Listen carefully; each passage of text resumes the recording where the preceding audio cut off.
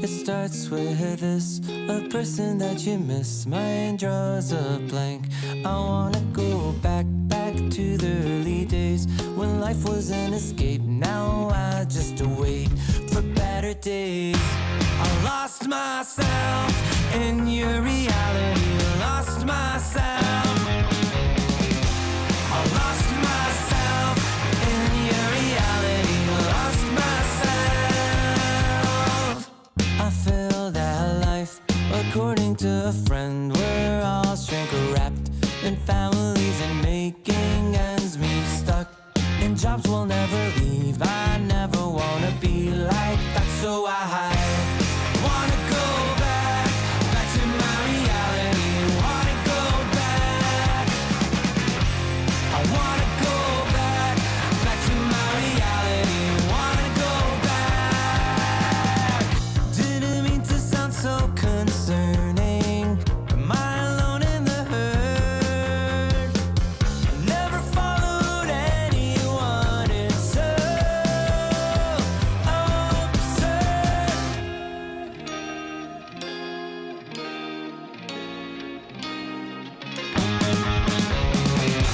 I want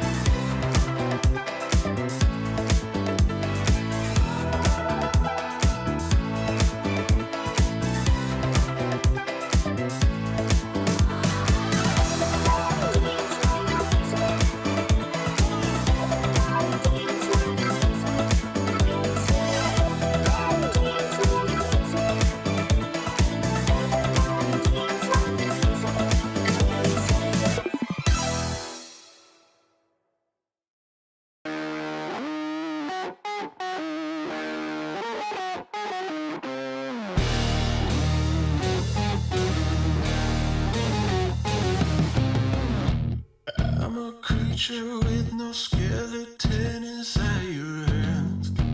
Got no home address, I come and go as you command. And it's fine with me, and it's fine.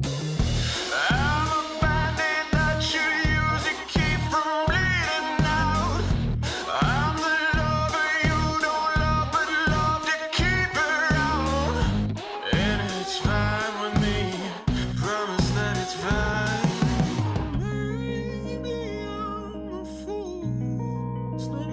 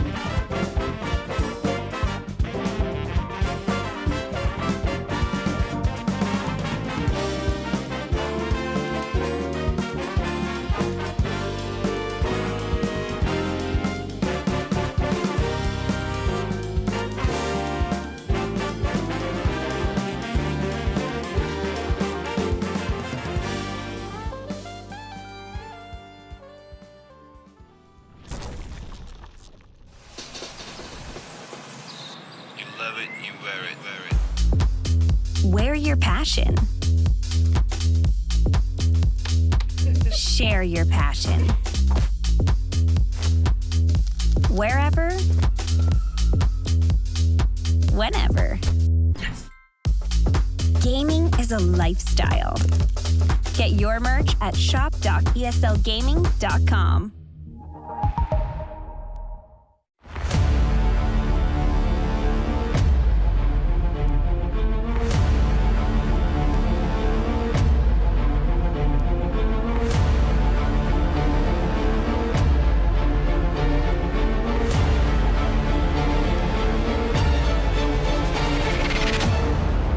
And the hunt begins.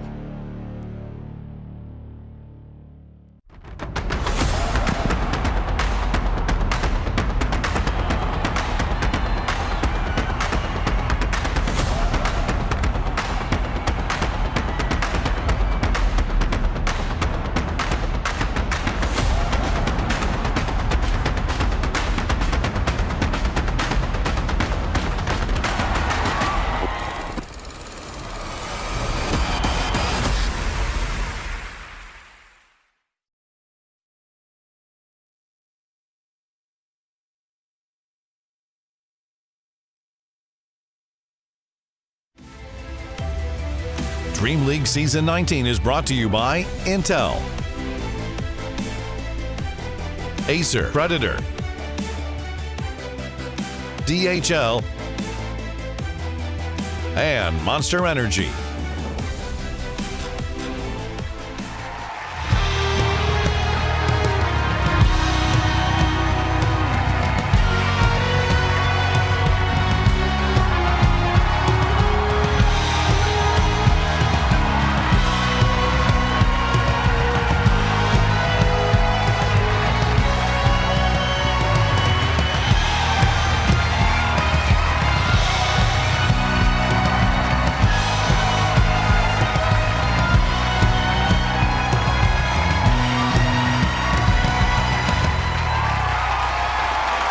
Good morning! DreamLeague Season 19 continues, and we got Jenkins, we got the Smoky Pandas. That's not what I told you to call them.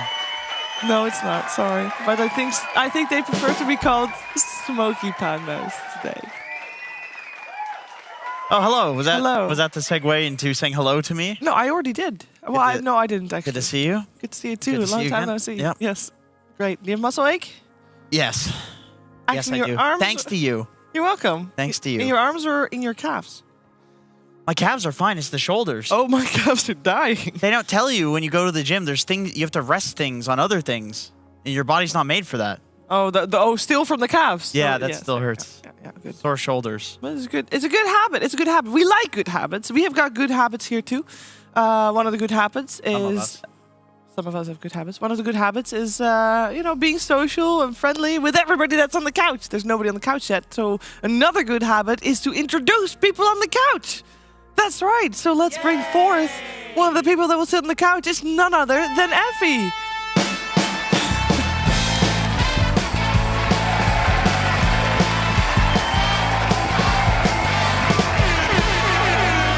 Hello. Good morning. Good morning. What is your best habit? Healthy habit? Good habit? My best healthy habit? Or any habit that you really enjoy? Any habit that I really enjoy? Yes. I like to sleep all day. Great habit. Yeah. Not sure if that is incredibly I healthy. can confirm that. So can you.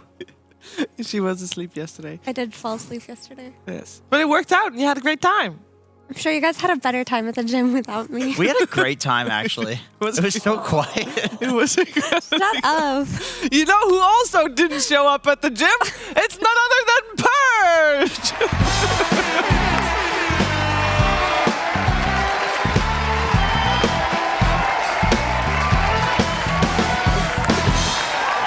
Audience could have guessed that. Thank you for calling me on that much, Hubert. You said you'd join us today at least. I would, but you're not going today. So I'll just Maybe go. not. I'll What? ghost go. You're not? I want to, but depends on how long the games are, because we could have some long games. That's why. Well, you better show up, because then otherwise I'll shame you on the broadcast. All right. I look forward to Okay. seeing you try. So Okay, good. I'll do it. Do it. Not Do gonna a be- do a shaming. Do a shaming right now. Yeah. I had so much fun at the gym yesterday, Sheever. Why weren't you there? I was sleeping, and then Effie would say, "Oh yeah, I understand." Yo, Purge, what's the most shameful thing that you do? I almost had some really messed up things. Drum roll. Not the most shameful thing What's I the do. most shameful thing you do? I don't have a good answer. I was gonna be your friend. Does it involve I don't know. socks? Socks? No. You do have No. stinky feet. You have very stinky That's feet. true. Yeah, that's true. like dead That's a rat. shameful fact. Stinky feet. Factual. Rad indeed. I do want to talk about nut socks, but about something that is that's to do with healthy habits or could be healthy habits. I think it's a fun thing to do, and it could be a healthy habit to cheer for your favorite team. I think that's really nice. I want to talk about the reason it comes up. Of course, some people might have seen a certain player being very vocal about fans for a certain team, and there's a lot of different fans for teams, and I want to talk about the differences of them and the healthy way to support your favorite team, which is very nice. There's a lot of teams in Dota 2 and a lot of teams that have good reasons for them to cheer for you, and I remember very well that it's always fun to cheer for an underdog. What are you do? What are you laughing at? It's a good Who coat of did arms. this? Who did this, dude? Somebody thought they were so funny putting this on. You're laughing, aren't you? Yeah, it got me. I didn't expect this. Go ahead, Cheever. There's a lot of good reasons to be fans of a lot of things, and people sometimes are a fan of random things, such as the funky logo. People might like, oh, I like milk. You know, they might be a fan of that for that reason. Nothing else to do with it. You know. BSJ insisted that we use this one, by the way. He Why? really insisted. Why broccoli anyway? His colleague drew it. His girlfriend drew it. So he's like, we have to use this. And I'm like, Brian, this is disgusting. This is gross. These are all things that make you fart. That's the whole point. Your that's the part your you're thing is rejecting? literally called Fart Studios. I know, but when you see it visually, it's like... Does broccoli really But make it's you like fart? a Hogwarts crest. Yeah, it's a crest. Yep. It's a Those are the... good crest. The four houses. Hufflepuff would actually fit. Is each of those 5 things one of Hufflepuff the is players? 100% the broccoli. 100%. Well, they're all Hufflepuff. No. No. Milk. No, Slytherin is the cheese. Hufflepuff is the broccoli. Sounds reasonable. What were the other two? Ravenclaw. A No, burrito. not the Burrito house. and Burrito. cheese. I know you know your houses. Oh, Gryffindor burritos for sure. Milk and cheese. Ravenclaw were milk because Okay. they're the most digestible, of course. Is that the course. least digestible of the 4? I am a Ravenclaw. This is completely derailing the topic of the day, by the way. I wanted to talk about fans because I remember very well at the Frankfurt Major, there was OG was the underdog, and they ended up winning. And I remember lots of fans for them that they gained a lot of fans during the tournament, and they all swarmed the stadium because they felt that with OG winning, they won. And obviously, it was an amazing celebration. Might slightly be a security issue there as well, but that wasn't the point. The point was that it was really nice to cheer for the underdog and seeing the underdog actually win, which is that's always a good cheer. Purge, there's a lot of different fans out there. Not all of them are nice. You said that you wanted to talk about fans when I said that this was going to be the topic. It's like, oh yeah, I have a lot to say about that, so let's hear it. What do I have to say about fans? The way you worded it in the makeup room gave me many more ideas on this one. Now you're who's just the saying, like, worst hey, fan? remember that thing you thought earlier? And that I can't remember. No, okay, but any type of fans. You've got people that are only fans of teams that do well. Did you have to word it that way? Did you have to think about it that way? Just You have fans that good. like they when their team's doing bad, they blame the That's team true. The gamblers. and blame their Yep. their mothers. The betters. They're very sad about their money and they blame their mothers. Well, speaking of OnlyFans, honestly, Shopify is one of my favorite teams to watch, and I like their fans because they hate watch. They watch because Yeah. they're like, oh, God, I want to see our teasy lose. Isn't that the Pick us same? up again, motherfucker. Isn't that the same for Enigma Galaxy though too? No, I feel I like don't know. Less so. less so. But there's a vocal group of people that do hate watch. It's for an sure. aged group of players who were once extremely good, and it's been too long since they're at that same level. So there's some animosity there. It's the hate watchers who think that they're washed, and I feel like there's similarities in those fan bases with those two. Would you guys agree? I would say so. I mean, I feel like... So the thing about Dota is your team cannot always be the best team. Like, if you choose to support a team and watch all of their games and follow them on social media and buy their merchandise and all of that extreme fan stuff, and you expect your team to be consistently very good, that doesn't happen. That's not how Dota works. Like, metas change, players change, new players come in, they get better. So it's just shocking to me. What a logo indeed. It's shocking to me, like, the assumption that, or how fans are so quick to villainize their favorite players when they have one bad showing or one bad tournament. So that's the shitty part, for sure. Like, Why are there cat ears? Shameful logo. I don't know. Why not? Well, Sometimes metas change. Sometimes your team gets disqualified. we're going back. No, we're not. I'm not the one that put this on here. and sometimes your fans become weaponized as a tool Yeah. to try to force rule changes. To be honest, Jenkins. though, it Think depends. I have any power here? At all? A tiny bit. Go ahead, Effie. You want to talk about Fort Studio? No, I don't. I'm not the one that keeps bringing it up on the screen. Okay. So I think it also depends on the team, because some teams are definitely more active on social media than other teams, while some kind of avoid to not read it at all or choose to not read it at all. So I remember last year we had an interview with GH, and we asked him, like, what do you think about your bandwagony fans or your flamey fans? And he was like, we have It those? made me feel so bad. We have those? So he didn't even know he was getting flamed Fans online. are mean to me? Yeah, He didn't even know. But I mean, I'm sure some teams like GG who have very active social media pages and tweet quite often, like, they do see what their fans are saying. And those fans should know that, I mean, the players are reading the kind of stuff that you write out. And if you want your favorite team to be better, like going on Reddit and saying, God, I wish Quinn would just fall in a hole today and break his leg because he didn't win mid. Like, if he reads that. Tiny comment compared to what we actually those are read. not real fans. Those are not real fans. Those are betters. Those are people betting. Yeah, but again. those are very vocal fans. Yes, because they lost hundreds of dollars. No, they're fans of money. They're not fans of the team. That's your fault for betting money on an esports team. Just, that's your fault. Don't take it out on the player. I feel like. Yeah. If you're doing things like that, you have no one to blame but yourself. It's like you're in a pub game and somebody like built a slightly wrong item and you're just raging about it because you're like, no, I'm gonna lose and it's that guy's fault. He's the one thing that. It's like, bro, you could have just not queued. Yeah, I mean, the other side of the coin is, to be fair, like, sports fans in general are passionate, esports or not. I mean, have you seen what happens in football stadiums and during these, like, big events? Like, You think we're less passionate than regular sports fans? no, I think in general, sports fans are passionate, and esports fans are kind of the same thing, right? Especially the people who don't really play Dota that much, but they still follow the competitive scene.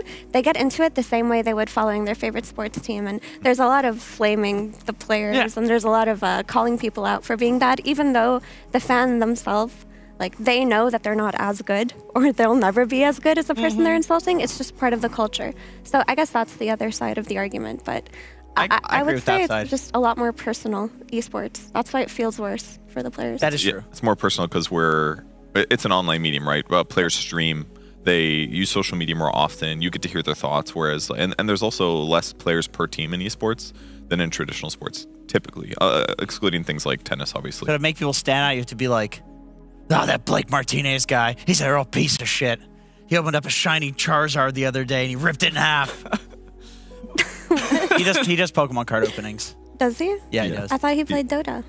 Just play He Dota. does as well. It's a very big difference. Like, let's say we're at a bar and, you know, we're watching football and you're flaming your team because obviously people flame their team. You say that to each other. It's very different than if you go online and you say that to the actual person. That's true. That's true. who, you know, is on the receiving end of that. It's And like- that is the big difference between, I think, what Effie said, between the traditional sports, where it's very normal, the physical sports, to cheer on and to flame the opponents and to flame your team when doing bad and call out the referee for doing stupid stuff.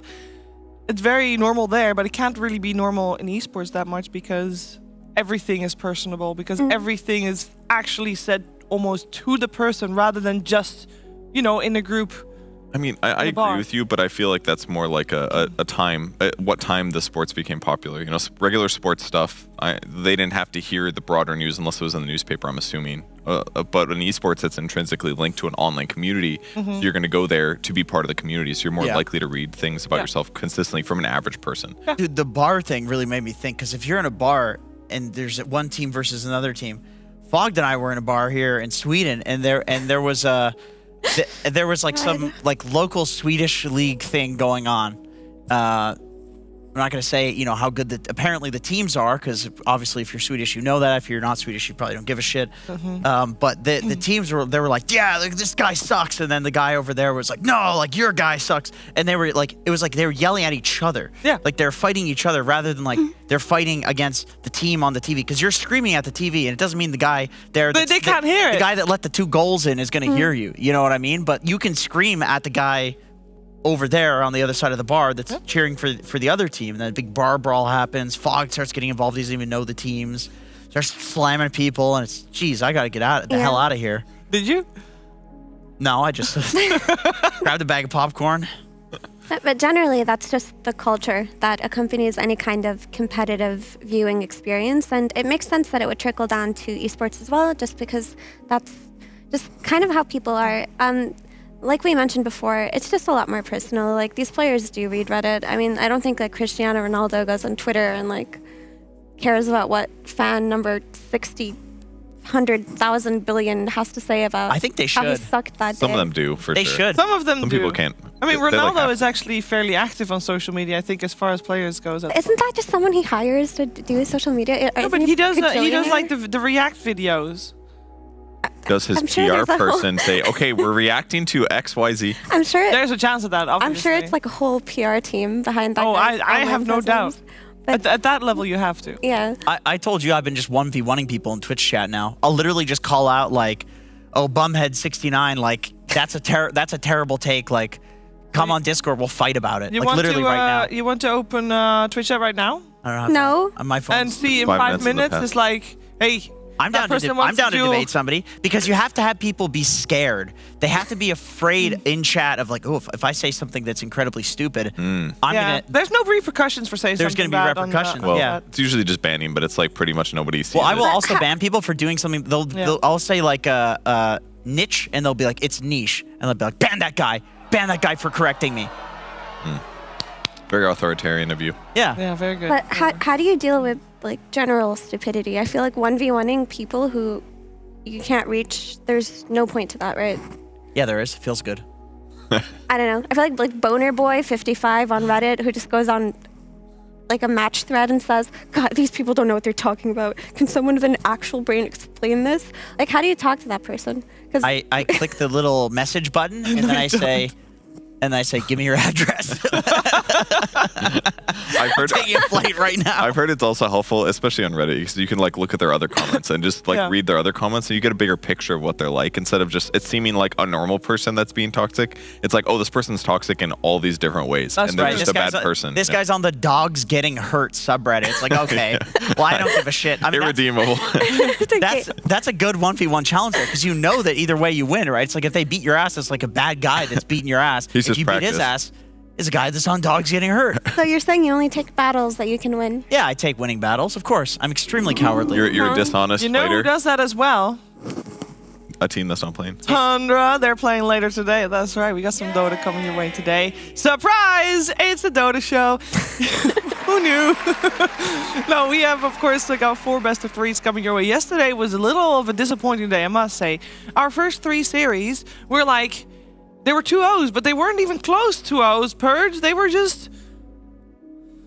Look, disappointing. Shiva, I needed that because that was the only way that I was going to stop making excuses for Team Liquid. Okay. Okay. It's really important that I finally grew up, and it took 4 times of them beating Team Liquid for me to believe in Gaming Gladiators, and now I believe in Gaming Gladiators. Okay. Unless they lose to Team Liquid later, then it's all going to come flooding back. But they just... Yeah, but take that them would be back. in the playoffs. If Team Liquid even makes it to the playoffs.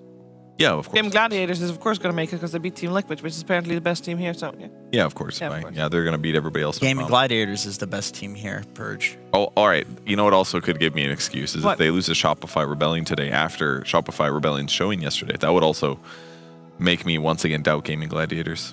Why are you so keen on doubting just Gaming kidding. I'm just kidding. Gladiators? It's because Quinn griefed one of his pubs 6 All right, years actually, ago. factually, Quinn, the one time I was doing sub games on stream, Quinn subs. This was like before he was like a well-known pro. He was like known a little bit, but he subs to me. At the time, I would like random and go mid because you could still do that.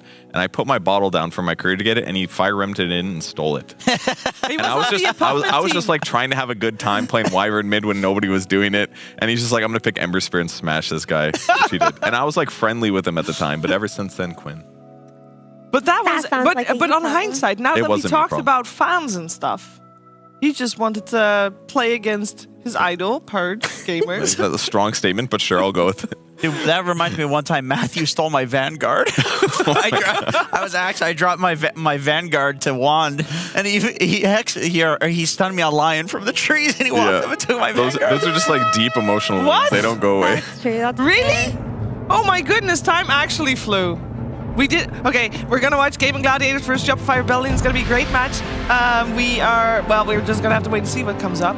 That time went by way faster than I thought. And hopefully for you guys as well, that means we're so close to the match. So stay tuned. We'll be back with the draft.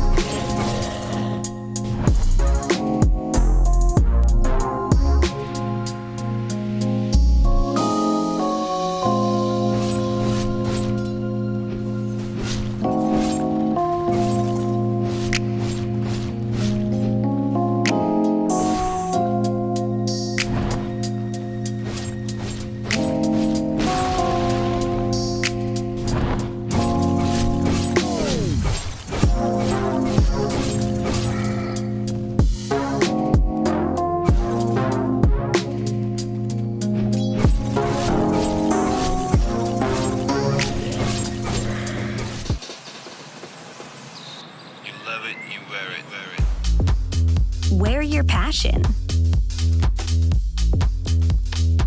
Share your passion. Wherever, whenever. Gaming is a lifestyle. Get your merch at shop.eslgaming.com.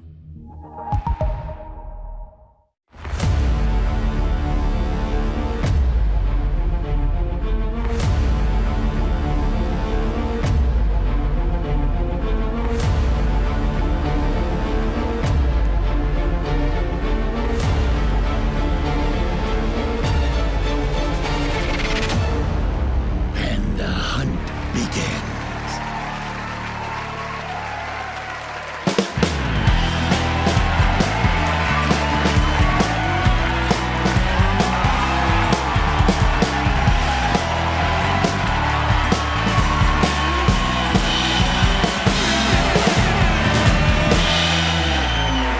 I've never been more invested in watching an Anti-Mage farm, let me tell you that.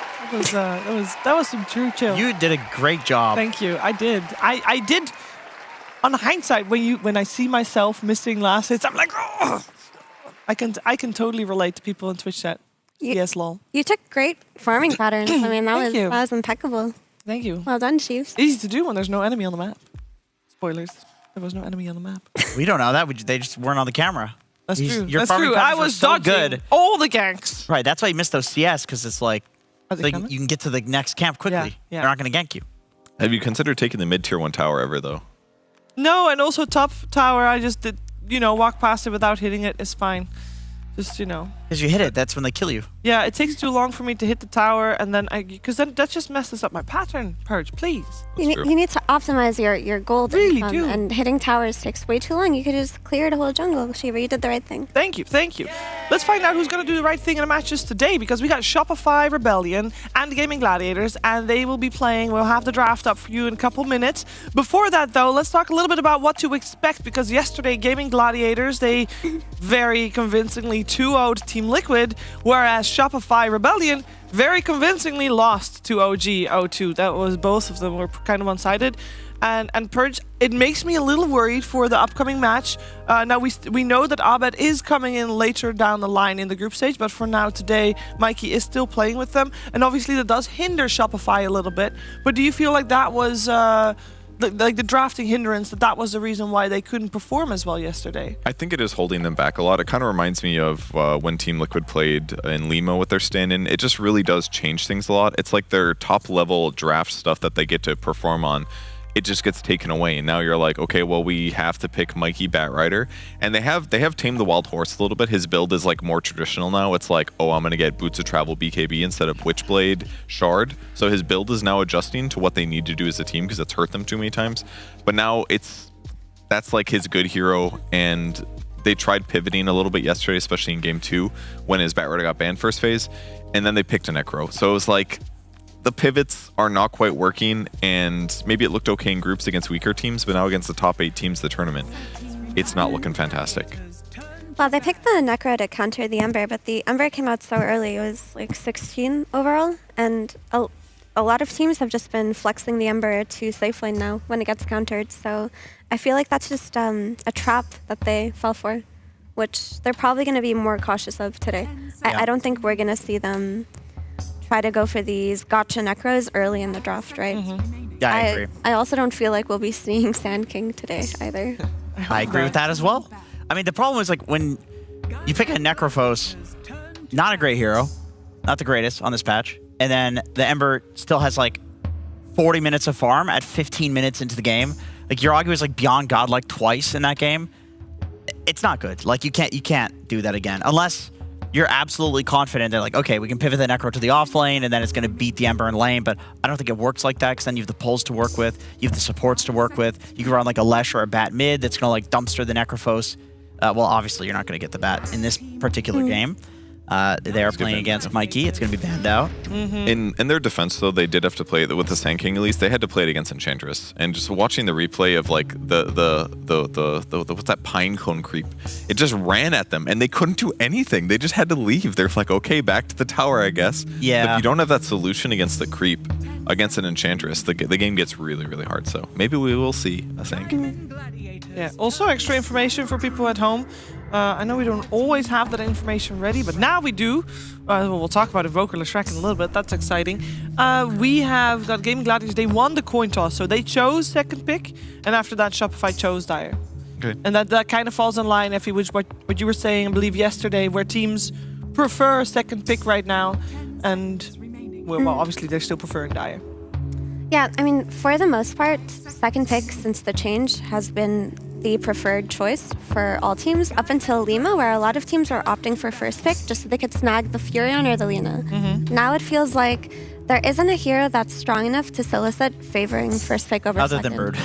Other than Brood, Which is that's banned out always every banned game. out. She's only made it through twice this entire league, I think. Yeah. So, yeah, it makes a lot of sense. And Gladiators go for their traditional ILS opening, whereas Shopify open with their Doom and their Invoker. I think Doom as an overall first is a pretty safe pick. It's just a really good hero on lane. It scales well. If you are afraid of the enemy next 2 picks coming out, I think this is one of the better heroes to go for. And in Shopify fashion, they open with Mikey's hero, just so it doesn't get banned out in the second phase. Have we seen him play Invoker yet? I don't know if I caught any of those games from the group stage. He but- plays it a lot. He plays it really well, actually. It's Yeah, a they've very played it. active Quaswalk style Invoker. And this is a rare case where they pick his hero in first phase, and it's actually already appropriate for the game. Like having Invoker against IO Leshrac can be great. Drain the mana, separate him a little bit. You can opt for lots of different builds depending on what you want. Spirit Vessel could be great though. I like Invoker a lot versus Io because I think Tornado is a really good tool at canceling out Relocate. That's true. It's just very long range, and typically you don't use it at the start of fights unless you need to initiate from a long range, but it's kind of a grief when you're taking a team fight, but being able to have that spell in your arsenal to stop a hero from being relocated out is always nice. Do you like the Meteor Hammer build on Invoker right now? Kind of depends on the player, I guess, but I think it's okay. I think in this kind of game, when you're playing against Io, you should usually just go for the Vessel. It's probably the best way to play, and Lesh. Lesh is just going to go for Bloodstone, so you are going to look for that heal reduction. You're also going to be looking for that heal reduction from your carry, most likely, some Scotty builder like a Terrorblade or a Morphling.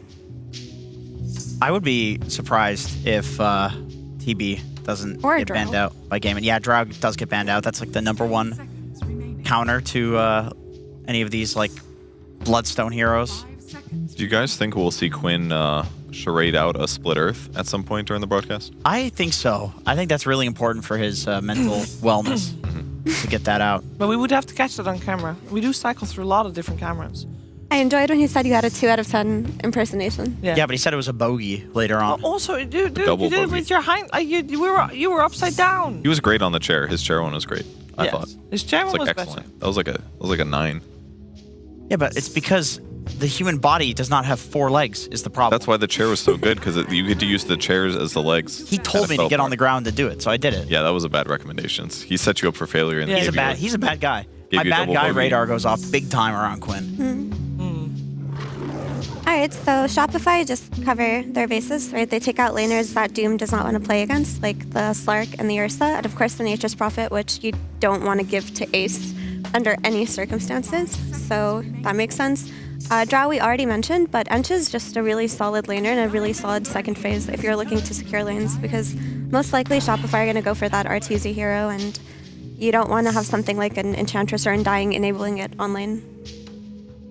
I like Clock with IO. This feels like the New Age Bane, where you have a hero that's basically more than happy to run around totally on his own, and he doesn't really take creeps, so he's got more than enough time to do it. You find one hero isolated on the map, and then the IO relocates in. Leshrac does more than enough damage. I actually really like Clockwork and Leshrac together. Like, if you look at their win rate together, it's very high. I think the reason for it is because, same with Death Prophet plus Clockwork, there are some hero combinations in Dota where they like complement each other so well, where basically everything that the one hero is lacking, the other hero does. And I think Lesh plus Clock is one of the best versions of these. Yep. Because Clock, he gives vision, he gives you, he's a hero that's like sitting in trees, hunting people. He just needs somebody to do damage. He locks heroes down in one spot. Leshrac wants units to be in a single spot. Like, they complement each other perfectly. Yeah, I mean, his laning's a little bit weaker than Bane's maybe, and defensively, Clock in some Clockwork? cases can be worse. You think he's better at laning than Bane? I think Bane is overrated at laning. I don't disagree with that, but anyway, it's a small point. My main thing is just that Clock's ability to initiate from so many different situations that Bane would struggle in is another really nice thing. Yeah, just the that's setups true. are great.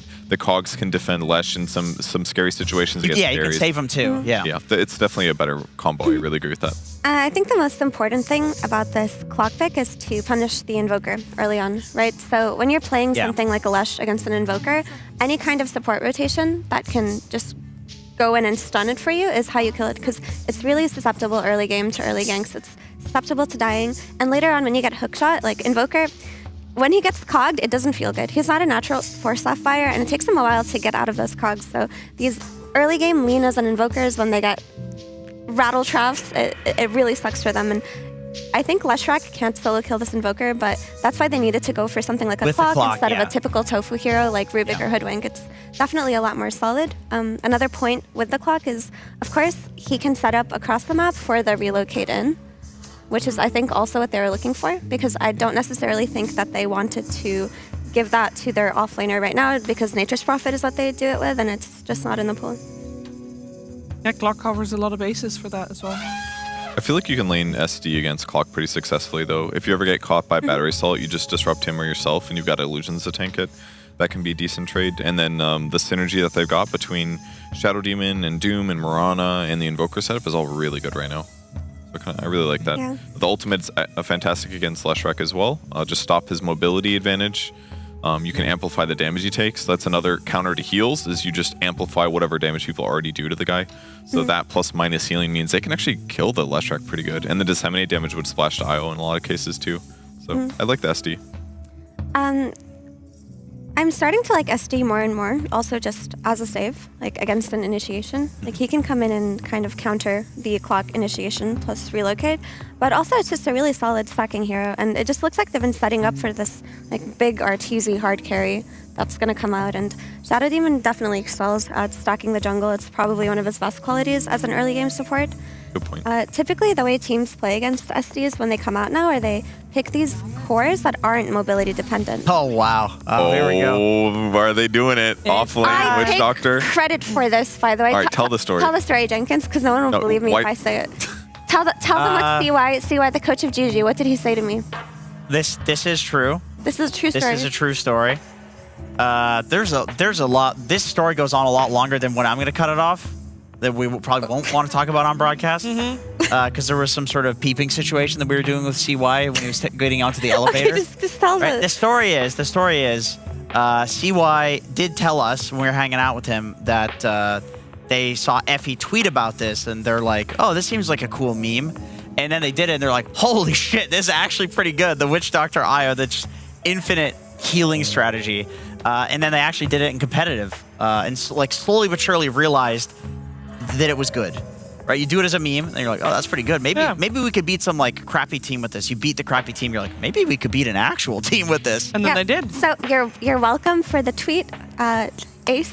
I will say, it was Ace who saw it. And She then- was complaining about it from her pubs. Yeah, was- that's where I first saw it too. was I a saw her complaint. tweet about it, and I was Yeah. like, oh, I'd never heard of that before. It's because I ran into these I Witch Doctor spammers like 10 games in a row, 2 days in a row, and I just wanted to. It's not appropriate to say. I wanted to jump off of a cliff, haha, in Minecraft. Right. Speaking of cliffs, we were looking at for Arteezy's hero as the last pick here. Going to be a big, fat, juicy hero that can lane against a Witch Doctor plus IO, and I can tell you, there's not much that does it. There really is not much that does it. It is such a strong lane. Yeah, and I feel like if it were me, I would have to put the Mirana on the safe lane, which is probably not what they're looking to do, but it's because IO Witch Doctor, they threaten your tower so early, you need Mirana to be able to arrow the catapult, because when that siege creep comes, that tower is dead. They keep you're right. They keep the creep wave alive you with need, the heals. Yeah, the creep wave, and they push it in, and there's just no way to fight into it early on. So you have to have Mirana arrow this siege creep. It is of the utmost importance, or IO Witch Doctor are just gonna roll through that top lane. I have to bring up the obvious one. Yesterday when we watched the games from Shopify, we saw OG banning Lone Druid quite frequently. Is this something that still should be on the radar for Shopify? Because it's in the pool still, and we've seen it used in great success in the hands of Arteezy. I mean, it's either that or Terrorblade or something. That's a good call. I think Launch Druid would be great here. I mean, you do have the cask for like bouncing between the bear and the hero, but they're not really oftentimes standing that close to each other anyway. And I feel like it would do pretty well against the double healing lane. You just kind of sit there and CS, and then yeah, I mean, we've just seen huge success. Like you can Alacrity the bear as well, and they can do their like split pushing bullshit that Shopify has been up to lately. If you're gaming Gladiators, though, would you not try to want to try and beat it? Like you're hoping that they pick it? I think Maybe? I don't know. I think the issue with Lone Druid, which it sounds good, but you need some Scotty buyer now that you've got like triple the heal with the Witch Doctor. That's true. Your carry Yeah. does have to build Scotty, and I feel that it has to be Morphling or a Terrorblade and just have to take the L in that top lane. But that's just my take after playing against so many Witch Doctors That's tough. on the 'cause off lane. I feel like that's not really the Shopify strat typically. Yeah. Maybe they could do like a Luna or something. That's something that they've been picking a little bit here and there. Gives them a little bit of early group up. Terrorblade is better against Lesh, but I feel like, okay, See, I'm saying if you don't have the Scotty buyer, you're absolutely not. the instant They response. Okay, so what's going mid now? I have It's no either idea. Clock Core, Witch Doctor. What do you mean it's I? It's Carry, Witch Doctor. Oh my Sriracha fucking Witch god. Oh, so they're playing Iowa Witch Doctor safe lanes. They've leveled up the They've strategy. evolved. What That's the sick, dude. hell? The swapperoo, dude, where they're like, oh, it's obvious what we're doing, and then they not only get the perfect TB counter with the Darkseer, but now they also get to like mess up some other lane in a weird way. Dude, Bulba's shaking in his hat right now. But listen, I still think that Iowa Witch Doctor should be played on the off lane, and you can just put Ace on the safe lane, and then you just swap it in when he's ready to play against the TB, because I still feel like this TB doesn't have the best way to fight into that tower push. But it's just going to depend on what GG have cooking here. I like Something. it. I like this a lot because it's Quinn Leshrac with Io. I feel like you have enough carry. That's true. If it's a Lesh mid with Io, like Lesh is going to do everything you need Yeah. in terms of scaling. The damage is already there.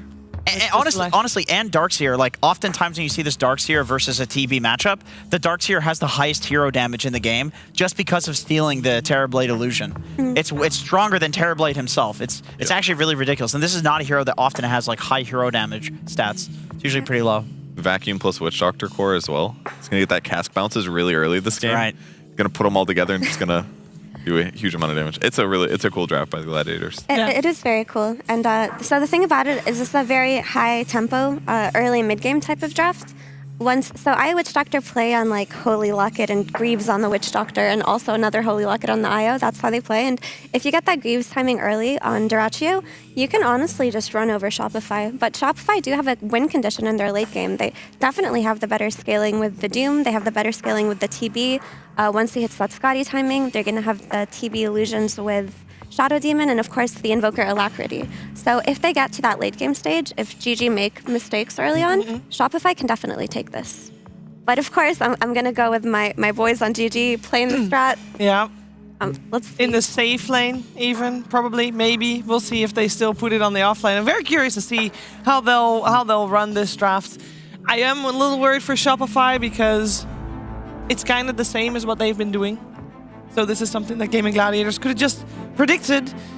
And since I need to cough, I'm gonna ask Jenkins to send it to our commentary team. Ladies and gentlemen, sending it off to our commentary team, Odie, Pixel, and the other guy. Thank you very much, Jenkins. Yes, cannot wait for this one. Fox, we're getting a Duraccio Witch Doctor. we saw him smiling in the draft. You know, they already knew clearly, like the fourth pick in the Duraccio, he was going to be the one taking it in this game. On the other side, you saw the webcams of Shopify Rebellion. Very serious faces. I think they might know. They know this Witch Doctor carry. It's got potential. It's going to be good, Fox. It was set up too. Like they knew. They knew that this Terrorblade was coming a mile away. It's Then a common bam, pick versus the Leshrac. It's like they were mentioning on the panel. You want a Scotty buyer to be able to, of course, reduce the healing and stuff like that. Boom, instant Darkseer. So I mean, let's see if it's going to work. This lane, it's unbelievably strong. Honestly, the IO Witch Doctor, it's ridiculous how much it can do. And, so yeah. it looks like they're going to dodge. It looks like they're actually going to maybe switch the way that the lanes are perhaps Well, they gonna need be. to, right? Because as you say, well, you don't want to run the Doom into the Witch Doctor Island. I mean, I don't know. Maybe they're just trying to trip things up and change things a little bit too, because they also don't want to have the TB versus the Darkseer Clockwork. I mean, sure. Because that sounds miserable. So they're actually, it looks like they're going to run a tri-lane.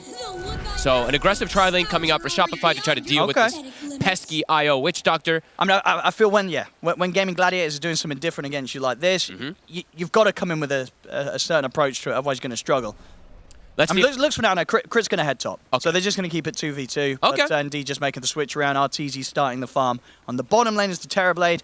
Let's see how much you can get out of this lane and how much of an issue the Safe Lane Witch Doctor and IO combination is going to be. Yeah, this is definitely going to be a game of speed versus greed, right? You can tell that Shopify, they're looking to take this game later, but Gaming, they're looking to set a tempo, set a pace, and I mean, with the overwhelming auras, the overwhelming heal that we've seen Gaming do, even without IO, they tend to always have mech, Greaves, pipes, etc. Like, they just are very good about doing that, so let's see if Shopify can endure. And I mean, that top lane, so with the switch around, Saberlight, is he going to be able to sort of survive against this duo, or is this also a pretty rough lane for the Doom? This can definitely be a rough lane. This is one of the best kill combos with the Darkseer that you can possibly set up for. Mirana even Mirana can die constantly as well too if she's not careful, of course, pre-leap. So Crit, he's going to just try to maximize. He arrows a big creep. He's going to try to get these levels early. All right. I mean, all in all, looking at the drafts, obviously getting very excited about seeing Duracho playing the carry Witch Doctor. Just to sort of take a breather and a step back, is this actually going to be good? Will they win the game? Or could this be a game where it falls flat on its face and suddenly the team with like a more traditional carry, it's Shopify Rebellion with RTZ Terrorblade, will win? The thing is, when Gaming plays with Quinn having Lesh, Quinn is usually the carry. Like, sure, Duracho might be playing some carry so you're saying it doesn't matter what but Duracho plays? I mean, perhaps not. Okay. I mean, we'll see. Quinn can just take it. We'll see how all stuff down. If they just start dominating map and they can't actually go out with this greedy draft on Shopify, then it's, what do they do? Like, you're just going to lose every tower to all this overwhelming pressure. It's very clever stuff. It's just really cool approach to see teams still switching it up a bit here on a patch that we've had for a very long time. Gaming, very clever players with the way they've been setting this stuff up. Let's have a look at some of the CSGO so far in the mid lane. 8 for 3 versus the 7 for 2. Mikey, holding his own. Keep it even with Quinn. And of course, Mikey, on the Invoker, I believe back in the previous group stages, we did see some great games from him. Absolutely. His Invoker had some fantastic plays. Especially just opening with it. Sometimes you can run into some problems when you first pick it, but this game, I love his approach if he's going to do it. I think Spirit Vessel looks incredible this game. You're playing versus unbelievable amounts of healing, so Quaswex, Spirit Vessel, look to make early rotations to match the aggression that's going to be coming out from the side of Gaming. They're trying to get aggressive onto Duracho. Do they get him? The heals? I mean, the heals are a little too much. Yeah, Arteezy can't push forward anymore for this kill. Has to back away. And it's only going to get harder to fight through those heals as the levels come in for Gaming Gladiators safe lane. Yeah. I mean, the damage that just comes out onto this TB is pretty nutty. Duracho at the moment, though, is missing quite a bit of last hits since they are getting a bit aggressive on the side of Shopify. I mean, to be fair, I wonder how many games Duracho's actually taken the Witch Doctor to the safe lane. I'm gonna get that. You know what I mean? Has he done it before? Has he been doing it in his pubs? Or do you think it was just a spur of the moment? They're like, you know what? Let's put Duracho on the Witch Doctor this time. And he was like, you know what? Go for it.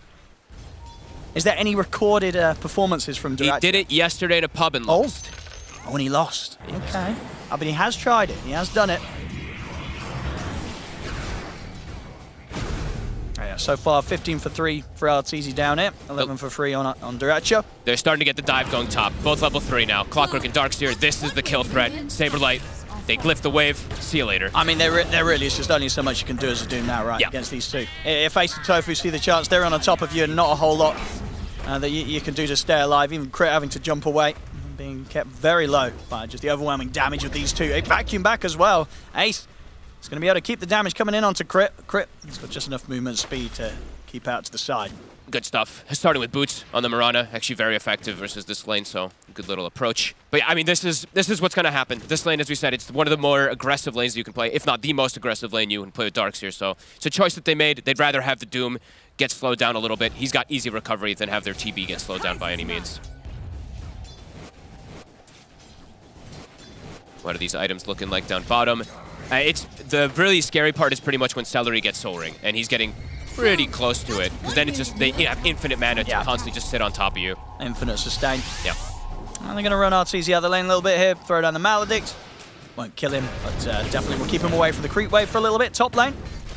Trying to go onto Tofu. Ace is going to make his way over to help out. Indeed, the arrow won't connect. Crit jumps forward with the Starstorm to bring Tofu low. They'll get the kill. Nicely done. Arrow doesn't connect, but overwhelming damage from Scorched Earth does add up there. Any type of trade kill is great there. Bottom, Dyrachyo. Poison's adding up. Can they get the last one? They'll switch to Celery. He'll be able to heal up his buddy. A close start though on the lanes. 5 minutes in, 1-1. I mean, Mikey having a hot start here. 28-7 in the mid. He's got that slight lead against Quinslash so far. And he's got his urn already finished, so he's gonna, I mean, let's see how he makes his first early rotations. They have good amount of damage in these side lanes, as we've seen already from Shopify, so getting those urn charged bottom. I mean, it's always gonna look like someone's getting close to dying and then they just heal. Yeah, unless there's some sort of insane amount of stacks coming out from Fly. And here comes the Soul Ring. So Celery, he's about to have it finished up, and then it's just infinite mana for your Voodoo Restoration for this Witch Doctor, who's also about to have Arcane, so even more infinite mana. But so far, so good. Shopify, they're doing great jobs in their lanes right now. No, for sure. I mean, they're, again, looking towards Tofu. See if they can keep chasing him down. The Scorched Earth has come to an end. The cogs to push them back. He's being quite annoying. Yeah, I mean, pulling them far. You know, they've invested so much time chasing him now that they want to commit for the kill. They might not even get it. Don't know if they will. I think Saberlight's just going to opt to walk back to base and fuel up. He doesn't want to spend any more time chasing this clockwork. Arcane Boots, also on top of the sword. Now it's infinite mana bottom. Now they can even just pose kill threat constantly on RTZ. He might have to like kind of move around soon to be able to get out of this lane. Dyrachyo is not farming the best, but yeah, they're ready to go in. Kills. They've got the Malady. They're in on top. The tower. He's going to be able to put the stick charge in. In fact, RTZ's able to turn. Dyrachyo? He's healing up. Backup comes in now from Crit. The Dyrachyo and Celery, they're pretty deep. Hard for Crit to do much more than just sort of force them away though. What with the heals pumping, they won't have the damage to battle through them. Even though it did get close underneath that tower. He got hit like 4 times. I mean, some OS Frog healing. He's back to full, but almost gets brought down from that mistake. Yeah, back to full and nearly having the mana to be able to go for another aggressive attempt onto RTZ. Curious to see what the itemization is going to be from Ace this game. Maybe just like a Lotus Orb, forget the dispels that'll come out from the inevitable, the vessel that's going to be coming out. Because I see the Dyrachyo, he's just going the auras. He's got the Mech and Greaves queued up for his team. RTZ. We'll be fine. Yeah, stepping back to be careful not to get that chance of getting caught by the second bounce of the cask. Quinn is looking to dive top. Saberlight. I mean, same time, Shopify Rebellion, they're going to bring the numbers down bottom. Saberlight will fall, but down on the bottom lane. Shopify, they'll find Dyrachyo. Nicely done. We'll get the trade. 1-for-1 across the map here. And with that urn charge, he instantly throws it on RTZ, so he can actually stay down here and perhaps get some tower pressure too. Really good moves. I mean, dead even here. Definitely a good sign for the side of Shopify if they're keeping things even in the lanes. As we said, it's all about speed on the side of Gaming Gladiators to shut things down. Yeah, I think RTZ is going to be feeling pretty good about this start. For sure. It was a good way to address the lane situation, starting the Terrorblade down bottom, and he's kept his cool. He hasn't died down here, and he's still getting decent farm. Tofu, Invis Rune, he's spotted though. Arrow off the mark. I've got the Tornado. Trying to get some of the poison stacks in onto him, but the Invis still persisting. Tofu will be able to walk away. It's one of those runes that does not get dispelled from the Tornado. So yeah, gets away. Yep. And what top Saberlight, he's got his Midas on though, so he's going to start pumping the numbers. I'll try and go on Fly. Simple disruption. Holds back Dyrachyo. The important thing though for everything is like they're doing well, they're doing great in their lanes, right? For Shopify, the one always scare thing, of course, they sound so clowny, of course, because there's like this carry Watch Doctor. Top lane. Oh, he's juking. Hiding in the trees here. Saberlight will find him. Nicely done, Saberlight. And yeah, staying on top of him with the Scorched Earth should easily give them enough damage to take him out through the range of the Doom. Quinn turns up, but nothing he can do to help out. In fact, all he's going to have happen is have a fair bit of his mana taken away. Love Mikey's moves. I mean, getting these urn charges is super important early on. I mean, bottom. This time, Able to line up the arrow perfectly. Have they got enough damage to burst through the heals? Not quite. Dyrachyo still able to walk this off with Celery. Another poison. It actually misses. It's going to be too much now with the heals. They're back under the tower. I mean, very much seeing the difficulty in killing these two heroes. If you're not able to 100-0 them, the heals are just too strong. This could be one of... Oh, Arteezy. Maledict. He's fine. It's only level 1. Ace actually goes for a Meteor Hammer, by the way, on the Darkseer. All right, I guess he wants to put the pressure on, take some towers. That is definitely pretty interesting stuff. I guess first time this patch. I've never seen it before, but I guess because the Doom's like jungling and stuff, he wants to be able to take towers. Cool. Quinn? Nice arrow. Lovely arrow from Crit. Making up for those earlier missed ones. And very nice. And Mikey, with his constant rotations, he's there for the kills. He almost has Vessel. So they're starting to already find these answers and solutions, perhaps versus I think healing. Shopify's going to be feeling pretty good about this. Looks nice. It really is going to be a question if Gaming Gladiators went a meme too far this game. Yeah. And the one point that I was trying to get to before when Ace was getting doomed is there is still always going to be this super farm Darkseer versus Terrorblade. Sure, so but that's he's got kind a hammer. of their... Yeah, he's got a hammer. But you can imagine he might go for like his Aghanims and stuff like that and just run in, always wall this TB, punch him, etc. Because that's how they have their own type of carry, perhaps. I mean, trying to understand it, of course, because it's a very interesting style that gaming's gone for this game. But yeah, Shopify, this is a phenomenal start. Mikey, yeah, Vessel's done. So yeah, he's going to be able to shut down a lot. Mikey's ready to pop off this game. Agreed. He's really at that sort of start. Quick TP up towards the top. You got Tofu trying to make a move onto Saberlight. Saberlight will go down. See Ace drop the wall, but Mikey turns up, drops down a tornado, and gets the trade. Takes out Tofu. Good stuff. Just TPing to every single one of these aggressive moves. Part of 4 kills of the 5. And Crit, he will be able to shove out mid. It's actually a maxing arrow, by the way, on Crit this game, since he has the Shadow Demon. Sure, and he's hit some pretty good ones the last couple of times. It does mean that they will be a little bit lacking in some damage, perhaps in some situations, because the Starstorm can be nice, but I guess he just wants that hard lockdown, because now Mech, I think it's done for Dyrachyo, so this is where the pressure is going to start kicking up from gaming. But yeah, Shopify, phenomenal stuff with that little bit of a lane swap, putting the TP bottom for now. And they've got Ancients, so Arteezy's going to be able to farm those stack though. And they want to fight. They've got Doom up. You know, Mikey, of course, very, very ready to get active across the map, lead the charge. Vessel ready, already has Midas queued up. Perfect itemization. See them go for Dyrachyo. But they know what's up. They've hit them with a scan here, Gaming Gladiators. Saberlight's here. They're going to start going straight for him. The question is if Gaming Gladiators are going to be able to head over and help out. Dyrachyo getting dove. Arrow hits perfectly. He's gone. See if Gaming Gladiators can fight back here. Ace trying to get in prime position for a good setup. He's in on top of Mikey. Mikey will be protected by the disruption. We'll see Saberlight go straight towards Quinn, but the tether and the heals are there from Celery. Celery keeping Quinn alive. They'll lose Mikey, Shopify. And jump forward, Tofu. He closes the gap on Saberlight, cogs it down. The hammer there as well. Saberlight will fall. As Gaming Gladiators, they react, they take 2, and maybe even more. Straight away, they charge over towards Fly in the trees. A 3rd kill for Gaming Gladiators as they respond, pretty much with a full line of that. Got to be careful how aggressive you go. That's the Doom used, and Quinn just stands his ground with Celery. Full heal through, and oh, there's actually still the Ancients here. And maybe even another kill. Crit's got to be careful. Yeah, Quinn should easily have the space to take this Ace. He's going to be able to help out with his hammer. As indeed those Ancients, they'll go straight into the pockets of Gaming Gladiators.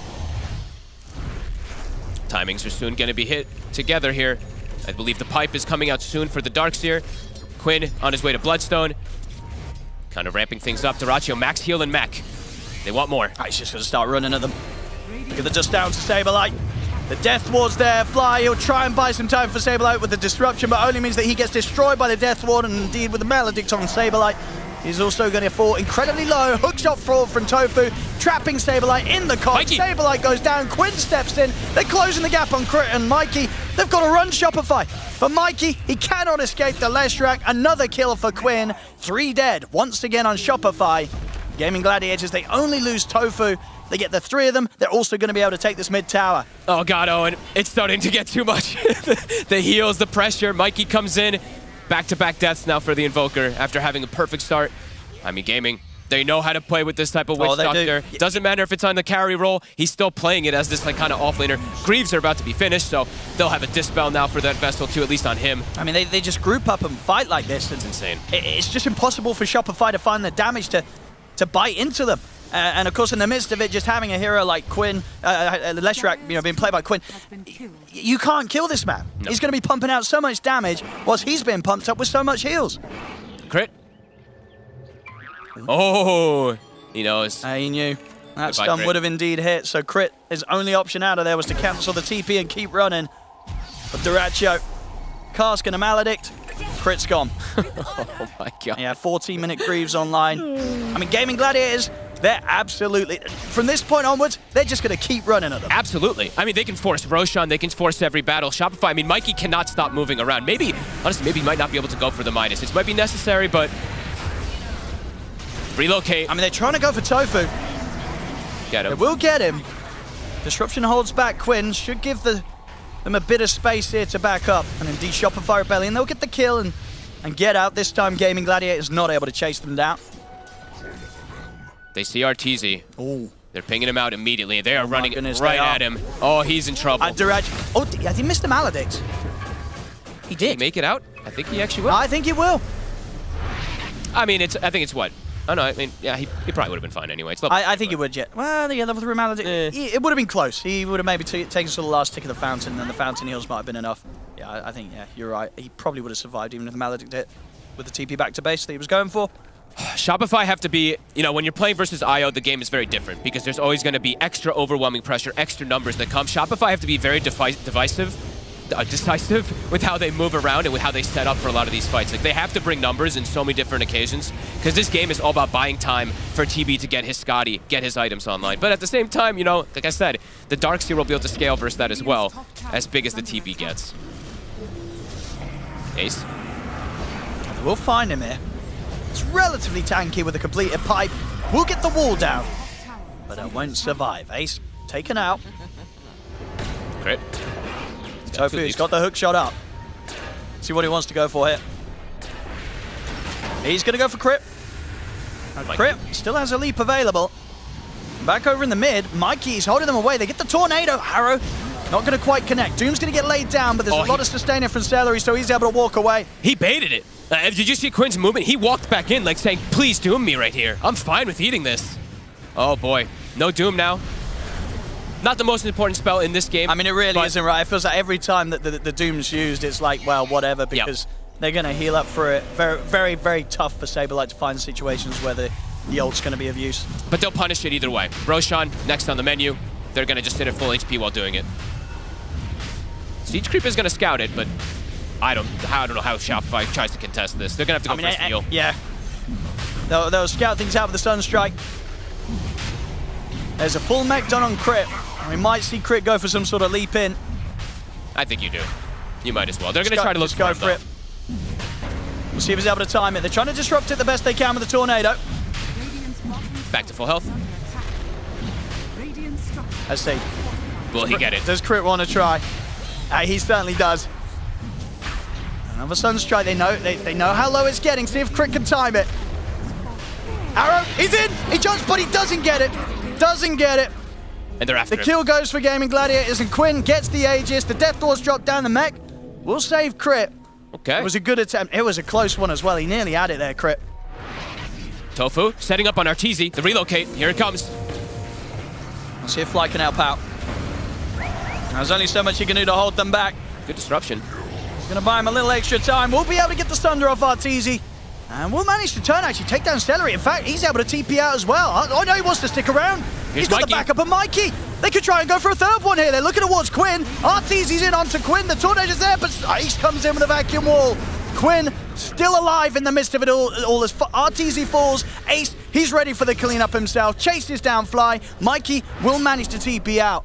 I mean, that was close there to Shopify, setting up something fantastic for Arteezy. But then just as it was starting to get good for them, Ace shows up, walls down, and then not much more you can do against this incredibly stacked Darkseer at this stage. The heals. And this game might have the most healing in any game that we've ever seen by the end of it.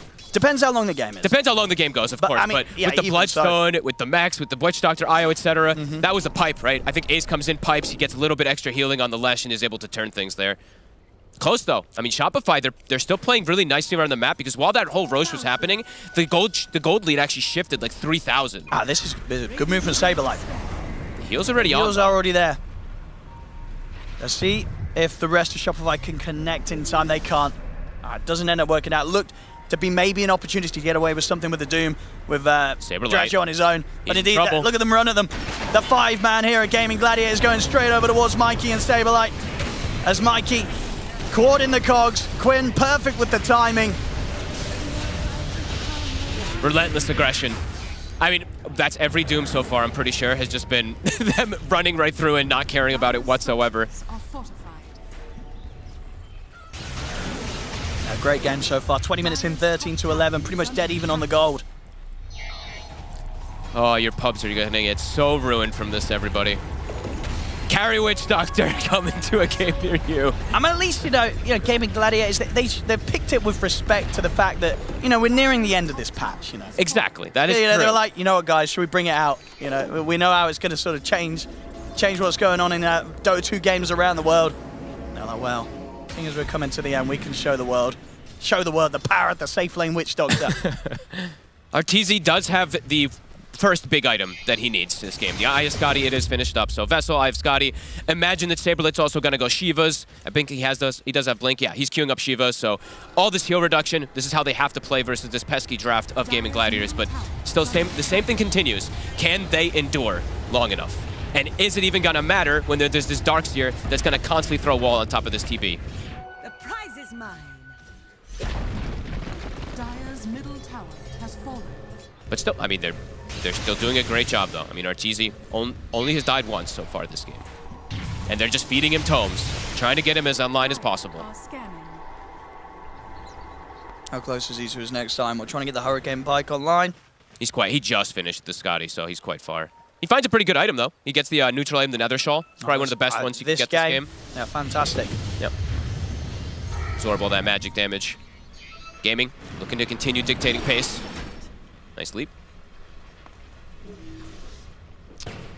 And Ace, he's gone back for a Blink Dagger. So Blink, he's had the Aghanims queued the whole time, so we imagine eventually, of course, that normal punch will come online versus TB. But they want to just keep running at them. They don't want Shopify to just keep opening up the map and making space constantly. Yep. Some good stuff from Ace. Yep. And having fun this game, because usually he's on like the Underlord, the Doom, and he's like, right, guys, I'll get the Vanguard, I'll get the mech. This game, he's on a Darkseer, hero that by standard would probably be expected to get the Auras first up, and he's like, I'm going to have some fun. I'm getting the Meteor Hammer this time. I mean, it's very true. And he's doing great. We are 1, 2, and 8, picking up the farm. It's top net worth for the moment for the team. He's cleaning up the map. Look at the greed from Shopify, though, right? Mikey, bots, Midas after the Vessel. Everything is just about taking it and taking it later. I mean, it's a carry Witch Doctor, so you imagine that's obviously the plan, but let's see. Because Gaming, 20 seconds still left on this Aegis. Will Shopify be able to punish? It looks like they're going to try to time a move here with that Aegis kind of ticking out soon. I mean, Saberlight's ready to go in on this. The Aegis drop down the Doom. 6 seconds on Aegis. It's very hard to fight through these two. They've ideally got to really find Celery. Deafening Blast from Mikey will catch on to Celery, but the tether's back up. He's over to the high ground towards Tofu. They're turning. See a hook shot in aggressively. Tofu over towards Saberlight. Arteezy's wrapping around from the side. They'll lose the Doom. They see the vacuum into the Meteor Hammer. Ace with the setup onto Arteezy. They'll lose Celery. Quinn? See if Shopify Rebellion can keep pushing through this as they've taken out Quinn. See if they can get anything more. Tofu blocking off the entrance to the high ground here with the cogs, and Duracho has turned up. He's a bit late, though. They still want to go in Shopify Rebellion. A Voodoo switcheroo here, used aggressively over towards Arteezy, but Duracho, he's going to die as well. Big moves. The numbers weren't there this time for Gaming Gladiator. Duracho comes in after the fight's already over and just gives his life to them. I mean, yeah, you saw as well, Shopify Rebellion, they were so confident in their ability to take that fight. They were not going anywhere. They were pushing on around Arteezy. Honestly, Fly is doing some incredible stuff as the Shadow Demon. These disruptions, check it out. Like he's just constantly saving Arteezy, saving his buddies in these scenarios where it's like the chain stun might come out and then he comes in and just gets the bailout. It's really beautiful stuff. There again, I mean, I think that's the third Split Earth I've seen him dodge with a disruption for his buddy. A very nice sort of identification there from Shopify to know they could push for this fight and just keep getting these kill after kills after kills. And I guess what for Gaming Gladiators, the Mid. The real struggle that, oh, the back in action. They've got the setup. The arrow connects. And Sunstrike's coming in. Quinn, he's gone. They weren't able to relocate him out in time there. Oh my god. A massive kill again here for Shopify Rebellion. They're building a lead, and 2 times now back-to-back where Quinn goes down. Gaming Gladiators, they're crumbling a little bit. That was so well executed, Mikey. They clear out the creep wave. Literally, the last creep dies as the arrow is flying right through it, and it hits Quinn. Excellent execution so far from Shopify. Yeah, they're really keeping their cool there. And yeah, Gaming Gladiators, it was all smiles at the start, but maybe not so much now. Nope. Things getting a bit more serious here with Shopify taking the lead. Dyrachyo has to be there. Like that last fight, it just was him not being there. They don't have wall from Ace either, so yeah, they just didn't have the answer for Arteezy to stand his ground with his friends behind him. 15-14, incredibly close game. But Shopify, a pretty explosive moment there, and okay, so this will be the solution, I guess, for the TB. For the Darkseer versus the TB. The Dagon on crit to one-shot the illusion when Ace picks it up.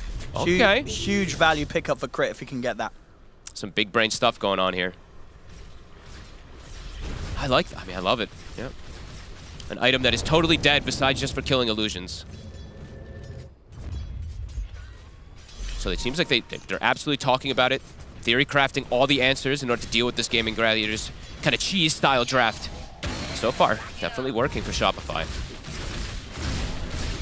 Yeah, because to a point, you know, this would have been something that you would imagine it. You know, Shopify, any other teams going against Gaming Gladiators will have some sort of preparation for it. Not that it's going to be a carry Witch Doctor, but the fact that they'll play this core Witch Doctor and they'll play this sort of style. Like, there are elements of what Gaming Gladiators are doing here that could have been prepared for by Shopify. I think 1 or 2 mistakes more for Gaming, and the game is going to be very difficult for them to kind of turn versus this TB, though. Unless Ace somehow does some crazy work with the wall and normal punch and stuff like that, Shopify have, I think, gotten through probably the scariest moments of this game. No, they really have. Yeah, and kind of the big way that these fights have suffered as well. If Quinn's the one that's taken out at the start, you know, that's such a huge portion of the damage required. If they can blow up Quinn, deal with the Darkseer illusions, suddenly this Terrorblade is going to clean up every team fight. And Arteezy next up on the items will indeed be the BKB, 2.5k gold towards it. Once that BKB's there, Arteezy's going to be set up for some pretty good times in the 5v5s. Yeah, he can. I feel like he can do like BKB and just some like Daedalus or something like that, and then he's just going to rip them to shreds with overwhelming damage. He's also got the buff ups too, of course, the Alacrity. It's now going to be maxed. Exort is full. Wex almost full as well.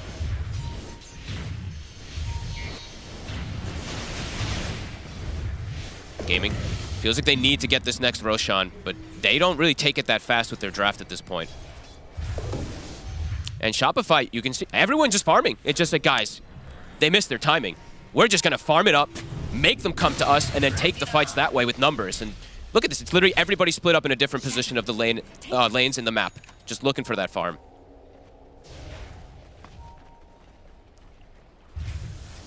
Crits top, Doom's jungle, TB bottom, SD jungling, Invoker shoving lanes. It's all about just pushing these lanes in constantly.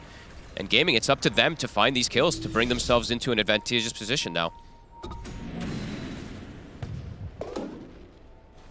I mean, yeah, for Gaming, you know, what do they need to be doing? Like, how do you sort of break your way out of this position now where you've been knocked behind? You have to, I think, maybe Quinn BKB, and then you just look to take some fights and catch these people who are off guard before they have Mikey with BKB, before they have the TB with BKB. And then immediately to Roche and try to just snowball and probably end the game after that. I think if the game continues for too much longer, it's very unlikely that they actually can win. Unless, like I said, Ace does something absolutely absurd with these illusions on the TB. Now, how close are we to the Dagon? Just about a recipe away. The crit. Normal punch online. He's getting there. He's getting there. BKB done for Arteezy. Okay. BKB also about to be coming out for Quinn. And okay, maybe they try the Roche without actually getting a pick off. It'll take him a bit of time. It actually dies a little bit faster than I'd anticipated. I mean, Quinn's kind of out of mana, though. Shopify's going to know. Quinn is pretty low mana.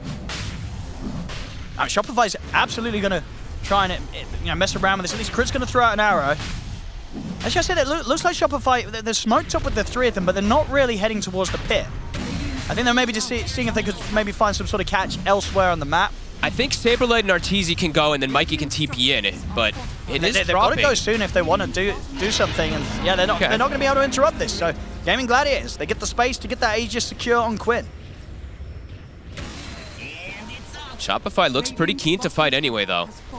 All lingering together. Saberlight's He's in. He's going to make the jump. Big Doom. He's going to drop the Doom down onto Ace. Make sure this Darkseer does not get to play the fight at all as Ace goes down. See Quinn, he's just going to opt for a BKB TP out. They don't want to try and take this fight, Gaming Gladiators. But Duracho will be left behind as Shopify Rebellion. They'll be able to find 3 from this. Tofu, dead as well. There we go. That's the impact Doom. And Saberlight drops the Bing Bong because that's the perfect one he can catch. The Darkseer gets absolutely nothing off, and they'll get the IO. Alrighty. I mean, they're really just playing this fantastic here, Shopify Rebellion. They know how to exactly just put a stop to what Gaming Gladiators are trying to do. And I think, I don't know if Gaming Gladiators have a recovery plan with this style of draft. They're down 12k at 30 minutes. It hasn't gone to plan for them, folks. No, they needed, I mean, they needed to have pretty much everything go in their favor, but Shopify played so clean, and now, yeah, Dagon's done. So even if Ace does get that wall, that illusion, etc., he's got an answer. Really cool stuff, Shopify. Perfect jump from Saberlight. Now, Gaming, when they're respawning, they're going to look to punish. Meta was used, Doom was used. They have to try to find something here. Absolutely. They've got to force something with this 4 minutes of Aegis. It's their best chance of finding a fight whilst they're down this much. BKB also finished for Mikey. I mean, all the timings are hitting.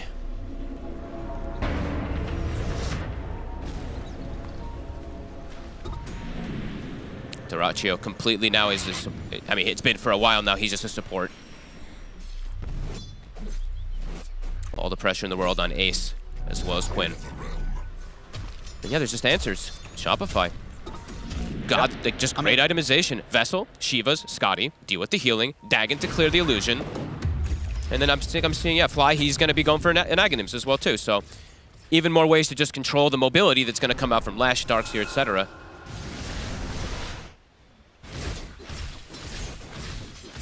It really feels like Gaming Gladiators to get back into this. They've got to find Shopify Rebellion in sort of a relaxed state that they just haven't been in this game. You know, Shopify Rebellion not leaving any sort of openings to be punished here in this game one.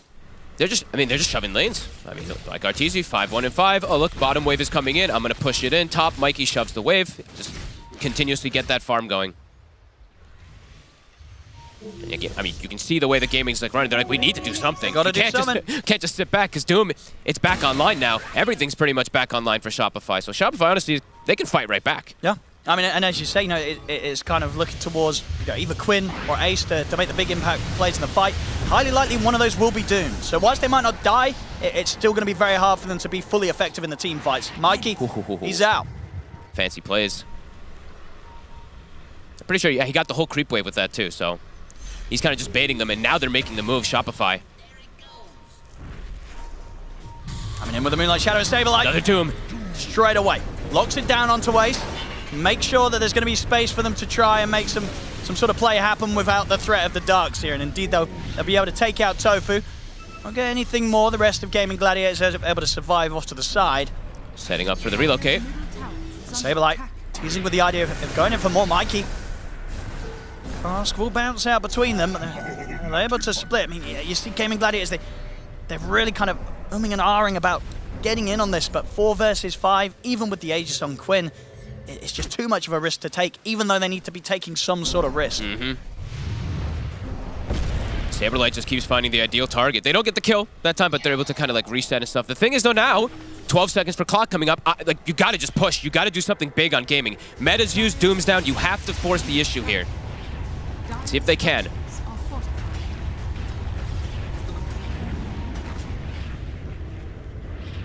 Not going to get too much out of it, but they still have to look to play aggressive with any of these cooldowns. But lanes, they're all shoved in. Mikey, it's been the same thing. It's Forge Barrett shoving a lane, Illusion shoving a lane, just buying time. And now, looks like he's committed for the next item. Rather than having a crit, he's just going to go for Nullifier.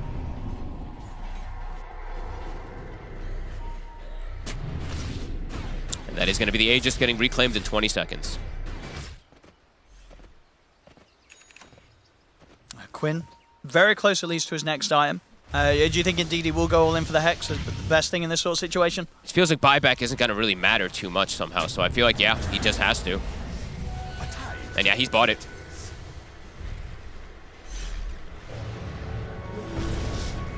How long on the Doom? 20 seconds. How long on Meta? 45. GG, they're looking for something. But nothing to find. Lane's being shoved constantly. I'm so excited. I just want to see the fights happening where the crit Dagon actually pays off. He just Dagons the illusion instantly. I mean, yeah, that's exactly what he's going to be looking for. I don't think he won't be using that Dagon for anything else. There's no point throwing that damage out into a hero right now. No. Especially against all these heals. So, as long as he's alive and in range, that illusion is getting taken out. Dire's courier has been killed. Saberlight. He does show his face top. They're trying to set up for him. Can Quinn get the angle for the Hex? Saberlight, he's aware. Blinks away. And he's catching back to his team. Yeah, very nice as well. Blinked around the vision of that rocket flare. They're going to see Quinn and Tofu. Shopify can surround this and get the numbers. Quinn. They've got him. He is super dead. Caught by the Doom. Mikey even sweeping the upper tree line just in case there was anyone else trying to back him up. They see Tofu. He's got no TP. But he is sneaking away with his jetpack. They might not want to spend too much time chasing him. They're like, you know what? Whatever. We'll let you live, Clock. Yep, Arteezy just starts getting the push going. Yeah, he's got the creep wave with him already up to the tier 2. Radiant's top tower is under attack. And down bottom, quick moves from Shopify. Saberlight. Tower has fallen. Sunstrike to scout. He's actually right on top of him. Celery and Dyrachyo. They're still in the area. And Dyrachyo is going to get caught by the setup of the Tornado. Deafening Blast is going to be off the mark. Saberlight commits him with the BKB over towards Celery. Celery will take the two of them out of there. Nicely done. He's TPing over to try to help him. Dyrachyo wants to give him a tether target, but I don't know if Celery's I don't think there's any help in this poor old IO. As the arrow connects, Celery's gone. Shopify Rebellion claim another life. I'll take that. Very crisp moves. Reading the map perfectly. 16,000 lead now at this point. They are huge. That's a lot of money. Ace. Arteezy. Oh! They're going to be able to drag him back into the combo a little Arteezy? bit. I mean, he should be fine with the Thunder. Jesus. I mean, they're still trying to force it towards Arteezy. They go for it, but there's Fly with the disruption. Every time. Saves him from the stun. Arteezy's able to put the BKB in now. Mikey, he's going to be ready to help turn around. He drops the meteor down. Quinn's gone.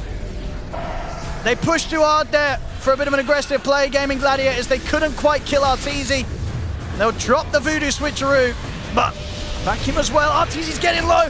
But the disruption again. Again and again. Fly just bailing Arteezy out every single time. They cannot fight this Gaming Gladiators. Arteezy getting low, but he will not die. They just don't have it in them anymore, this game, Gaming Gladiators. They cannot take a team fight. Shopify Rebellion, they're too far ahead. Aggressive Sunder as well, bringing Tofu down low. Jump forward from Mikey. They're ready to finish off Tofu as well. Such good gameplay from Shopify. I mean, this. How many disruptions is this from Fly? Yeah, Fly's playing it perfectly. 3-3 and 16, this Shadow Demon. The cleanse, of course, being put into the mix too, giving that extra healing. But yeah, dodged another splitter, saved him from a Maledict tick. Beautiful stuff from these supports. And Fly, Crit, the instant Dagon. He did. Right, the wall, he got boom, it. it's gone. No more illusion. Illusion gone. Okay, cool answers. As yeah, now they've pretty much done it at this point. Gaming. I think they have. It feels like they've done it for the last 10 minutes here. Yep. Gaming Gladiators just running out of options to play this game out with their lineup. And they had a point in this game where if you look at that win, probably it's like 81% for them. It quickly swung because Shopify, they understood, just play the greed, get the split push, force gaming all over the place. 81, that was high. That is high, right? I feel like watching this game, I don't think this was ever an 80% for Gaming Gladiators, honestly. I mean, the start, Shopify Rebellion, they never fell behind that much. I think there was, like a 2K lead or something at some point for Gaming Gladiators. But ever since that, it's been all downhill. And yeah, Shopify Rebellion, just not missing a beat this game. No, I think it's all important that Arteezy's he's died once. Yeah. Like, Mikey's died 3 times, but 2 of those were like back-to-back deaths in the early game. Besides that, it's been super clean play from these cores, getting backed up from their supports. It's just, if they had died a couple more times, let's say on the TB, then this split push and this greed doesn't actually kick off as much, because then gaming's allowed to take over the map more because the waves aren't getting cut all over the place. But with the state of the game, like, look at these lanes. Every single time I've looked at the map, it's been 3 lanes shoving into Gaming Gladiator's side. Yeah, I mean, look at this as well. RTZ's just picked up a full MKB between last fight and now what will be the next one. He is, I mean, huge. DD as well. Meta's back up. Doom's back up. They're ready to fight. Gaming Gladiators is going to need a miracle to try to take this next one. Yeah, Aghanim's done. Now for Fly, so already been very flashy with the plays. Now he's going to have even more to throw around. Yeah, he can just triple purge the 3 enemy cores. They can't get surged. They can't run away. To heal his buddies with the demonic cleanse as well. Very well played. So, yep, I think probably like the perfect itemization, the perfect ways to react to this cheese type of strat, of course, that gaming's kind of gone for. Yeah, they have gone for this game, but I don't think they'll be going for it again this series. Not the Witch Doctor in the safe lane, probably.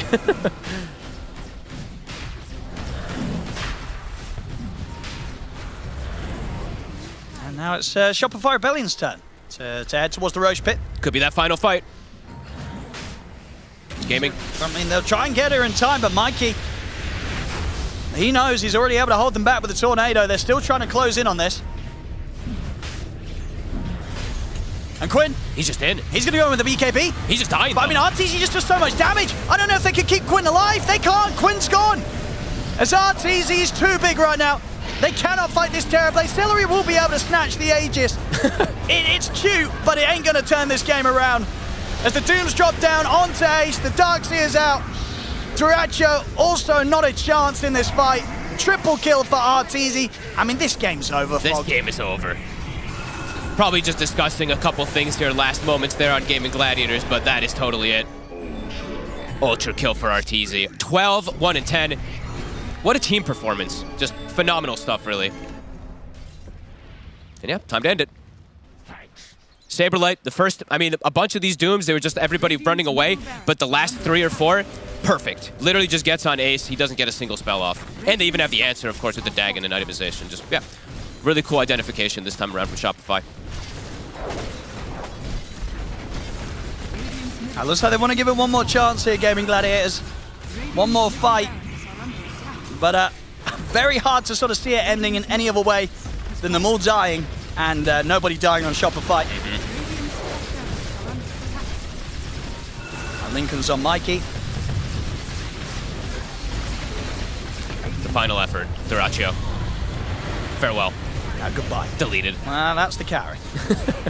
Carry Witch Doctor. Quinn. Doomed again. It's just too much damage from the Terrorblade. Quinn's gone. They'll buy back on Duracho, but there's no buyback available on Quinn. Ace just wants to use his wall, but he can't even get the connection. It would have just died to a Dagon anyway, but... 43k gold lead. Another set of racks taken.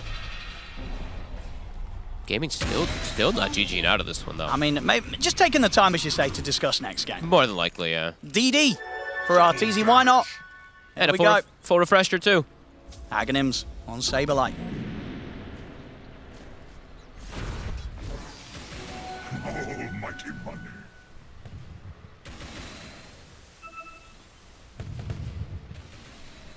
30 seconds till Quinn. TZ's just gonna walk in. I just passed the BKB straight away.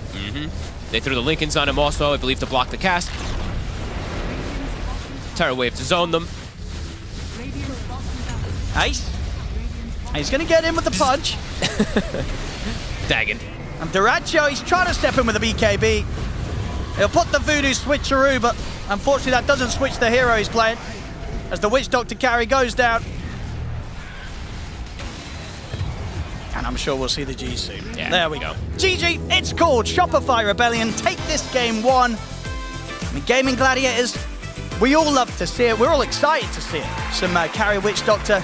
But maybe this game, it was indeed a mean too far fault. Maybe a little bit, but I have to give enormous respect to the way that Shopify was playing. As they crushed it, like, on all accounts. There's tons of movement happening. You can see the Gladiators, they're looking to set pace. They get the Roches, but it ends up not mattering because Shopify, they understood their win condition. Get Midases, farm it up, split push. Don't let them force to your high ground ever. Don't end up losing too many fights. Never really dying, backing up RTZ perfectly. 14, 1 and 12. lots of different things end up being pretty cool with the way that they adapt, switching the lanes up. Itemization is crucial and perfect here from them. Yep. Very well done. No, absolutely, yeah. A top-tier performance from Shopify as a whole. And yeah, RTZ, as you say, a standout there, 14-1 and 12. And in a game where there was so much threat and potential for this Terrorblade to have a tough early game, RTZ, he knew exactly where to be and where not to be. Yeah. And shows absolutely in the final scoreboard. And this man right there on the screen. Honestly, Fly had, I think, 3 or 4 saves that could have actually compounded into that advantage Gaming needed to perhaps go for this early pressure. But yeah, beautiful stuff. Yeah, absolutely. Always was one of sort of the top-tier Shadow Demons in the world, and still bringing it out here in this day and age. Great stuff from Fly. 5-3-22. Fantastic saves. Well, there we go. Ladies and gentlemen, game 1. It's going to go the way of Shopify Rebellion. Cannot wait to see what these two teams have in store for us in game 2. Me neither, ODPixel, me neither, but we're gonna have to wait a little bit before that second game, and that gives us some time to talk about what happened here in game number 1. The Witch Doctor, this time no longer in the offlane, but played by Diracho as a carry, did not work out for Gaming Gladiators, but also perhaps that was not due to the Witch Doctor, but due to Shopify just playing very crisp on this Saturday morning here. I'm joined by Purge, Effie, and Jenkins. And Effie, this Witch Doctor, of course, we've seen it a lot in the hands of Gaming Gladiators. This time around, it did not play out. What do you contribute that to? Yeah, unfortunate. I mean, we really enjoyed seeing it come out as a carry. Of course, it's fun to root for something that's wildly entertaining like that, but as the game progressed, there were definitely a lot of flaws. We talked about Shopify's scaling and their late game being a lot better, and they definitely played the game they needed to. But like I said, I don't want to hijack this entire thing, so I'm going to let people talk. But the main thing that I wanted to point out is that when Io and Witch Doctor are played together, Io has to stick to the Witch Doctor. It's an immobile hero, and they have to push lanes together. So when there are fights that are taken, like the one that was taken in GG's bottom jungle, when Shopify smoked on them, and Witch Doctor was the last to join the fight, that doesn't happen if Io and Witch Doctor are playing together, because the Witch Doctor gets relocated in and you're baiting the Lush. But because you had these two heroes that Io was constantly alternating between, in the Lush rack and the Witch Doctor, I feel like it proved to be a really big flaw. And Shopify capitalized on that completely. Yeah, and I agreed with what the caster said about Fly's performance. The disruptions, I don't know if he was doing it on purpose, but like it was like 3 times he disrupted. He was, dude. I swear to God. Right before a stun. And when he was at 30% HP, he would have died. He had vision. Like, I was checking, because I was thinking the same thing. It's like, is this just like he's saving the guy that's like clearly getting gone on, or is he timing this with the stun animation coming out? Yeah. And I looked, it's like, oh, he actually has a ward there. And it was his wards. So he was placing wards, giving himself vision to do these. I think there's going to be a fight here in 5 minutes, and I need to disrupt. It was crazy. Cancel the split earth. Yeah. It's mind-blowing looking at him after that game and just seeing absolute deadpan, because it's like, dude, that was a fucking amazing performance. Yeah. How are you deadpan? You just carried that game completely from the 5 position. And it wasn't just those team fights. It was also the laning stage, too. I thought they did a really good job pressuring Diracho and the Io at level 1, level 2 before they got that level 2 heal. They put all the heat into the Witch Doctor to get his HP low. Then he has to spend mana to get his HP up. But why that's important is because normally that happens while you're going aggressive on the enemy. So your mana is being spent to heal you and to damage your opponent. If it's only being spent to heal himself, then he's sitting low mana before they get Arcane Boots, and their offensive potential isn't as high. So Shopify Rebellion really did play that well. Yeah, but I think that lane overall went really well for Gaimin. I think Gaimin did well on all 3 lanes. They won those. And sure, Io Witch Doctor, you exploit them the first few levels, but once they got that mana regen up, I mean, they took that tower at minute 10. The enemy offlane tower is a lot harder to take than the enemy safe lane tower, but once they hit their timings, everything was going right for them. But in a draft like that, all it takes is one bad fight for it to fall apart. Like, we saw that the net worth was even. The score was 14 and 15, right? But that one really great smoke by Shopify that they timed on Lushrak's Aegis, after they won that fight, based on the back of Fly entirely, true MVP of the match, after they won that fight, Gaimin did not get a single kill afterwards. It was 14 and 15, and the game ended 14 and 35 for Shopify. Like, it completely crumbled. I agree that fight was really big, but would you say that laning stage with the Io Witch Doctor was a little bit underperforming? Like, it was still good. They took the tower. They still pressured. Maybe you want to dominate but more. I feel like I wish I don't really feel like I even saw them get many kills at all. I feel like they should have. Well, they're playing on the safe lane, so it's a little different. I think it went really well. There was the one Invoker rotation where he killed Witch Doctor. That was really good. True. But they still hit their Guardian Greaves timing. They still hit their Soul Ring Locket timing. They took the tower, and then the Leshrac and the IO had the invasion into Shopify's triangle and they took RTZ stacks, like That's everything true. that you wanted to happen out of that lane happened. It's just they made one mistake. The Witch Doctor joined the fight last, and then Shopify completely snowballed, right? And that's just because there was no way for GG to go into the late game playing against all that heal reduction, right? You're playing against a TB who's a natural carry with a Scotty. The Doom had the Shivas eventually. You had the Vessel and Invoker. The Invoker also went Midas for the scaling, and it was a ticking time bomb. Yeah, I thought Mikey did actually play quite well that game. He got that. He helped with Crit's help. He got that kill on Quinn using Ghost Walk to slow him, so the arrow was more likely to land. That was really cool. He did rotate successfully. He was maybe a little bit of a sleeper hero of the game, I thought, but he did do well. Also, it's good to see him on a hero that really fit the game. Going back to the point of like the one fight going really well for Shopify, and then the rest of the game just like they don't like Gaiman dies. Nobody on Shopify dies for the rest of the game. I think the reason for that, and if I'm Seller and I look back at this draft, I'm thinking like, we picked two heroes, two cores that are countered by the same things. Well, I mean, technically, if you want to include the IO as well, it's like any healing reduction is going to counter both your carry and your mid laner. So they're relying entirely on the Darkseer to carry the game, which versus a Terrorblade you definitely can. But then Saberlight, he was hitting some good dooms. One hero versus 3 cores is not always that easy. So I think, yeah, I think going all the way back to the draft, maybe with a Leshrac, the IO Witch Doctor feels a little bit weird. A little bit too hard.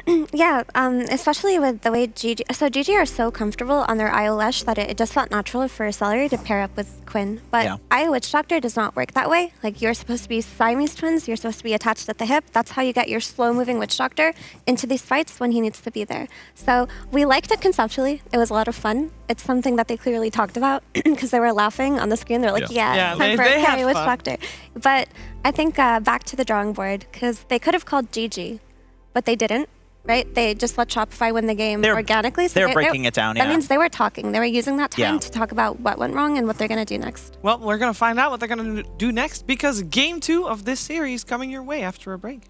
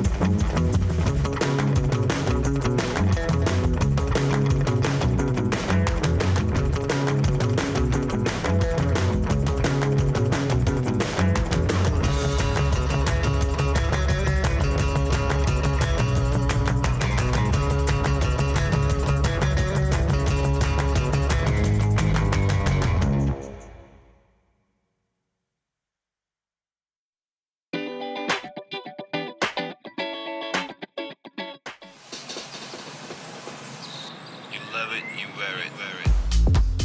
Wear your passion. Share your passion. Wherever, whenever. Gaming is a lifestyle. Get your merch at shop.eslgaming.com.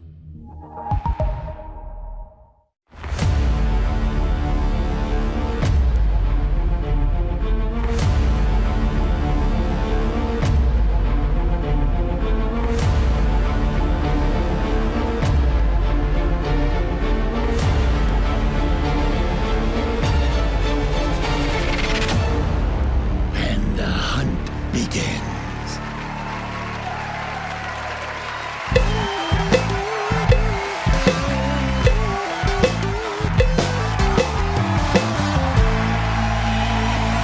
Thank you, Smoky Pandas, and welcome back, DreamLeague Season 19. We've got some games for you. We're in the middle of a series, actually.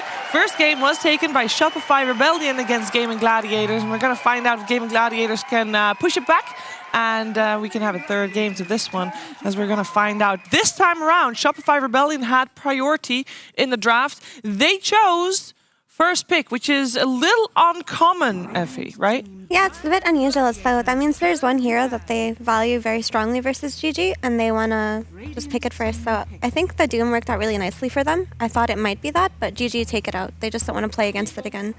So now I feel like it could be one of their standard Undyings, maybe. We'll see. But I think first pick really matters for them also, just so that they can pick Mikey's hero on 8. Yeah. Because Mikey is a player that they have to first phase draft for, because his hero pool gets banned out by the enemy team if it's not picked out in the first phase. So first pick does make sense for them while they're playing with Mikey. Well, both Bat and Invoker are now in person. That's true. Yeah. It's like the standard draft thing in ranked where you want your like mid player to pick as late as possible, but they have to pick him first phase or it gets 2 bans. So Because there's not, he doesn't play enough they heroes. get to pick a generic 5 or a generic offlaner. Then they get to see 2 of the enemy heroes, and then he gets to pick like which of the 2 But then would do better. also, most importantly, they can ban out 3 heroes, and most of the time, there are only like 2 or 3 really bad matchups for a mid hero. So they get to see the most information, and they get to protect it the most without allowing it to And counter if first. he didn't have a limited hero pool, then they could just do that exact same thing, except in a later phase, and not have to worry about the heroes getting banned out. But that is the nature of a lot of these specialist players. I think with Aved, they would definitely prefer second pick over first pick. They would, yeah. It makes sense with Mikey. Also, wow, Undying, what a big surprise. And this hero is just so easy to open with. It just secures the lane for a hard carry type of player. It shows like nothing, RTZ. too. Yeah. The only thing it's slightly weak at is it can limit your initiation options from support, I think. Because Undying does almost nothing. The only time he looks good as like a tempo initiator is if you pair him with like Mirana, and he can get into like melee range, so you can actually use his ulti as a slow. That's true. But you can just cover him with an initiator from a different role, because Undying, you just pick him to win the lane for your RTZ, and then you're happy. Yeah. Well, and Tombstone's nice, you know, you can have impact with that too. Yeah, it's good. But that's all it needs to do, really. Wow. Nature's Rubik. I like both of these heroes a lot against Undying. Like I would actually wager that this is probably going to be the lane. That one of the best ways to beat Undying is just do ranged heroes. You just whack him before he can close the gap on you and hit those decays. Lane-wise, good, but I'm kind of starting to doubt Nature's Prophet off lane. Like they all go Ags. There's no more of that like Gleipnir rush stuff. But the Ags just feels a little slow. Other than the tower killing stuff, in terms of like setting tempo by getting hero kills, it feels weak. I have a theory on why we're seeing Ags in like pretty much every game. Okay, what do you got? I think it's because Nature's is being answered with like Primal or Bat, and I think against those heroes, you really need the Aghanim Scepter. To like stop them from To murdering stop you. them from murdering you, yeah, and your whole team. I think Ace has had such exceptional performances on Nature's Prophet that I don't really doubt their Nature's pick here. So typically, if you want to first phase the Natures, you tend to eliminate the Bat Rider, or it's definitely going to come out on 8, and they know that's the Mikey hero, but they just let it through because they have faith in the way that they play the Prophet. And I remember during Lima, they actually last picked a Nature's Prophet into Naga Siren, and everyone was like, wait, that's absurd. But they had such a cool take on it where they just built Mjolnir instead of Gleipnir, and they completely stomped that game, and everyone was looking at it like it was a massive question mark, but GG just have a really solid understanding of Furion. Honestly, Nature's, I've seen that hero beat Naga in lane. I feel like Nature's just doesn't lose lanes, period. You've Trance, they do a ton of damage. He's some of the best stat gains in the game. Your base attack time is insane. If they take you to 10% HP and you don't have tangos, you TP to base, TP back. It's like you really have to screw up to lose lane on Nature's Prophet, especially Ace. I've seen him win some lanes that he's not supposed to on Nature's, or at least win lanes he's supposed to go 50-50 in. We got the Primal Beast ban for the Nature's Prophet, of course. We got the Terrorblade ban for the anti-Artesian. I'm wondering what Gaming Gladiators is gonna remove next, because I do feel like a Lone Druid is still around the corner.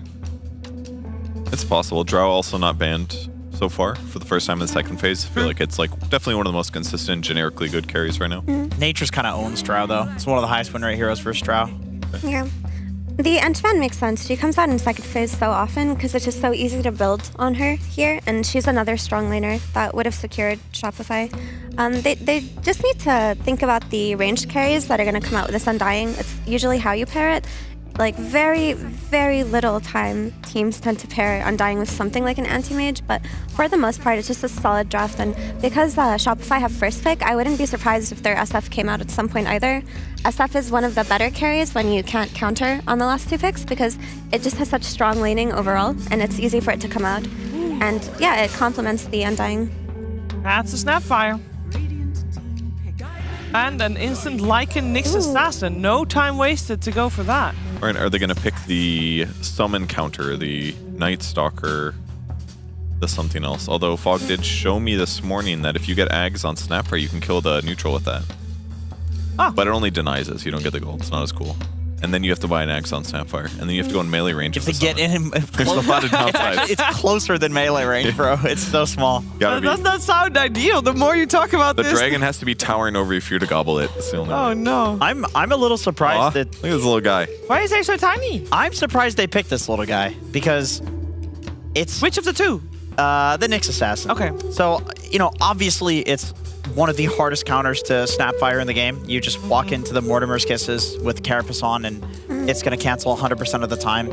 But this is two melee supports. This is pretty punishable. Yeah. In gaming, they do punish it. They pick a AoE scaling mid laner that these heroes can't really gank that easily. Nyx is kind of good against ganking Ember, though. I mean, it's not the same as it used to be, because he's not so much about split pushing, but you can still spike Carapace to reflect him. Yes, I like Nyx on Lycan lanes because he can just do a lot of creep shenanigans, and he can also rotate to the mid lane and secure runes. Also, I've always liked the Nyx and Batrider synergy because Nyx tends to set up on side lanes, and Batrider, when he goes travels, which is something Mikey's been doing now, he can instantly follow up on that. So I think that it's a pretty solid Nyx pick. We just don't see it enough for us to be sold on it, but my first instinct looking at it is that it actually looks pretty good for them. Plus Meteor Hammer. Why not as a 4? I would rather just the typical Nyx build. I've seen most people not go for Meteor Hammer on 4 Nyx. Like Matthew still just goes Blink, Yule's Force, that sort of stuff. I feel like it's just not good. I like Blink, Aether Lens, Yule's, like kiting, stuff like that. I still think Shopify are looking at their SF now because they definitely have Lockdown coming out of the Nyx. They have the Lycan Pressure coming out, and SF carry is just one of the cleanest 9th picks you can have because it's just a solid laner, like we mentioned. I mean, other good 9th picks that Shopify have played are like Luna, potentially something like a Faceless Void, but I don't like Faceless Void so much here because there's not too much damage coming into the chrono. Yeah, I would say Luna or SF for Shopify. I'd like that. I feel like you don't need to answer the Nature's Prophet as much for Shopify because the Batrider is already like the best hero in the entire game versus it. So it's pretty much like a carry that's good against all of the other heroes in the game, but then can lane against Nature's Prophet. So that is why I think I agree. Like SF would be really nice here. Like SF will shred the other heroes and just do perfectly fine against Nature's in lane. Do you think that GG were trying to bait another pivot from Shopify like they did yesterday with the earlier Ember? I think they're trying to bait the pivot, but it's not going to happen. So it's most likely just going to be a Quinn Ember and like a natural Duratio. Yeah, the pivots have not been working out for teams too well. So I feel like we're gonna start seeing teams just like, I'll just take Ember. Yeah. Nobody's gonna counter or whatever. If you have your like normal lineup, I feel way more confident about the pivot. But with the stand in it, it's like you're already restricted. I think that's like 2 levels deep of weird stuff. The pivot is awful if you have first pick generally. So that's why I'm just wondering if they're trying to bait them because they fell for that trap yesterday. They got baited by an Ember and just picked Necro, and then they pivoted the Ember to safe lane, and then they picked SF. So. They're baiting the Shopify pivot. They're like, pick It's not Necro gonna again. happen. There's Please no pick way. Necro. There's We would no like way. a free win. Yeah, I just feel like there's no way. I'm really feeling the SF for Shopify. I feel like it's incredibly good against Ember. You're gonna absolutely dumpster the 2 supports, no problem. Lane fine against Natures. Fits into the draft really well. I think a lot of the damage is kind of riding on Mikey on the Spat Rider right now, and they need something to add to that. And they probably want a ranged hero. With all the melee guys that they have right now, they probably want a ranged guy. It's pretty cool with Lycan too. 2 sources of minus armor. So there's some synergy. I like it. Or they could like morph, but I don't want them to morph here because then you can just get like dumpstered on 24. I feel like SF is probably the strongest, maybe Luna. But for GG, I actually like the Night Stalker carry. Like, I know a lot of teams have been trying it out and it's looked really solid. It would give them a faster solution for Lycan early on, but it's just a really good game to blink the backlines, right? Because you want to protect your Snapfire from this Nyx. If you can just get on this Nyx early on with the Night Stalker, that sounds really good. And you're not worried about scaling too much because you have a Nature's Prophet and a number. It does restrict your item build a little. You can't really go Radiance as safely against Nyx. That's one downside. Maybe there'd be like too much of a window where you can get ganked repeatedly. Like, would you have to change your item build? On Night Stalker? You don't like Radiance Night Stalker? I mean, I don't feel like common. I don't feel like that's the build you go for here. Would you just go traditional like Armlet stuff? Armlet, Yeah, like BKB? Blink, Armlet, BKB. they could Hard. still just lone Druid. Yeah. That's still in the That's pool. kind of what I'm expecting I know here. Shiver wanted to say it, so let's I go ahead. know, I'll thank just you. come right I'm out like, and I'm say not it. going to mention it for the 3rd The time in a launcher row, could- guys. It would be fine. I mean, okay, There they do it it. Shiver was Well done, right. Shiver. I mean, eventually, I'm going to be Well correct, done. right? I will say this is looking pretty scary in terms of pushing tempo because we've seen, even if Shopify loses the game, like the lanes and basically gets behind, They can still win. the amount with of pressure coming out, they'll still win with it. Lycan Lone Druid is pretty insane. I have a really important question. Can you bite the bear? If you transform into a bear and then you get bit, what do you become? You still become a wolf. A bear wolf. Isn't it a werebear? No, it's a bear wolf. Oh, okay. All right, continue with your. But we were talking about the SF, and I think for a lot of the same reasons that like SF is good, Lone Druid also is. Like Lone Druid with a minus armor build will dumpster an Ember. It's just that instead of having minus armor built in, you're gonna build it on the hero with items. Ooh. And they go, okay, well, now it's gonna be Radiance. What I was going to say is that GG are just going to pick some illusion carry now versus the Lone Druid and just play to outscale. That's typically how you deal with this hero towards the end because the more aggressive heroes, the fighting heroes that can play into Lone Druid, Slark and Lifestealer got banned out. So that basically just leaves your PL or your Naga. Yeah, it's a good call. I mean, if Shopify Rebellion is really good at pressuring in that like 10 to 20 minute period, they could definitely really take Gaming Gladiators apart. But considering how well they did that against Liquid, avoided that pressure, I could definitely see them just delay, like you said, until they get that late game outscale. So I like both drafts, honestly. I think that Mikey should have a great game. This is his most comfortable hero, and he has good heroes to play into. He also has good rotations that they can make. They also don't really have counterplay versus Lycan yet, but I think that GG just have such a solid laning phase every time that I'm not too worried about them coming out of the lanes at a loss. And I feel like Durachio will be able to recover if he gets overpressured. So yeah, the way Shopify had the better scaling in game 1, I think GG's scaling in game 2 is better this time around. I agree. I think Gaiman's lanes. I feel like they have 3 winning lanes. It's like 2 melee heroes in the off lane against them. Nature's is never going to lose lane, and you can hit the Lone Druid Bear. And I have seen Ember Spirits do very well versus Spat Rider mid.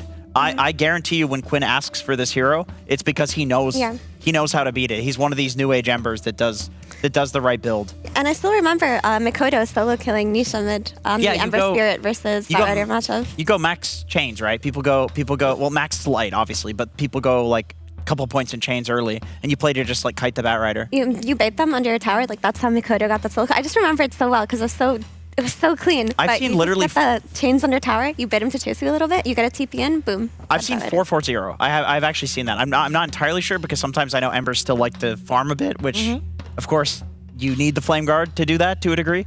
But against bad, like the high levels and chains, you just match his rotations. You kill him. Feels Thoughts, good. Purge? Slight chains. Yeah, sounds good. Very good combo. Oh, about the Really game into in that, general. Yeah. I'm here for a good reason. Anyways, yeah, it's gonna be a close game. I can't wait to see who wins in the mid game. Personally, Mid those game. rotations. I'm watching Nyx.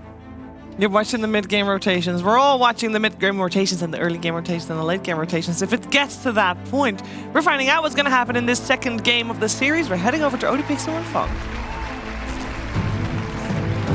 Thank you very much, Shiva. Yes, Gaming Gladiators versus Shopify Rebellion in this game too. And again, excited to see what happens here, Fog. Both teams each sort of bringing in a hero that we don't really see too much. So this time around, it's Gaming Gladiators. Duracho, they feel that this is the time to try and make PL work. And Shopify Rebellion, we're getting crit on the Nyx Assassin. Ain't nobody playing this hero right now. Oh, and I feel like we just casted this game the other day almost. Not the exact thing, but we have a Lone Druid Bat versus the PL carry. We had Pakaz doing this the other day. I'm pretty sure Pakaz ended up not dying, or he died once, I think, in the game, and the game ended, right? So he was super farm. He played really well, and it looked like a really good PL game. This, honestly, it does look similar, but it's a PL. So everything on paper, you can talk about all that kind of stuff, but is the PL actually going to be able to thrive? Sure. I mean, and the problem with the PL, right, is you just need that time. You've got to get kind of your 2, your 3 major items. And this, honestly, it is against a lineup that has got a lot of push. It sure does. You know, so Shopify Rebellion, if they're able to come out sort of even on the laning stage like they did last game, the push is going to come in hard. And it's going to be a question if Gaming Gladiators can deal with that. Yeah, at least it's a more normal draft. Not cheese, just straight Dota this time around, coming out from Gaming Gladiators. Shopify, they played so well last game to endure that pressure. Mid-ward, we saw it just get... Oh, Celery's going to get this one, though. So Quinn got the deny on his own obs ward from the sentry, and then Celery's actually going to get the opposing observer ward in the mid lane. All right. And what about this for Shopify Rebellion? Yeah, crit on the Nyx Assassin, a hero that we just don't really see. What do you reckon it was about this game that made them want to run it? And what are the reasons, like the downsides of this hero, the reasons why we don't see a lot of teams playing it? It's just a very specific hero for certain players, and it's also just a very weak laner. Your lane versus most heroes, you can't trade too effectively. Sets him up for double melee, so that could maybe run into some problems here. This game, why they chose it, you saw Snap, you saw Nature's Prophet. They wanted to have Crit being this hunting hero. Crit and Celery are going absolutely at it right now. Crit, he's fine. He's still got the stick and the Fairy Fire. Celery won't waste any more time chasing him. And Quinn, I mean, he picks this matchup. Panel talked about it a bunch. He wants to play versus the Bat of the Ember. We've been seeing these Embers doing very, very good versus Bat now. All right, yeah, let's see how it does. And that's a situation in which, as I believe what Jenkins was saying, you tend to max the chains, or you take a few more points in chains when you're playing this? I've seen, there's 2 different, I mean, you can just go 2 points in Flame Guard also, and then you can't break it. But there's a couple different approaches that you can do. I think SEA tends to go for the slight chains, but Quinn, he just plays to endure and have that farm backup. So, like, if lane even does get messed up, you'll have some Flame Guard to be able to farm. He's doing incredible right now. 7-2, first couple of waves. Let's see how Saberlight holds his own up top. Because Nyx, I'm pretty sure Crit, he wants to try to get some pulls going, but there is a small camp. Crit will get the melee creeps. Yeah, still be able to keep the majority of the creeps on him. And yes, so in overall, whose draft are you liking more here? I think it's got different type of timings things going on. I like the PL. I think it can absolutely work in this game, but I can also see the situations where Mikey still gets scaling like he did last time on his bat, and then the Lone Druid and Light can just take buildings in seconds. I'm torn. I'm pretty 50-50 on this one, I gotta be honest. I don't like PL as a hero, but on paper in the draft, I can understand how it maybe has that edge here. So maybe a slight, for me, like a 55-45 or something like that for Gaming Gladiators. Sure. And we didn't really talk about him too much towards the end of the game, the last game, but Mikey, off to a hot start today, right, in this series. Yeah, his Invoker play, he was making a lot of moves. Yeah, perfect itemization as well, too. Went for the greed. I mean, they knew how to play that game. They just had to make it past like 30, 35 minutes without being like 20K behind or something, and they were never going to win that one. He was great. Yeah, he played super well. And he's playing, I mean, literally his other most comfortable hero, so. And we've seen him thrive on his Batrider multiple times. Yeah, without doubt, we're going to see Duracho in a much more comfortable spot this game. Of course, not one of the carries that he's been playing super frequently recently. But definitely the style of carry that, is going to feel really good in Duracho's hands. An actual carry. Yeah. Because he definitely looked a bit uncomfortable playing the Witch Doctor. Laning phase looked great, but then mid game it's like he's not at all those opportune team fights that they needed to win decisively. So yeah, we'll see. We'll see what this PL is going to be able to do. Because his lane, it looks great. He's versus double melee with a Snapfire behind him. Should be able to just get that free farm. Yeah. And for Arteezy getting the Lone Druid this game, did you like that? I mean, there was sort of the question of whether it's going to be the Lone Druid or his SF. They go with the Lone Druid here. It's probably the thing that he's just a little bit more comfortable with playing. So, sure, it's not like he's uncomfortable playing the SF, but in this type of matchup, he wants to be able to match with his Lycan. So, yeah, I can definitely see it. And then it gives opportunities in both lanes where you can do these fun, I think the big thing for Shopify is, I'll get to that afterwards, is the vision control this game. There's going to be a Nyx that's running around constantly, Wolves scouting, Tombstone for vision, and then this Bear also that allows Mikey to play with his boot to travel very aggressively. So he's in bots in on the Bear, bots in on the Wolves, bots in near to this Nyx Assassin to go for pickoffs. So it's a cool approach and something that all kind of synergizes together. But lanes at the moment, looking very good for Gaming Gladiators. They've set themselves up for success with this Nature's Prophet multiple times on Ace. And I think Ace, I don't see him going down the route of Aghanims this game. This is going to be Ace scaling. He's going to be the secondary carry, or as he has been sometimes, ends up kind of the primary carry of how much farm Ace gets. Yeah, he's definitely, I definitely don't want to see the Aghanims build this game. There's no real reason to go for this route. Sometimes you're playing versus these Pangos, that global route can be very effective. This game, he can transition. Top lane, Shopify Rebellion, getting some pretty good early pressure onto Duracho. That's a big wave, a massive one in fact. It's triple range creep. Duracho is very likely to miss quite a bit of last hits under this here in Saberlay. He's looking for Celery. Nice lineup there from Crit with the stun onto the two of them. And, Carapace. Very well timed there by Crit. You just don't expect it, right? You go for the Scatter Blast and then it's like, oh, hang on. Yeah, there's a Nyx going on here. And Crit instantly with that reaction. And Duracho also taking a lot of damage out of this. Will be able to dodge the stun with the Doppelganger. But some great pressure from this Lycan Nyx lane. A lane you just don't really see nowadays. Can even get the kill here. He missed so many last hits, by the way. Looks like he might be a bit too tanky with his helm. Too. It's going to be close. The stun's back up. They're playing this perfectly here. Crit and Saberlight. Saberlight may go down if Celery's able to find him. And indeed he will with the Scatter Blast. Crit still able to reflect a fair bit of damage though with that Spike Carapace. But of course will not stop Saberlight from dying. So Celery able to redeem themselves a little bit up top. But all in all, definitely being quite annoying here for Duracho. Great plays from Crit. These Carapace is excellent. Nyx Assassin. There's two heroes that immediately when Snapfire got added to Dota, they were just instantly picked as the counters. The Silencer and the Nyx Assassin. So all over the place throughout the game, you're going to see Crit being able to do some cool moves. And throughout the rest of the game, versus Ember, he'll have setup. Versus Nature's Prophet, he can sneak around. Doesn't get the timing this time on Carapace. Really important stuff, though, that somehow the Lycan, they super well played, the way they dive with a triple range creep and everything onto Duracho. He misses, I want to say, 8 last hits, and they end up killing him. So, big stuff.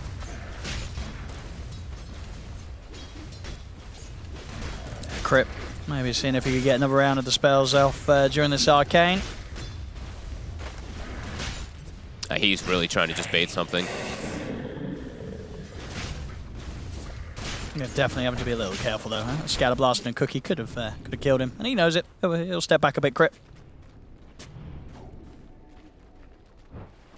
Ace tries finished up. He's still farming super well. Yeah, Panel talked about it. This double ranged versus the Undying. It works very effectively in gaming. They've played it time and time again. So far it's looking really good for him and Quinn. But yeah, Duracho is significantly slowed down already, and they're actually putting quite a bit of pressure onto him here. Really good stuff from Shopify again in this top lane. Yeah.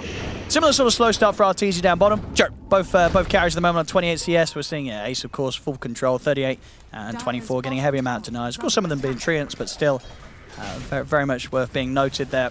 How easily Ace is able to sit and hit the creeps in this bottom half of the map. Quinn. It's going to come in with a rotation. TP will be there from Mikey. There's Fly. Heals up with a Soul Rip. Another Sleight of Fist won't be enough to quite finish off Fly. Fly's going to be fine. And in fact, be Tofu that gets taken down by this response from Mikey joining the fight down bottom. Super quick TP. And Mikey, yeah, this is the skill build he goes for every time. Just like 4-0-4, doesn't even go for the lasso, and he will be able to get the kill anyway. Radiant's middle tower This Lycan he is huge. I mean, he's 5, he's got Dominator, he's near 6. He's going to be able to continue applying pressure up here. Dyrachyo, he's gone for the Vanguard just to be able to sit up here. Yeah, I mean, absolutely needs it to be able to stay in lane against this Lycan. Yeah, and Quinn, he's trying to make moves around the map because, you know, they're probably saying, like, hey. It's kind of difficult, though. Yep. Especially onto a Nyx Assassin as well. And Quinn knows it. He won't waste his time there any longer. And it was just the max slight. Only 1 point in the Flame Guard, I guess, for the laning phase, so. Ace, we see his build. I mean, we expected it. He's just going straight Maelstrom Treads. As we said, he's going to transition into a big right-clicker this game, not the Aghanims build by any means. Wrath of Nature online.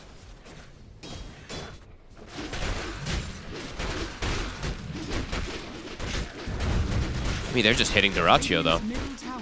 He's able to sustain for a bit of it now with that Ring of Health.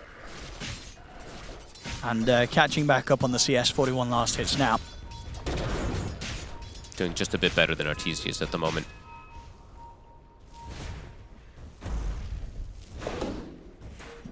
Mikey might be able to find Tofu here. Couple more hits. One more. Oh, the uphill miss! No! Okay, I'll get him anyway. Tumbler's toy. Nicely done. Top lane. And Sablelight's got the ult, and he's going to be starting to chase down Celery, but Dyrachyo and Quinn are here. And yeah, Sablelight will start to back off. Crip will go for the Spike Carapace. TP out. Sleight of Fist comes back up just in time. Quinn will manage to get Crit out of that rotation towards top there from Gaming Gladiators. Good moves from Quinn. Making tons of space around the map. He's just trying to help out the side lanes as much as possible. And they have the Wrath of Nature to just help from the opposite side. Arteezy, though, in the meanwhile, immediately does start putting pressure on mid and even swings Saberlight's creep over. This is pretty cool. They might just be able to finish off the tower with this. They're going to have to move the creep away so they don't give up the gold. Quinn is here. He's able to farm the creeps. A nice bit of bonus gold there for Quinn.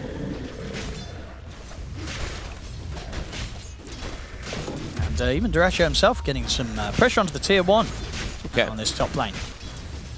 Getting tougher and tougher to bully out the lane now, of course, with that Vanguard done.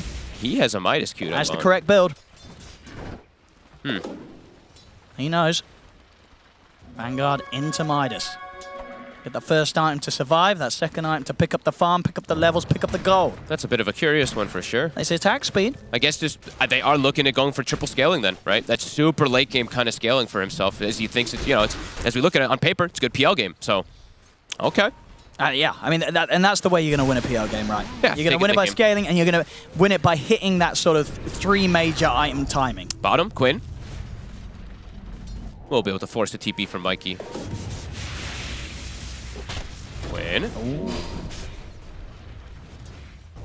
Should have been fine anyway. Yeah, and in theory, he knows as well he's going to get a lot of space made for him. You know, one sort of ace and Quinn of their first item, they're going to be playing super aggressive on the map. And it's just like, for like Saberlight, until he gets the Overlord, he has to be a bit careful how he shows his creep, because just, you know, Dyrachyo could just walk up and Midas hit in a lot of situations. Mid! Big damage! I'll try and go in for Arteezy, and with the kisses coming in, they'll get him. Oh, they almost got the bear too. That would have been huge. I was trying to pick up some action in that mid lane, keep the pressure onto the tier 1 tower, but on his own, didn't end up being the safest of places to be. Crit.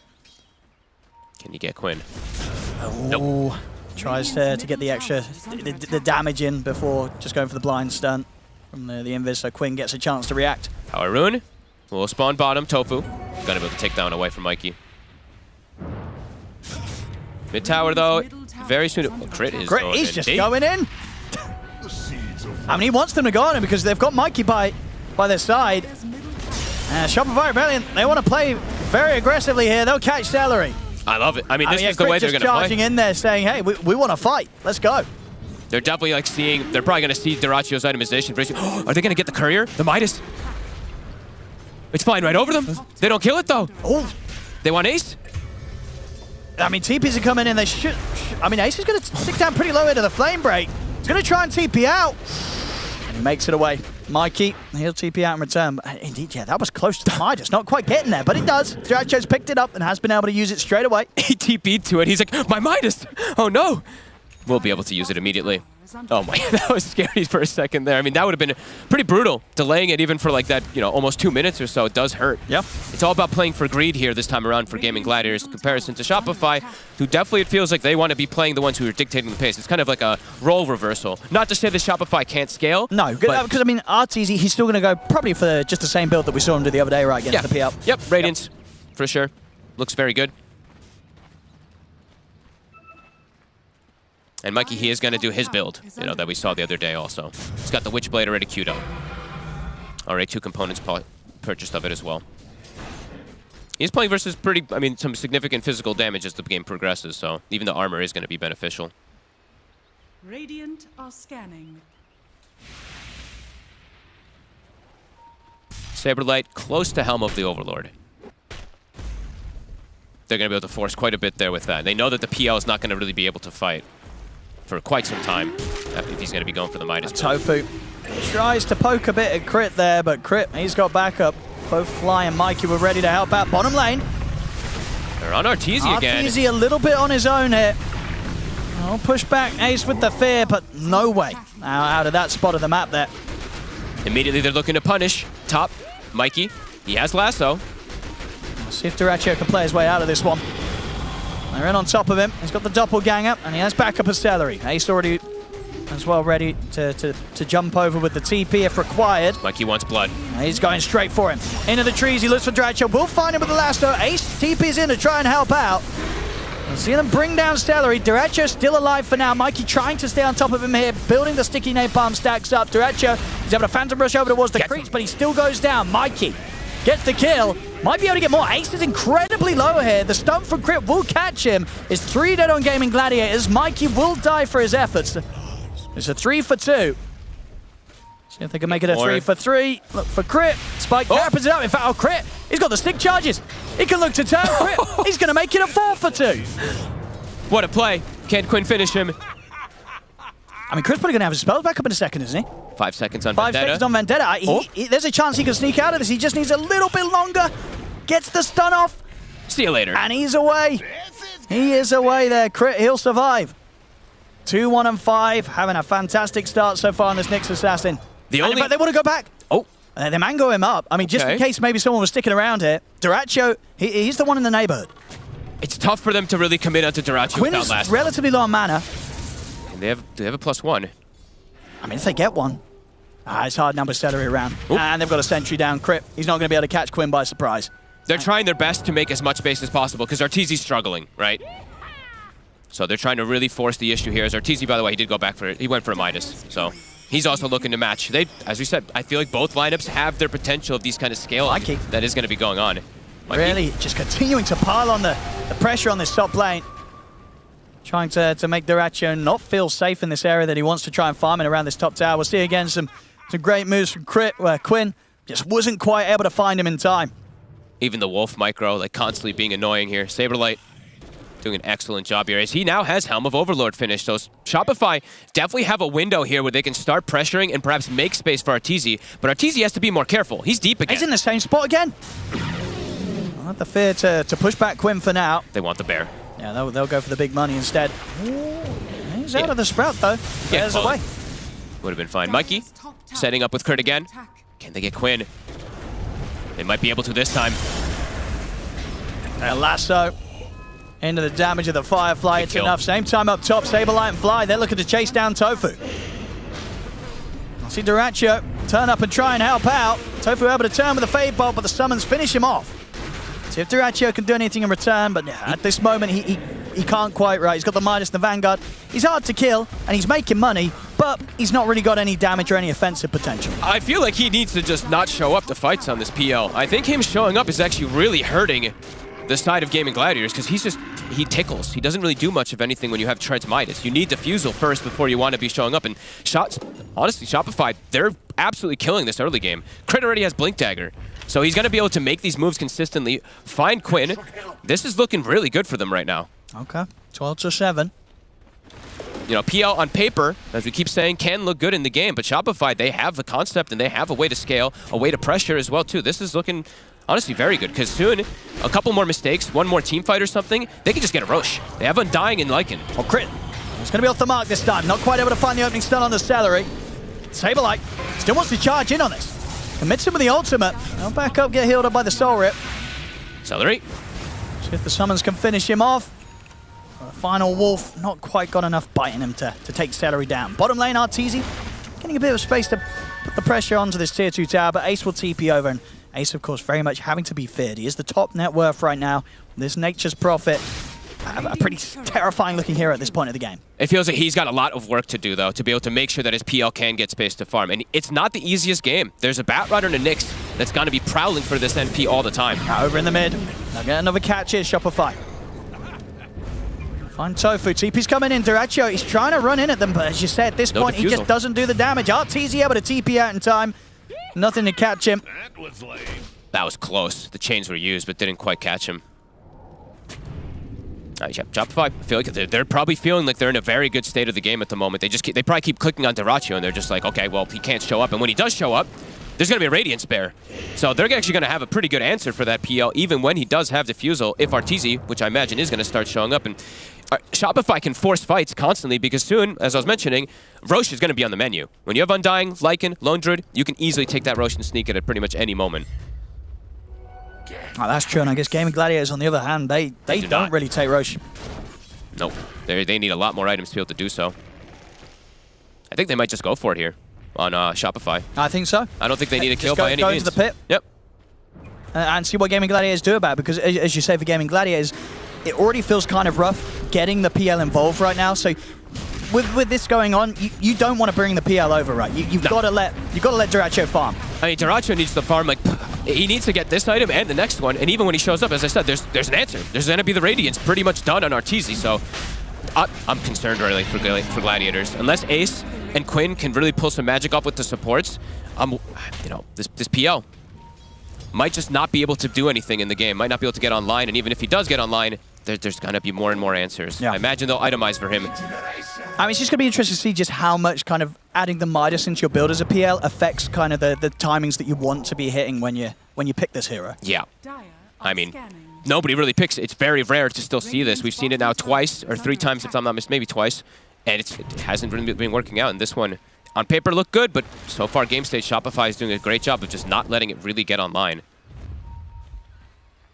And they're ready to fight. They've got everything ready. Radiance is done. He's got a Philosopher's Stone on the Bear too, so he's got Midas and Philosopher's Stone. He's going to constantly get farm. And yeah, Blink on crit level 12. They can hunt very easy versus Quinn and versus Ace. And as we mentioned before too, it's the vision aspect. They've got Wolves constantly scouting. They've got Nyx Assassin constantly scouting. So it's difficult for gaming to really look for this type of split push that they want to get going a bit to get space. Scary next few moments for Gaming Gladiators. Yeah, they're ready to head into the jungle. For sure. See if they can catch any of these supports here. Crit, he's already been able to close the gap onto Tofu. As Tofu, he'll attempt to pigpole his way out of there. And with the Sprout holding them back, Ace will be able to keep Tofu safe. Nice Carapace. Actually ends up saving him. Mikey.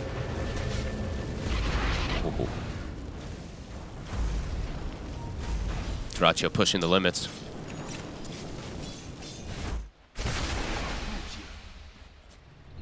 Ace soon has Gleipnir. So, I mean, he still, as we said, he is the top net worth. He is pretty much the carry himself. Now, he's done it many times before, been able to carry them from a sort of a solid profit performance. He's just got to be quick on his fingers with this BKB versus this Nyx Blink and versus this Batrider. Quinn? They're going in aggressive, looking for Saberlight. The kiss is out as well, but Saberlight pretty much dodging every single hit. Will get hit a couple of times, but won't be enough to threaten Saberlight at all. They're ready to turn. He gets caught by Crit. Uh-oh. And now they can just chase on for more. Tofu. They'll look for Tofu. They'll find the Rubik. Celery's got to keep running. Oh, they're rolling with it now, Owen. Try and turn with the Scatter Blast, but again, Crit. The timing's there with the Carapace. Finding these dream pickoffs, and it's transitions into a tier 2 somehow. Quinn, still no BKB on him. He's easily punished. Absolutely. Feeling sort of how difficult it can be to play sometime against these heroes like the Nyx Assassin. And look at bottom. I mean, they have a ward here. They see Duracho. Mikey's coming. Crit. He'll start the move off. The lasso's there to follow up, and Mikey, of course, has more than enough damage to burn through the PL. And Mikey's build, like I said, he's one of the few ones that does this, but this Witchblade plus the Shard. So much damage. You don't need Firefly in a lot of situations. You just kill them with right clicks. They're really, I mean, they're completely controlling the pace of the game now. 17-7, scaling beautifully, finding every pickoff. Saberlight almost has AC. Is this PL even going to be able to do anything this game, Owen? It's starting to feel unlikely. Game. It's a tough game, and he's dead, and his Midas, it's off cooldown. The real pain, as we like to say there. As he has to sit there on the sidelines, knowing that the efficiency has been lost. Yeah, Ace just has to carry at this point now. Quinn, he's constantly a third of dying without BKB, and he's still about 500 gold off. Shopify, they're looking to punish it every time Vendetta's up. It's just so hard to fight without that BKB. And look, the Wolf. Scouting Quinn. Mikey. Andracha will step up to use the Midas. Crit. Waiting for the chance to jump in on this. If they want to still go, it's a bit trickier now. They know that Gaming Gladiators are aware of what's happening. And Crit won't quite be able to connect with the stun, but the Tombstone's down and RTZ's coming in from the side.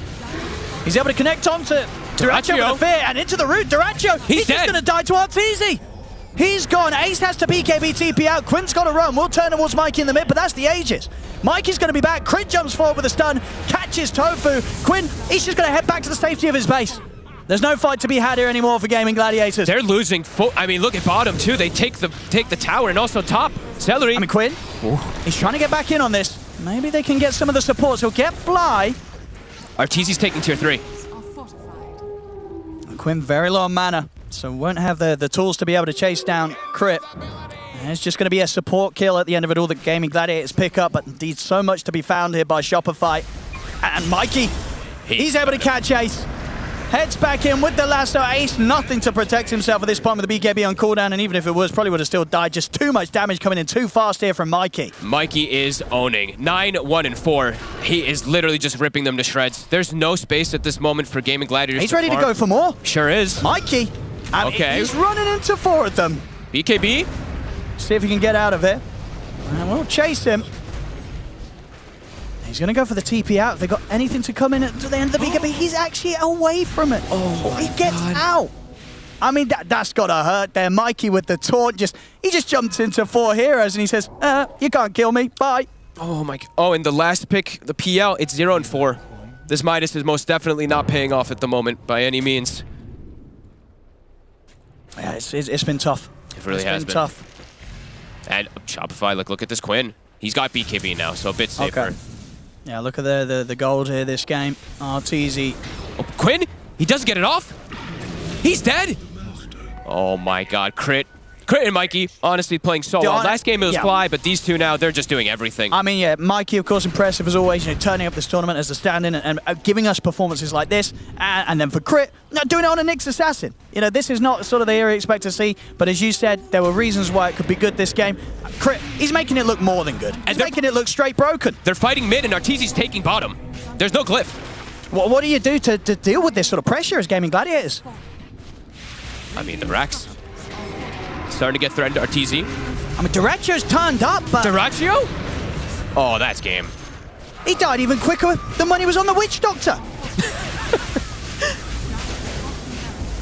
Oh my, Shopify turned up ready to play today. What a series this has been for Shopify Rebellion. Honestly, this is... If they can be consistent with this level of play, they're looking better than ever. Absolutely. This is some crazy stuff. This Bat Lone Druid, they made magic work the other day versus the Pekaz PL. This PL literally hasn't even done anything, hasn't been able to play. He's just been Midasing creeps. It's been rough. Arteezy, too tough to kill. Also, 5 Wraith Bands. And in they go. Mikey wants another. Another catch there. They're trying to kill Arteezy. Maybe they'll get him. He's getting low, but he's healing up with the bear. Arteezy's still alive, finally gets zapped down. But it's costing them so much in return. Both supports will die for that. Ace has to buy back. Quinn is caught by the carapace. He gets his mana burn. Mikey finishes him off. Whoop. Blink. Doesn't get it off. Oh, Crit. Maybe he does. Oh. That's a little bit of something for Gaming Gladiators because nowhere near enough. And Mikey's ready to go again. Look at how aggressive he's playing. In he goes, finds Celery, another one for Mikey. Still has BKB also to disengage. I mean, Duracho's trying to go on this, but, I mean, can he? BKB's back up. I mean, Dyrachyo, he might have to be careful himself here. Oh, and they have... I mean, this is crazy. And it They feels like a destroyed while this as well. one. It's we've not seen teams be able to do this really back-to-back against Gaming Gladiators. Nope. 2 games in a row where Shopify Rebellion, they're just looking on another level today. They're playing so clean. They're understanding how to play with the vision, with the advantage that they have. They saw the Midas. They've punished it time and time again. There's like no hope really for this PL. He literally does nothing to the draft right now of Shopify.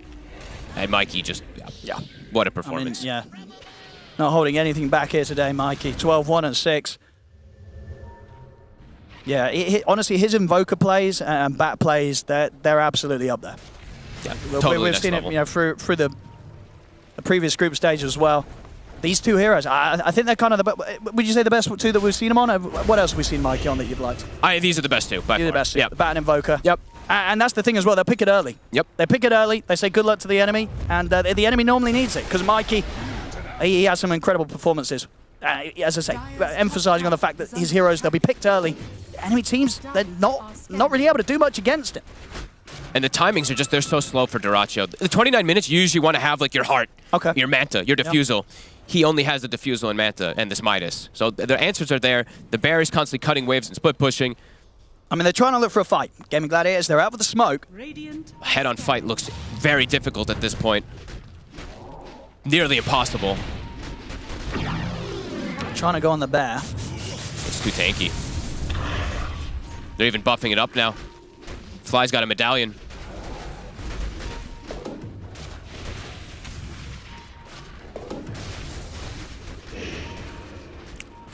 For Gaming Gladiators, like, where do you go?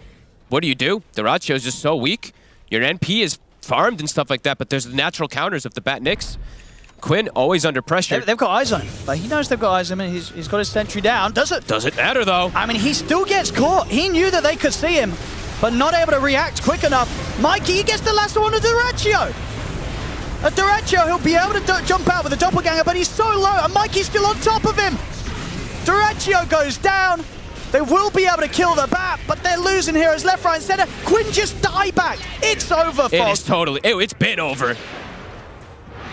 Time to close it up. They're going tier 4s. What a day from Shopify. Absolutely. They 2 times back-to-back, and against Gaming Gladiators. They crushed them. Absolutely crushed them. They crushed them, and impressively as well. Tons of people have been asking for this Nyx too. Like, in some of these games, it looks like it can work, and honestly, Crit. I mean, he was great back in the day, right, on the Nyx Assassin. This was just, wow. Look at that. I mean, they definitely got to be feeling happy after that absolutely. one. Crit, look at him. Yep. Oh, yeah. This was beastly performance across the board. I think they just shut down Gaming Gladiators so well, punished the Midas, don't let this PL that, quote-unquote, on paper, can look good versus their draft. It didn't. It looked completely useless. I don't know. I just say, the last few times that I think we saw this 3rd game now that we've casted a PL, it never works. It never works. It never gets works. online. And even when it does, there's I answers. appreciate, Dyrachyo, I think he was trying something different this game. It was like, well, if I'm going to make it work, maybe we kind of go with the Midas route. But again, it didn't work. No. And I love to see, honestly, like, maybe sometimes overhyping with Mikey, but a player that comes in and with his own style, with his own build, consistently doing Witchblade, consistently going for this shard play, he makes it work. He makes it look kind of OP in a way. This is, the dream for Shopify. Yeah, what a day, what a series here. Wow. Absolutely fantastic stuff there from Shopify Rebellion. They're going to be feeling great. I'm sure the fans are going to be feeling great about this one as well. What a couple of games. Shopify Rebellion, they take this best of 3 2-0 against Gaming Gladiators. Dominating performance. This lone Druid pick keeps going through, and Arteez is just able to continuously make it work all the way. Of course, everybody falling in line with this draft. The Bat, the Lycan, Nyx Assassin with the little sneaky plays, finding the people, setting the kills up. everybody played their part. Of course, Undying is still there as well and did Undying things, which are very annoying to deal with for Gaming Gladiators. Congratulations to Shopify. This was a very solid 2-0 from them, day and night from yesterday. And before we get our hands on one of the winners to question them, we are going to try to break this game down as much as we can. I'm joined by Jenkins, Effie, and Purge. Purge, this game was a treat to see, but we kind of, from the start, it looked like we already knew where it was headed. From the start, more or less, yeah. I think Crit played like a ridiculously good game. He was everywhere, pressuring enemies, landing stuns. His Spike Carapace were pretty consistently reflecting damage and setting up his follow-up stuns. That made Ember's game really difficult. There was a lot of moments where he was like on a knife's edge, gets double stunned, gets right-clicked. Arteezy's roots, very well timed. Yeah, he did a good job with Like, they actually were really important. His itemization was kind of cool. He went like Midas to delay his timing a little bit. Everything really hit well with Shopify. Mikey played great. Everybody played great. Yeah, Shopify were clinical today. I felt like all of their movements were textbook. Everything that they needed to do, they did. The lanes went well. It was just... So, I have a couple of things to say, but I just really like some of the takes that teams have on playing versus Dire.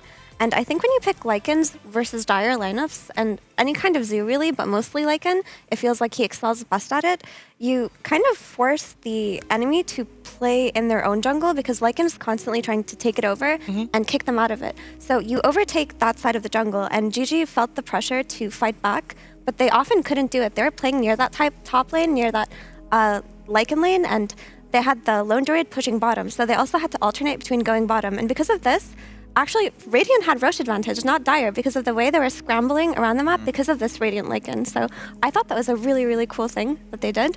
Yeah. And the second thing is, this is probably one of the first times I've seen GG not be able to cross the river for a very long time. They were just stuck playing on the defensive because of how well Saberlight and Crit were just constantly pushing them away and constantly making them react and disengaging so well. And then you have Arteezy, who overtook GG's triangle completely because he constantly had vision of where his enemies were just on the backs of his team. So he was pushing bottom, he was pressuring the tower, he was taking the triangle farm, and it just felt like everything they did was perfect. And the strategy that they applied in that game, I thought was top tier. That's a cool point about the Lycan wanting to invade it, because it works perfectly with Nyx Assassin. Like, the best support to be in the area, he can be invisible while he does it, and he can set up stuns.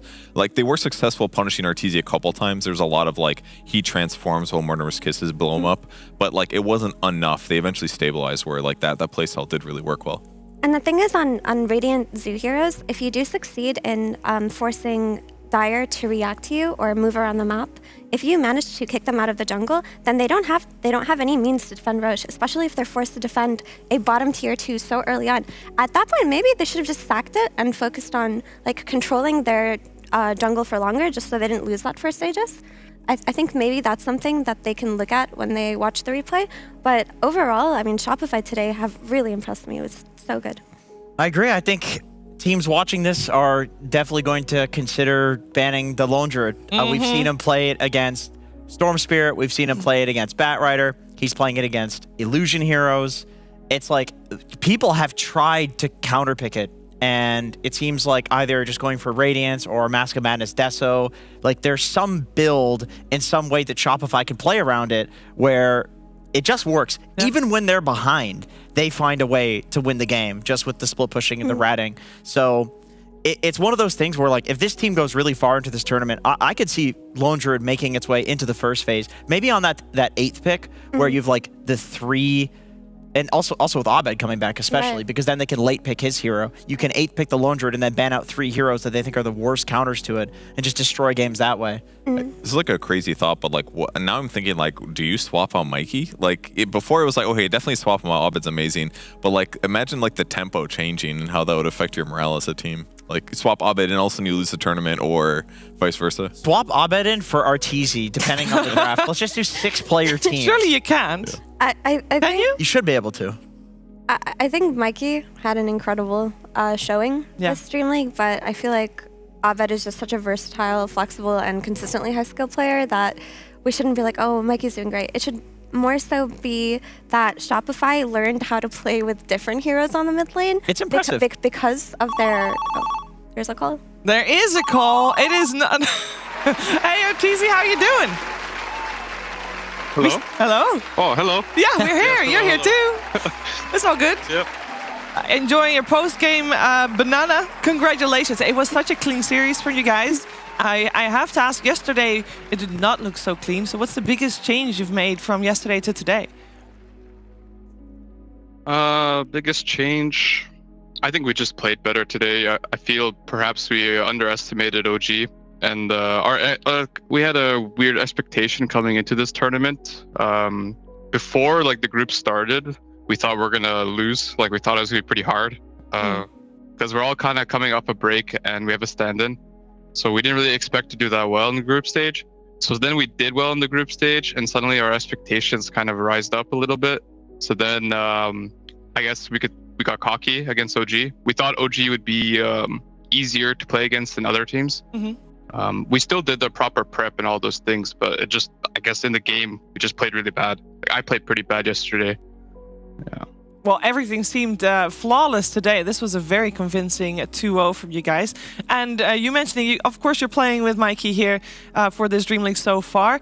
How was it trying to work him in? Because did you guys feel like you had to change up your play style a lot, your draft style a lot for him?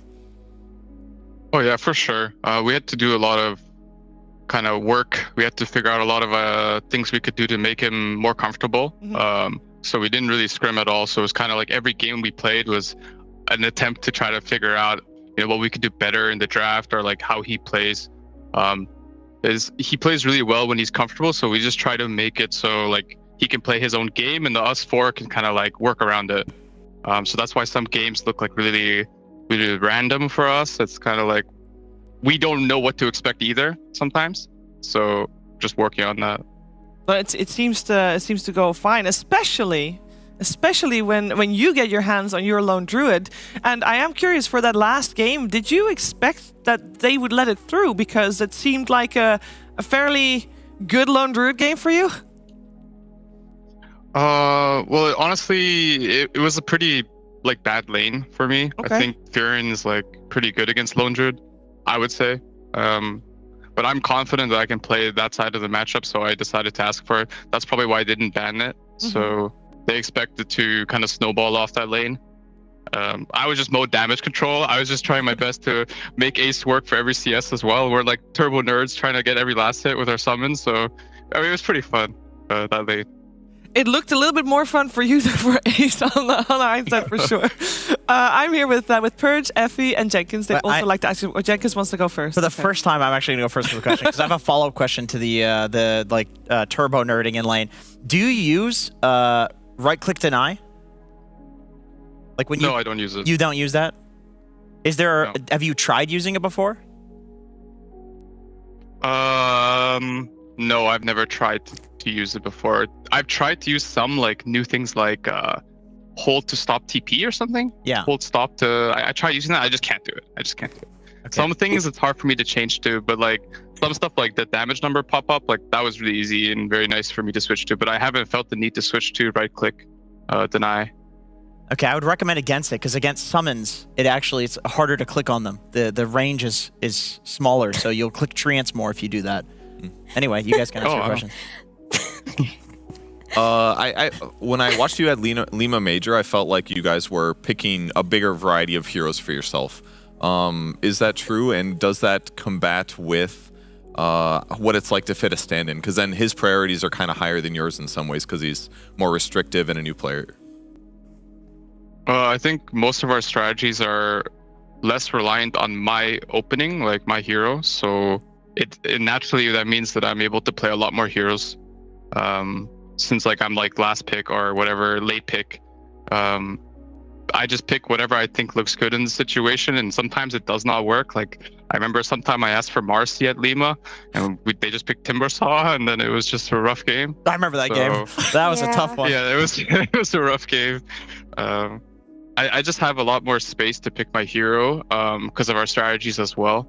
I've always liked playing different heroes, but like sometimes, there's a patch where maybe TB is like strong, and like we want to build strategies around that hero specifically. So, I mean, right now it's just easier to pick my hero later than before. Okay, cool. And follow-up question: how prepped were you for the Witch Doctor dual lane? Where it seemed like you guys seemed comfortable laning against it. Did that go as you expected?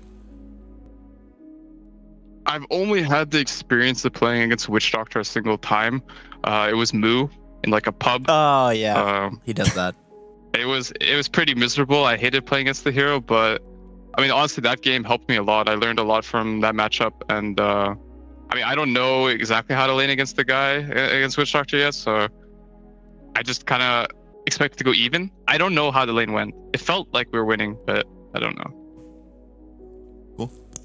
Yeah, hi Artusi, congrats on the win. I just have a couple of follow-up questions on some things that you said. So I was wondering what you think the biggest contributing factor is to the days that you play really well versus days like yesterday where you said you guys simply just play bad. Like, where does the biggest shift happen overnight?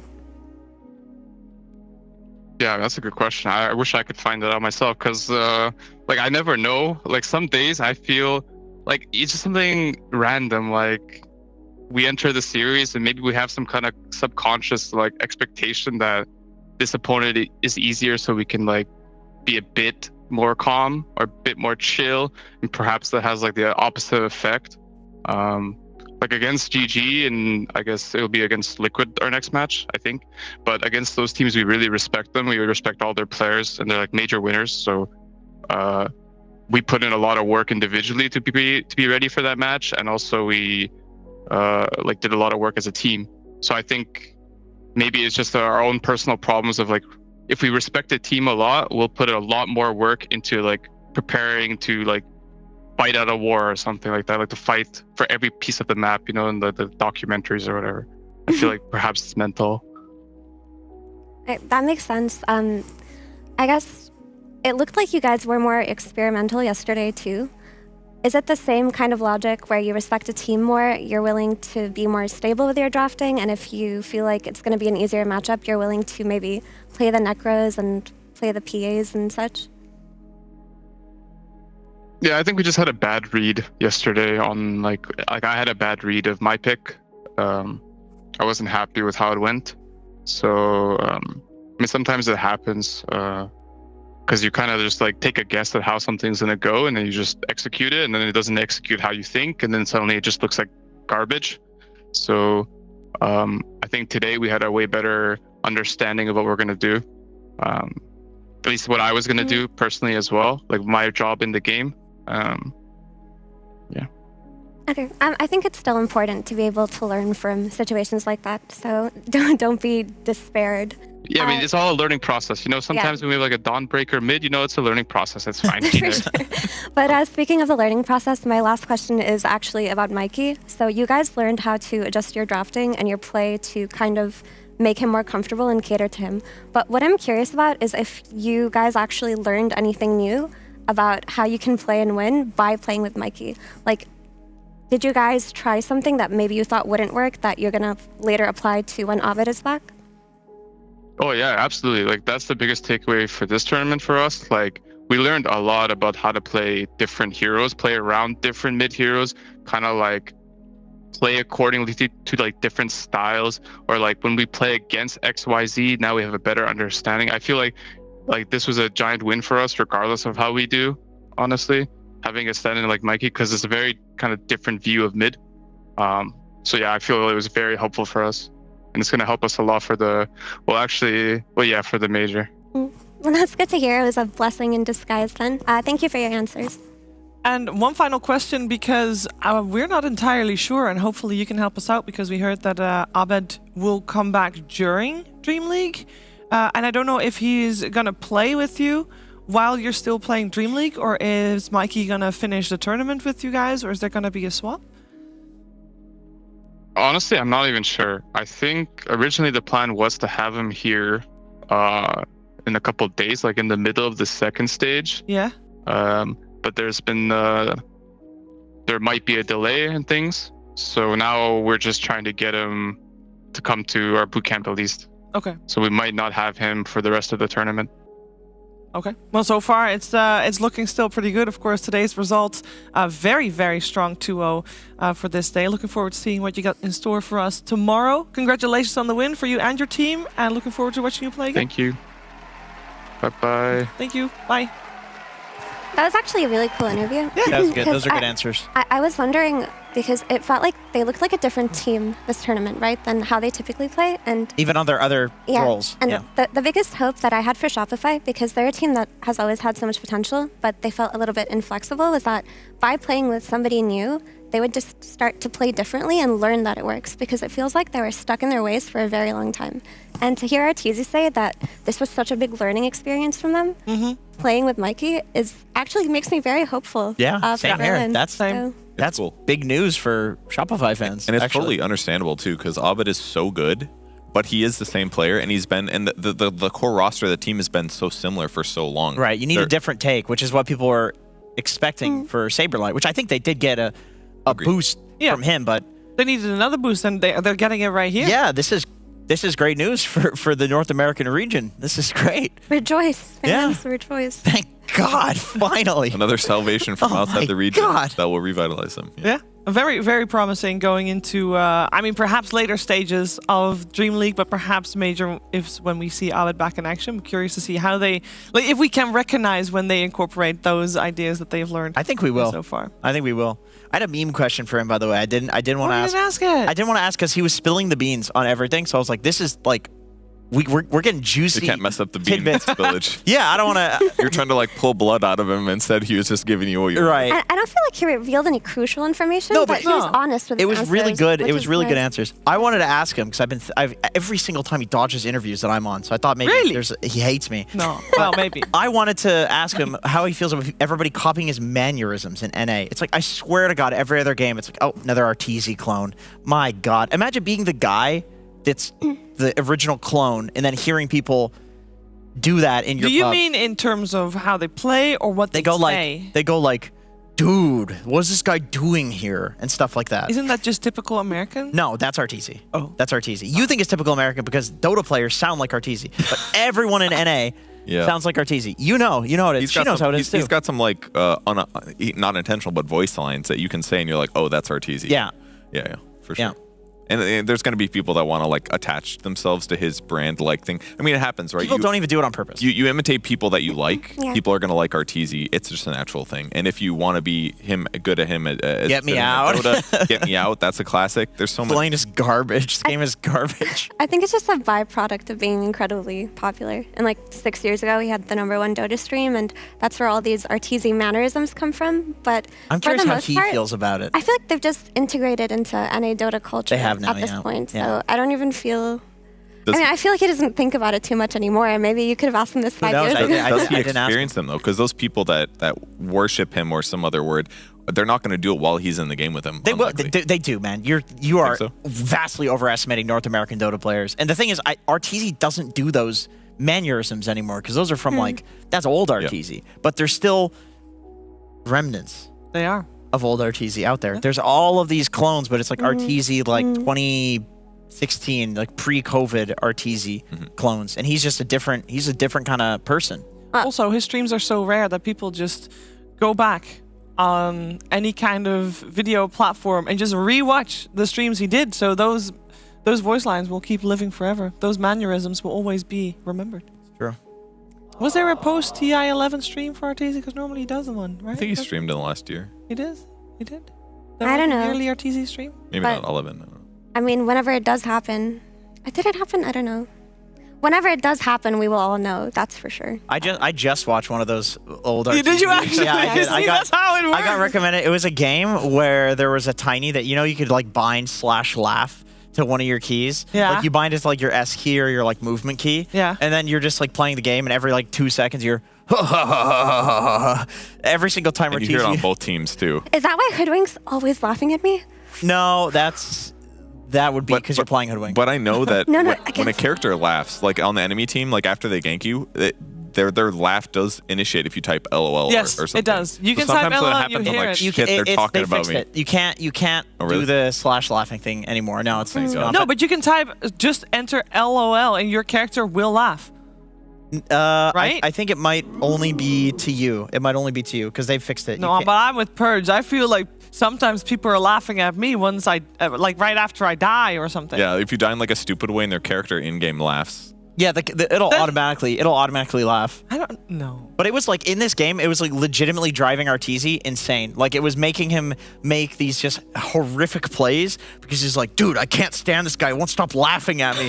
It's like, how do I turn this off? And he's struggling to like mute it the entire game too. Yeah. And like back then, obviously you couldn't. You know, there wasn't a mute feature in Dota, so it's some prime, juicy, succulent Arteezy stream. And a lot of things. But that's why you keep watching them. And you always remember the voice lines. And we'll always have the streams from past broadcasts until the next one. I remember that, Tiny. That guy was an asshole. He doesn't play anymore. Good. We don't need assholes. We have enough already. Great story, Jenkins.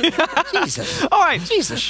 Changing of the topic, I think you guys are well aware that we are running a not before schedule, and that way everybody can schedule their day around their match that they want to watch. That does mean if we have a quick 2-0, the way we just did, we do have some time that we get to entertain ourselves for you with some random stuff. And we've got two things planned for you today. Later on, we're going to have a segment we haven't done before, live in the studio. We're not sure if it's going to be fun, but it could be very fun. So it's going to be a little bit of a tryout. Do stick around for that. First, we're going to test, I'm going to test your knowledge, but mostly their knowledge in the world of Dota 2. We have some sounds for you. Now, I know you said you wanted to be the GOAT. Not the GOAT, a GOAT. Yeah. Do you want to be the GOAT, or do you want to have something random? I'll go something random. That's exciting. Give me the mystery box, Cheever. Associated with you. No, I don't want that one. You don't want that one? Who wants this one? Stop. Do that again. give it to Effie. She likes metal. Yeah. It's Arkosh. I like it. All right, cool. You get the GOAT then. That's good. Yeah. This is your new one, Purge. What is that? Do that. What? It's a duck. What? Whack? It's a quack. Quack? No, that's like It's whack. whack. It's like whack. Whack. Are these in Dota? No. Oh, No. okay. Okay, I'm so confused. that is the worst duck sound I've ever heard. Fire the sound guy. It literally says duck. It says nothing like a duck.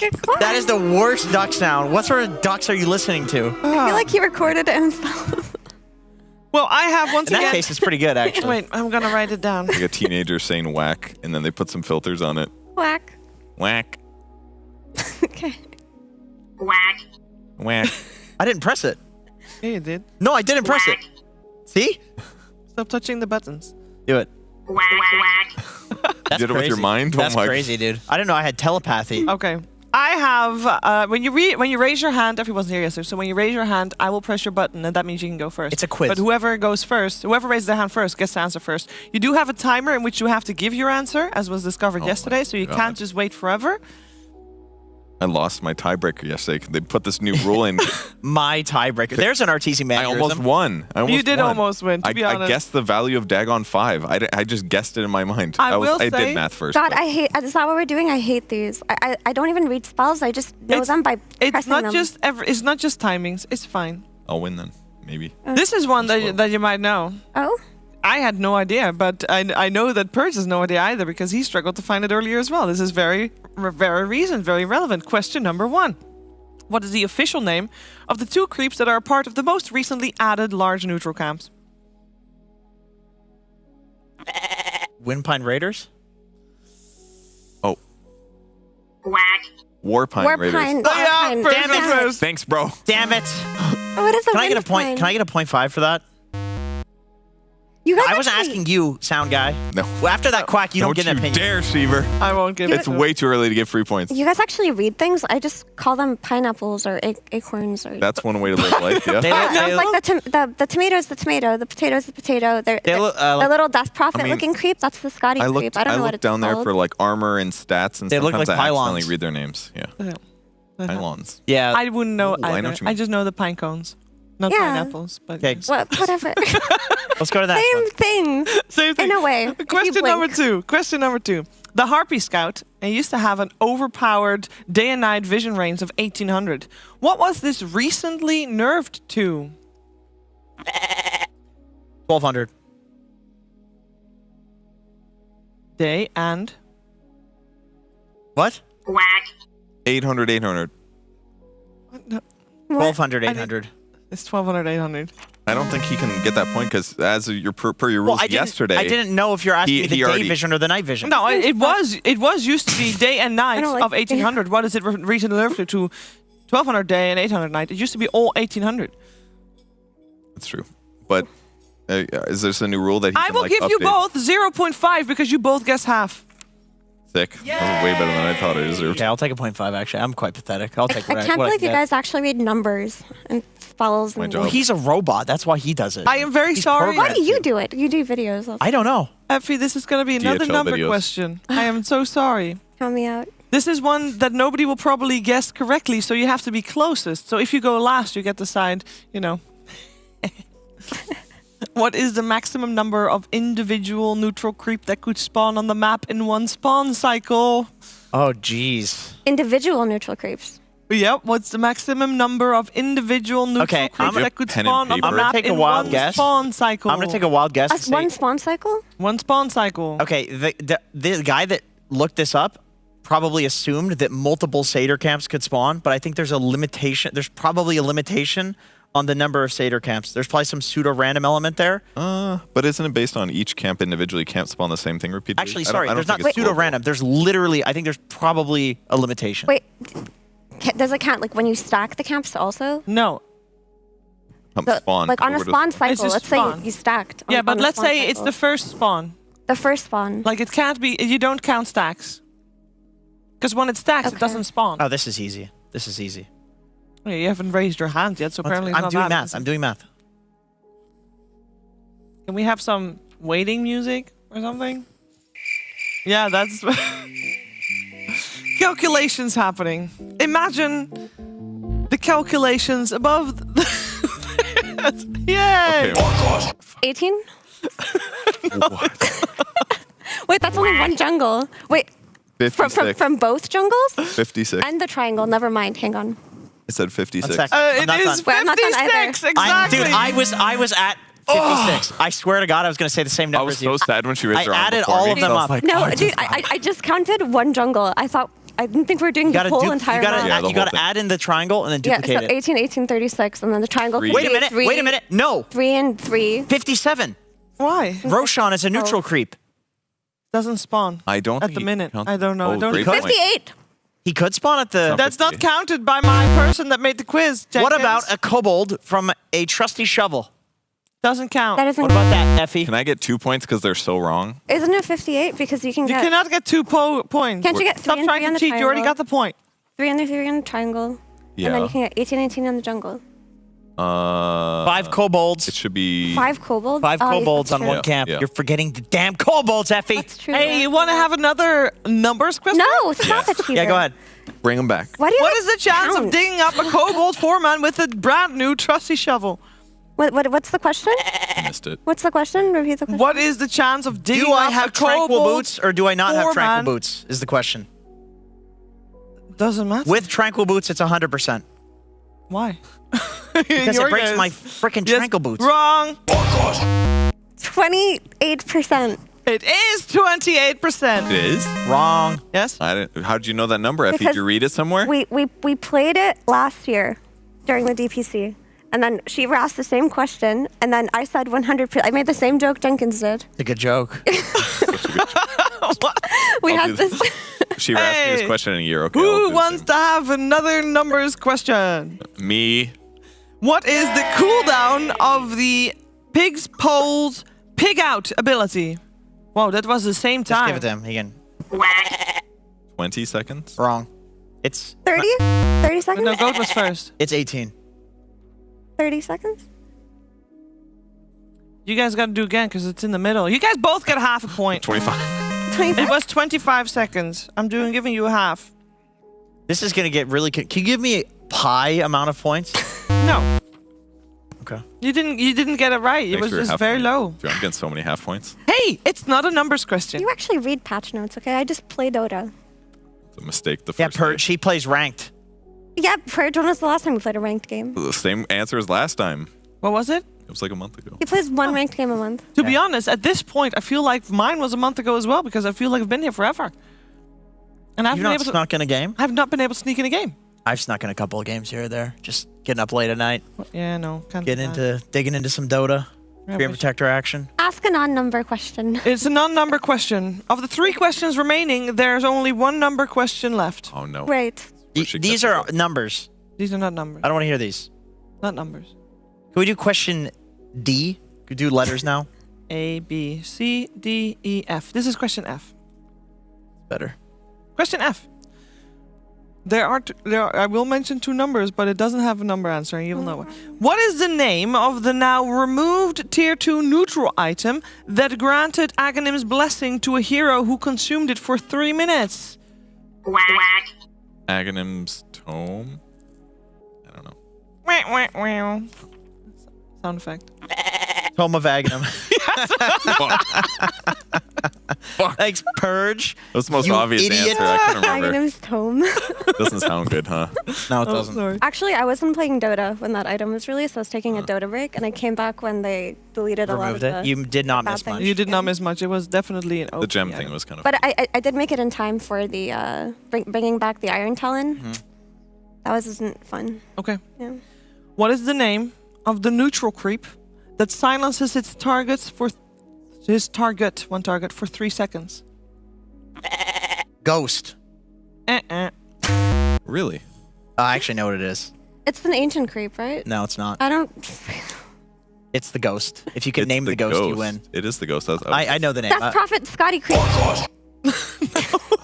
I'm gonna guess, but not for points after he's done. It's some like adjective, some like something to make it sound better than ghost, probably. I don't know. Fell something maybe. Is it fell spirit? No. Oh. What is the name of the neutral creep spell? Oh, the spell. Oh my god. Did you read that wrong? You read it wrong. There's no way to know the spell name. I don't even read spells. Okay. What is the name of the spell that silences its targets for 3 seconds? Whenever you thought, what the heck silenced me just now, you hover Is it over silence, Shiver? No. You raised your hand too. Yeah, but I also thought it was silence. Silencing. It's Vex. Oh, it is Vex. It is Vex. Great. Oh, nobody gets points. We have that one in Ability It's Arena on the tough. Steam Custom Game Shop today. Do you? And it's in there, so I should have known that. You should have known that. Final question. How often do neutral creep stats increase as the game progresses? This answer does not match. Wait, sorry, that was it. Isn't it 7 minutes? Every 7 minutes they get stronger? And they give you more gold? That's lane creeps. I'm going to guess every. That's neutral creeps also. I'm going to guess 10 minutes. Why are you zooming on me? I don't have an answer. I have no idea. 10 minutes is what I said. You gotta give an answer. Do I? What was the question? How often do neutral creep stats increase as the game progresses? Every 60 minutes.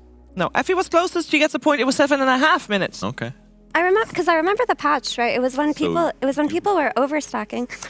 I read patches, Purge, but I don't like memorize them the way you do. God. I don't. I just don't read spells, okay? Look, I press the spell and then I just learn what it does, and that's better than Yeah, she wasting- plays the game, Purge.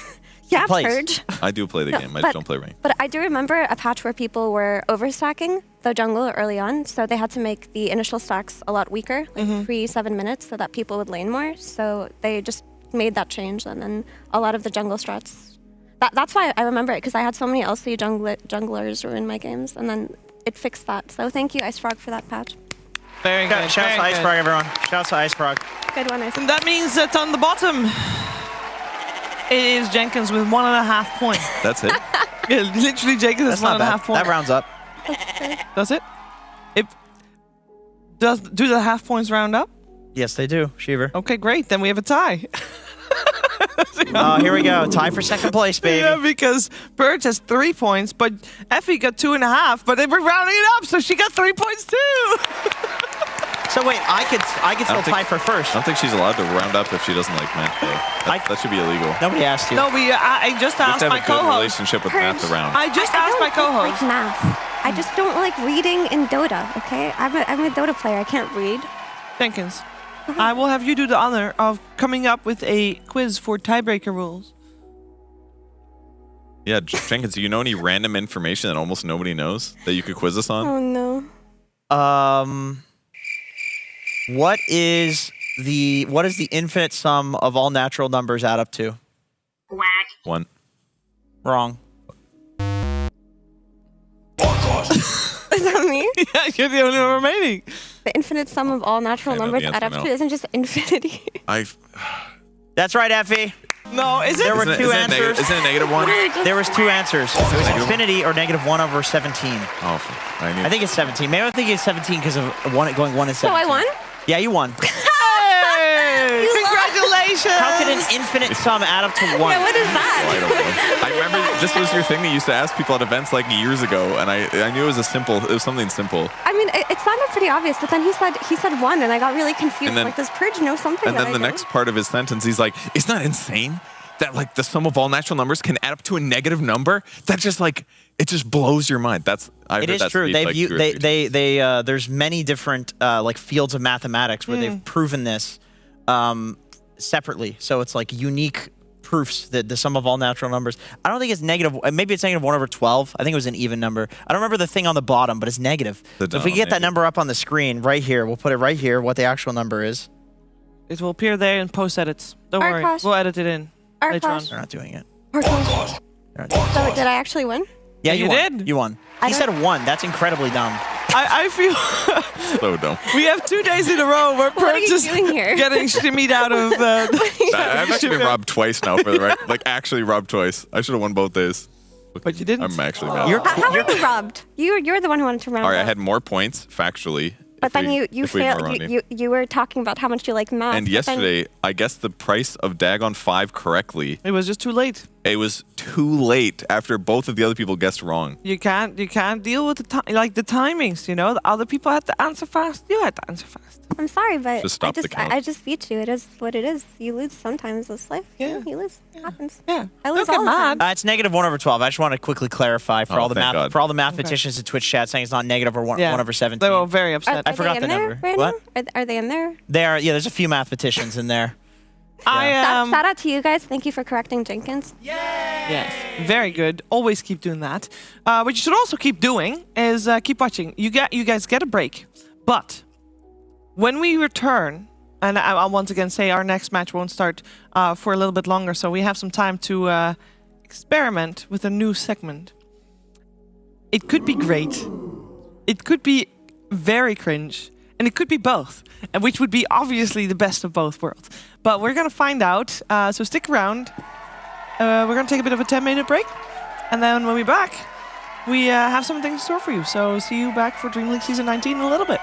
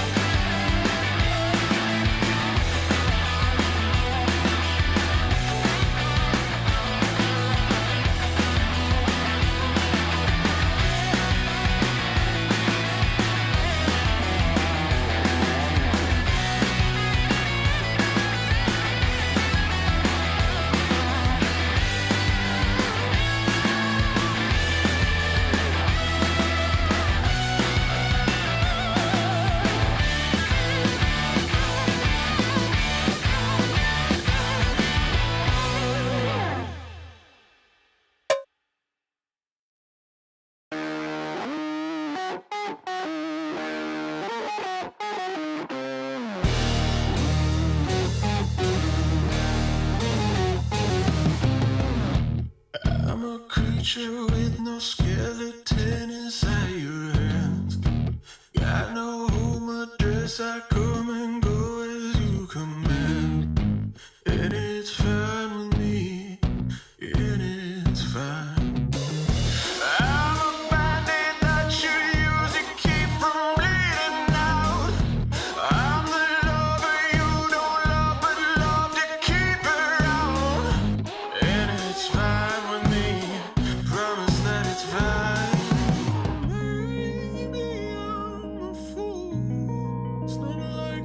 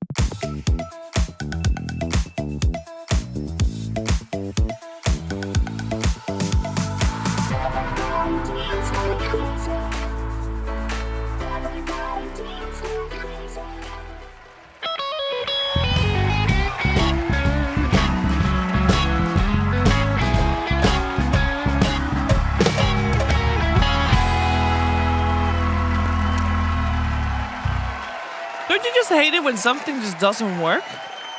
And you have to return it. That's the worst, actually. Rules. I tend to, when I have to return something, I tend to not return it. I tend to just, accept the loss that I've had, and I'm not going to go back to the store or The Dota not going to player send mentality. it back. I will not accept my loss. I will. You don't? You go back? You robbed me, Sheeper. I'm still mad. You robbed yourself, Mister. I literally asked you, you okay with rounding up? You said yes. You sabotaged yourself. Maybe you shouldn't have answered 1, Kev. I guess so. Yep. Fucked up. We're going to play a game Oh God, where not another we are all one. going to overcome our fear. Well, apparently Kevin doesn't have this fear of returning things. We are going to, each of us, play a shopkeeper. And this shopkeeper that we are playing one at a time, the shopkeeper has sold an animal and something's wrong with it. Can be any type of animal. And who knows what's wrong with it, really. The shopkeeper, however, is very forgetful and doesn't really know what's in front of him. So, they are going to have to ask some questions to find out what the animal is and what the thing is that is wrong with it. All right. You want to be the shopkeeper first? Okay, Sheever. Yeah, I'll do it. Wait, I wasn't listening. That's fine. We'll show you. We'll do it. Sorry. We'll do it. I'll be the first person to return their animal, and then you guys go afterwards and see what you got. The person returning has all the power. Just in this I have the situation. power. You're returning a metaphorical animal. Yes. Yeah, the animal is listed, and then what's wrong with it is listed. And the on animal card. has some sort of condition that's fair. wrong with it. So you need to Fair. figure out why it's being returned and what animal it is. I do think it's a good idea to have some. I think if you're in the store, what music is playing in the store? Just some nice elevator-esque music, I think. Yeah. Nice. Go to your store, please. All right. I will read my animal. I will also show it to the camera. You guys can't look, by the way. So are we involved at all? Well, here, or are we maybe just you can watching? guess. If he can't guess it, maybe you can guess. So Sheever, I'm can I coming. make You guys can be the shopkeeper witty assistants. comments? Will you make what? Can I make witty comments? You can make witty comments. Okay. Well, I'm gonna walk to a camera. You can't look. And anybody Yes, make sure that I'm he not- doesn't look? I can't look. I can't see Which anything. camera will shall I show it to? This one or this Very one? strange game. Hello. Haha. Oh, yeah. Can you read this? Can't see shit. Oh, we got it. Wow. Yeah. A Gremlo who is very upset. I need to Very read this witty, card. Purge. Very witty as usual. Thank you. Could the drummer please stop drumming and do a badum? That's for you, Purge. Good pivot, though. Great pivot. All right. You ready? I'm ready. Oh, look who's back. Yeah, I'm sorry. I can't. Should you It just really? doesn't work the way. Should you really be holding it like that? You should. Because it's quite heavy, isn't it? It is, but I mean, it's the way they prefer to be held. So. They prefer to be held like that. They do. I see. Is it a human baby? Just kidding. That's not my actual guess. So I don't know. This was working fine when I. Yeah, gave it but to I you. don't know. I mean, maybe. I don't know where he caught it. I don't know if it was in the shop. I don't think it was me. I think I took care of it pretty well. Right. Well, we don't have any other ones of those, so that disease. You could probably fix it though, but I just feel like it should be you that fixes it. Oh, you think it's fixable? I think it's fixable, but I think it should be you that fixes it because I don't want to deal with all that mess. Oh, it's very messy. Yeah, it's a I bit see. messy. Have you tried Pepto-Bismol?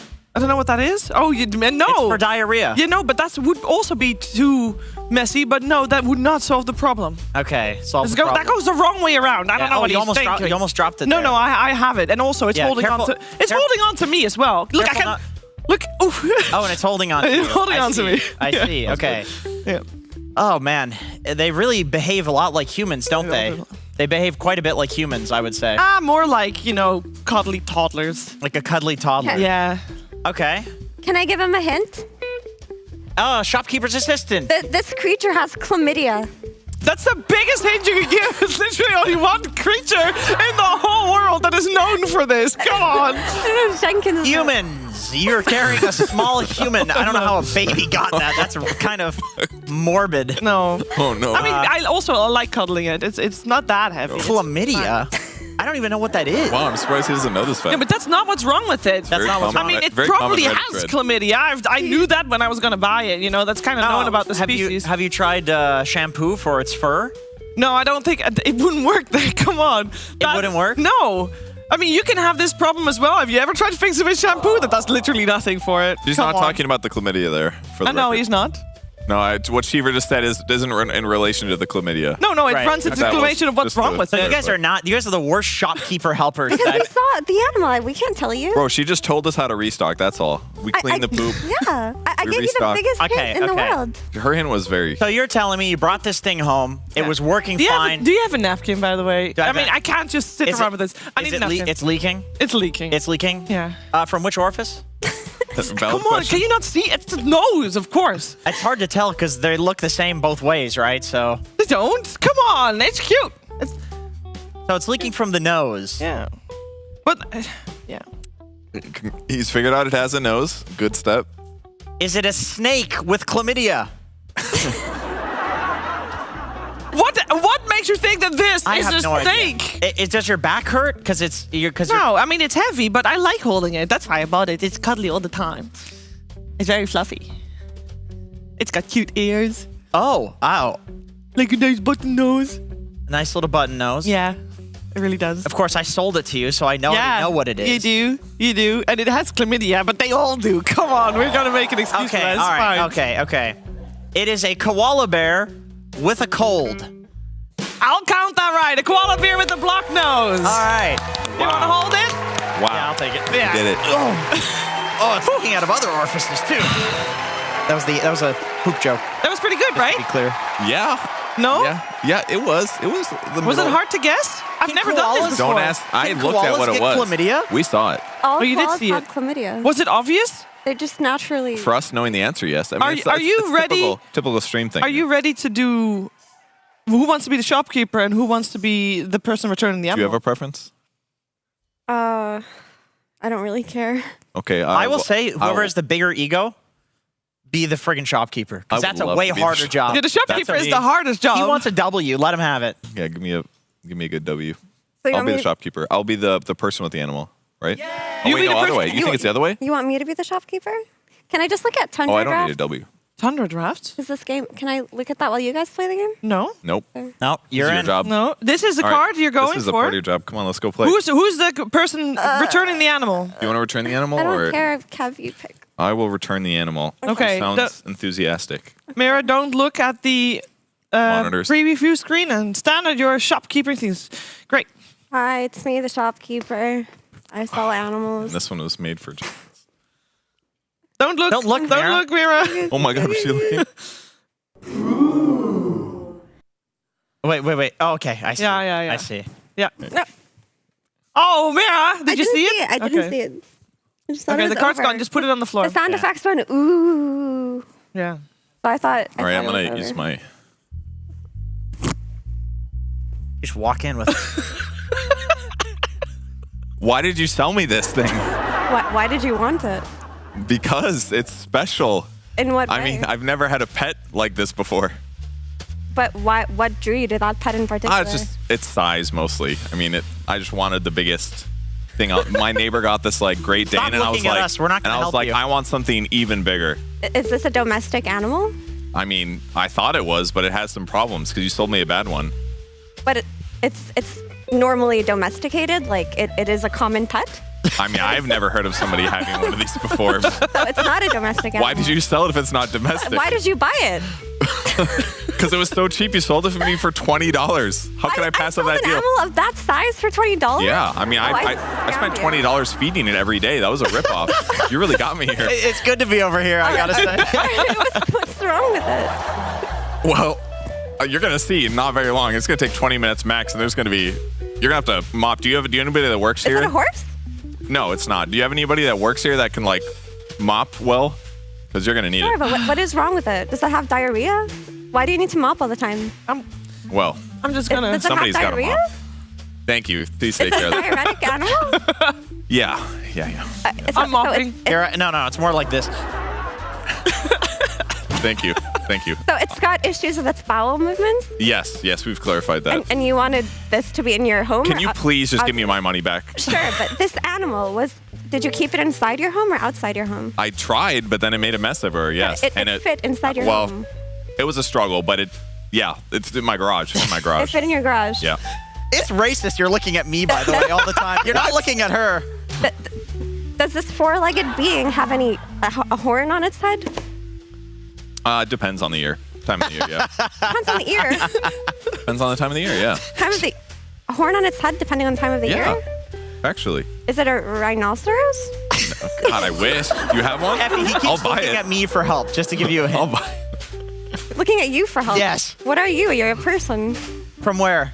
Canada? Is it a moose? Is it a moose with diarrhea? Yeah, we'll count that. Yeah, we'll count that. We'll count that. Is it a diuretic moose? It's a moose with IBS. Irritable bowel syndrome. Stop saying diuretic. Moose with IBS. Well, I can take it back if you want. Yeah, please. Sure. Here. Can I have my $20?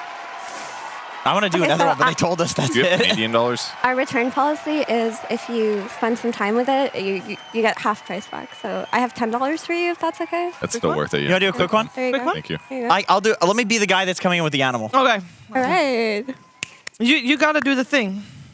Yeah, I'll do the thing. Why did your moose have diarrhea? I'll look the other way. Is it this They were, camera? they were praying to God that Jenkins got that one. Oh man, that's hard actually. Okay, actually no, that's easy. That's easy. Yeah. Okay. Knock. Hello? Knock. Hello, come in. Hello, sir. What seems to be the problem with that? It keeps getting lost. Why? How do you make it lost? Can you not put it in a cage? It's in the cage, but you know, within the cage, I grab the cage and come over here.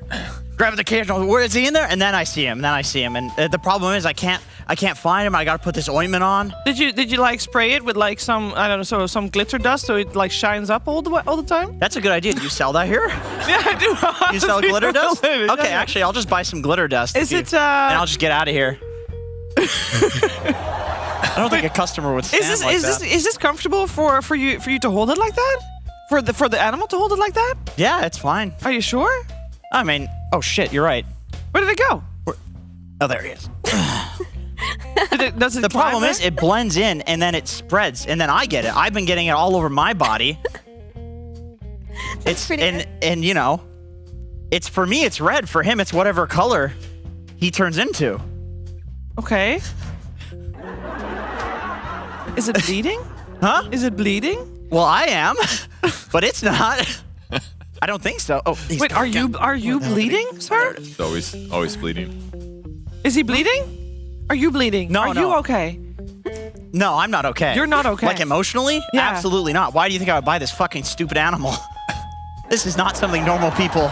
Is it normal to keep it in a cage, or should you better be keeping it in an aquarium? Oh, that's a great question. I probably should put it in an aquarium. Maybe the cage is the problem. No, is that its normal habitat? What did you read up on the animal before you bought it, like you should? No, I didn't, but that's what you sold it to me. Yeah, but I figured you would do your research. Oh, it's gone again. Where did it go? Okay, there it is. Does it jump or does it just? No, it crawl. I think it crawled. I mean, I don't know. It says I couldn't see it. Here, hand it to me. No, you're gonna have to touch it yourself. It looks dirty. There we go. Oh, there goes his tail. Oh, it's okay. It'll grow back. Is it slippery? No, It grows back. of course it's not. Yeah, the tail grows back. Is it a? Is it a big slug that is a chameleon? A slug? Like with a chameleon slug? That's right. What's the problem with it? Do you sell any An invisible slug? baby wipes here? You sell No, not baby wipes. Just a glitter spray. Really. just the glitter spray? Well, that does doesn't grow help back. with the problem. Is the problem that it just? The problem is that when it climbs all over me and I Yeah. can't find it, it spreads everywhere for me. Help me here, animal shopkeepers. Well, it needs an ointment to help it, or a lotion. No, or baby lotion. Give me some. something to soothe what it's currently Does experiencing. it have eczema? Oh, Is that jeez. what it is? Close enough, but it looks like we're actually gonna need a bucket here because I did step on it. So All right. Did you try to return a slug with eczema? no, you had it. It's a chameleon with It was a chameleon. a rash. A chameleon with a rash. Good enough. I was close. It was a good one. Thank you. It will not return. It's sad you stepped on it. Sure. Yeah, let's do it. Are we done now? I don't know. Sheever, can you press my sound effect, please? Well, everybody, that was scenes from whatever the hell that was. We clearly won't be doing that again. We won't. And next up, we are going to have Team Tundra versus Team Liquid coming up soon. So stay there.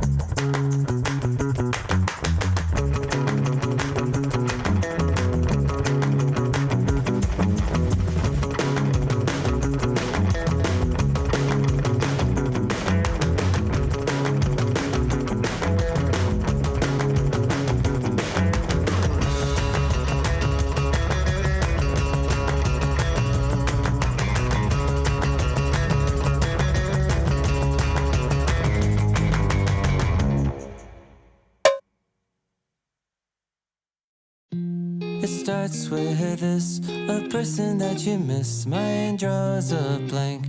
I wanna go back to the early days when life was an escape. Now I just wait for better days. I lost myself.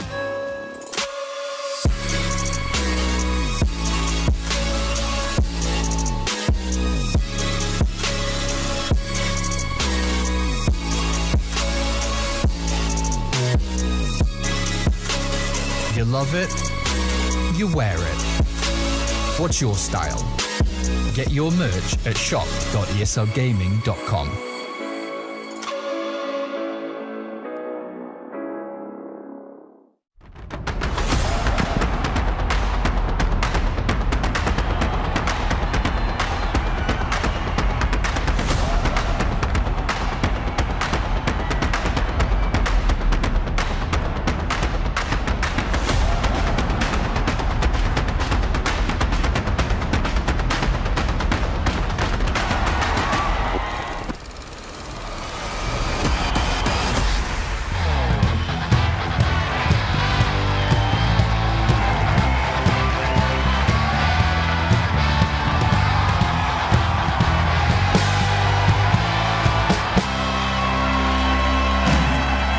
At the end of the day, it is Dota that you tuned in to see, and that is what we are going to watch very soon, actually. We got another match, and the match in this group stage that we're going to watch for DreamLeague Season 19 is going to be two Western European teams. We're going to have Tundra versus Liquid. Now, we did lose Purge in the break that we had. Unfortunately, he was too sad that he lost again.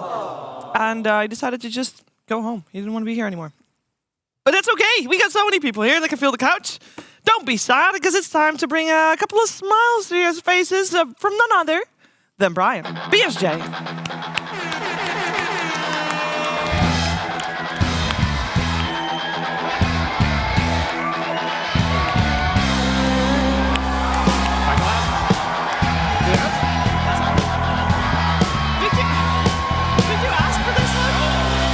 That's a cool walk-on. That's awesome. Very cool. I was not prepared. That was epic. That was epic. Eye of the banana.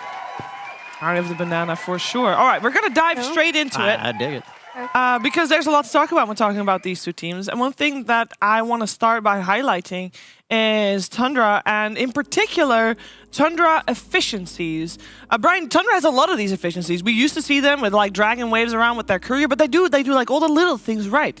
Yeah, there's the team that's all about farming the map. They get ahead, you see farming for a solid 10-15 minutes, suddenly the lead is insurmountable, and they win. I honestly like the style because I think it's incredibly calculated, but may not be the funnest to watch at times. True.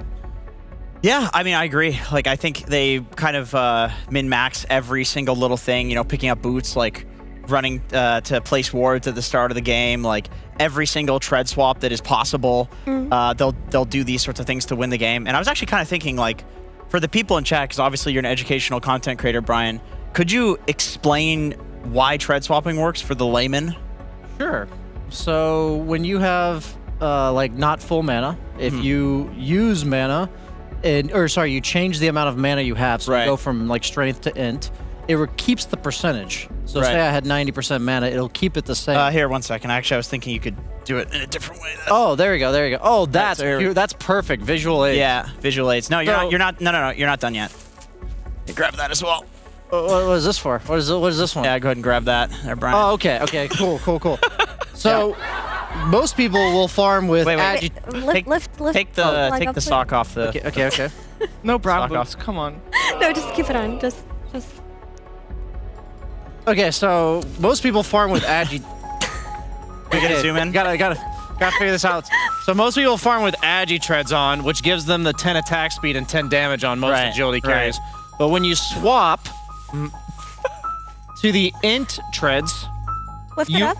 Your max mana will go up, but your percentage of mana will remain the same. Squeeze it on there. Yeah. So when you use mana and your max mana is higher, you'll lose a smaller percentage of your mana. That makes sense. So when you lose that 10% of your mana and you swap back to agi treads, suddenly that 10% of mana, instead of being 100, is only 90 now, right? So you saved 10 mana. Yeah, that what about strength? You never switch to strength. But when you're potentially threatened by ganks, you are very good with the disembodied. And you want that extra 200 HP, right? You'll often farm creep waves with strength treads on, right? And that's something where if you want to use stick charges and get maximum health and mana back, you should have agi treads on. Right. So if somebody's coming to minimize how much health and mana you have, to kill you, to maim, to murder, yes, you would say strength treads are the play for that. Yes, I would say strength treads. If Pudge is coming into the lane to dismember you, yes, to disembody you, yes, you should farm on strength treads. Yes. A warning here, everybody, from Brian, Banana Slam Jamma. There you go. That actually kind of looked like my leg. The original song. This costed me $100. That was worth it. Here's your other two socks, by the way. Can I tell? Thank you. Guys, yesterday, Sheebs and Owen and Fogged and Jenkins and I, we went to the mall because we needed to buy some things, some groceries. So I go into a store. I needed to buy something, and inside of that store there was a mannequin, and one of the mannequins had a broken leg. So while I was in the changing room trying something on, I hear Jenkins in the background talking to a woman at the counter, like this is such I'll give you $100, and I had no idea what he was talking about. I was like, what are you buying for $100? No, she said, I said, can I buy a leg? And she's like, no, we don't sell those. And I said, yes, you do. And he okay, look, so I heard something about $100. Jenkins walks out. I make my purchase. I leave the store. Oh my.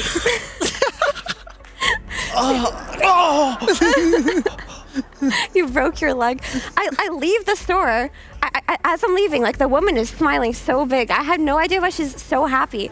She talked to her colleagues, like, you know, excited faces all around. The biggest smile on her face. I got like Jenkins just has this leg laid across his fucking lap, and then Fogged is like, "Hey, look at that!" And I'm just so confused because at first I did a double take. I was like, "What's wrong with your leg, Jenkins?" And then yeah, he paid $100 for that. Do you know the worst thing is? I forgot I bought this, and I walked into my hotel room. I saw a leg on my bed, and I almost shit my pants. I really hope. And then there's a snake in my boots. Like, there's a leg on my bed. I'm gonna leave it in the bed for when the housekeepers come in. But I will say it was very amusing because on the walk back, Jenkins and I decided to use it as a sniper. So I was like aiming the leg at people who are walking by, you know, joggers, and I said we don't do that to people. We do that to dogs. And she said, no, that's not all right. And then we started shooting birds. It was a compromise. Shot birds. So Jenkins started, you know, spotting from me, like pointing at birds. And then I would shoot Catherine. We named her Catherine. Oh, Catherine. Yeah. Yeah. So we would shoot Catherine at birds, and people walking by they looked very confused. This is not a typical sight that they see here on the streets of Sweden. It got to the point where they were shooting birds from the restaurant that we went to afterwards, and at some point the waiter came over and he saw like he did a double take, because at that point it was Effie that was sniping. And he did not see it was a fake leg. And he is like, holy shit, that girl has some finesse to her. How is she so limber? Can we go to the camera shot of Just Sheever? I want to try it one here. Go to the camera shot of Just Sheever. Come on. No, that's me, Sheever. I know we look similar. I don't think I can get to the mug without showing my hand. Try it.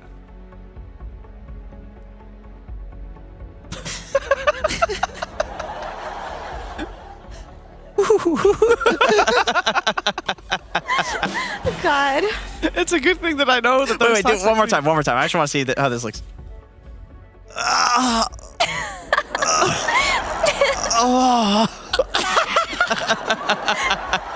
it. Catherine, I'm so sorry he treats you like this. Here, you can have her. We should go back to sniping birds. All right, spot me. Maybe. Well. There? Yeah. There. Right there.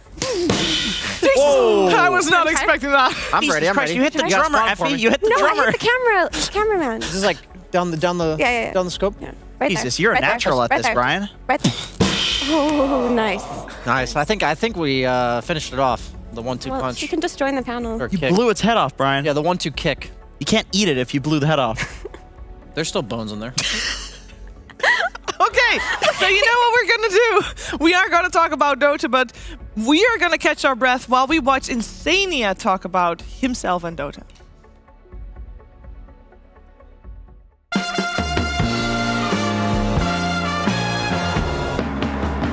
Hello guys, this is Insania, the position 5 player for Team Liquid. Well, I originally played Han, and then I think in 2016 I switched over to Dota 2.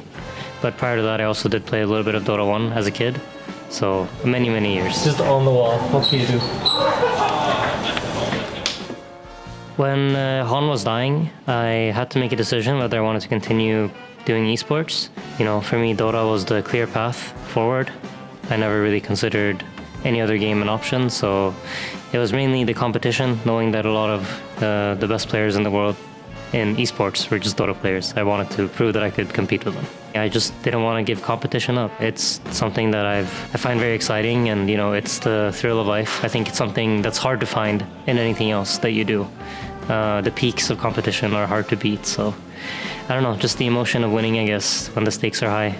I didn't see it. Did he go to Radiance mode, or did he? Yeah, but he like bought Vanguard and then Toxo just ran around. I'm expecting us to do pretty well in DreamLeague. I'm very excited to play the other regions. It's the first time we have a large-scale tournament, so looking forward to playing China.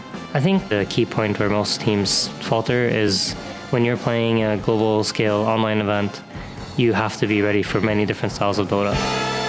I can't wait to prove that Western Europe is the strongest region. It is definitely represented very well here in the top 8 of DreamLeague. Western Europe has 4 teams. Now in Western Europe, there's a little bit of a rock, paper, scissors scenario going where Team Liquid, they lose to Gaming Gladiators. Gaming Gladiators, they lose to Tundra. Shopify. Tundra and Shopify. Tundra, they lose to Team Liquid. And Liquid lose to Game Gladiators. Now, that of course includes here Liquid beating Tundra. We're going to find out if that's actually going to happen. But of course, Insania is instrumental for Team Liquid to do well. And normally I would also say that on the other side of Tundra, I want to talk about this a little bit before we head into the match. Yesterday we had an interview with Skeeter. Of course, Saxa is not playing. It's Aramis standing in. A Skeeter called Aramis Saxa 2.0, Effie. Saxa 2.0. That was words praise. of Skeeter. We didn't say that. That is big praise. Honestly, Aramis owns. Like, he fit into Tundra so seamlessly. And I remember back when he was playing on Alliance in last year's Tour 1, he was the standout when everything looked really rocky. He just plays these roaming fours really well. He plays the laning fours very well. He's a very flexible player. And I think the speed in which he adapted is really something to talk about, because Mikey's had the entire tournament and we've praised him, but Aramis only had a couple of days. Or has it only been 1 day? It's been 2 days. 2 days of series. He's only had 2 days. Wednesday and Friday, yeah. And he looks like he's been scrimming with this team for months. Like, we cannot praise him enough. I agree completely. Right. Yeah, he's the type of support you see in pubs where as a core you feel like he's reading your soul. Like he just knows what you want. Okay. You know he knows where you want him to be. You're thinking I could really use a support that's tanking my gank right now as I'm farming this camp, and there he is right in front of you. You know, we could really use some rotation from the fort to alleviate some pressure on the safe lane. There he is. You know, that's just the kind of guy he is. I've definitely played enough games with him to know like I'm excited when I see him as a support on my team. So it's really no surprise to me that someone like him can just fit into a Tundra playstyle so quickly. Yeah. Yeah, he's consistent. He's not like an up and down player where like he'll have a game where he goes like 1-17. Like literally every game, even if his team is like getting absolutely dumpstered, he'll be, you know, Snapfire like 3-1-2 or some like totally like reasonable score in a losing game. He's definitely super solid. He is. When we talked to Skeeter yesterday as well, we asked him why Team Liquid always has their number, because he's also aware that it is a little bit of a kryptonite situation there.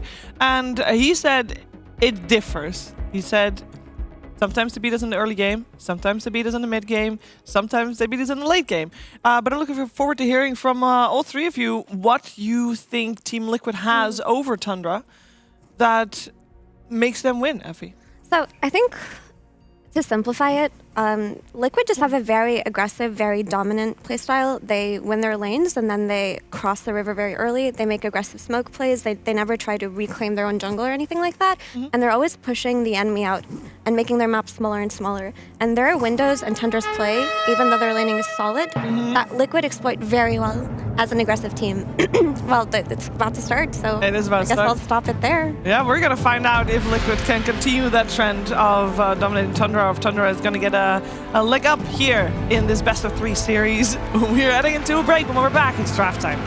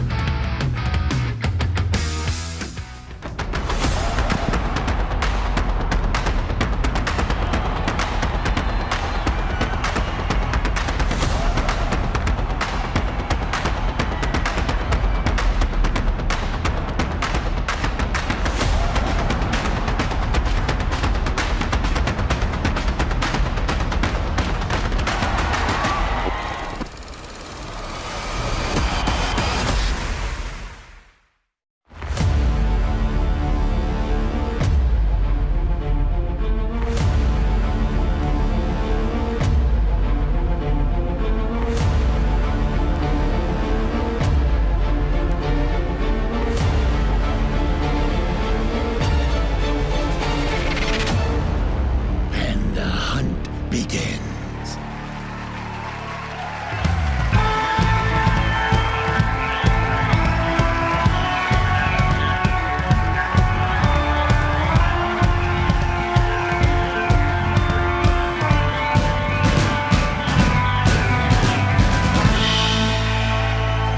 Tundra and Team Liquid, one best of 3. It's a group stage, so everybody faces each other once in the second stage of group stages. And I'm very excited about this one because, of course, it's a little bit of a Western European classic. There's a lot of things at play with Aramis stepping it up, and with Team Liquid frequently having Tundra's number.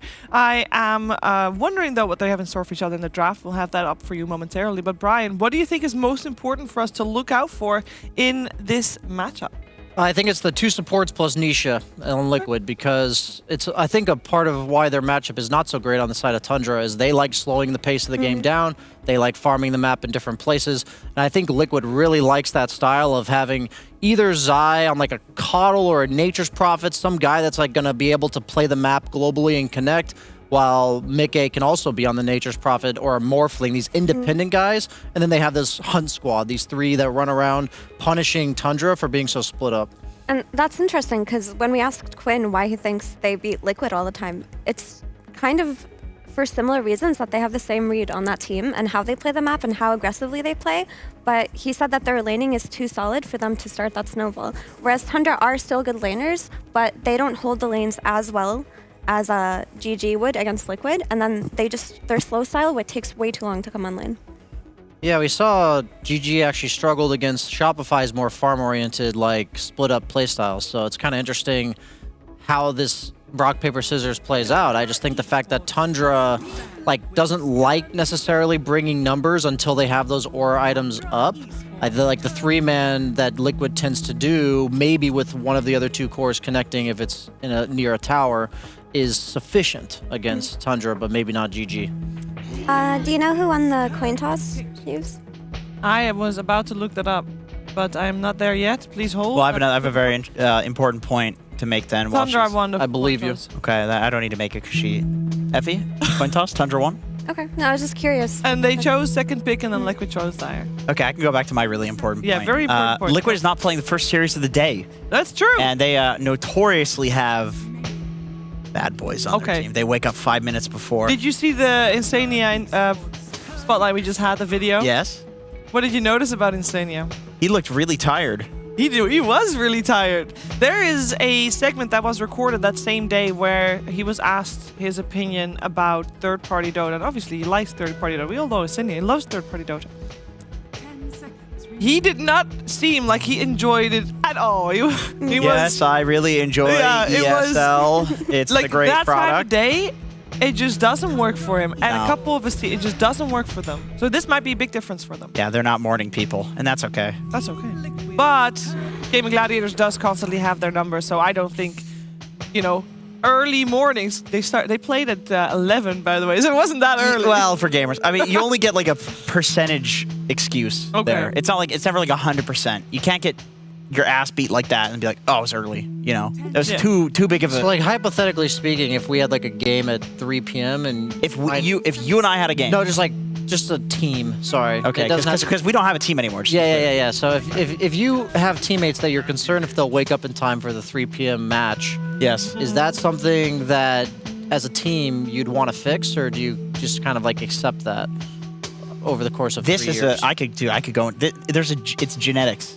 Genetic? There is a genetic component to this. Okay. That if somebody is a night person, you cannot change it. Okay. Not easily. Are you quoting your sleep book again? Yes, I am. Matthew Walker, Why We Sleep. Fantastic book. Would recommend. Bill Gates also recommends that book, so it's not just me. I watched the docuseries on Netflix about Bill Gates, and it was actually way better than I thought. I don't know if you watched it. I didn't see that. I haven't watched it. But I know there's some dark stuff going on with him, so. All right. But he did cure Ebola.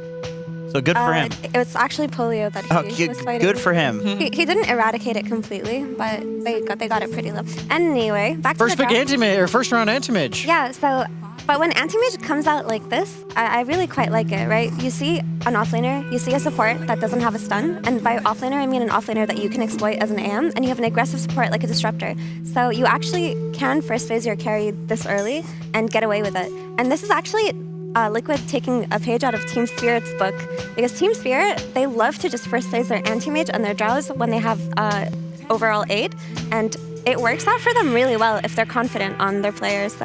So far, I mean, I like that Liquid have adapted their draft and they're going for something that I can actually see working here. Yeah, I think Disruptor pairs the best with passive guys, like guys with passives. So like Ursa, Slark, Anti-Mage, Monkey King. I had to like reword that, add that little caveat there. Just hold them back, you get more. Yeah, because the idea is that the best way to play against these heroes in lane is to not let them hit you multiple times in a row. So a lot of offlaners will go like early windlaces, early boots, and all of a sudden, like the anti-mage who would normally stop chasing you and go back to farm knows that glimpse is coming out. He's going to now burn your mana. And on the AM first pick or first phase as well, like of course Spirit has proven that this is possible. Teams need that. They're like, okay, we're not just going to grief the game by first phasing anti-mage. It's also consistently getting banned out whenever a team picks Doom. It almost always ends up being one of those 3 bans in the second phase. So Liquid also feels kind of forced to pick it early if they want it against the Doom. I like their bans to protect the anti-mage, specifically Riki, a hero we've been seeing pop up in the mid lane as a core, and that matchup as anti-mage is pretty unplayable. It's one of his worst matchups on Dota buff because the silence from out of you have to buy a BKB. Like if you don't buy Hurricane Pike or BKB on a hero, like how do you deal with Riki? And AM is always where like other heroes can't be and where he shouldn't be. Like farming your jungle, farming your ancients, cutting waves. Like Riki loves hunting these heroes that like sit in trees and hide and play on your side of the map. Riki's just there with already sets up, team TPs in, and AM dies. Yep. I only like Riki as mid when 9 plays it. I've seen some offlane Rikis. Doesn't look great, but I mean, this is a really solid ban if you're playing against Tundra. I think Tundra needs to go for some ranged 4 with a stun now, just so they can have some counterplay on this anti-mage disruptor lane. Like if it's some hoodwink or something, she stuns the disruptor, they can run her down with Scorched Earth. Oh, I like that. I that. guess Shadow Demon is a similar regard. It's a setup. You also have a save against Glimpse because Shadow Demon's one of the better supports against Disruptor. You can stop your core from getting Glimpse back, or if you don't make it in time, you can save them in the static storm duration. So it prevents the Glimpse. I actually don't know this. Yeah, it does. Also an incredibly high win rate here against anti-mage. It's very easy to disrupt him. You get 2 powerful illusions. They mana drain the AM, burn his mana, and he can't blink away. Yeah. It's a classic. It is a classic, yeah. And then the disruptor counter that you guys have mentioned is like this was a no-brainer pick, especially considering they have Aramis. Yes, the lockdown on Tundra is really weak right now, and I feel like if they were to pick a Spirit on Liquid, then Anti-Mage and a Spirit hero would both benefit from the same thing, the lack of disables, the easily exploitable support. So I do feel that Tundra have to correct this, or they're just going to have a hole in their draft right now. But thankfully, they do have 2 counter picks in the last 2 phases. I think a Summons hero would own them here for Tundra. My only concern is, or for like 4 Liquid would own Tundra. My only concern is you can't buy Helm of the Overlord because of the Doom. Yeah. But I think like none of these heroes defend tower. No, they don't. I mean, especially the 2 supports. Like they're just gonna get melted. But we will see. Rubik plus pretty much any of the summons heroes is gonna be a very strong lane. Beastmaster still available. I know DK's not. I still like Storm here. I honestly do. I like Storm for Liquid. Even if he goes like the Greaves build on Doom, I just feel like Storm might run into damage issues. Is my only concern, because like I think against like the Midas Doom it's good. Pango does a similar thing to Storm Spirit, but is a lot tankier and a lot more sustainable in the early game. But you have this initiating type hero who's gonna go in and just amp up that early game pressure. Also, it's just a really solid hero to defend against any kind of tombstone dive plays. Yeah. It's really easy for Pango to just TP in and counterplay that. It's way better versus the Doom, of course, because Doom never wants to Doom a rolling Pango. That would guy that's already casted spells. That would be pure idiocy to do such a thing. Yeah, who would ever do that? Yeah. He's calling me out for doing that. He actually double doomed a Pango. He got doomed though. He did. Lincoln's got popped. He did continue rolling after that. You need to learn to forgive. No, we have a rule. It's the 1 year rule it's a has been a year, for sure. Otherwise, I would say about the time Brian fed as an anti-mage, level 6 to that was level more 8, than a year ago. Level 8 to a level 6 Darkseer. I died to the mana burn illusion, which is relevant here. He said, we may be seeing the illusion mana burns me. Oh my god! And he died. Oh, we might be seeing a Bloodseeker for Tundra as I'm trying to deflect from. Yes, of course. Oh, the Spirit Breaker. Just like you said, the Spirit Breaker comes the out. 9 mid Spirit Breaker. It's back. I kind of dig it. I do too. It's back. It's made a comeback. It's been a while since they've seen it. It has. Unfortunate. You know what Tundra played this with when they were innovating this? They had a lot of carry lifestealer, and they just did the infest bomb charging spirit breaker combo. Do you guys remember that? That would own anti-mage if he goes Deso. And it would own Disruptor and Ruvik. Yeah. And Pango. Yep.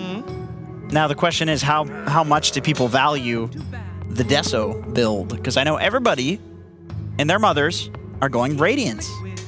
Yeah, And other Lifestealer, items. he just struggles to continue scaling past like the armlet. Yeah. That's kind of his issue, is that transitional period from the item after armlet to his next item, like that second to third item area. So that's why I think a lot of people have been leaning towards Radiance. But I'm a little bit concerned with their wave clear on Tundra, because like you have all these options to like make defensive plays, and you have the Spear Breaker, who I don't see his follow-up, and for his plays to be good, if they don't have natural follow-up, would be somebody pushing the lane, setting him up to charge somebody who's like pressured. But I don't really see that happening either. So I like the Spear Breaker like one-to-one matchups against Liquid's lineup.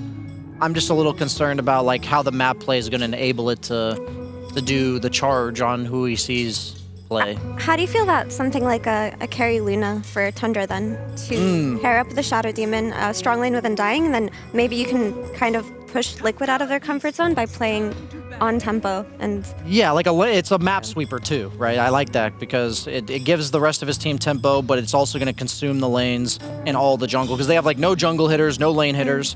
So I think Luna TB, as you like, same idea. Like those two heroes kind of stand out to me. Good matchups. They ban the morph. Mage. Might be Luna or TB coming out. I think it's one of those two heroes almost certainly. Liquid probably knows it too. They've got the Zai 9th pick here to pair with the Rubik. Is there anything they can pick to pre-counter that?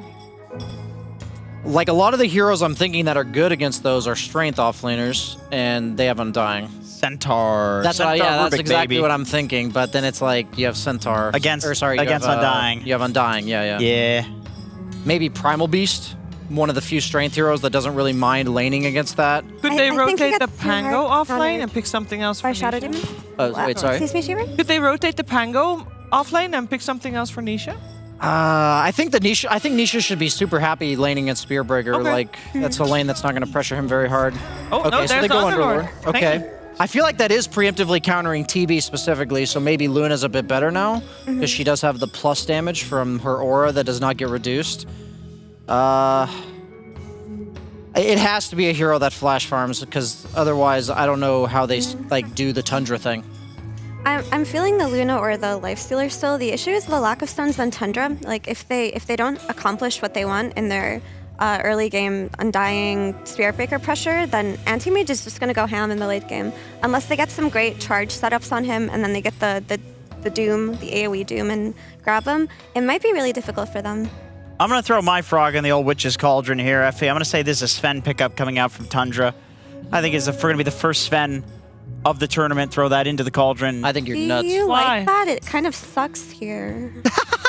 I just want to make a bold prediction, that's all. Don't I worry, agree, don't it's worry. fucked, They'll lose. I was gonna let Jenkins like have his moment where he's like, maybe they'll actually pick it. I just wanted to say making Witch's weird. Cauldron. That's what I wanted to say. Okay, that was the emphasis of Yeah. that sentence. I Right. gotcha. And your frog is now gone. You know, this Underlord pick Might be is back. such a good pick Yeah, here. it's such a good deny pick. It just stops them. It discourages them from picking a lot of things Skeeter would go for here, like the TB or the CK even. Well, at least TB can spawn an illusion of Underlord and then get his aura. That's always nice. I would say that TB. There's is the no way best you of the- pick TB willingly and Underlord it. We'll see. That's like a pretty 15 garbage seconds. matchup for TB. There's your They do go the I was lifesteal. right.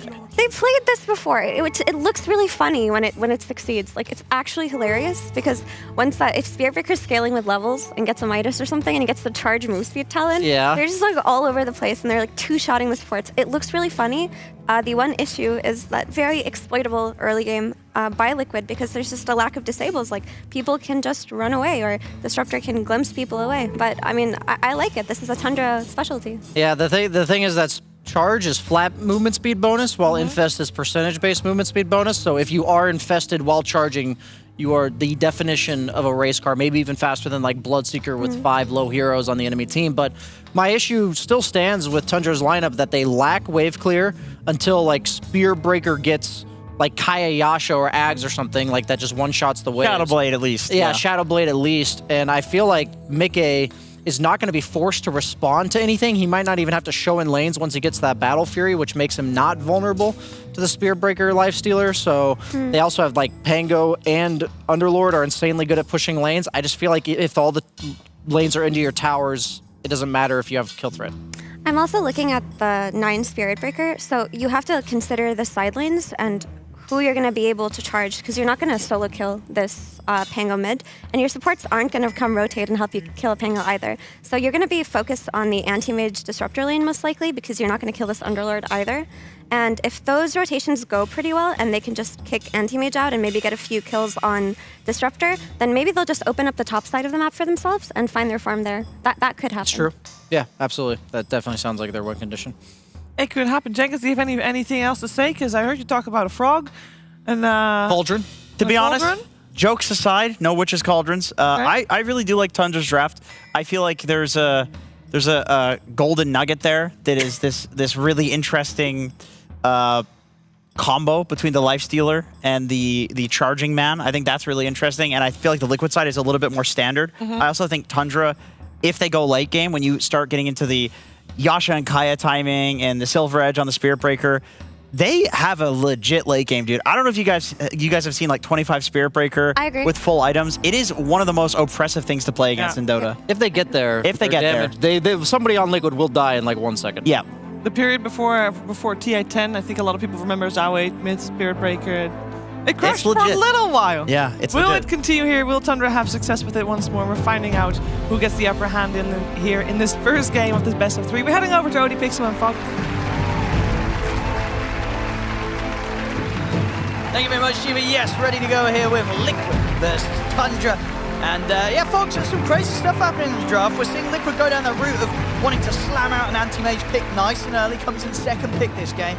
And then on the side of things from Tundra, we're going to get, once again, some fantastic innovation from 9. We've seen it from him before. He's going to be bringing it in again. Some mid-Spirit Breaker.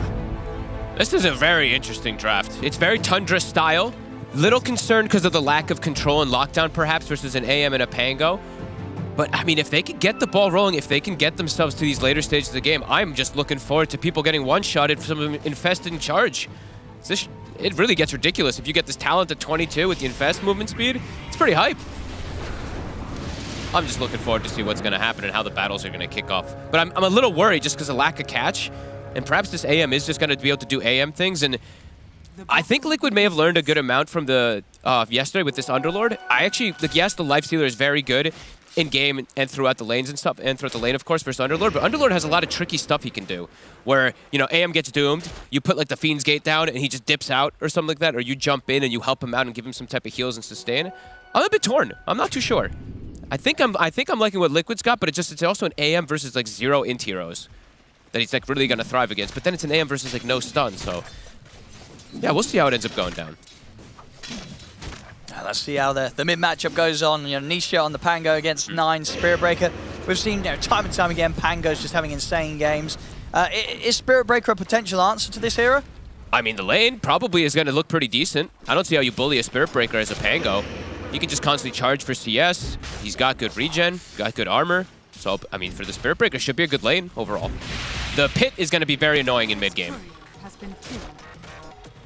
But he also isn't playing versus the craziest amount of stuns until those like level 6s come out, in particular for Pango, right? So yeah, this is going to be one of the more interesting games I feel like watching, because there's just so many crazy weird potential.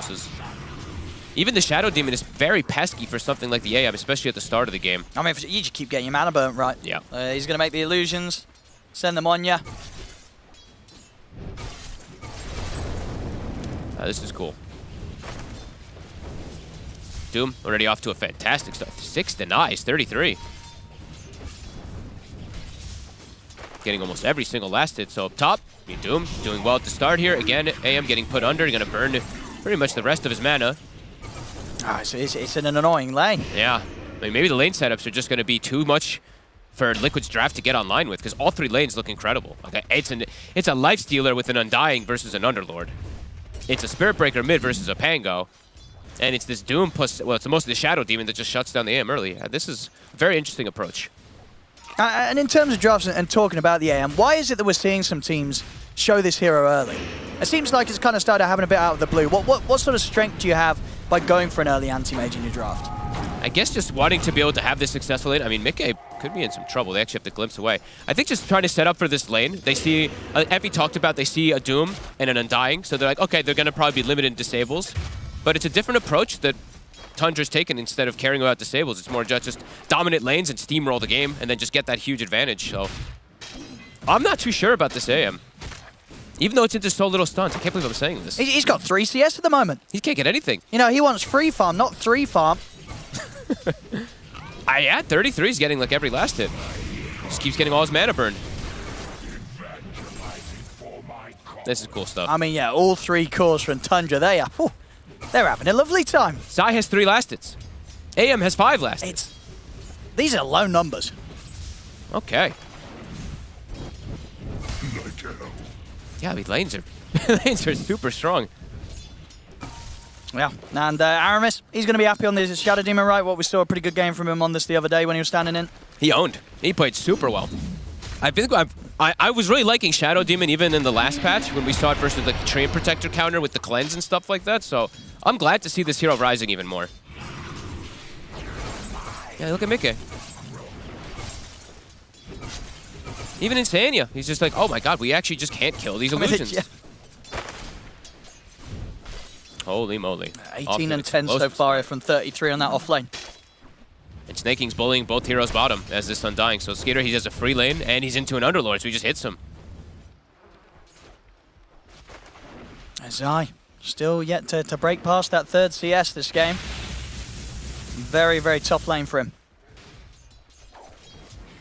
9. Oh, he's going to have rune control. And even potential for like maybe early ganks if he sees an opportunity. The absolute dream start. Radiant's bottom tower is under I mean, Mickey just cannot. He just cannot walk up. This is insane.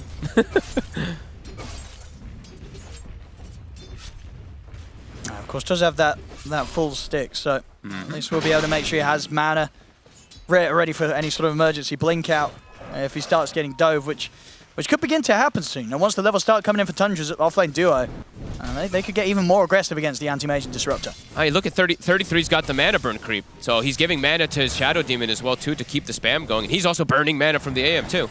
Mickey though, Ring of Health is done, so things are going to get a little bit better for him up there. But I don't like Zai. They're going to have to just creep pull in order for him to fix everything that's been going on down there. He's nearly got his own Ring of Health.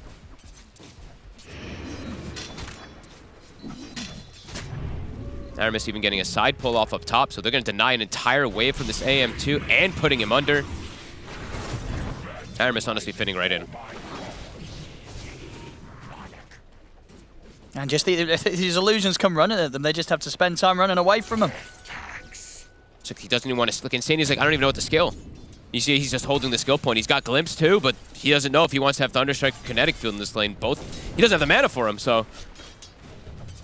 Yeah, these lanes devastating. Yeah, very difficult to play lane here for Liquid. Full Vanguard. Both side lanes. Yeah.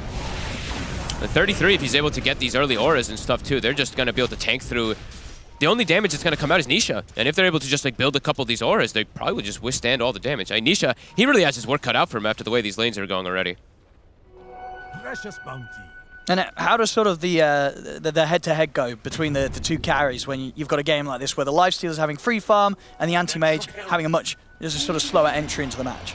I mean, Lifestealer can definitely eat an AM alive. If he gets this like itemization for like a Deso or something like that, he absolutely can. And top 9, he's got the ult. So if they've got quite enough damage, stick charges are there. He's got Arcane. He might be able to keep going. 3 seconds on charge. So it's just more time that Mickey's not able to touch the creeps. Just diving him. Going in for Insania instead. I mean, all Mickey can do is sort of watch. They're going to get dove here. There's more. There's got to be TP rotations. It's Nisha coming. I mean, 33's getting in there with a Scorched Earth. Nisha Got the Rolling Thunder, but these are two tanky heroes, 9 and 33. And 9, he'll opt to charge out of there, and Stania will be able to bring him back with the glimpse. They're so tanky. I mean, they may get 33, but it's going to take a lot of time. Should be able to get him. Nisha will take the first blood. All right, pretty ideal to get first blood, though.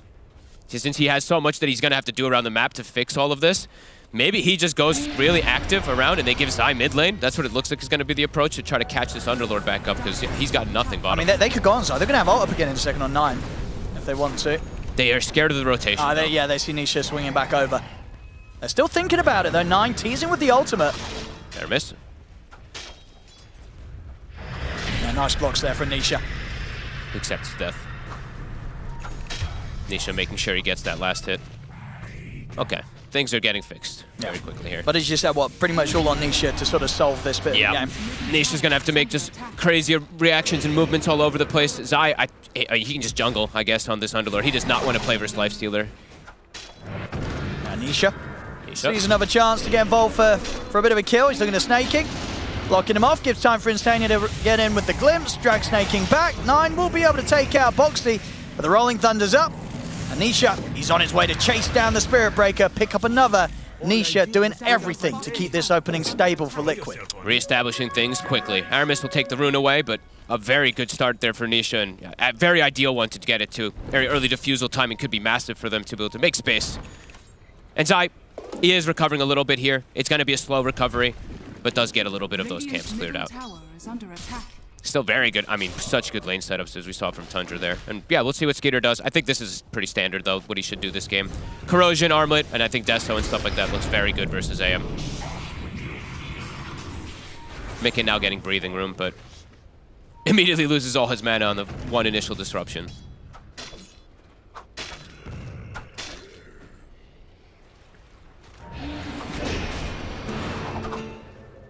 Doesn't get the connection, but we'll get the bottle fill. Yeah, Zai has to play in some weird positions. He's farming the enemy medium camp. Just does not want to play near that Lifestealer. Closing in on his Vanguard. Once the Vanguard's there, he'll feel a bit safer going to the lane. They're making the move top. Probably expecting a Doom to be coming out soon. Mickey does not have a point in counterspell just yet. I don't know if they know that, though. It's always the kind of play that you see with these AMs, is they're waiting for the animation of the Doom, right? You see the arms go up, and they could just pop counterspell. So I don't think they know that it is level 2 blink.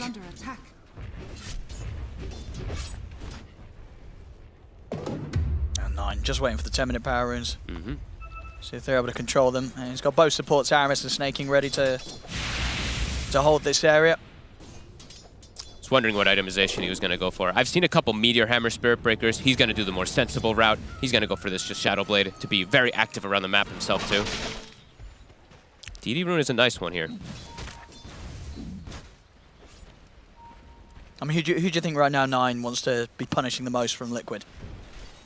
I mean, anyone he can really see. I don't think he wants to just sit back and farm too much as the Spirit Breaker. They're going to smoke. Just try to get any of these core kills in particular. Yeah, Zai, at the moment, the one struggling the most would be the easier of the cores to try and go for. Especially with Skeeter right here. Yeah, step pretty far down the lane. See if they try and TP anyone over to help out Zai. They're not going to. They're just going to let Zai go down in by the looks of it. He's able to walk it off a little bit, but 9 holding the ultimate. Has it ready to knock him back into the claws of Skeeter. Make sure Skeeter gets the kill. I want him to get that fast item timing. Nisha. Aramis. And aggressive in the mid lane here with the back of Insania Boxy. Snaking's in with a tombstone, and you got 9 charging in from the side. The Rolling Thunder does come off in time. 9's able to turn, take down Insania. And Nisha, he's got to run. He's lost his 2 supports. No further fight to be had here for Liquid. Good reactions, quick TPs, even Skeeter makes his way over. They're going to try to hit the tower. DD should be able to get some good damage, but here comes Zai to put a stop to this. Max Firestorm. So not going to be able to get too much out of it. Nisha, top net worth, almost defusal done. He's actually going to take the Fiend's Gate back to base, fill up, and then rejoin the fray. And Mickey has now gotten all the space in the world to be pretty much caught up. Yeah, he's catching up. A nice few peaceful moments in the top lane finally for Mickey. And now they're making moves. Insania, not quite level 6. But looking to pick up another kill to finish off that defusal. Aramis. Yeah, looking extremely dead here. See if Liquid can find anything more with this.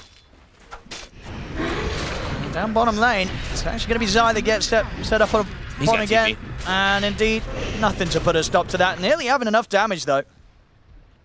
So still very much showing, you know, how that free farm for Skeeter's paying off in the items. Top net worth right now, Skeeter.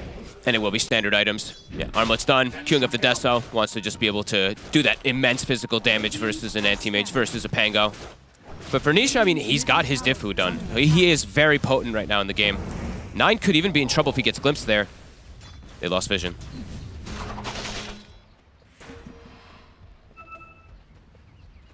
Dire's bottom tower is under He's got backup as well. Aramis by his side. Radiant's top tower is under attack. Zai trying to draw the attention off the tier 1 tower bottom. Okay, in 33, he's just going to go his, you know, standard Tundra build. He's just going to go Arcane Boot minus Vanguard rather than going for any of those auras. Aramis got the disruption, but they're going to keep chasing. I mean, TPs are going to be coming in. 9. Nisha. Charging over towards Nisha. He's still got the swashbuckle at the ready. He'll play around with the idea of the Rolling Thunder. Doesn't initially need to use it. In fact, Boxy, he's going to be able to get out with Stolen Charge. Swashbuckle comes across, but 33. Insania back in the middle of the action. They get the ultimate onto Nisha. Follow up with the charge. Nisha once again able to break away. Rolling Thunder, it's there. Nisha. Oh! He's just out of range of Skinner being able to get the hit in, and he bounces back no way. perfect time as the rage comes to the end. Nisha there, excellently turning it around in a situation that could have been his death, but he knew that in that moment, rage was finishing, and the stun would connect, leaving Skinner no chance to get that one final hit that he would have needed in to kill Nisha. He played that perfectly, and now 9 could be in trouble as well. Glimpse. He's got another charge. He's going to turn over towards the disruptor here, and Stania, well, the stick charges in, still alive. He's going to be able to fog him for a bit, getting into the Roshan pit. He gets the deny. Taken down by Rafa Roche. He's on a double kill. He's looking for more. He's stepping out here into the river, ready to join the fight with Liquid. They'll take out Aramis. They'll take down Snaking as well. It's Mickey turning up and picking up the kills. Nisha, they he want steps more. up for more. Goes in aggressive on the 33 under the tier 1 tower. Triple kill for Mickey. The laning stage, it is nothing more than a distant memory right now. Holy, these moves from Nisha, my God, literally perfectly played in every possible situation there. That was insane. Survives, Rolling Thunder, control. Holy moly. And Roshan even joining the fray. Now Skeeter, it's going to be a lot up to him for these timings and stuff too, for him to kind of now bail 9 out of a bad scenario.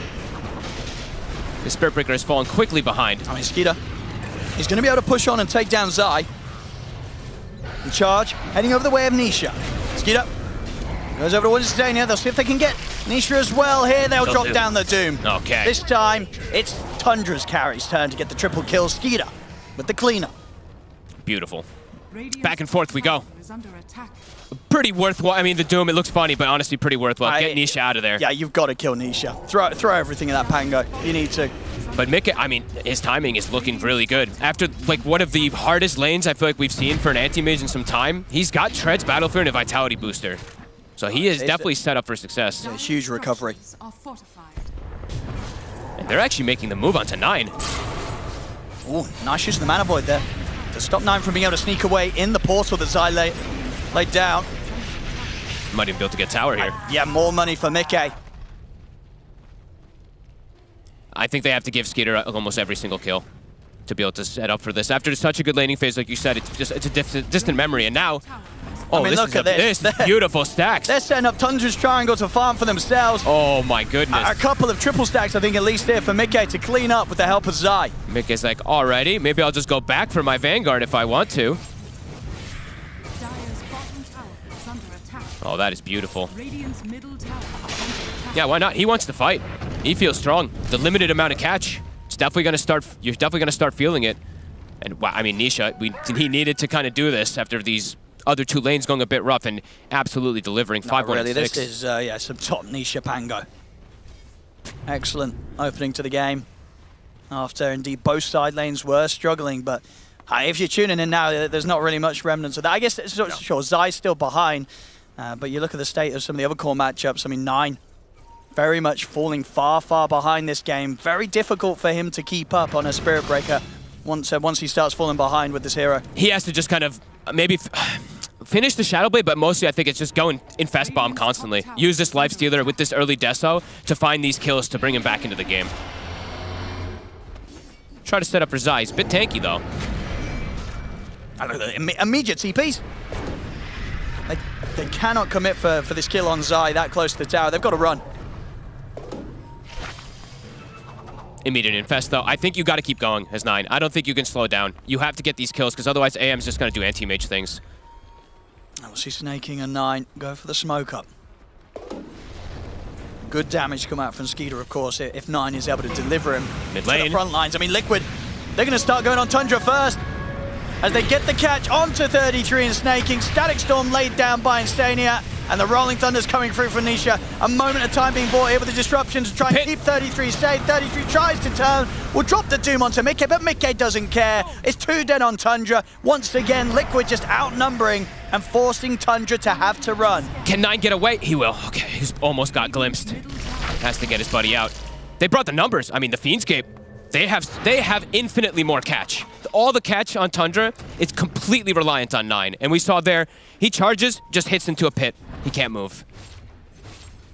They have vision. They know he hid. They had the ward there. They're going to be able to find him. He'll go for the charge, but it's only just over towards Insania. And there's a glimpse.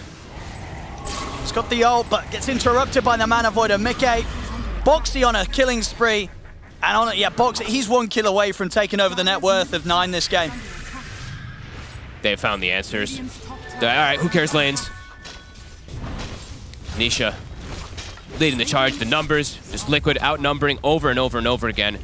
I still think same thing, but maybe finish Shadow Blade this time around, but these next few charges need to work.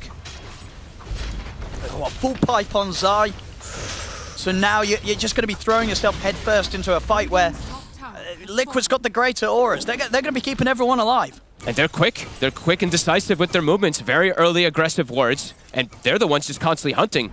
Tundra, limited forms of catch, limited forms of keeping people in the fight.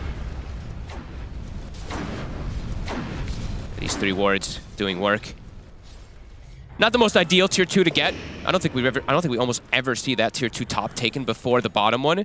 But I mean, either way, it opens up the map for an anti-mage, because that's, sure, you're not going to take the enemy jungle, but now you have access to the triangle, which is probably actually better as an AM. Denying that farm away from a Lifestealer is massive.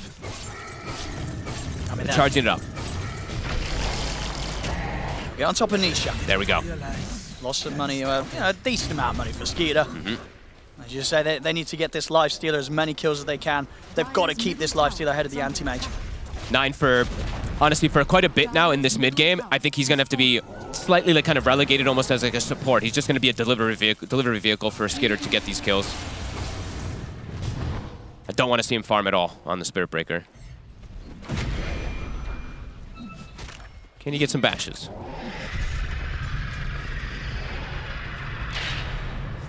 Zai. He's out with the TP. They won't be able to find him. Skeeter's only just going to waste time scouring through the tree line. No hero to find here. He's going to try and get that BKB online next. Skeeter after the death, so knows how much ready he is. He's got to be to just turn up and commit in these fights. Top 33. His eyes on his way over. He can't get away. He has got a BKB. We'll be able to get it off. Boxy thinking about chasing for a little bit, but nothing to stop a BKB TP out. So 33 escapes. But they're just getting prowled on. Look at the way they're sweeping. Like Liquid, they're the ones with an anti-mage, and they're the aggressors in these last few moments. They know it's like 9 is the only one who can make plays.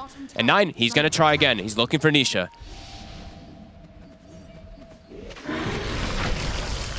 Straight in. It's a lot of damage for Skid, but this time not quite enough to burst Nisha, as Nisha's able to get the Rolling Thunder off and get away. Mickey jumps in, straight onto 9. Aramis will defensively disrupt 9 to try and help him, but it is Skeeter. He's caught in the Static Storm. The Rolling Thunder passes by him again into the swashbuckle. Skeeter's out. As Tundra, they're going to be losing more from this snaking. He'll be surrounded by Liquid. as they just can't take these fights right now, Fogged. And the thing is, they have to. You don't want to play in this. You don't want to be put in a situation when you're playing a farm game versus this anti-mage draft. And now it's Roche opened up too for Mickey. As you said, a far, far distant memory, that laning phase that they had. Yeah, absolutely. I mean, we see here the last time they were able to get in with this sort of charge combo burst through Nisha, but they didn't quite have enough damage this time round. The turnaround comes in, and next thing you know, Skeeter's caught in the Static Storm with no way out, just getting permanently controlled, really, with the crossover from Nisha and the Rolling Thunders. Liquid playing super clean, just knowing that they bring these numbers and, you know, the windows for these kills, for this Spirit Breaker, for this Doom, it's going to start quickly disappearing. I believe the Lincolns is now done for Nisha. I saw that even the AM had it queued for a moment, but he's just going to go his normal Manta. Okay? And they punish this. Now I'm going to be able to get the opening with the ult. They take out the Lincolns, but he's able to blink away from 33 just in time. Charges there. He's got another blink. And he's out. And now they're coming. I mean, yeah, Liquid. They're ready to come in from the side and take this fight now. They'll look towards Aramis. Will get healed up momentarily by the Sovereign. Tries to go for the disruption, but it gets reflected by Mickey. Nisha straight in with the Rolling Thunder. There's going to be Aramis taken out. Jump forward from Mickey as they turn towards the second support. Take out the Squishies. Snake King's gone. Double kill now for Mickey. The Static Storm. Again, catching Skeeter in the midst of the Static Storm. He's getting his mana burn. He's dead. As Mickey, he's ready to continue cleaning up. Triple kill for him. 33, the only one to get out of there. That was a dieback as well from Aramis. Effectively 5 heroes lost in that from Tundra. They just can't fight them. They just cannot fight. Mickey just pre-ran, and he did actually end up going Lincoln, so now they're going to have double Lincolns. Good luck dooming, good luck charging. It's going to just be seen before it even happens. Yeah, Liquid completely have blown this game wide open. And even Boxy, like you said, look at this man's net worth. Look how much money he's got. He's higher. He's got more than Sai. He wants more. He's having a great dub. He's got what, Bling Yules here, 23 minutes in. Turning the Scorched Earth on the Doom. This is a bit bold there for Boxy, but this is pretty hilarious to see him chasing a Doom. Radiant's bottom tower is under attack. What a strong series of like 10, 12 minutes from the side of Liquid. 9K lead now. And Tundra, I feel like you still can't even deviate from the game plan of, we need to try to hunt, we need to try to make plays, but now how do you do it? There's also, like we said, the Yules done on the Rubik too, so this is charge. If they see it coming, which they will with the gem, they'll be able to stop it versus the Shadow Blade. Double Lincoln's finished up on 2 of the cores. Devastating stuff. That lack of control definitely coming into play, even though those lanes were so successful. I mean, yeah, Liquid. They just keep going. It's just so hard for Tundra to find any space on the map to get farm. And so difficult for them to start fights without Liquid being prepared and just turning up themselves. Yeah, their team fight's lackluster. Their pickoff is good, but their team fight, it's pretty much all reliant on like Tombstone. And when you look at Liquid's team fight, they have everything. They have an Underlord, they have a Disruptor, they have Pango, they have so many different elements. And now a full Manta. Yeah, I mean, good luck killing this anti-mage. Don't think he's going to die again this game. And here we go. Into the portal they go. They're looking to try and catch 9 up on this top lane, but 9 is already out with the Shadow Blade. He'll be fine. He's lucky that Boxy didn't go through there.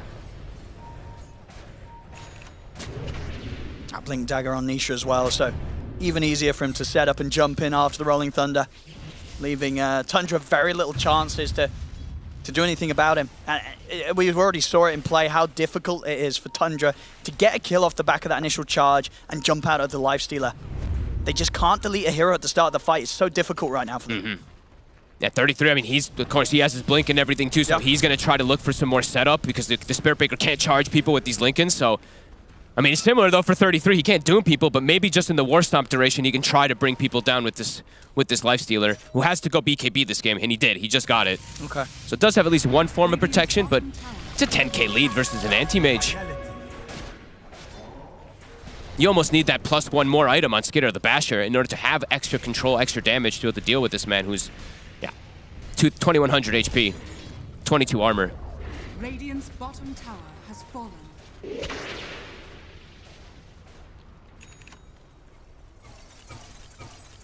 Boxy, I mean, just continues to be absolutely massive. A full lens now. Item after item on this Rubik. He does have Devour, so, Sure, for now, he's making money. definitely going to make a lot of money. Philly Stone. He rich. Can they punish any of these movements, Tundra? Liquid just free reign around the map.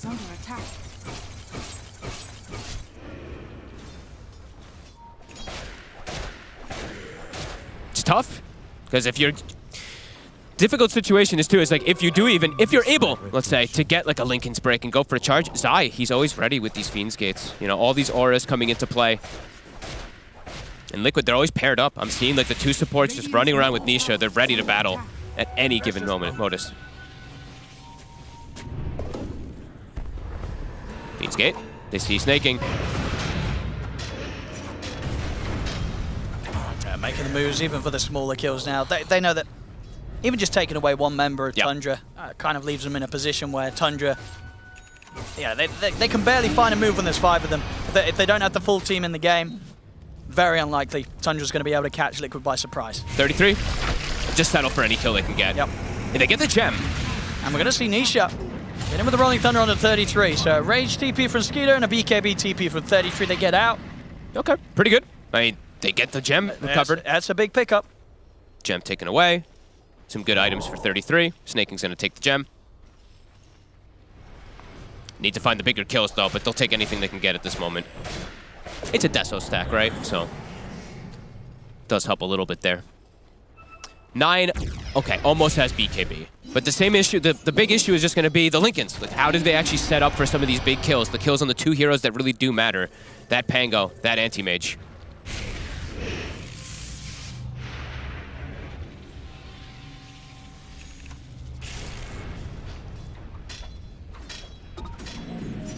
Insania.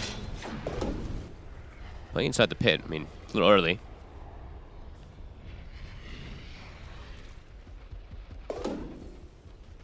Yeah, playing buddy system though, Liquid.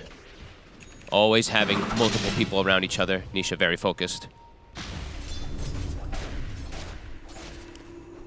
Nisha, of course, like the absolute just beast this game. 6-2 and 16. He's 22 of the 24 kills they've gotten. So just knew exactly what he needed to do to be able to fix those lanes, and he did it, honestly, better than you could have imagined. Yeah, honestly, with his moves early on, it felt like he won all 3 lanes. Yeah, yeah, pretty much. Radiant's middle tower is under attack. Such great spell casting and movement. Tundra. They're going to try again. It's, like we said, same thing, same kind of thing. They have to try to get some of these kills to slow down this farm. Because Mickey, I mean, he's just getting way too big. Abyssal's pretty much going to be finished now, too. More and more answers for this Lifestealer. There we go. Tundra. Full effort now into trying to find a catch here with a 4-man smoke. Or 5-man. With, of course, Skeeter ready to pop out at 33. All reliant on 33 finding that jump with a blink hoof stomp. And if they can finish off the target inside of it too, the important ones at least. If killing the AM feels very unlikely unless they get some type of dream scenario with a charge through or a break Linken's plus a full chain control. They need to commit like everything to kill this AM. You know, whoever goes in, if they jump and they don't get a kill, the fight's going to go downhill quickly for Tundra. Oh. 33's got to run.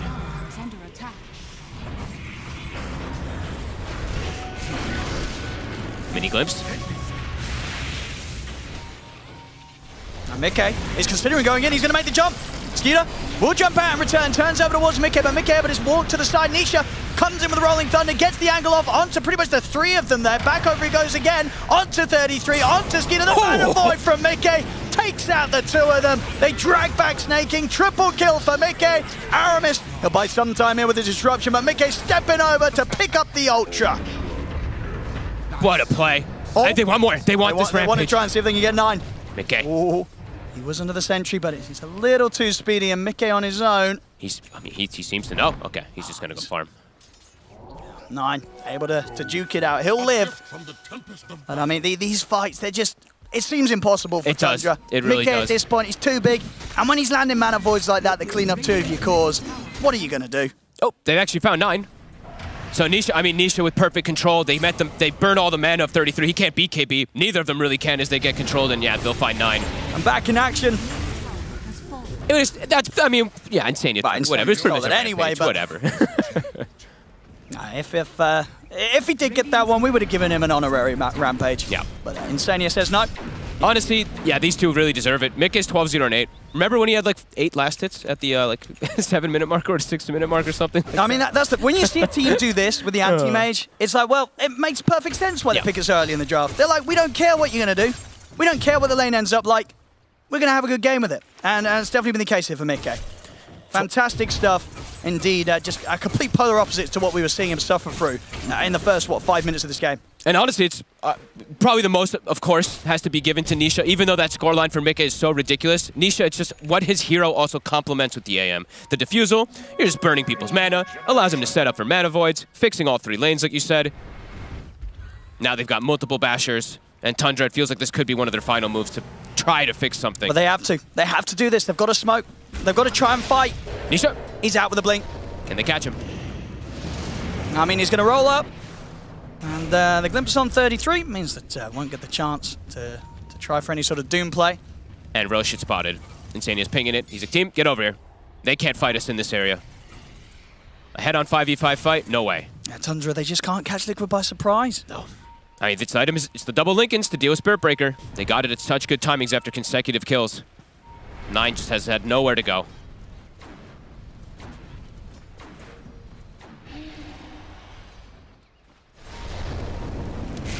And they're gonna start it. And they bring it down fast because of Pango. They're not even heading over at Tundra. They're not going to be able to make a jump. I mean, they scan. They might feel almost needed to, but they just can't fight in that area. I mean, can they get her in time? They're passing through the triangle. Let's see. I mean, Mickey's just going to jump in on them. Can they get him, though, here? Catch him with the opening stun. Nisha in with the Rolling Thunder, but Skeeter in with the Rage on top of Mickey. Won't be able to take Mickey down, though. Mickey blinks out to safety. Insania will die.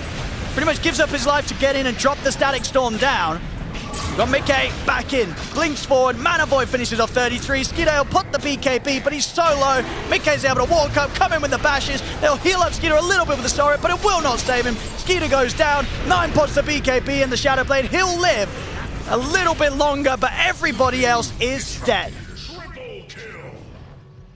Godly fights, again and again, especially with disadvantage. They make it look easy. There's nothing to break. They couldn't break the Lincolns this time. Mickey was just, he jumps in alone at the start of the fight. They can't even get the Doom onto him. Yeah, now that Roche to full butterfly on AM, these timings are insane.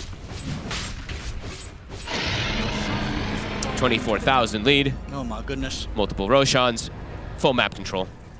I mean, and they're ready to start moving it down the mid lane. Sure are. They can look to go high ground. I don't think they're scared of diving here, Liquid. No, it's been smooth sailing for a very, very long time now. It's insane. They're charging in to see if we get any sort of glimpse back. Mick at 25 now already. Radiant's middle tower is under attack. 9. Ooh. Radiant's middle Dangerous. tower has fallen. He did not have BKB there. Skinner, he's gonna dance at them. I think they know. I think he knows. He wants to go out dancing. They'll jump in with the Abyssal Blade. Disruptions there. Skeeter has to walk away though. There's no pushing Liquid off these barracks. Wants to go out dancing, I like it. Will survive, but the Rax will not. Back to business. The whole map is just Mikke's. 28,000 net worth.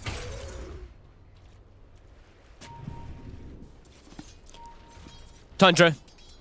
I mean, they made an attempt, right, with this Spirit Breaker pick. We haven't seen it in a good while. Of course, like we said, lanes and stuff like that. But yeah, there's so many answers and ways this Underlord pick is.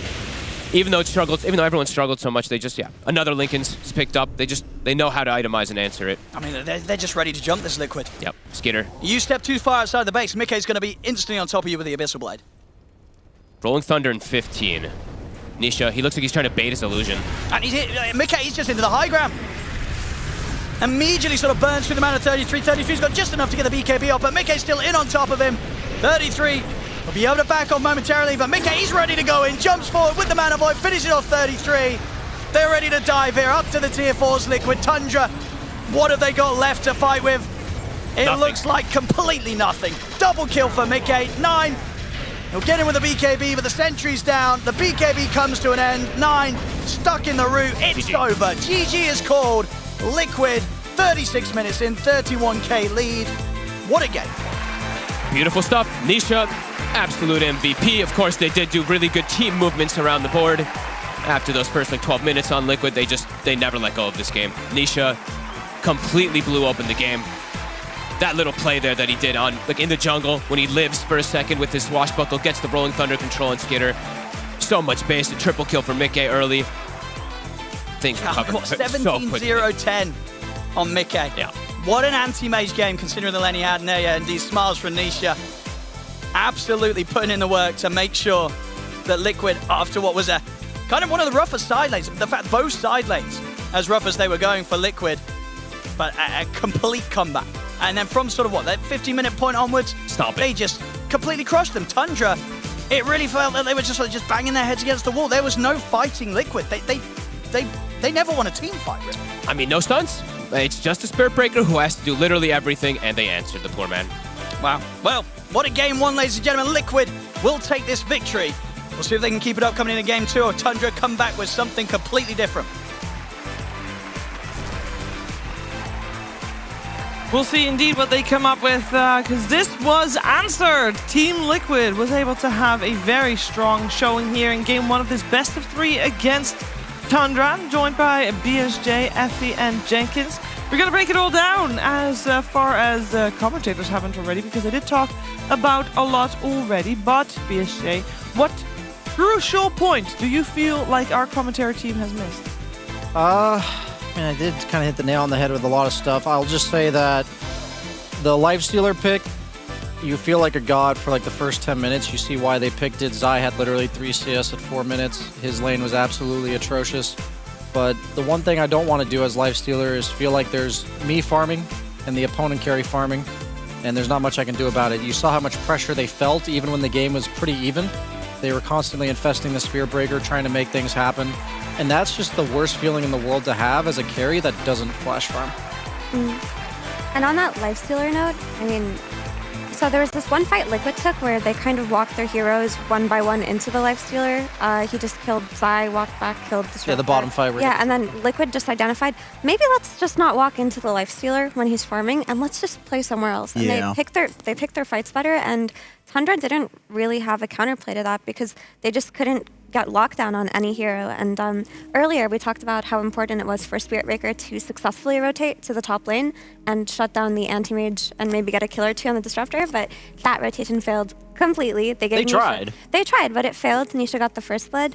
That's what they needed to work in their favor for their map to actually have any room for them to do things or have any moves or place some good vision. So it just didn't work. Even though the lanes went well, the first 10 minutes still looked bad too. It was almost even afterwards, even though the CS was massively in favor of Tundra. I think we can see in that game why teams are valuing the anti-mage versus Doom matchup. Because Doom, okay, sure, maybe if we're talking 3 or 4 months ago when everybody's rushing Ags because it's this new hip thing and people are excited about it, maybe it's oh, you have the AoE Doom versus anti-mage. Clearly he's not going to get caught. But yeah, I mean, it felt like Mickey was just unstoppable. Past the laning stage, the only time where it looked like Liquid could lose is when they were just fighting for fun. Even though he was free farming somewhere else and didn't need any of the space to be made, that was the only time it looked like maybe they could lose because Mickey was free farming the entire game. Seemed like there was no kill threat on him. This difference in net worth is bigger than I thought it was, actually. We did choose the carries as a matchup because Brian was having a great time watching this anti-mage versus Lifestealer matchup, right? I've been in so many of these Lifestealer games. It just feels so bad. You're thinking to yourself, I have this ability to do whatever I want on the map, but I don't see the enemy carry. He's got a Battle Fury. He's farming 3 times as many creeps as I am. And I guess I'll just hit creeps one at a time with my Deso. And the thing is, you can't go the scaling build as Lifestealer here, which is the Radiance Manta that people have been opting to go in a lot of games because it just sucks against anti-mage. Yeah, that's a good point. But magic damage. The thing is, I don't even feel like Lifestealer's scaling was an issue here because his first 10 minutes were so good. It just felt like they couldn't take advantage of their highest net worth hero because he just couldn't stand in place and hit anybody, right? The one time that it did work out for him was when Liquid ran their heroes into him and misplayed a little bit. But when they were taking these team fights, the Lifestealer felt strong, but people were just running away from him. And when people are just running away from you as a lifestealer, that feels maybe even worse than not worrying about the I other hate it carry, when people right? do that. Is it the Like, whole don't you just point need that you charge in, and therefore when people are running away from you, you are running after them? But so they had the infest burst, and if they didn't kill in the burst, they would just run away. So usually that burst starts to happen later on in the game when the combo is just like super effective. Around minute 30, when Lifestealer has 2 more items and the Spirit Breaker's stronger, then they can just get on top of anybody and kill them. But there was no way for them to take it to that stage of the game because they were completely choked out by Liquid. So at some point, it was looking like Team Liquid obviously was ahead. They were winning all the fights. Was there any way back into the game? Like, at that point, with the draft that Tundra has, BSJ, was there any way for Tundra to stage their comeback? I think once they got the double Lincolns, the Lincolns on Anti-Mage and the Lincolns on Pango, those were like their key targets in the fights. The Yules on Spoxy makes him even more difficult to go on because it can purge the Spirit Breaker's status resistance. I think the defensive items, if the team that's winning is allowed to buy defensive items and then just farm, it really doesn't feel like there's a way for them to come back. I know the comeback. Oh, yeah. Go. 33 was going for the like greedier style of Doom. With the Brown Octarine Boots, core, yeah. Midas, Octarine Core. He was playing for the hyper late game. He was going to actually pick up an Ags at some point. And then that... Level 25 talent with and the then break. level 25 talent with the break. That is when you can kill Anti-Mage. Okay, so But they not- were trying to stall more. Yes. At a certain point, it becomes, okay, let's just not lose, get to this like crazy late game, and, you know, see what happens when we get there. Because with the Doom, you can always win the game. It deletes a hero. It does. They did end up losing, of course, and if they want to continue this series, then they need to win game number 2 to force out that third game. But can they do so? We're finding out. We're heading into draft of game 2 after a break.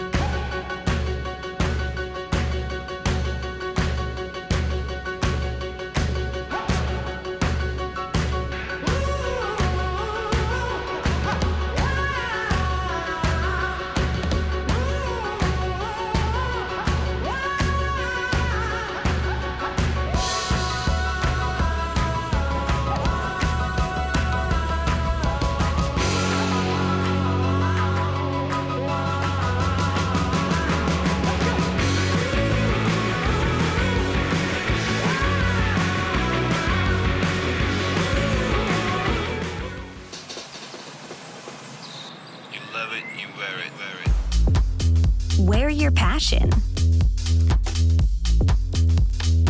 Share your passion. Wherever, whenever. Gaming is a lifestyle. Get your merch at shop.eslgaming.com.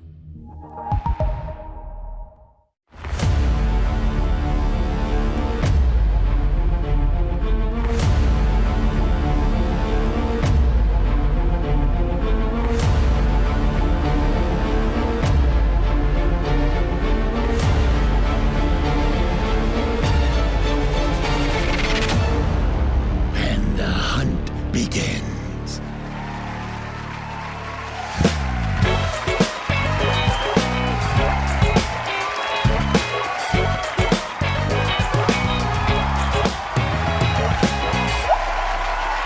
A second game between Tundra and Team Liquid coming your way here, Dream League Season 19. And first game, very convincing, going the way of Team Liquid. Of course, we have been talking about how Team Liquid is Tundra's kryptonite. That proved very true in that first game, but maybe Tundra can find a cure for that. Is there a cure for kryptonite? I was looking through my brain for it. Does Superman ever find the cure for kryptonite? No, he dies in the end. No, he doesn't. It's freaking Superman, come on. I thought he just banned it to another planet or something. Yeah, I don't think they ever figured it out. I think they should just never play Liquid again, just like he banned Kryptonite. That's probably the way to solve it. By the way, the idea of Kryptonite is the laziest writing ever. They're like, let's make this incredibly powerful, perfect hero, a Gary Stu, as some may say, in the literature world. And then wait, let's just create this magical substance that only he. Good writing. But you know what good writing does do? It makes the Kryptonite go worldwide, and now everybody is using it as like a synonym for something that you're weak against, and that is powerful. That's true. Because even though Superman's really old, kids grow up knowing the concept of kryptonite due to simple yet efficient writing. It succeeded in pop culture. However, it failed as a comic book writing. That's why fair. Superman's the worst superhero, and Batman is the better superhero in the DC universe. But Batman just has gadgets. He's cool. Yeah, but he's not a superhero. Guys, he's just a rich man with a person that can create gadgets. By the time this conversation is over, so will be the draft.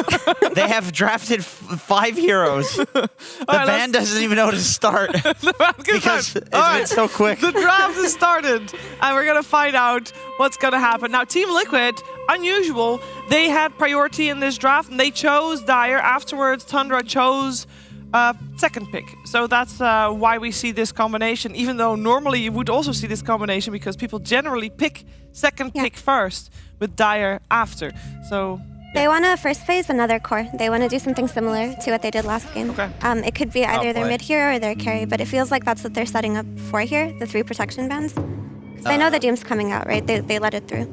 Is this a run it back It's scenario? the exact same draft so far. This is a run it back scenario, it looks like. I think you pick a stun here. I think yes, instead of the Undying, maybe go for something else. I would much rather see the Hoodwink that you mentioned last game. I don't think you focus nearly as much on... I think they got caught up in counterpicking Liquid, and their draft cohesion sucked. Yeah. So I want to see like their heroes naturally complement each other as a focus this game. I agree with you. I think the issue was with the SD Undying dual supports, because starting with Undying makes sense. You want to secure the lane for somebody, but they ended up using the Shadow Demon as a counter to Disruptor, but there was no stun play to play on the lane and actually get kills with, especially when they have core mid who's dependent on setup to get kills. They did the same thing, which means that instead of Shadow Demon, we'll most likely see a Hoodwink or something of that nature. It has to be. You know, normally I'd say something along the lines that if they can create this, oh my gosh, we're playing Liquid, we have to first phase ban anti-mage meta around themselves, they'll do great at the major, but none of what they're doing right now will matter because there is going to be the biggest patch ever, apparently. In the end, it doesn't even matter. That's true. But maybe this is one of the strats they've been saving for the Berlin major just in case there would not be a patch. I also agree with what Effie was saying. I think if a Hoodwink came out instead of Undying, this anti-mage would be different. You pick anti-mage because Undying doesn't do a single thing to you in the entire game. And it's a good lane matchup against Doom, so it's like and it's it's good in game and lane. Right. It's the Doom lane counter, arguably game counter based on how people are playing Doom right now. So it would have changed. So they're not running back the same bans on Liquid. On second phase, they banned the Riki, the Slark, and the Drow, but this time instead they banned the Naga, which could indicate that maybe they want to go for Furion this time. That's on true. Liquid. Yeah, Illusion Heroes. That I think they realize on Tundra their lane problems they had last game. Team Liquid might be thinking the same thing. Naga would fix that with one hero because she does all the lane pushing for an entire lineup. But Catherine! Oh my gosh. Catherine. She's getting featured. Your girl's famous. Oh, he's hitting her a little too hard. He's doing the thing that doctors do where they check your reaction and see if you can still feel It's a nervous reaction. Yeah, she's I was going to say she's paralyzed because her leg's not flipping. No, she's just nervous because she's on stream for the first time. Oh, the Yeah, second and time. you can't help flipping your leg if you get hit with the little thing in your knee like that. If your leg works properly. Now that was just rude. She plays beautifully. If Tundra don't ban Pango here, I'm pretty sure Liquid just take it again. On their second phase. I mean, they ban out the Bloodseeker. They ban the Bloodseeker, yeah, why not? And that protects the Anti-Mage also, but the Pango had such a good performance, and it's the same first two. I feel like we might see another Ruvik Pango. It's so interesting that they're... Wait, why did Tundra ban Terrorblade and Monkey? What? Wait, what? They banned Monkey last time. Yeah, but Wait, why why did they ban Terrorblade if you Terrorblade? already have an anti-mage? Wait, what? Is there something that because obviously we don't know what's going on in scrims. In the past, there was Nate McGalaxy that played offlane anti-mage. Yeah, the mind control anti-mage? But look what happened to them. I mean, that didn't go so hot. It did not go so hot. That It was went about downhill the- from there. That That's was fair. about the start of the... The effect of that was I got to see Jenkins play that like 20 times. Oh, you liked that, didn't you? Oh, I loved it so much. And they ban out the Ember. They steal the Pango instead, which is good. They needed to address it, but it also does more for them than the Spirit Breaker did already, just because it's more reliable early game rotations, right? But I still do think that your position 4 needs to be a setup hero, it needs to be a stun hero. You cannot get away with another Shadow Demon. Unless you're gonna go for a stun carry, like Skitter style, like his CK, but you gotta take care for that Underlord in the last phase if you're gonna do that. Okay. I mean, there's still Rubik available for Tundra. I feel like that's a no-brainer against Anti-Mage. You still Blink. You're pretty happy about that. You still any Disruptor spells. You're happy about that. Great laner with Doom. Don't Liquid just take Rubik here, though? I feel like it's the most obvious choice. Yeah. Rubik being through in the second phase is always kind of first come, first serve situation. Oh, this music is cool. It is. I'm happy that it's my job to not talk that much during this period. I get to listen to top tier Dota from you three, listen to top tier music from those three. I'm like best of both worlds. Yay! Okay, I'll continue with top tier Dota. I think they should pick Pudge here. This is a great slot for... I can't joke about that anymore because it's actually good. It's I a feel good like hero. Pudge is kind of fallen off. They've nerfed him a lot. They have nerfed him. Yeah, they need to buff him back up. He's been slightly irrelevant for one patch. I agree. Speaking of buff, there's Snake King. Did an excellent job in the last game, zoning for the first 4 minutes. I wonder if Liquid are thinking for a long time because I feel like banning TV and banning Ember could also indicate that you're setting up for some Morphling or something, right? And you just take out the Scotty Buyer and the TV and the like high pressure of the Ember. Yeah, it's true. There has to be something in mind that like Liquid's thinking the same thing. Like, what is Tundra trying to set up for? As I imagine Liquid will pick their mid since they see the Pango. Potentially Storm, Fernisha, potentially... I feel like a lot of the heroes I'm thinking of that would farm well aren't good against Undying Doom, so that's why Storm comes to mind, like a mobile hero that can jump them. Puck, maybe? Puck sounds amazing. That sounds really good. And Furion is also still in the pool if they're considering it on Liquid. Okay. Storm, okay. I like this. My only concern... Maybe they'll do IO Anti-Mage top, actually, because my only concern if you pick IO is you might end up with like dual strength against Undying in the bottom lane, but you can easily swap up the lanes without swapping up who's playing what. Disruptor perfectly fine to play 4. Just kind of depends on how Tundra approaches their lane counters this game. But the fact that they picked this Pango as a denial, what they did in second pick is traditionally not done because you have 2 response picks on this pick and then the next pick, so you usually have 2 favorable lanes. But Tundra has effectively put Doom before the Anti-Mage, so that got countered. The Pango against the Storm, which just got countered. So Tundra kind of forced themselves to be at a disadvantage in 2 lanes. Ooh. You saw this game 1, didn't you? Yeah, but So I'm laughing because the Dark Willow came out, and I feel like Dark Willow is kind of a pseudo disruptor when it comes to countering IO, because you place the brambles down on the reload and then you fear away, and then if you fear away the IO, it breaks from its tether target and you can focus on it. It's always been disruptor light as an IO counter, but I just don't think it's a good hero. So I was thinking, are they gonna bait it into picking this Dark Willow? Because yeah, it does provide lockdown, and its ability to kill Storm in the early game is actually not bad, right? Because if you can land that one good bramble, you can chain it into a terrorize. But as the game progresses, this Willow is just free food. There's like the static storm ground damage from Disruptor, there's a potential storm initiation, of course Anti-Mage can just counterspell her Curse Crown. The thing I always think of when I see Willow, going off of your point, is she's a follow-up. Like, she's needs setup for her Bramble to usually land against these heroes like Anti-Mage and Storm. Where's that coming from? Like, I don't understand where... Hoof stomp. From the Doom? Yep. I just think that like their formula for playing fights and like taking engagements is so much simpler on Team Liquid again. You're gonna have a Storm pull into a Relo, into a Disruptor Static Storm. It's just that simple. Like that's what it's like that point and click stuns, abilities being cast on the ground to follow them up. Like I mean I guess once they get Blink Hoof Stomp on Doom, it's possible. Oh yes, Nisha. Take it off. But I'm hoping Skeeter's hero is like... The problem is you don't want to pick the carries that stun because they're all single targets. Like, apart from the one hero Jenkins suggested previous game. Jenkins? I don't remember. The Sven. Sven. No, that's single target. I'm no, saying you like got Khalif. I'm saying it can get reflected by Anti-Mage. Yeah, I get what he's saying. Oh, Most of them are not good. Oh, you mean the stun itself? Oh, of course. It's Troll Warlord. Underlord again? That's the pick for Tundra. It's Troll. I'd be down for Troll. That's the only one left. They have very little hard lockdown on Team Liquid. They have a lot of control with like the kinetic field and... Control.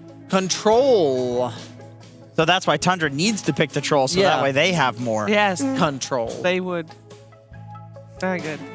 Great analysis. Keep it up. Brian, do you not feel like Liquid can just run back the Underlord as a great 9 pick to whatever carry Tundra on? Or do you like it less in this situation?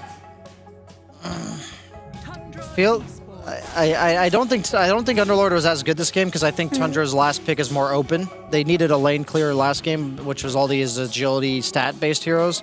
In this case, they wanted to go for auras, it looks like. They wanted to amp up their team fight. Because right now, I think Liquid's going to have no problem getting the fights they want, but the 5-man, they were a bit lacking with Storm Anti-Mage cores. So I think I wouldn't have necessarily predicted Enigma, but I can absolutely see, like, against the Undying, we're just going to get our free denies with this lane. We're going to be playing into a counter. Enigma's game is kind of, like, consistent across the board. Yeah, I mean, the thing about Enigma is you can't really depend on his black hole early on in this game because there are a lot of ways to cancel it. Just the Willow Terrorize is a really effective tool up until Enigma gets items, and it's really easy because their cast range is significantly good, right? You can also drop the Tombstone outside of the black hole, and it kind of takes away from that. But as the game progresses, it'll definitely be better. But then you have to also look at the Basher that's going to come out of Pango later. But I've always liked Enigma as a concept. When you have these heroes that go in, like Doom and Pango, any of these frontline heroes, it kind of, the enemy team just sets themselves up for a good black hole, right? If the supports aren't the heroes who are going in first, then you're just getting priority black holes in the late game. So that's pretty cool. I like the PA. I like it too, actually. I think it's a good PA pick. It destroys Enigma in lane. It's a hero that's going to get Abyssal Blade, and you can jump and kill the Enigma to start the fight. It destroys Anti-Mage in the game. 2 shots IO, 2 shots It 2 shots Disruptor. both the supports, and... It's really good against Anti-Mage. It's really good against Anti-Mage. The only question mark is Nisha Storm, I think, is fairly okay against the PA because the Witchblade goes through evasion, but late game, I've seen Storm Spirits get literally one shot by PAs. It happens. You're like a little not too careful with the zips. She jumps you. You take 2,000 damage. You die before you can zip. I think bottom lane might be a serious issue for Team Liquid. I really like this PA pick because it's going to punish these position-based ranged heroes that their best play was to just deny creeps and run away from the Undying. Like, if you're pulling the lane back into you, PA is one of the best carries in the game for Undying to plop the Tombstone underneath your tower and just kill you. and then I you miss agree. like an entire wave of XP. But also what I like about this is when you have an active mid hero, ideally you want 2 side lanes to play on instead of just one. Like in the last game when he could only play on Liquid's safe lane. But now he can rotate bottom, get kills, rotate top, get kills, and his team can set it up for him. I mean, Tundra's side lanes look strong, their mid lane looks solid. I'm really feeling their draft. I think they'll take this one. I'm liking it too. I think the lane's going to be a bit of an issue other than mid. I think mid's going to be good for Nisha, but then I'm concerned that like 10 to 15 minutes in, the momentum is just too much in Tundra's favor. All right, looks like the PA swayed everybody to side with Tundra for the second game of the best of 3. Will they be able to force out a new game? Here in this series, we're finding out. It's Odie Pixel and Fog for the game. Thank you very much, Steve. Yes, well, we've heard from the panel there, Fog. Very much pumped up about what Tundra's turned up this game too with. They've managed to kind of, switch it around in the sense they themselves grabbed that Pango. And Nisha this time not able to have that hero, which has such an explosive game 1 on. And ending things up with the PA, a hero that should have a bit of a better matchup really against the cause of Liquid in this game too. I would say so. I still have some concerns about control.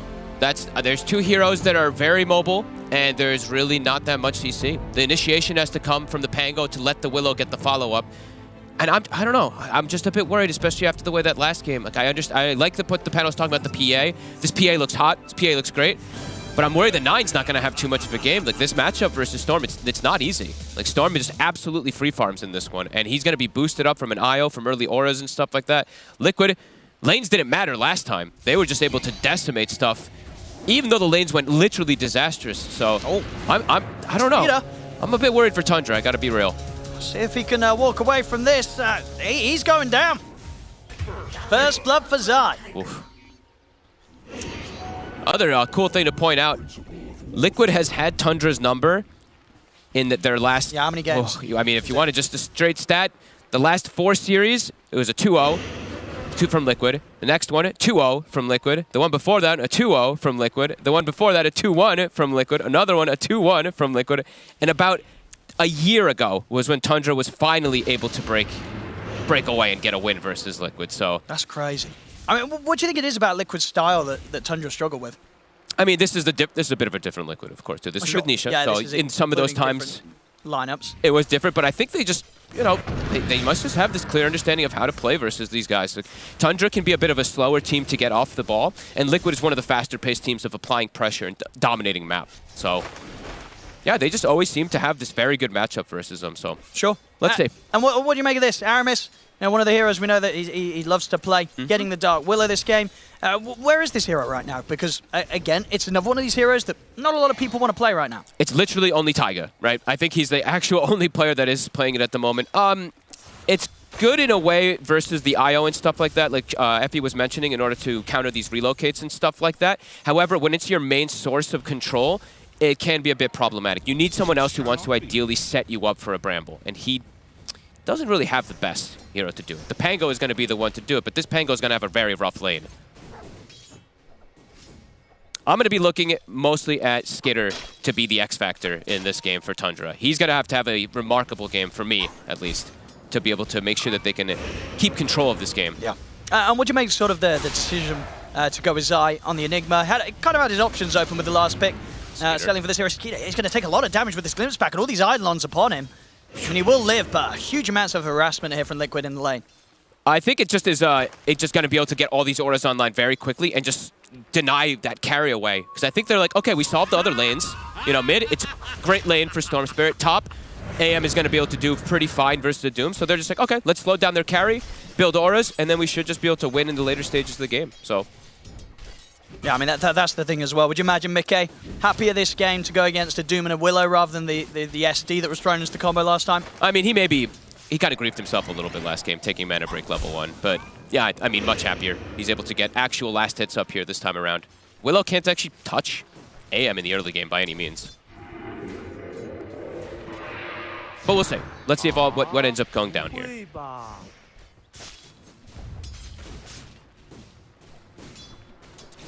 At the moment, I think Nisha has missed only 1 last hit so far. So 19-4 right now in this mid matchup versus a 10-0. And now the positioning of the lane, I mean, he has it on his hill. So 9, every time he walks up, he's at threat of just getting Vortex and heavily harassed. Yeah, not a fun matchup to play in. Exactly why Nisha grabs this hero. He's, he himself, of course, he's been the Pango many a time in the mid lane matchup. He knows what he doesn't like going against and what's strong against it. And indeed, Storm very much up there at the top. I think we've seen it across like almost all regions. Whenever I see the Pangos picked up, this honestly seems like one of the best answers. Because you just bully him so hard in the laning phase. You're able to just kill him in one jump with like a follow-up too in a lot of situations. So, and the Storm also, I mean, even though there's this PA, who, as they mentioned, can get one shot of Storm and stuff like that, you can itemize. You can go for this Witch play that is very nice versus PA and stuff too. Snaking. Has to be. He stepped up very far. He needs to drop Tombstone. Zai, he'll back up away from the zombies. Might be able to clean up a lot of these Eidolons actually with that tomb. I mean, Snake. He gets it pretty aggressively there to try and take down some Eidolons. Thunderstrike's back up. Snaking's gonna... He's gonna die, I think. He's gonna die for that. Oh, yeah. That one, pretty much the one tower here he tanks. Ends up being one too many. Top lane. Aramis able to get out into the Shadow Realm just in time. Able to turn. Decent damage thrown back the way of Mickey. Boxy's got a salve. He's gonna be able to heal Mickey right back up to full.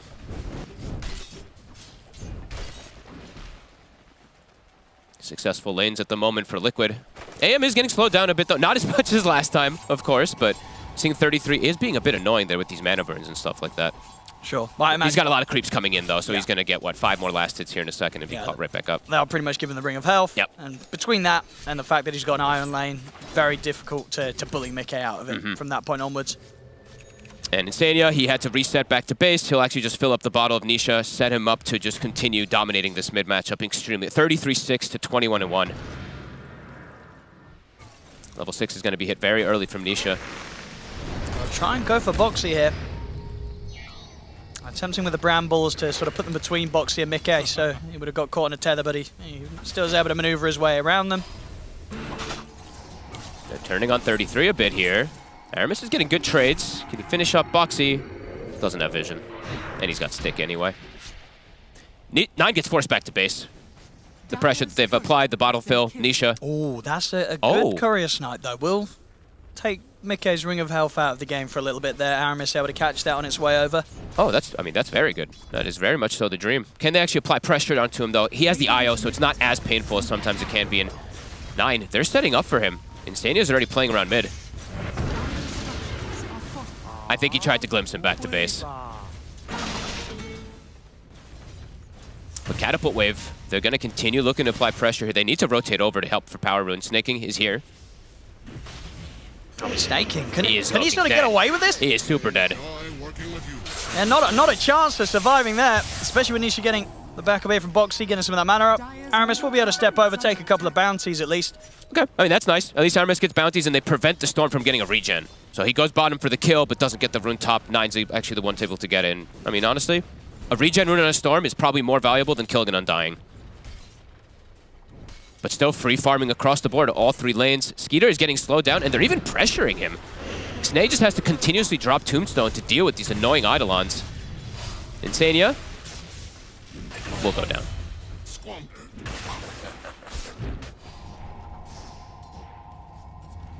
3-1. 1k lead right now. Skeeter, oh goodness. He's still dropping very low. He's got to respect these Eidolons. Only, of course, has the 1 point in the evasion right now, so still Zai able to get a fair few hits in. A pretty cool thing that Zai did this game, it's not something you see too often anymore from the Enigmas. He started very early with a buckler. So, of course, it gives him armor, but it also gives his Eidolons that armor to deal with these zombies, deal with these annoyances that the PA can actually do. Like, PA usually does very well versus Enigma. Right now, Zai's actually doing a great job of shutting him down and getting free farm in this lane. I really like this. It's very clever, this little buckler thing. I used to see it a lot more, and then I think people just kind of stopped doing it.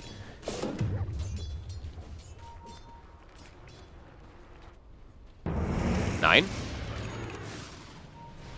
Just gets glimpsed away.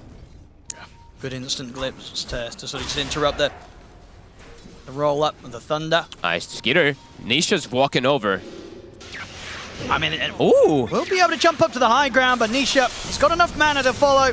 And with the Remnant down, enough burst to take Skeeter out. Black Hole, it's going to catch 9 here, mid-rolling Thunder. Snakey's going to be taken down, and 9, he'll have to roll away. So if anything, the Black Hole controlling 9 for a little bit allows Nisha to finish off a second kill. Does of course mean Zai still goes down. Big kill. I mean, Nisha is popping off again. He's top of the net worth, having a By fantastic quite a bit as well. start. Look at this. Over 1k lead ahead of anyone else in the game. And he's actually not even going to go for the Witchblade, it looks like right now. He's doing Falcon Blade, and then he's just going to go for his Kaya. Thinking they probably have enough answers as mid. No, it'll be okay. Yeah, Nisha, not at the moment got enough mana to go aggressive again quite yet. With 33. He's got his eyes on them top, but very difficult to make a move. Mickey very safely able to hit the creeps in this lane with his constant backup of boxing. It's the same thing as last time. I mean, he's in the same matchup, so it's like they don't know if he has the counterspell point or not. So 33, he's holding skill point just in case he might see an opportunity, though, for Doom. Nine gets another stack going, so they are prepping these Ancients and stuff like that for this PA's inevitable Battle Fury. And you like this from Zai? Okay, gonna go Midas. I mean, he's gotten an excellent start already in bottom lane. I like it. I mean, yeah, he's had such a good start. I think he's like, you know what? I'm going to go for the greed this game. Yeah. Snaking is looking incredibly dead. 4 deaths already now going to be for Snake. Sai gets the kill. Quicker toward his Midas. Middle tower is under attack. Nisha now, of course, with this advantage, making his way toward bottom too. Skitter. Just be careful how he shows himself. This tower. I mean, he will show. Okay, that's a bit bold. Even stepping out as well, but the blur is so insane. Yeah, you got to get so close nowadays to be able to see him. I cannot believe he just he's just able to walk around them. They don't know where he is. I mean, Snake comes back. Oh, wait. Well, I mean, as soon as he comes back, he's. I mean, he'll live a little longer, but at the end of the day, they'll just farm the tombstone and they'll just farm him as well. Okay, I guess he wanted to stall the push a little bit more there, but he's just giving them a whole lot more gold. He sure did. And Skitter has to TP out. That was cute though from Skitter. The blur is insane with the recent buff. Maybe I think 9 actually needs to farm the Ancient stack instead. I mean, it's just he needs to. He needs to get the Fusel timing. And let's see if he does though. It's going to definitely take quite a bit of time for Skitter to be able to make his way over there and farm it.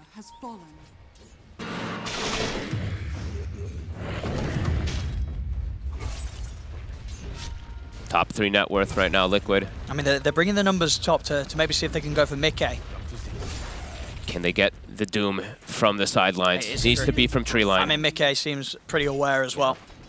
33 shows in the lane, knows that there's likely to be backup. Mickey's not going to mess around near the tower. And they're going to start warding camps. All right, so the way to answer the Phantom Assassin, the greedy hero, they're just going to start blocking those camps. And okay, Nisha, he does. Okay, I was going to say, not going to go Witchblade, but he does go back. He is going to go for Witchblade versus this PA. And he's got some big stacks to farm. Midas finished up on Zai. All right, yeah. So, I mean, what's he going to go for beyond the Midas? Will he still get the auras, or are we going to see some kind of full like BKB refresher build or something? I think they have the IO, so he might go for like a pipe. Actually, isn't it even worth it to go pipe this? It might not even be worth it to go pipe. Either way, looking at a fight. Yeah, Boxy, he's going to take Nisha back to base to get the mana back up. And now, Nisha ready to TP top with full mana. Zai sets up for the tree line straight away with the Black Hole to control 33. 9 will be able to get the Rolling Thunder off. The fears there from Aramis. And the Cursed Crown to hold Nisha back for now. But they're coming. 9. Nisha, he closes in on 9. He's able to get a Vortex as well, even though the Swashbuckle was there. Mana Void coming out a bit early. Doesn't really do any damage at all there from Mickey. They still want to try and push for this. I mean, Nisha is getting fueled up by Boxy. He's still got so much mana to play with. He's taking out Aramis. They're going in under the tower. The Doom is there. Mickey, he may have dove a bit too far under the tier 1 tower. Mickey will die. As Liquid, they forced it a little too hard there, Fogged. I don't think they expected that damage to come out. The stun from 33 was instant. He preemptively stunned there for the Storms jumping in. And Mickey just goes a bit too far. Tundra needed that. How much damage does Pango do? Yeah, I mean, 2,000 damage in that fight. He landed a beautiful swashbuckle onto him there. Overplaying their hand a bit there, letting Tundra catch back up here. And that was, pre-defusal as well from 9, so we're only going to see more and more damage come out for the Pangos. Just a few hundred gold and having that defusal blade complete. I like that they're, keep filling up his bottle. Make sure that 9 is able to have this type of early game, similar as Nisha, where it's kind of up to him in order to make a lot of that space for Skeeter to catch back up. Dire's middle tower is under Enable this Pango to help your side lanes. I was quite a nice play as well from Aramis in that last fight. I mean, you saw him sort of play around with the fear. You know, a lot of the times you think, oh, just throw on the Enigma, cancel the black hole. But he knew that 33 was going to be fine, regardless how long 33 was going to be held in the black hole. So, you know, obviously just throw it the way of Nisha. Fear the storm, stop the storm from being able to make aggressive plays. Yeah, it caused Liquid to just get a little over-aggressive, but Liquid, again, looking for the fight. Trying to go in onto Snaking. Rolling Thunder's already used. Nisha's already used quite a bit of mana. 9. Swashbuckle will take down Insania. Nicely done. Tundra definitely showing here now in game 2 that, yeah, Liquid, they've got to really think twice about how they commit for the team fight. They'll go for the pick-off down bottom instead. Skeeter is able to jump away. With the Storm IO combo, Nisha can just keep on going. Witchblade's finished. He's always going to get those hits off onto him now. Foxy will die. They get him on the way back. They're looking towards Mickey as well. Blink is up. And Mickey a little too tough to chase when he's running away. He's getting pretty close to his Battle Fury. He's going to have it quite a bit faster with the way that they're putting a ton of pressure onto Skitter here.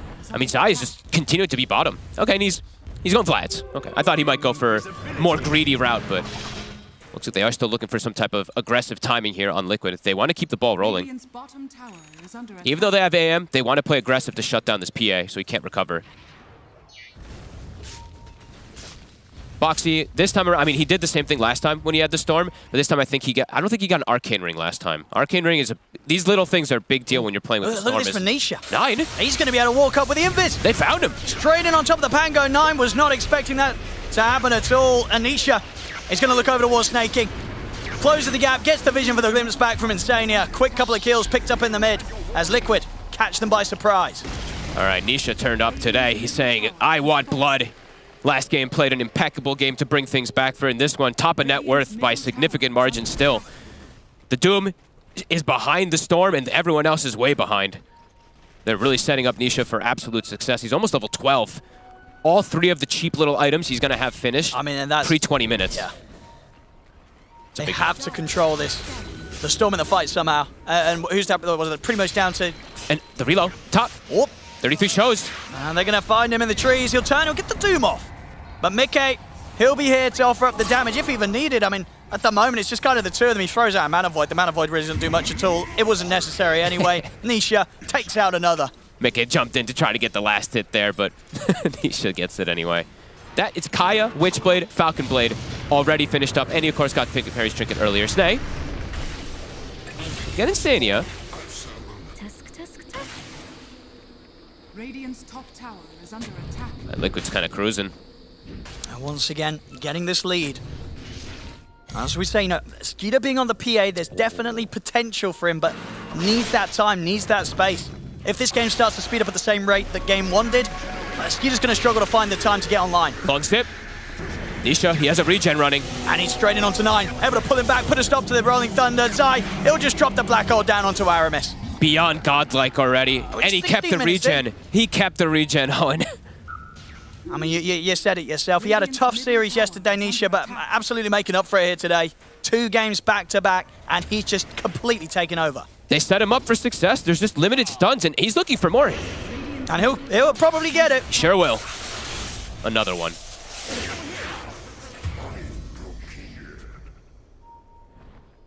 My God. 11-0-2. Nearly 10K net worth at 17. This is one of the higher net worths on a Storm. 10K at these type of moments, like 10K at 20 is usually an ideal for some of these carries. As a mid, as a Storm, this is crazy. Kaya Sanj is going to be done. So limited disables versus him already, and now he's even going to have potential more answers for like a Doom. If he gets Doom, he's going to have this big status resist. He's got the heals as well too. Tundra, they need to find a way to set up and maybe bait some of these moves, but Liquid, they're so fast with the movements, and they're already... Look at these wards that they've placed. It's super aggressive, too. They have that cheeky one top that we've seen a couple times before, and then they have this very deep one around the tier 2. So they see the setup before Tundra's... Like, if Tundra's even trying to set up a gank, Liquid's going to see it coming, and they can outnumber when they have IO. All right, well, Skeeter, he's finally got his Battle Fury. We'll see how quickly he can build up the items now. I feel like most of this game, like I was saying from earlier, it feels like it's going to be all on him, and he's been very slowed down. They're even looking to hunt for him already. Nisha straight in. Another one. 1 and 8 on Snay. 12-0-2. These kills, they just don't stop from Nisha. Full control of every rune too when they're playing this aggressive. And look at, I mean, I think they just saw Skitter. I think he popped the blur after they did see him for a quick second there, so they're hunting him. Tis mine. Radiant's middle tower Insania. is under attack. He breaks it. He gets close enough. Instant static storm leaves there no chance to jump across if there was any backup to be had. That was pretty damn amazing. I mean, it's these wards, these super deep aggressive wards they place. They see him, and he's like, how the hell did they know I was going to be going there? Liquid. Radiant's bottom tower is under attack. Tier 2 bottom. Likely to fall already. Is under attack. Radiant's bottom tower has fallen. Tundra they just really do lack a form of being able to start fights themselves. You know, the lack of stuns, lack of being able to control heroes is definitely a problem. It feels like they need these blinks on 33 and 9 in order to try to recover things. But the way Liquid's playing, they're just not giving them space. Nisha finds the Grove Bow. Incredible farm on him.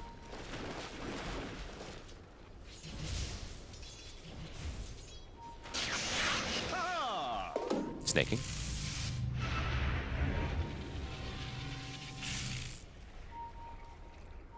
And Mika is just able to play now the freest game ever. He's like, I don't know, am I even gonna have to do anything?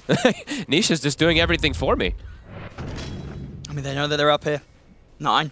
They'll clear out the wave. This deep ward, the other ward I was talking about that they had around the ancient, or around the secret shop, it spots things. And Tundra, they have got their ultimates.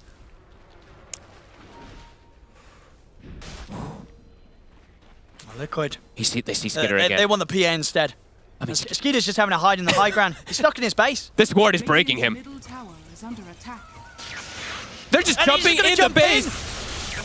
Nisha into the base. The TPs are coming in. He lives. All right. Only just, though. The glimpse. Send the Undying back top. And oh, look. A regen rune in the bottom lane. And they're actually setting up the reload snaking. Oh, they want to get snaking. You can't hide. Poor old snaking. Just getting focused time and time again by Liquid, I mean by Nisha in particular. Many a kill has been at it against the Undying by this storm. Nisha going absolutely crazy and the support's just setting him up for this. Yes, full smart. And this was happening when he was just hitting creeps. He's just having that good a time. He's like, oh, this is amazing. I'm just hitting the creeps and we're winning. He's like, thanks guys, I'm doing something. 9. He has to just reset away. And Anisha's already on the prowl again with this regen. Oh my goodness, he nearly gets the angle on 9 there. He's thinking about going down the tree line as well. He won't quite do it. Can they get Boxy? He actually maneuvers around the bramble. Okay, blink on the Doom. All right. So they got to get some type of stuff here to slow down this pacing that's being set from Liquid. But it's got to be like the biggest kills possible. They need to find, honestly, they need to find the Storm. Catching the AM would be great, but the AM isn't on like a beyond godlike kill streak. I mean, they need to get this kill streak. I mean, well, if they kill Nisha, well, this is already kind of like an above 1k gold bounty if they kill the Storm. Yeah, definitely. A lot of money. But just not easy either, because if they don't do it cleanly, he can just get relocated out, he can get healed up. And the way he's been. Everywhere. Just like last game on the Pango, even more so this time.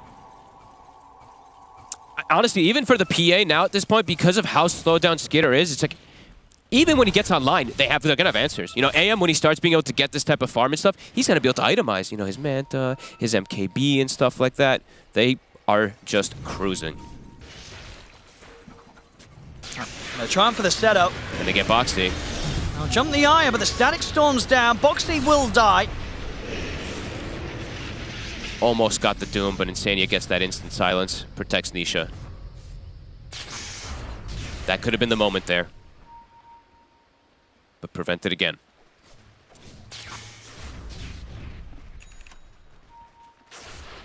Radiant's top tower is And under they're still making moves towards Nisha, but they have to catch highly him. unlikely he hangs around beyond that creep wave. They're trying to get him, but 9 or 33, he just can't find Nisha, and now Nisha has BKB. Could probably just go for Lincoln's after that. Very similar to the approach that they took last time. If he feels it's necessary. If he feels may it's feel needed. that he's not going to be giving any chance for 33 to even close the gap on him. Yeah, could definitely be possible. So we'll see what way he wants to go. But then at the same time, it's like, what else does he need? Yeah, he's already doing enough damage. He's killing them all. So indeed, the safest bet is probably to pick up that Lincoln. It depends if he wants to get the Lincolns or he wants to get the Hex. That's exactly what I was going to say too. And That's now Mickey, he's ready to join. He's like, I got my Manta. I can play with you guys. Alright, he's going to get held back by the Bramble. Nisha straight in with the BKB onto 9. 9's able to break away with the Swashbuckle. A lot of mana used. There's the BKB from Nisha used aggressively and no kill to be found with it. Okay, Tundra able to get away here. I think it was some split calls being made from Liquid there. I think this is the time. Yeah, they got to punish the no BKB. You got to go. The BKB's been used. You've got your Blink Doom. You have to try and look for this fight if you're Tundra. 9. A Liquid, they're going to be aware that Tundra's going to try for this aggressive move. I mean, Tundra, they can't really do Roche right. No.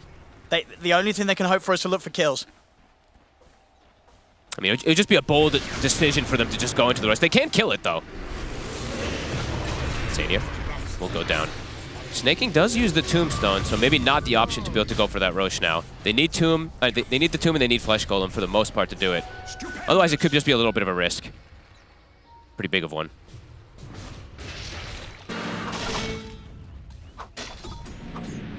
Just to kill onto Insania, it's not what they need. Yeah, they're finding a support here and there, Tundra, but that really is it. In terms of the kills they've been able to pick up in the last, what feels like sort of 10 minutes or so. And I gotta actually check really quickly. Yeah, what we got? I don't know if they have any smokes left on Tundra either. Yeah, they have none left. So using these blinks to try to catch this storm, catch this anti-mage, they don't have it. And the vision that Liquid's been able to place has been excellent. Right now, Liquid is lacking vision though. They got their wards completely dewarded, except for that top one.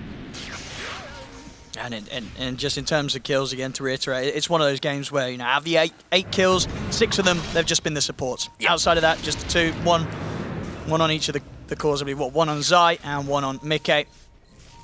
They just haven't been able to find the cores since. Liquid just too well positioned. Tundra can never break through to the cores right now.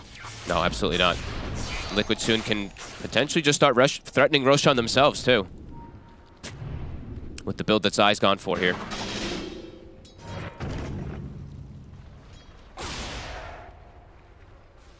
Liquid trying to reclaim this triangle here. Snaking. He's going to get caught at the start. 33's in with the jump. Will be able to lay down the Doom. They've managed to get the catch onto the Storm. Boxy trying to come in with the tether to keep him alive, but he should be going down here. There we go. They stopped the relocate. Boxy was trying to bail him out. They're going to be able to catch him as well. Double kill for 33. Mickey is going to jump in though. Decent mana void here to burst them low. It's enough to help him finish off 9. Let's see if he can chase any more. Caused by the Cursed Crown Skeeter. Coming in with the BKB, but at this moment in time just doesn't really do the damage to fight Mickey.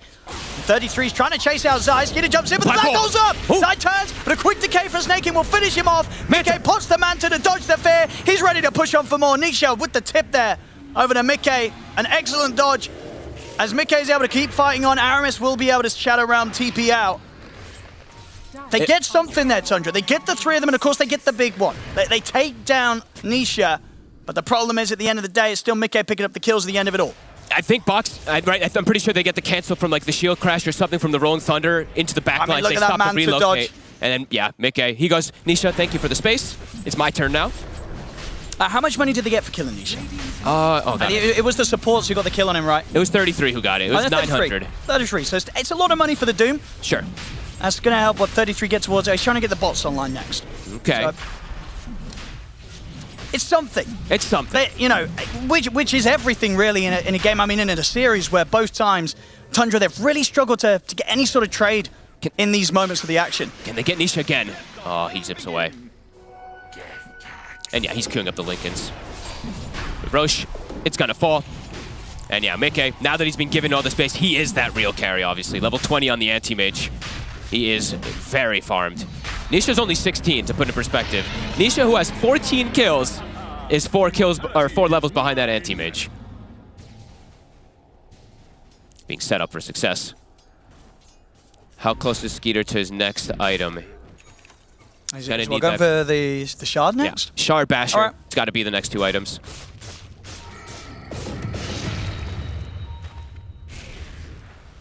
Got a Basher also on 9. Have to take super clean fights, and they are completely reliant on Doom. Snake. Oh, they'll find him. Oh, Zai. They get the jump on Zai. There's a reload coming. So if Skeeter and 33 can get away from these two, 33's going to opt for the BKB, but of course, Mickey. CDC TP. 33 knows there's not really much escape to be had. Pump faking the Doom. Can't go for it. Yeah, his TP was on cooldown. Couldn't get out of there. And next time around, he's not going to have the option at all. Mickey very close to being able to get that basher done.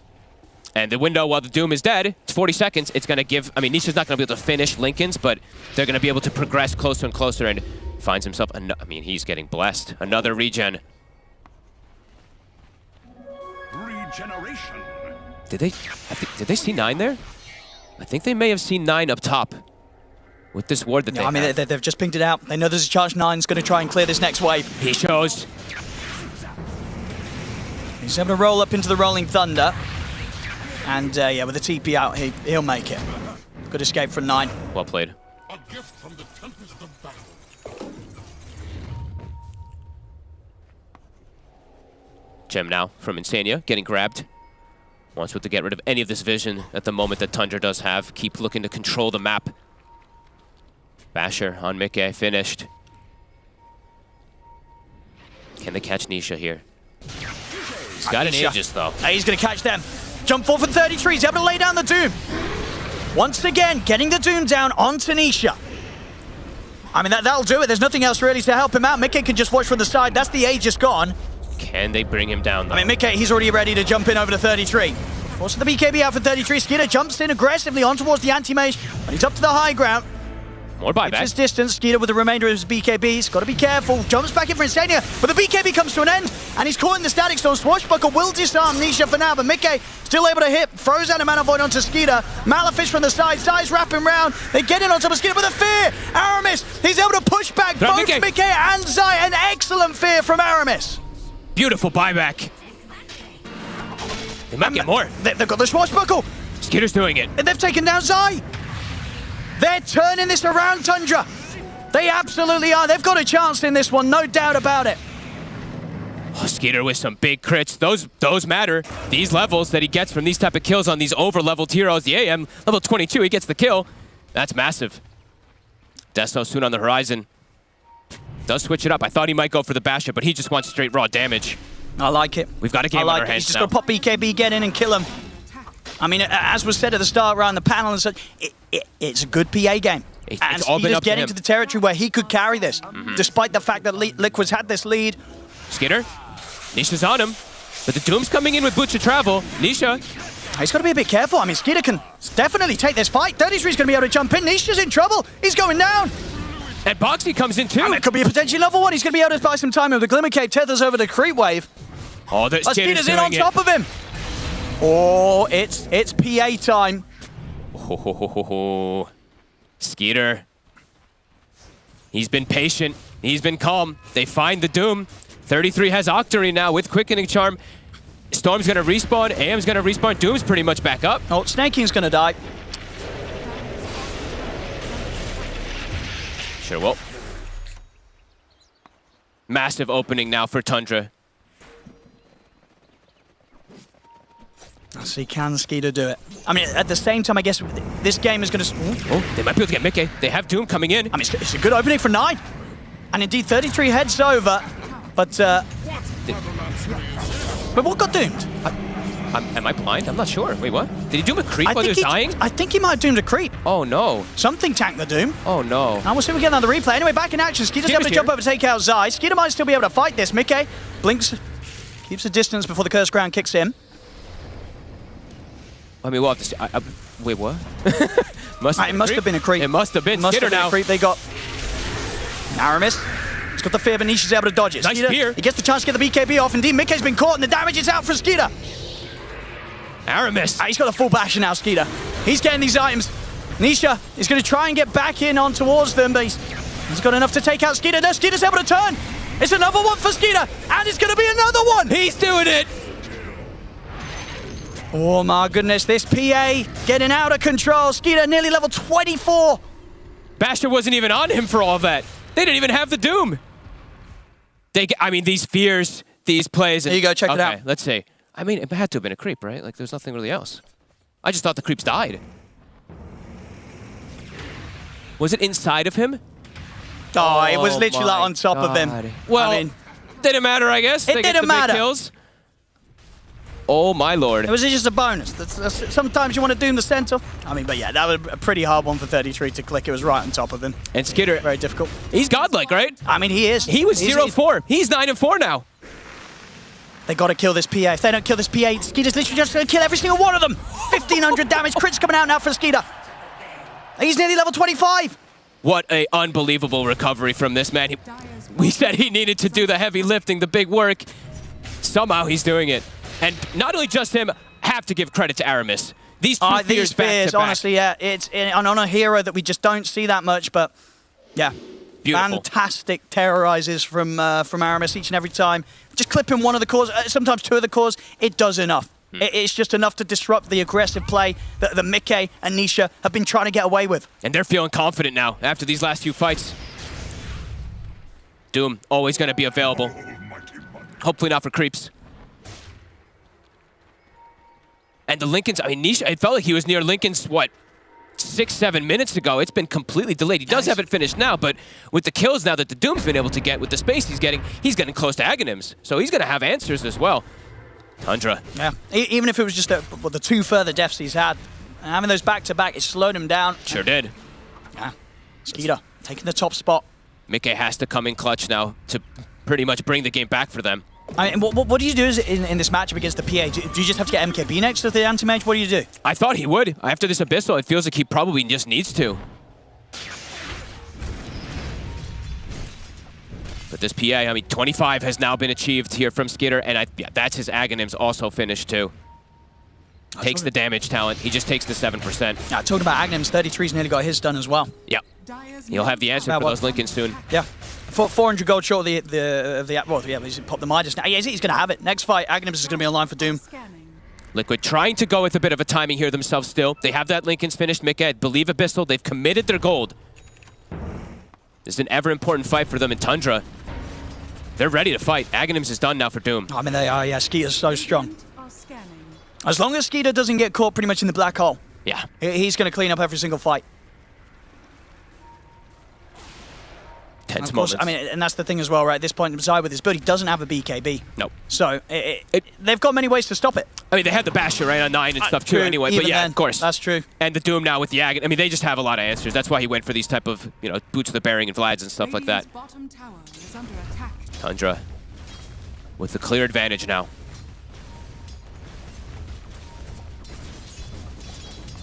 Radiant's bottom tower is Skeeter's just going to melt these targets. What can Liquid find? Roche, 1 minute. Tundra playing very patient here around this ward.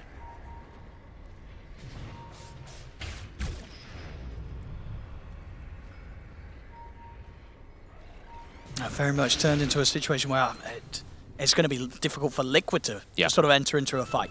Tundra, absolutely.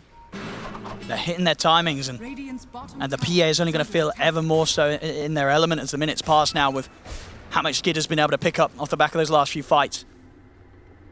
Everybody's kind of, I mean, this is dangerous positions, though, for both sides in a way. There's really, what's these buybacks looking like? I mean, they've spent a ton of gold.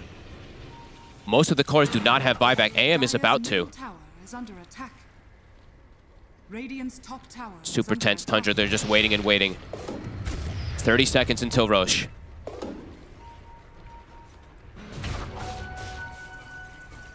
Big item for Skitter here. I was going to say, again, that Witchbane. Suddenly, Insania is not going to feel as safe as he was before with that Ghost Scepter. Nope. Those dispels are going to be significant. Mickey has buyback. Feels like Liquid does need that, perhaps just needs that buyback in order maybe to like bait a Doom play and then go for the fight afterwards. But yeah, not easy for them. Roche, it spawned. Tundra playing super careful here around their vision. Skitter always blurred up with the Aghanims. Yeah, Liquid's going to need to have some perfect play to try and survive for a team fight against Tundra. Snay drops the tomb. Reclaiming control of that vision. Well, Mickey is going to make the jump. They're going to jump 33 straight away. See if they can take out the Doom. They can with the Mana Void. They're taking him out. Skitter. Immediate buyback comes out from Snaking. See 9 rolling forward, but Mickey and Nisha being able to get back out of the fight. Skeeter's in onto Instania. Ghost Scepter's there. Instania still gets burst by the Decay. That's a gem. I mean, Skitter deleted Zai instantly. They get the 2 for 2, and with the buyback that Tundra come into play with, they have got the numbers to walk back into the Roche pit if they want to. They can start forcing it. It dies fast. Take it down indeed very quickly, very safely. Nisha, He is up. Could look for a steal. They're getting vision in the area, sending the illusions. Got to be careful for the Terrorize. Aramis could time it. Buybacks coming in. I mean, they are a bit scared here, Tundra. They don't want to commit for Roshan. They'd rather look for kills first. The bash. It catches onto Mickey. Skitter's going to jump in. He's just delete the anti-mage. They'll drop the black hole onto Skeeter, but the fear's there from Aramis. Skeeter's able to get the BKB up, jumps off with the crit and the bashes. As they time it perfectly here, Skeeter. With the backup of Aramis, they just go for the kill on Mickey. Mickey pulled back for this. He's got to run. Can they get him? Chasing 9. He's in onto the high ground with a blink. Actually ends up walking into the root there, Mickey. He'll turn with the Mana Void to take out 9. Doom's respawning now, 2 seconds. Skitter can probably jump back into the pit with this Doom respawning. I mean, Aramis is just destroying them with these Terrorizers. I mean, hey, honestly, like, Skitter may be doing heavy lifting, but he really has this man holding him up from the side. I mean, Mickey is going to go for the jump. Jumps in, but the Doom, the AoE Doom's there. They will get the kill on Roshan, but Skitter is able to snatch the Aegis. Mickey's out for 2 minutes, no buyback. Holy crap, Tundra. It feels like they've done it now. The buyback I think from they might AM. have. This is such a long time without Mickey. Skeeter just out of control. He's got the money to buy it for the Abyssal Blade as well if he wants to. He will indeed get that sent out to him. Level 27 on the PA. It's insane to see these type of games where the recovery is unreal. Like Skeeter, he was hunted, stalked, slaughtered all game. He was 0-4. The man is 14-4. Back up from his teammates. Of course, this Willow, as we keep saying, Aramis coming in super clutch, but what an unbelievable recovery.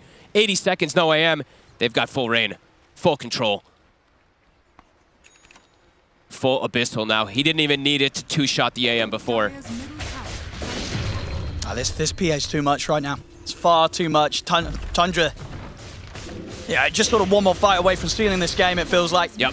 How on earth did Liquid deal with this PA? I feel like Zai might have to like sell his Midas, get the BKB, and hope he can get the black hole and just the Doom is down or something like that, but it's just not easy. Skitter's in. Zai might just die. A couple of crits. Zai's gone. No buyback on him. They jump forward over towards Instania. There's a buyback from Instania. Boxy will be back in 5 seconds, but still 40 seconds without Mickey, 90 seconds without Zai. Looks like they're going to respect it for a moment here. Back up, reset for a sec. Skitter hiding in the blur. Nisha, out of mana. Well, they might jump him. See them try and go in, but the BKB's there from Nisha. And will at least persuade Tundra to not fight on any deeper under the tier 4s, but they're happy to focus the objectives. They take out the tier 3. Back doors back up. 60 seconds, no Enigma. AM in 12.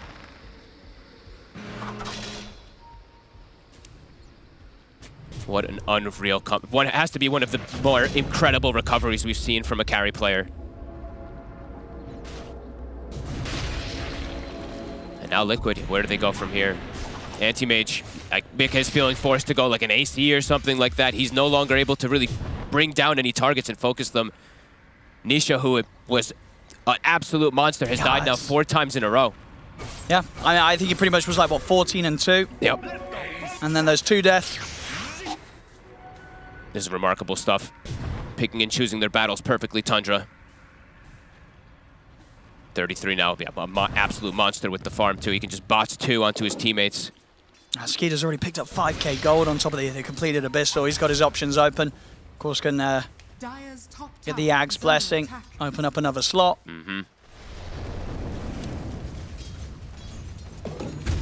This is unreal stuff. There's the firm grasp of the game now at this point. It's so hard for Liquid to try to come back. Nisha, okay, he's going for his own mini black hole kind of play, but do they even have the damage at this point? As we've seen over and over again, Skitter just survives and just turns and kills everybody. It's got to be like some sort of 5-man black hole into 5-man vortex. Into Mickey sort of deleting the mana of one of the higher mana heroes to get some big mana void off. And it really has to be perfect for Liquid to turn this around. And they're probably like, it has to all be hopeful that 33 doesn't have an active Doom on himself when it all happens, because it'll all just stop instantly. He's just in. Goodbye, Boxy. Cooldown is so low. Why not? Level 25 now for the Doom. Skitter. Got his own boots of travel. Bots 2 onto him. They want to set up traps.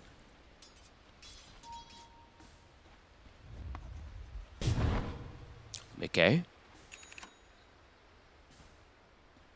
Tough for him to step out here. 33 is just constantly ninja geared on the prowl. And we see Zai.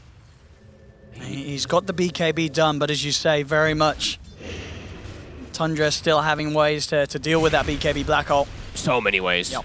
If 9's not in it, if the Doom's, even if the Doom's in it, he can still cancel it. Even if a Dagger Bash comes his way. Or a Dagger Crit. He might just die. Yeah, that's true. Not an easy game to find the black holes anymore here. Nope. Mickey almost has AC, so a little bit more way to protect himself, but still likely to die in a couple of seconds, couple hits. Yeah, it's just so much overwhelming damage from the PA.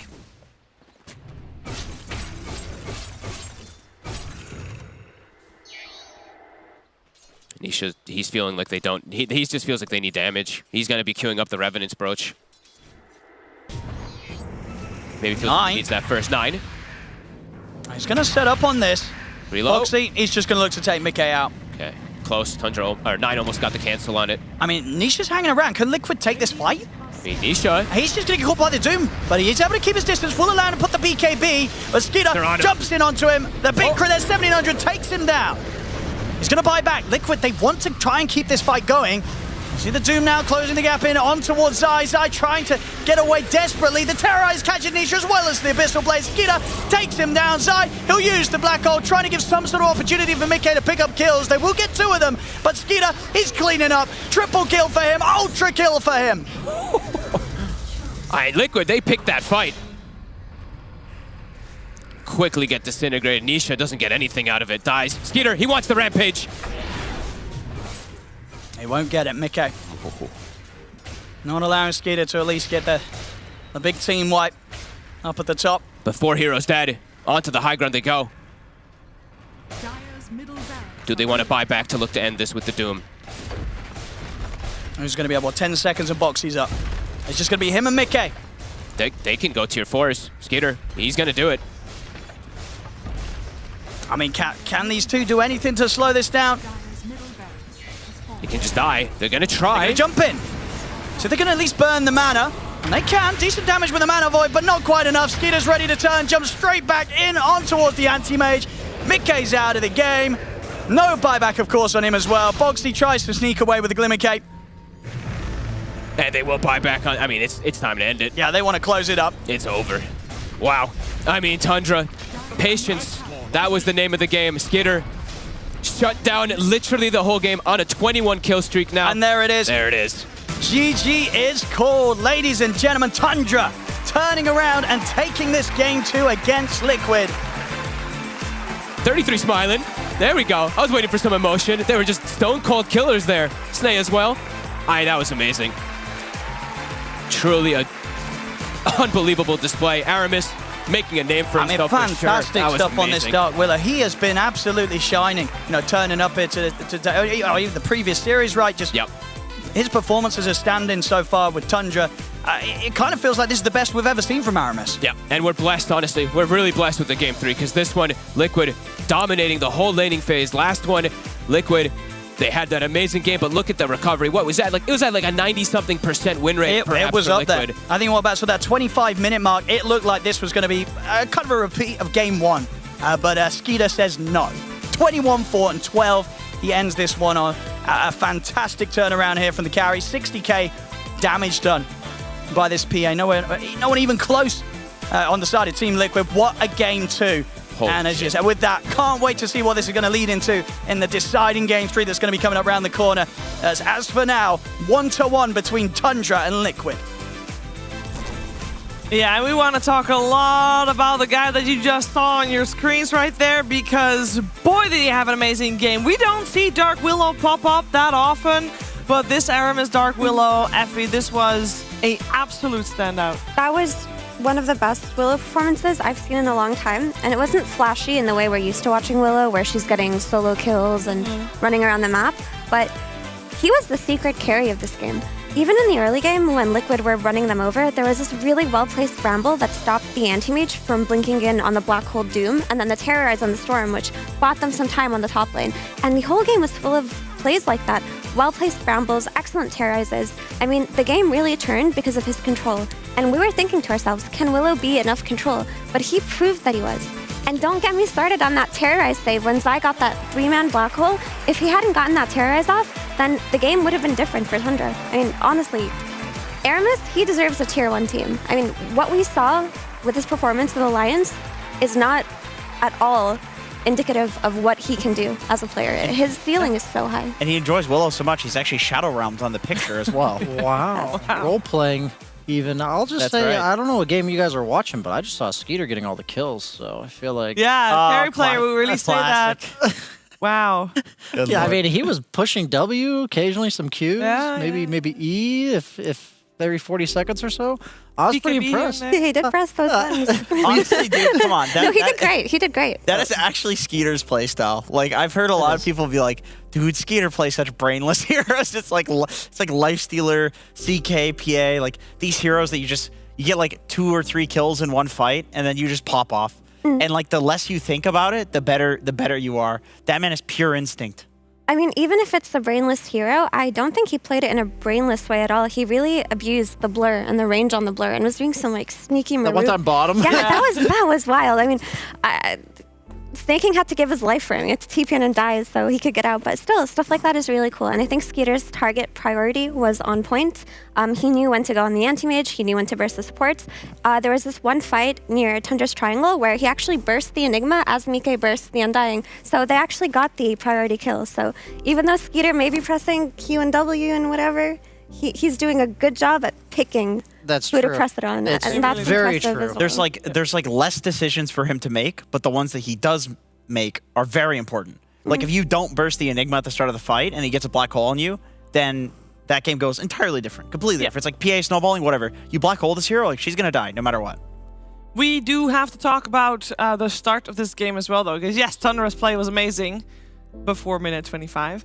After minute 25, because before minute 25, Team Liquid was literally, we were talking about what would happen after the series, because we thought it was going to be potentially 2-0 because Nisha was popping off on his Storm, Brian. Yeah, I think this is like the most inaccurate, correct prediction I've ever made about the winner. Because like I said Tundra was going to win, but I was like, yeah, they're going to have momentum at 15 minutes. The PA is going to shut down Didn't that the also Enigma. happen yesterday in Beast Coast versus EG for you? Yeah, it did. I mean, I don't know. These games are pretty wild with like the individual outplays these people make. Even just like the simple itemization Fogged was praising from Zai on the buckler. Like, I think that bottom lane was supposed to go way worse for Liquid. And then Nisha was up by like 2 or 3K net worth mid. I thought that matchup was not as one-sided for Storm as it was there. So the way they went about it was like the PA matchup scales really well against anti-mage, but I thought PA would have to get off to a good start to get there. Yeah.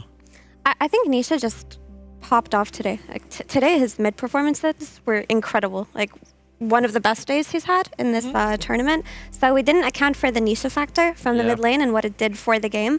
But I think the incredibly well executed fights from Tundra are what brought them back. Their laning definitely did not go the way that we anticipated, but I mean, some of those fights were so hard to take for Tundra, and they managed to pull it off. And if they hadn't gotten that Doom kill on Storm Spirit, if that hadn't happened in the way that it did, then I feel like Tundra would have just gotten rolled over and lost the game. But they somehow made it happen, and I'm glad they did, because we're getting so bored of 2-0s, and we would have had to play charades for you guys, and you wouldn't have liked that, so... You would have! We're still going to play charades. There's still going to be more 2-0s, and it's not just charades. So let's go.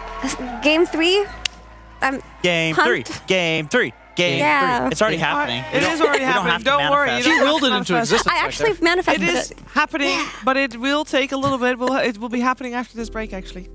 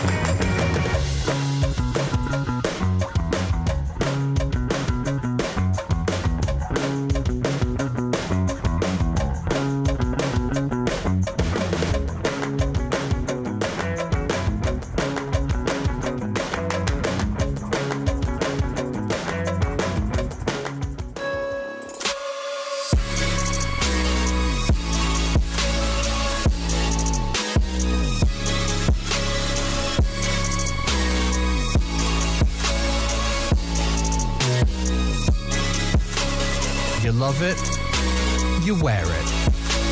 What's your style? Get your merch at shop.eslgaming.com.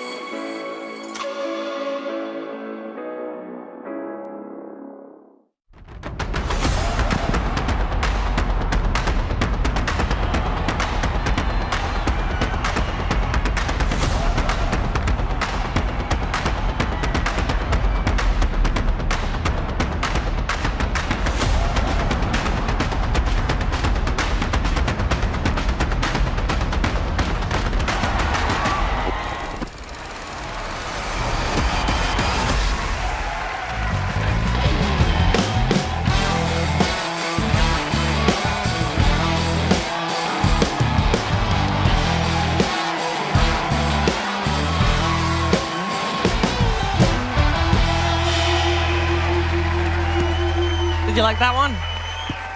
Yeah, that was about the same as all the other ones, which was good. That's okay. Well, That's a compliment, I think. Because they're S tier all the time, and that was they just are. equally S tier. The smoky. That was pie S really good. plus tier. Yes. And S stands for smoky. But they are different every time. You do know this, right? Huh? They're different every time. No, those are the same 3 guys. Yeah, they're I like hearing them laugh off camera. That always gets me. It does, it does. What gets me too is for a long time, in a very long time, there's Tundra on match point again with Team Liquid. It has been a while.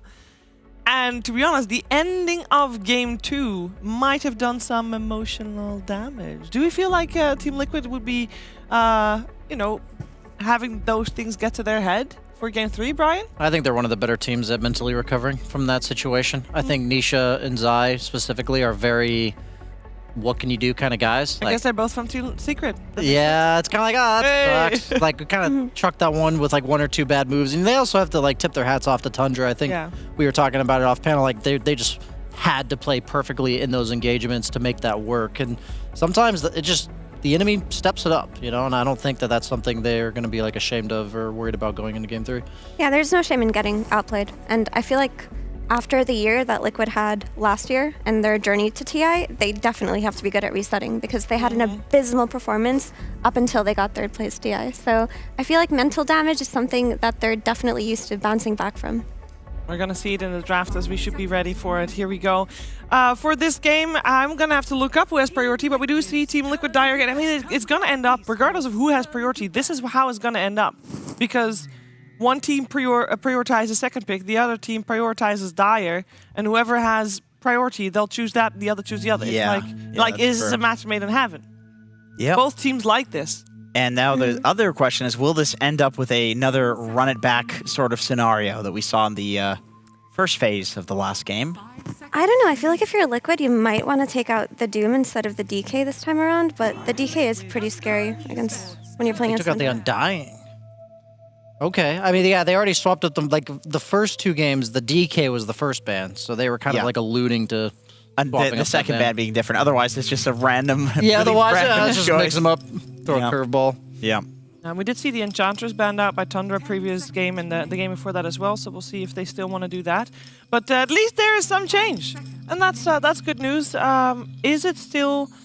Like, what makes Anti-Mage first phase a good thing to pick for Team Liquid? As the only difference here is going to be the DK for now. I think they're going to actually go for the Doom first. I think that's why they were nervous about picking Doom first themselves, because of the Undying. So now they're thinking, rather than banning Doom, that's why we're going to do this. So I think the Anti-Mage specifically is a great core to protect with 3 bans, so picking it on the last pick of the first round is fine. And it was just consistently good against Tundra's identical openings in game 1 and 2. Yeah, especially if you're playing against a team like Tundra that open with 3/3s hero whenever they can, it makes it easy to set up for a carry pick. I mean, sometimes Liquid do choose to go for their mid pick in the first phase too, but I do feel like when you're playing against Tundra, just optimizing your safe lane as early as you can, you can't really go wrong with that. Seconds.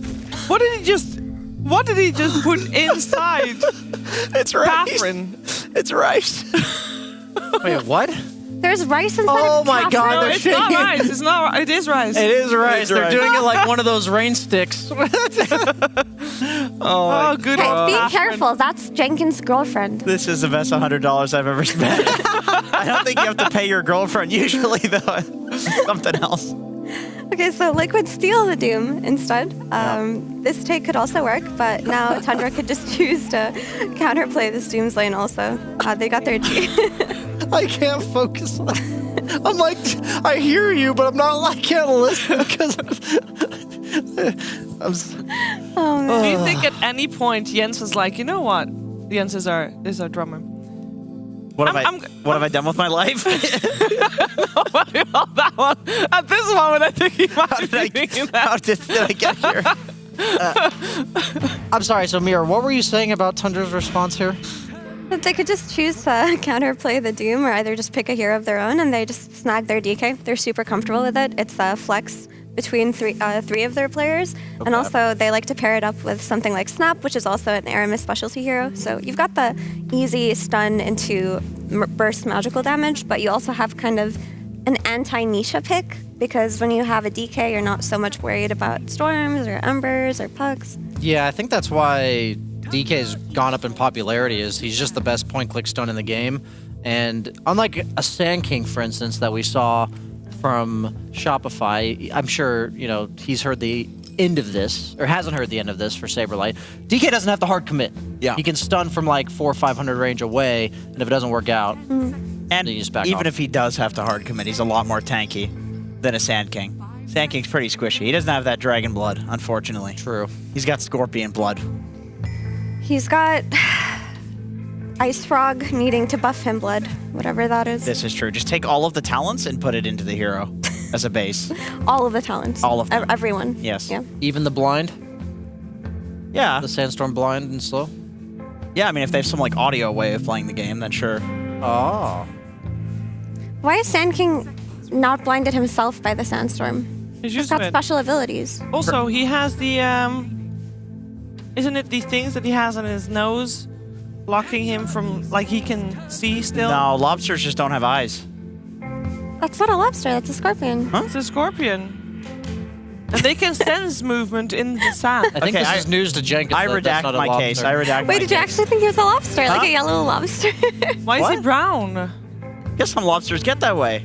No, they're either red or blue. After they're cooked, maybe. Yeah, the lobsters you've seen. This guy boils a lot of things live, so he's well aware of lobsters. That's where he started. Gotta start somewhere, Jenkins. Yeah. All right. I will say, it is a great sound. I constantly hear it, but it's good. It's really good.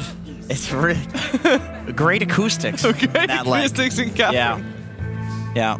Was that your idea or was that his? I don't remember at this point. It all blends together. It's interesting teams are banning Beastmaster when they've already picked Doom. I've actually seen this in multiple series because the first 5 games that this matchup happened, it was 5-0 in favor of Doom. I just think this is a tribute to how much teams respect Beastmaster and how much it threatens the early towers and the map control, especially on Radiant for Roche. Because you just kind of plant yourself in the tier 1 tower, top and mid, and then the Roche area. 3-3 in particular on his Beastmaster, right? He just excels at it. Disruptor is still in the pool for Liquid also, if they choose to play it here. I mean, maybe it's not the best because Pango does have a better time against Disruptor than other heroes, but I still feel like Liquid are bread and butter with it. Maybe if they go Disruptor plus a passive guy, like an Ursa. Brian. Yes. Oh, man. You mean a guy with a passive? A guy with passive, yeah, yes. to be very clear. Yes. Then you can solve the kind of damage issues that we're seeing from Team Liquid and that they will most certainly have if they do pick a Disruptor. They need a pretty high damage carry. Yeah, DK just poses such a weird problem for carries. A lot of the best carries against him are the likes of Terrorblade, just illusion heroes that he can't really burst. But the problem is, if you go this carry DK, you've got this Manta build. I would really like to see a setup for a TB for Liquid. They might even pick it here, even though they see the matchup of the Pango. TB has the highest win rate in the game versus DK. Yeah, it's the strongest matchup. Yeah, it's the Reflection owns him and also pretty reliable Sunder target because you usually don't die in the stun duration. Yeah, he just doesn't do quite enough damage to take you out. I mean, maybe if you have a follow-up from Tundra, but you need a lot of follow-up damage. Ooh, the Batrider. Mikey special. Nisha, taking notes. It's been working well. It's a solid Batrider game. There's just no way they rotate this Pango out of mid, right? They don't have Sacred on their team, so they're not going to run What if they sacrificial offlane Pango. Yeah. What if they Nyx? If they watched Shopify's game earlier, they saw that Batrider plus Nyx and how well it did versus the Snap team. Ooh, the Insane Oracle. I was considering a save as like a decent option for them. I didn't think they would go Oracle because it's just been kind of out of the meta, but like if somebody gets stunned by DK, all the follow-up so far is like 80 to 90% magical damage. So you can just push Face Edict on that guy and they won't die. The thing about Oracle, though, is he's so susceptible to dying by these jump heroes, and there are already 2 jump heroes on the side of Tundra, and I wouldn't be surprised if they go for a third one here, some mobility-based hero to play around this Batrider. Are we going to see like the Ether Lens Blink Dagger on Oracle? You know, just sit in the trees as far back as humanly possible so you don't get gone on? I think we'll see the Ether Lens for sure. I'm not sure if he'll get to a blink. He's Okay. going to be pretty poor, won't he? Well, yeah, I don't know. Fate's Edict, or not Fate's Edict, Purifying Flames, pretty solid lasting spell. That's true. They've And got also, 2 of the best KSing supports in the entire game. that is true. That's true. Also, if you're level 3 on Oracle, you can kind of play like a pseudo Enigma and deny the range creep every wave if your carry helps you. Oh, yeah. Because you take it below half. How much does it do? Oh my level god, 2? I've never seen that actual competitive play though. You've never seen it? It's no, really funny. dude, it's so hard because you have to be laning when the Oracle's level 5. Like, Isn't it? It's level 2's good enough. No, right? if you have 2 levels in it, you and your carry can deny it together. You can't do Sure, it by yourself sure. because you don't have the DPS too. But if your carry is with you, yeah, I will say at that point, I feel like you should be more than happy to just pull the easy camp. What about just carry Trian for the extra damage to kill that's the so creep smart. off with That the... is so smart. Yeah. That'd be enough. you need any Definitely carry. gonna happen. It's actually a nice way to get your lane back if like you're having difficulties pulling the lane back, or if your small camp is walked. It works pretty well, but people don't do it enough. I'm sure Aiden knows all the tricks. He's like Grandmaster Oracle. Yeah, he's one of the signature Oracle players out He's there. a freak. You're not a freak if you play Oracle. Yes, you are. I feel like Oracle, you're like a masochist because I feel like you're a freak if you know what Oracle's abilities even do. I feel like I'm freaky enough for knowing their names. I feel like his abilities are one of the ones I always Name his Aghanim Scepter ability. Rain of something. Rain of fire, rain of purity, rain of No. cleansing rain, rain Purifying Fever? rain? No. of rain of It is a rain. No. blessed rain, rain No. of He only knows this because of his custom game. And Because they of added Ability it. Arena available on the Steam App It is a Store. rain. It's Reign of Destiny. Reign of And it's Destiny. very... That makes sense because he's like an Oracle. It's extremely powerful. It's just that Oracle getting to a 4,200 gold item is literally impossible. The gold gets deleted from your inventory when you pass 4,000. Oh. What if he buys in components though? Like he buys like the 1,000 gold? No, for him it doesn't. There's no build up. It's just a whole item you have to buy. Oh, okay, That's okay. that's great. That's how they nerf. I didn't know that's how they balanced Oracle. I was wondering why we didn't see this hero more. Yeah. Countered him in the ultimate. Pretty annoying for Oracle. And Batrider. And Batrider. And Disruption annoying versus Doom because you can stall the Doom target for a little bit, make the fight a little bit more chaotic. Very true. What do we think Liquid's gonna pick in the safe lane? I'm kind of down for Alchemist or TB here. It looks like you're looking directly into the camera on that shot. It's just like you're looking into my soul. Which one's that one? Yes. Maybe an Alchemist or a TB here. This is kind of weird. Oh, Morphling. Yeah, that makes That a was lot my of third sense. guess. Yeah. Yeah. Good call, Brian. I think Thank you. the Morphling is really good here. Tell us why it's good, Jenkins. Well, you know, it's actually not that great of a Morphling game. I feel like they've got instant disable. The only disable for them, really, this instant is going to be the DK. But we have seen on the flip side, when 9 plays this DK mid, he gets the Heaven's Halberd very early. He breaks through the Lincoln Sphere. He catches Morphlings. We saw Tomato feeding to that. It's not DK mid. It's gonna be Pango. Okay, well, Skeeter, I'm sure he's also got quick cast turned on. Okay. True. So, same thing. How do you feel about like Tundra going for the Enigma themselves here and just playing the safe lane DK? And then having a way to deal with the Morphling later. Also just counter-initiate versus a Doom. I'd be down for that. I think with the way the lanes are panning out, I definitely think you're leaning towards carry DK here, and the off-lane counter pick against Morphling goes up in value. Generally, the problem with Enigma, actually, we saw the Doom AoE from last game when you reverse the 2 teams, and then you also have the Rubik against the Black Hole. I mean, it's not like always about the Black Hole for Enigma. It's not the worst thing in the world, I feel like. It's true. Okay. I mean, I think it would have been fine. Yeah, so Tundra love playing this Meteor Hammer Tidehunter. They just go like Meteor Hammer into Greaves and they just run around the map. And the Shard too afterwards to set up the Meteor Hammer. Am I crazy? Isn't Morph one of the better carries against Tide? That is what I was thinking. I feel like Morph can outlast it Tide and the pressure isn't that high, but I feel like they should be able to trade farm. Also, Shadow Demon, we've talked about it a lot, but he excels at stacking triangles, so Tide can just get his gold from there. And once he gets that Meteor Hammer, he can start applying the pressure that his team needs. Tide is... Oh, go ahead. No, go ahead. I was going to say Tide is generally pretty good against safe supports because you can like blink behind the carry or the other cores and Ravage, and the Oracle will not physically be able to be within range without getting hit by the Ravage himself. But then also, it's nice against Bat. It's kind of weird though because they have the Tide against Bat because if you get Lasso to get dispelled by Kraken, so you have a hard target to initiate onto, but you can also just Doom the Tide. Yeah. Right. I mean, Doom is the traditional Tide counter, so I don't really feel like you're worried about the spot having to prioritize Lasso on the Tide. I feel like the most important Lasso target should actually be the Shadow Demon, right? You need to get rid of this hero first at the start of the fights. But I like the idea of this Blink Ravage on the backline, and then you have this Snapfire Burst. And if you can take out this Oracle early on, it's similar to why they want to take out the Shadow Demon. You get these safe supports out, and Morphling can pop off for Liquid. I mean, I don't really feel like the Morphling is addressed outside of maybe getting caught off guard by some stuns early game, but as the game scales, I don't feel like Tide was enough of a solution in the last pick. So both of you feel like Team Liquid has the upper hand in this third game? I'm in agreement there, but I do think that the team fight for Tundra is going to be quite hard to fight directly into. Yeah. I mean, Tundra has a solid draft, but I just feel like Liquid are out for revenge in this game 3. I mean, both teams could take it, but I'm slightly leaning towards Liquid. Jenkins? I agree with both. I think Tundra's team fight could look extremely devastating if it gets to the point where Tundra has like a 5k gold lead. It's almost impossible to beat this lineup by just fighting them, and there's not enough split push. But with that being said, Team Liquid, I think, has the better scaling. They have got the Tide counters. This was the last pick Tide, so probably slight edge to Liquid. We're gonna find out. Maybe Tundra can, break that lose streak that they've got going against Team Liquid series-wise, or maybe Team Liquid is gonna continue being Tundra's kryptonite. We're finding out together with OD Pixel and Fogged.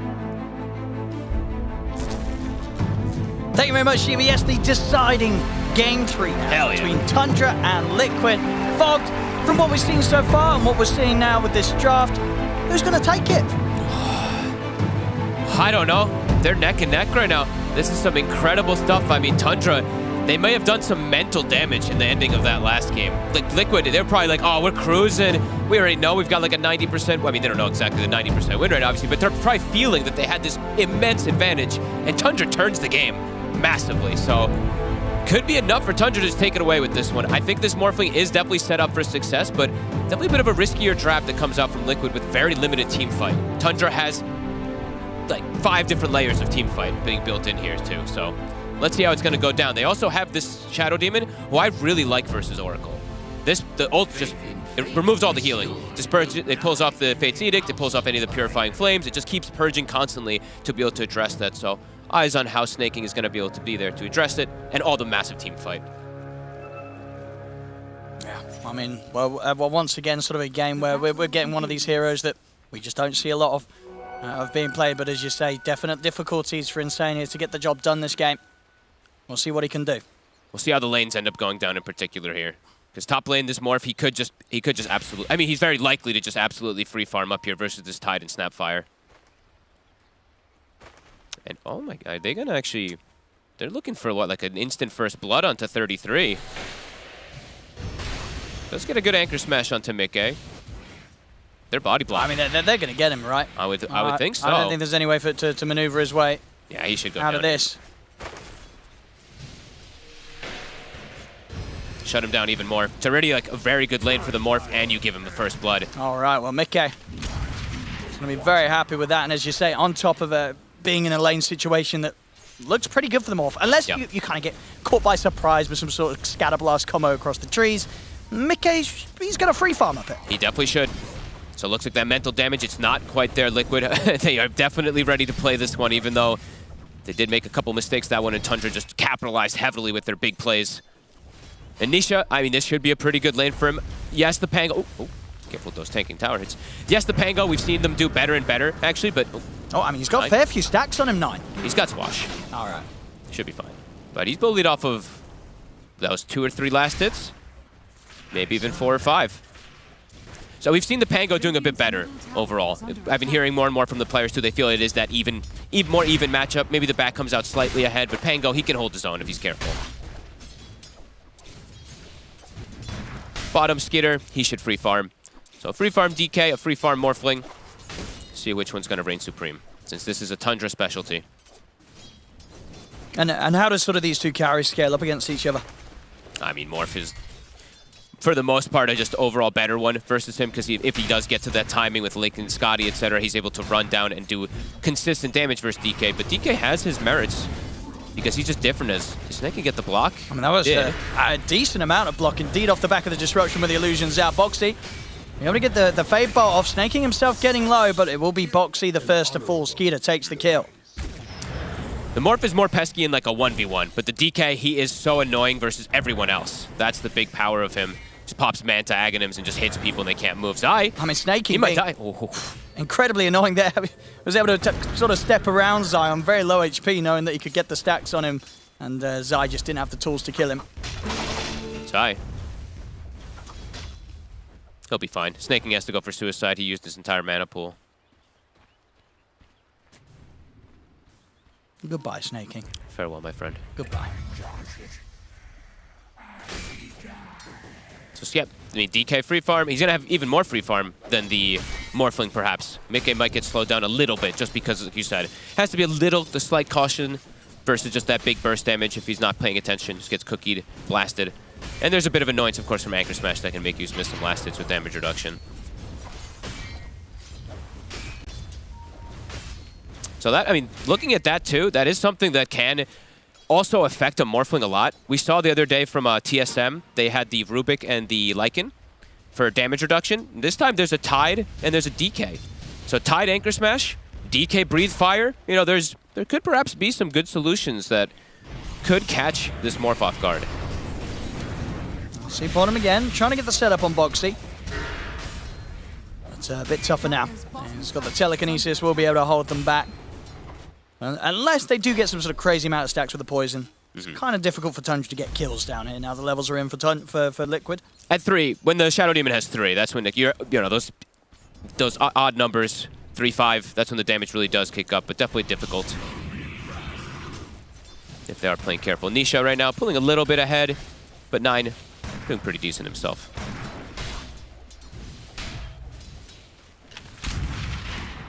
I mean, this game, a certain way you want to see Zai build on the Doom? Is he going to be building for himself, or is he going to go for like the auras as soon as possible? I think I'd like auras this game. Yeah, I mean, he's playing with a Morph, playing with Oracle. The mech just becomes 10 times more valuable every time they do go up for the save, so I think I would prefer that. Of course, they'll maybe, we'll want like a Blink Dagger and stuff like that into the mix, but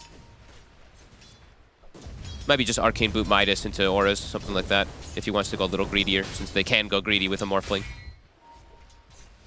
Rotation early. Hey, Boxy. This is super early movement here. 9.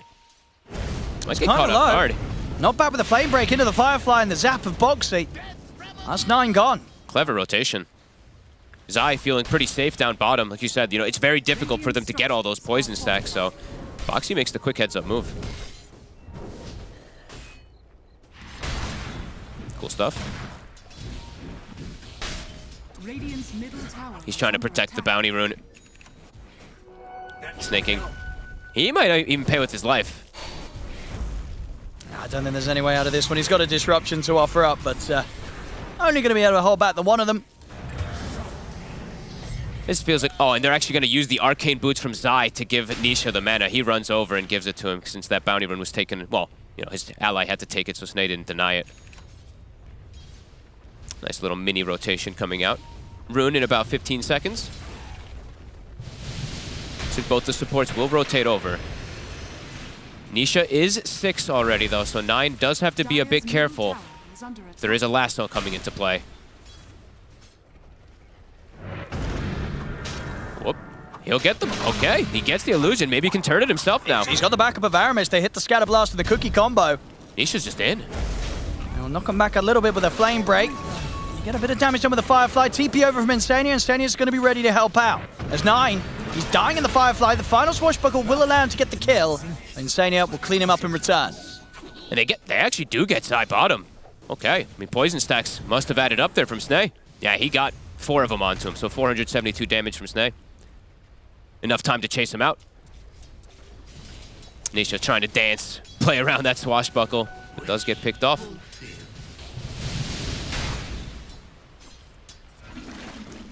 I mean, of course, Liquid themselves, they're very much having the freedom to let Insania leave that top lane. And Mickey, more than happy to sit his solo farming against the Tide. Yeah, right now, I mean, even though that whole kind of trade thing happens, they're feeling very good, Sneh. Does he have enough mana for enough poison stacks? With the Dragon Form Mosquito, we'll have a step up in damage output. Boxy turns up with a Fade Bolt. He's got one more. It's not quite enough. 9's here, though. Zai, he'll just try and make them spend as much time possible chasing him down, but he's going to be gone. Nice rotation. Quick moves. Setting up Skeeter for success. Skeeter, he's got that Midas queued up.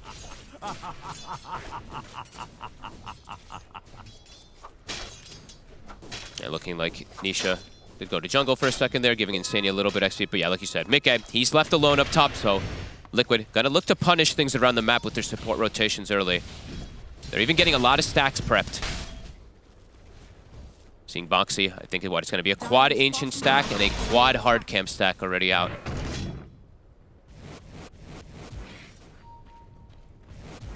Some stacks also on the side of Tundra. Not as many, though. But Aramis has also been trying to match this effort. There's going to be some early boots of travels for Nisha. It's pretty much guys them done.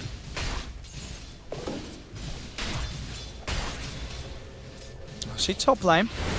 Boxy is going to join with Mickey. Still very difficult to kill this Tide. Okay. Okay, Mickey with a bit of interesting skill, but 3 points in the attribute shift, none in the adaptive. Usually you see like a 3-1-2 or something like that. Well, they have enough damage. With Insania, they should. Yeah, they've got the 3 of them here. So 33 gets another anchor smash off. With the extra bit of burst from the 2 supports. Oh, Sneh. Oh, this could be cool if they're able to steal these. He's like, well, I'll take this stack. He's going to have 9 as well around to try and clean it up. I mean, Liquid, they've got to protect this.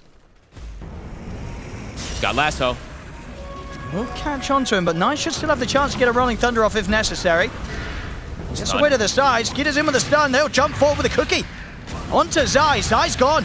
And they're going to take a bunch of the stack here. I mean, yeah, Liquid, they've got to get over in their numbers. They've got to push Tundra away from this triangle.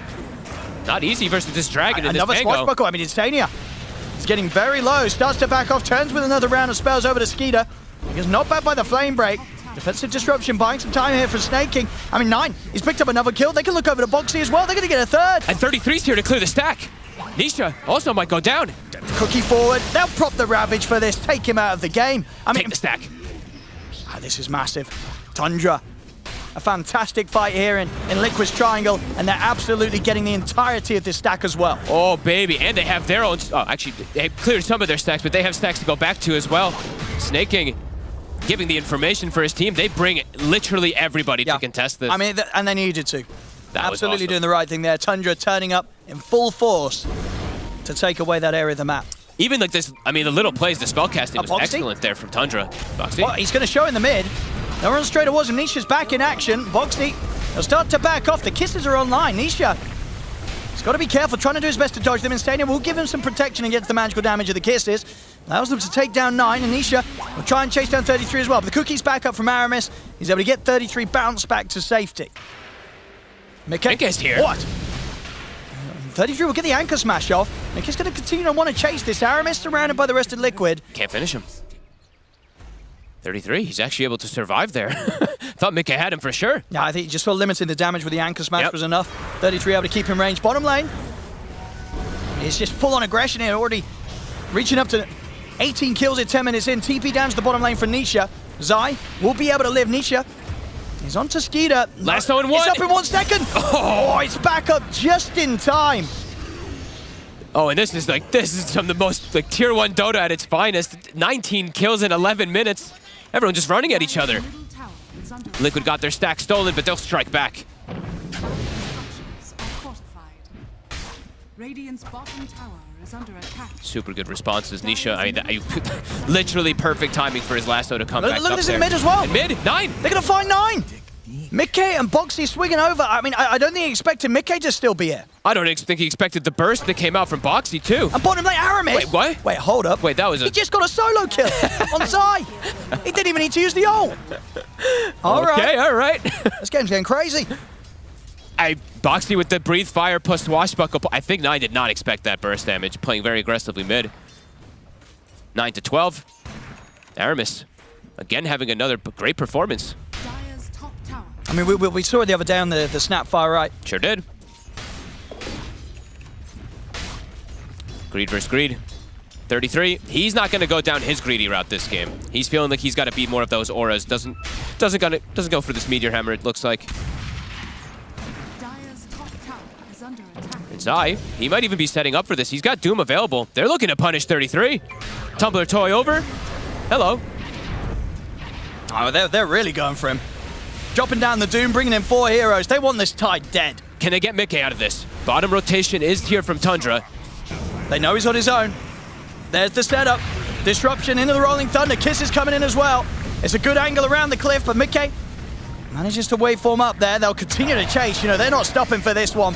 They know that there's no backup coming in for Mickey as Tundra push in and take down Mickey. Moves everywhere. Great play. He's already fully strength morphed. Can't survive, and they'll get the tower themselves here. Liquid looking to rotate themselves immediately to try to catch back up to Tundra. Boxy. There's him with the stolen swashbuckle. TP's coming in as well. Tundra. I mean, can they really fight here? No, they'll let Snaking go. The rest of them back off. They're always fine with letting Snaking go. 2, 4, and 6. He tends to be the sacrificial lamb. Nisha lassos back up. He's looking for another one. Skitter has to get away. Aramis. Looks like he should be okay too. Yeah, Boxy not quite able to get close enough with the swashbuckle. 9 hitting a pretty damn good timing here, all things considered, in the matchup that he was given. 4 and 4 as Diffusal. And Aramis, wait. He's gonna do it! He's still alive, finally gets taken out, but some good jukes around the tree line means he lives long enough to see the death of Boxy.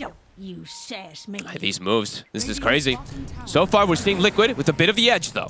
Even though there's timings coming out, this Morphling, he has his Lincolns in a second here, so he's going to be able to get a little bit more involved, avoiding that, you know, pretty much that only instant stun that's going to be tripping him up there.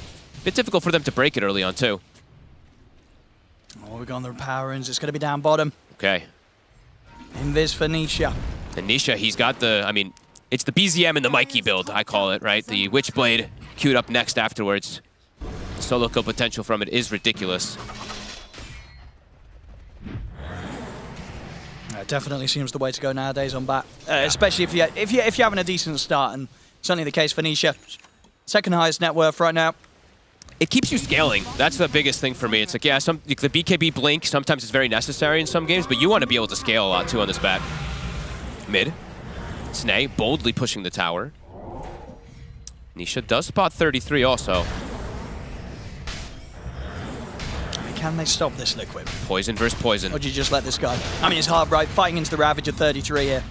I'll probably just let this tower fall. They want a battle. I mean, they're deeping in. Doom is up. 33. They're straight away, they'll drop it on the tide. They'll start to run him out of the fight, but off to the side, they've caught Nisha. 9. He's in with the Rolling Thunder, keeping Nisha controlled. The rest of Liquid desperately trying to kill a 33 during this. He's the alive. false promise. Is there just in time? He'll still take an awful lot of damage. But Insanium might just be able to save him. Nisha, he's going to be able to live. I think that was 1 HP, Owen. I mean, it was. I think or 3 HP. Maybe 3 HP. We saw sort of after the false promise, he only just had enough HP to stay alive. And Liquid, with that, they're able to clean up. Triple kill for Boxy on the Rubik. 33 somehow ends up surviving all of it, but he has to run. The Doom is effective. They're able to take the fight. Let's see the HP. I think it was 3. Maybe not quite 1. Oh! 3 HP. 3 HP. What a save from Insane. I mean, we saw in that fight as well, Insane just making a beeline straight towards Nisha. He knew who he needed to help out there, and he absolutely does. He saves him. And they just ignored the tide. You know, they doomed him and just was like, get out of here. We're not going for you. We want bigger targets. They now in trouble. Oh! Ends up surviving with a stick. Liquid hanging on to this mid-tier 1 at 16 minutes still. Yeah, I mean, And just, each time they see this tide, they drop the Doom down onto him. They don't want to fight into a Ravage, they just eliminate the opportunity. Boxy, he jumps in with it, aggressively gets the kill. He'll certainly die for that one. Give Skater the kill. Oh, Snaking ends up getting it. It's a kill streak. It's a kill nonetheless, but you definitely wanted to give as much as possible to Skater in these moments. Nothing they can control there, though, because of the Demonic Purge. Boxy being incredibly aggressive. 7, 4, and 9 on this Rubik. Aramis? And this time, wow, they've still got fortification. I mean, this tower's still not going down. Mickey, turns out they'll be able to get the tower deny if they want to. I mean, 33's going to go for it. They will deny it. Whew. 17 minutes for them to claim it. Liquid has stalled it out nicely. Aramis does have a mech finished up. Great timings for him. Yeah, they're going to try against the jungle. Start to sort of close down the areas of the map that Mickey feels safe in. 9. Mickey, he's going to go straight for 9. Quick burst takes 9 down to half HP. Boxy's going in. He's able to steal the swashbuckle, closes the gap a bit. With 9, he's already out. Hey, Boxy, relentless aggression this game. 7, 4, and 9. He really is just... Every time he sees the Pango, he's going in. And he always gets so rich on the Rubik as well. He does. We saw it earlier this series. Aramis is keeping up. Aramis, he's 1, 4, and 7. He almost has the same network as the Rubik, though, so it says a lot with how he's been able to pick and choose his battles, too. Another very close game here. 31 kills total in 17 minutes. Let's see what they can find. Liquid. Boxy. They'll start the fight looking straight away for Snaking. The Ravage comes out for 33. Catches onto the two of them. Kisses. Flying over Boxy. He's going to get saved momentarily by Instania. Instania trying to do his best to keep Boxy alive, but Boxy will still fall. Nisha was able to push on with the BKB, and with the help of Mickey, they've got the damage to burst through Snaking. But 33, he picks up the double. Doom. It's going to be dropped down onto 9. And that will be enough to allow them to claim 9 in return. So 2 for 2. They end up getting that big kill. Only 2 supports dropping on Liquid. While Tundra do lose 2 big targets. And it's a lot of ults committed too. It's Ravage, it's Kisses.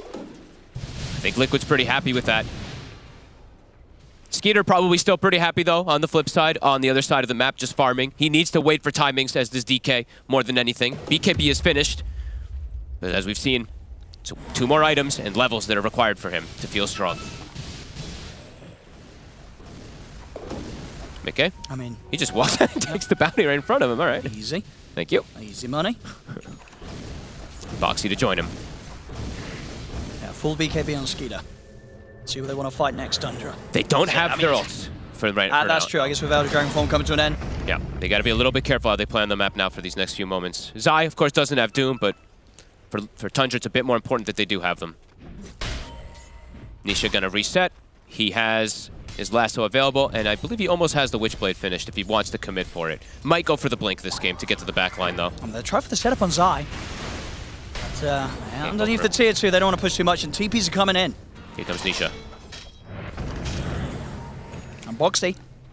See if we can get any catch here. Ready to blink out from 9. Nisha. Going in with the Firefly. Purge. I mean, they know that Tundra's got the numbers here. So a bit difficult for Liquid to fight into head on there. The full 5 mana Tundra were ready to fight. Good thing Snake covers his spell there nicely. I was going to say, you got to be careful when you use the Demonic Purge sometimes versus these Rubiks. He will cover it with the poison. And okay, Nisha. I mean, okay, go more greedy. I was going to say, I could see the reasoning if he did want to prioritize the blink before the Witchblade, but is going to just go for that. Because he wants to jump backlines, right? Like, that's the ideal. He wants to get in, but he also wants to kill him quick enough, right? Tundra, they're going to sneak a Roche here. And this has been at the cost of Skeeter's Midas. It's been a fair few moments now that he's not managed to use it. This is really clever stuff. I don't think Liquid's going to expect this. No Doom available. Ravage is back up. So Tundra, yeah, they can force this. Auras and auras for 33. I mean, the smoke's coming out from Liquid, but indeed just a little bit too late. Tundra, they've already got it. That was quick. I don't think they expected this by any means. And okay, I mean, Zai, he's not going for the auras for his team. So he is playing more for himself. You were asking before. To blink BKB on him. I mean, I guess they sort of feel that maybe Instania on his own is enough to keep Mickey alive, so less necessity to get those auras to kind of protect them off. Yeah, I guess so. I guess they want multiple forms of initiation also, so they can catch this pesky backline versus this SD, and he wants to be able to probably just get the Blink Doom on the Tidehunter multiple times. And needs BKB this game, of course, since there's so much team fight. But I mean, the best fights that they've had Liquid have been the ones where Zai has shut down 33. Yeah. just got in and dropped the Doom, even if they don't kill him. Just stopping him from being able to get the Ravage off in the 5v5s. So Roche secured for Tundra. Liquid still in a very comfortable position, of course. But this is a Tundra. This is more of an Aegis to kind of like farm for Skeeter, of course. And there will be that Wraith Pact. I mean, this is a lot of damage reduction on Wraith Pact, Anchor Smash, Breathe Fire damage reduction. A high chance that Tundra's going to be able to survive through just some of these jumps that Liquid wants to get away with. They might be down 6k, but absolutely in it with the chance here to take these team fights, Tundra. Damage reduction in auras, like Pipe, Mech. These things will add up in a lot of these battles. I mean, this is how they sort of used to smash games in the past, right? Mm-hmm. That was literally the TI strategy. They're going to continue the push. Liquid, they want to try to mount a defense here. I mean, they still know that they're strong. They know that they've got this lead at the moment, Liquid, but it's still into an Aegis. They're going to try it. Okay? It's going to jump forward. We're going to Lincoln Sphere pot to 9. He's just going to sweep straight for the trees here with the Rolling Thunder. They're going to drop down onto 33. And Tundra, they'll back off. 9, can you get away? I mean, Liquid, can they still chase? The Doom is running out. I don't think they can. I think it's getting a bit tricky now for Liquid. They got to give respect. Ravage is up. Aegis is still on Skeeter. They've got to back away. They're going to just deny the tower also. They don't want to give any extra gold. Will they get the deny, though? Oh! Well, they'll get the kill, and they'll get the last hit on the tower here, Tundra. Yeah, Boxy tried. Mickey just died as well, by the way. Wait, what? Yeah. Yeah. Were you trying to clear that camp, wasn't he, right? And 9 found him. I guess 9 just... He had vision. He just swashbuckled him when he was low. Well, not only just getting a tier 2 and a kill on a Rubik, a dead Morphling. I didn't even see that. I literally looked over and I was like, wait, what? All right, vision. It's everything at times. Okay, Tundra. Making big things happen. And they have Ravage still, so can potentially look to still take fights. Nisha, he does have Shard and Witchblade, but I feel like in that fight, you know, now you can maybe see the repercussion of not having the Blink to be able to force the fight, to force the issue where they had to kind of reset away and allowed Tundra to go back in and get some kills. So, you know, it's always a push and pull when you do go for some of these type of greedier items.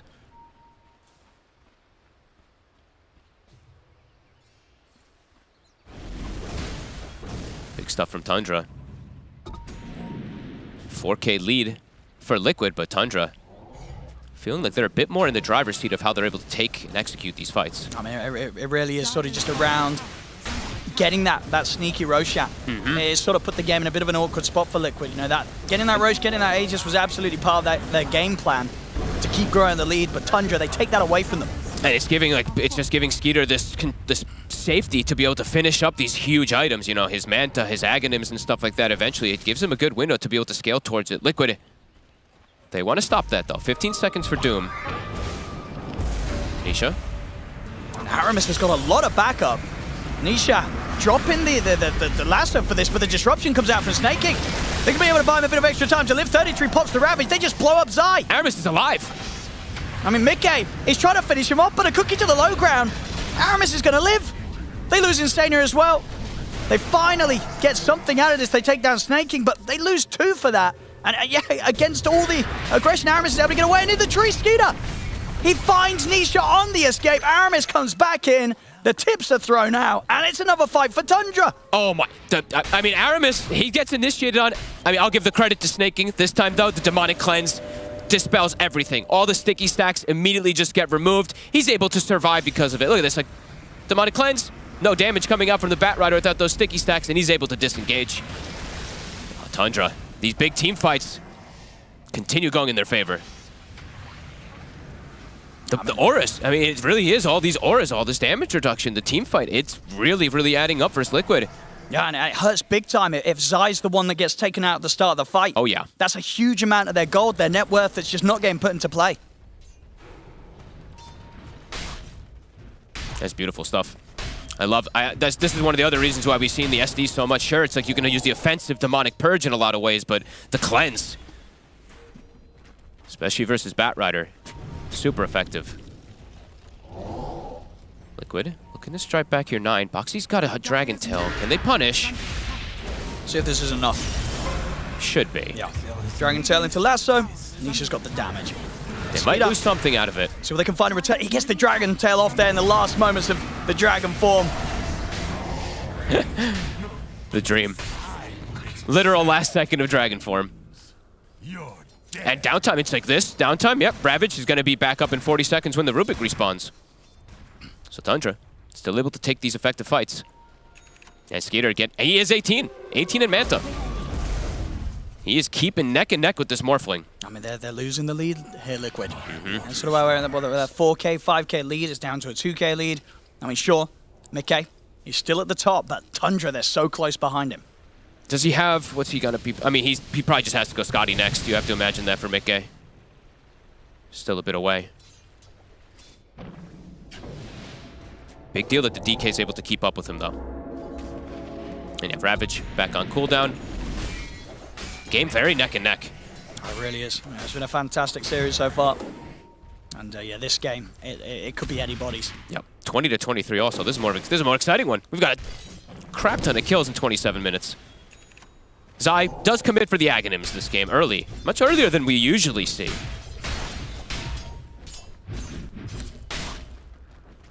Why do you think saw the acceleration this game? On the Ags? It's a good question. I mean, maybe just for super... I mean, I was going to say like late game scaling, but then Octarine tends to have more meta. I guess just wanting to... He wants more targets that he wants to be able to doom. Sticking on top of the Tide, being able to chase him out. Yeah, it's interesting. Aramis. He's going to feel confident to step up into the jungle. I mean, they can take this outpost here. Looks like Liquid won't want to try and pick a fight. 33's got the full Lotus now. Maybe he's also just anticipating a potential Linken's that'll be coming out at some point soon, since he's playing with Batrider. He's doing with the Batrunners team, right? So you have to imagine that Tundra's probably looking at being like, yeah, they might get Linken, so maybe that's also what Zai's thinking. Mickey, I believe, 150 gold till Scotty's done.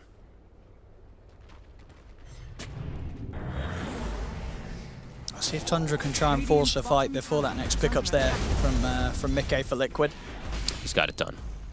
It's about to hit level 20 also. We're doing on the Roshan time. It's going to still be a two-minute timer on the Rosh. A long one.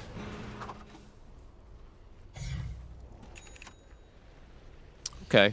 Let me check actually neutral items really quick here for the side of Tundra. All right. Brigand's Blade still being held by the Pango. Mindbreaker on the DK. They have 3 tier 3 neutrals just chilling.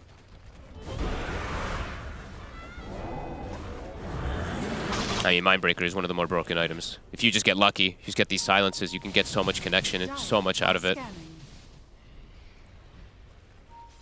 Especially for something like Morphling. Oh, they'll scan around this area, Liquid. Yeah, they have to be very concerned about the fact that Roshan could be up soon. And the Tundra, they would look to take it. So they need to bring the fight to them. Smoke on smoke. Tundra.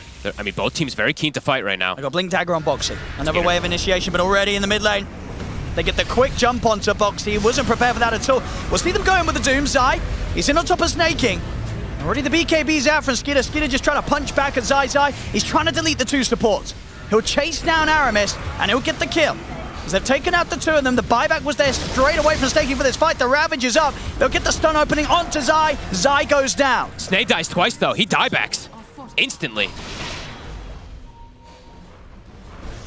So if there's anything more to be found in Mickey. There's a DD rune. And Mickey, he's going to absolutely pick that one up. DD on the morph, but with 3 of his teammates dead. They have buyback. I mean, Mickey wants to fight. They got to give respect to this, how much damage this morph does. He's 20, so he has waveform attacks targets, too. Big ults were used from both sides. And 1 buyback. So Snakings. So it seems like, multiple different reasons, I think, why this Aghanims for the Doom is going to be coming out. As we said, the Linken's potentially going to be coming, but he wants this Doom to hit multiple targets and get on these supports as well as the Tide. Yeah, I mean, Zai did his job in that fight. He did. He definitely got in, and he basically made it so that neither support of Tundra was able to play their game. There was literally like 3 fights going on in that one. There was 9 versus the Batrider and the Oracle on one side. There's the Morphling versus the Shadow Demon and stuff, and then there's a Tidehunter versus that Doom. Some interesting stuff the way it is going down. Just very good targets 9 being prioritized for both sides. I mean, what still? Okay, Nisha. He's going to get glimmered. Skeeter. He's going to jump in onto Boxy. See if they can find more from this. It's a dead Rubik. Waveform away from Mickey will Escape from the Rolling Thunder. Another Glimmer thrown the way of Nisha. I mean, Skeeter's got his big item timing. Ags, Manta, it's online. And Roshan's up. Skeeter jumping for more. Yeah, well, they've still got the kisses online from Aramis as well. So if Tundra find any sort of chance to get the jump up to the high ground, Aramis is going to be able to lay down the damage. 20 seconds for Rubik. They want to stop this. Mickey. He's going to stand right up at the entrance of the pit here. He feels very safe.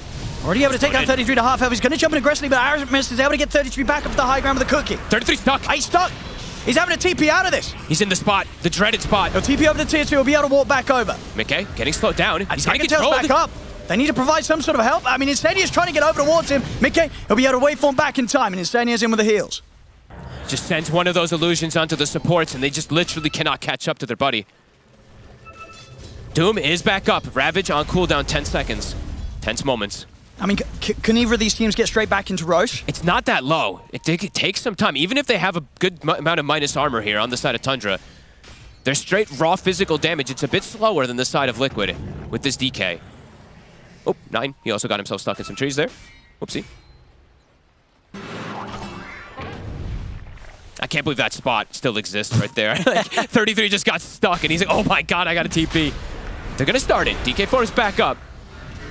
I mean, they take it pretty quick with the DK, and with the Manta illusions being sent out, it's hard for Liquid to kind of sneak up on them.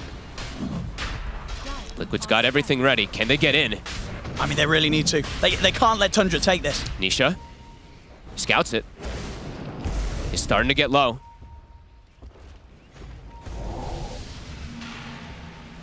How are the buybacks looking? Only Pango and Oracle at buyback at the moment. Zai. He's in with the Doom. It's a little bit early, though. As Roshan not quite falling. They're committing. They're trying to take down this type of the disruptions there from Snaking. 33 is going to have a little bit of an extra chance to live for this fight. The Doom still persists, though, and 33, he's still alive. He's able to step out of the range of it. 33 is going to live, and Zai's going to get taken down by Aramis with the kisses. 33, he'll die, but he gets the Ravage off, catches Mickey. They're trying to control the Morphling. He's getting low, he's shifting up onto the strength, but the cookie in from Aramis. Swashbuckle from 9. Boxy's getting focused down by the right clicks of Aramis. Mickey's got one more Swashbuckle to end up with another burst. Mickey being protected by Insania with his false promise, but now he's got to retreat. He's low on mana, he's low on HP. The TP out for Nisha will be successful. There's nothing to stop They're on Mickey. Insania trying his best to bail Mickey out of this one. Mickey, he's going to be able to TP out. Roche, it's so low. Tundra, they might just be able to secure this one here with these kills. Nisha still playing with them, though. But looks like Tundra, they will inevitably get it. I think they would have lost more people if these buybacks and stuff didn't come out. Like Aramis and 33 having it, the aura's significant as 33, he goes, I want the Aegis, they're prioritizing me. Skeeter, he's not really under much threat as we've seen. He's 5-1 and 16 this game. These are tense fights. Both teams, honestly, both teams playing the fights really good. Like the way that they're target prioritizing these supports. Insania gets instantly gone on. Aramis gets jumped. Snaking gets jumped. This is a support nightmare.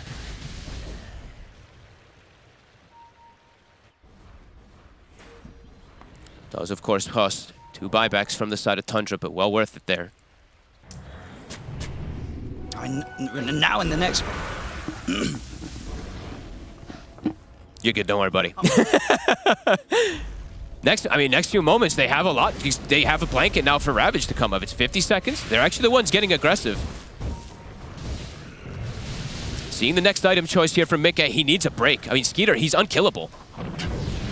All these auras, all this damage reduction, it's definitely causing Mickey problems to focus fire targets. I mean, do you still go on 33 now he's got this Aegis? I mean, what's sort of Zai's game plan in the next fight? Who knows, really? It's so difficult, because you have to deal with these supports, but you also just have to really worry about the Ravage. Maybe you just have to... maybe you wait for the Silver Edge for the Morph, and you hard commit and kill the DK now at this point.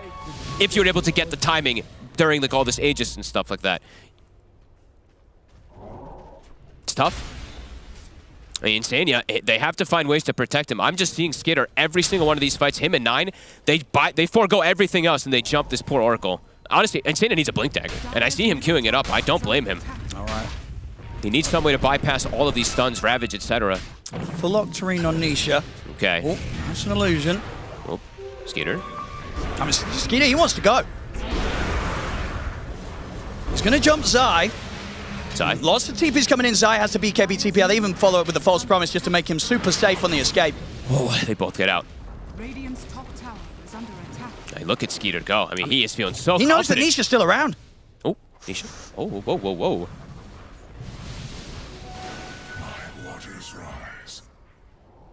He'll be all right.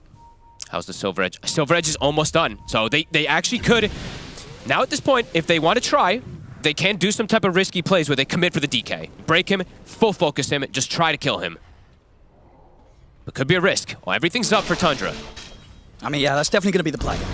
You can't go for 33 whilst he's got this Aegis. No. You've got to go for one of these quick kills on the other two cores. But it's just not easy anyway, because they're safe, right? The snaking is a priority target oh my as well. goodness, Boxy. Glimmer Cape. Yeah, we'll get out. The Ether Lens now on its way for Skeeter. I mean, it was in fact the completed Octary. The full thing. So now the uptime, these stuns, the readiness to fight with the Dragon Form, and of course the frequent Manta illusions just coming out, being sent on supports, pushing lanes. It's going to be a lot for Liquid to have to deal with. I mean, Liquid for the longest of time this game, they've held this lead, but you don't feel it. It feels dead even this game. And if anything, maybe Tundra with the lead. Yeah, I mean, honestly, it feels dead even. This is just execution. Okay. It really does feel like that. I mean, the buybacks are going to be significant as well, too, since the Tide and the Snapfire were forced to use it earlier. Oracle also. But yeah, I think this is anyone's game. The scaling, it's coming up for both sides.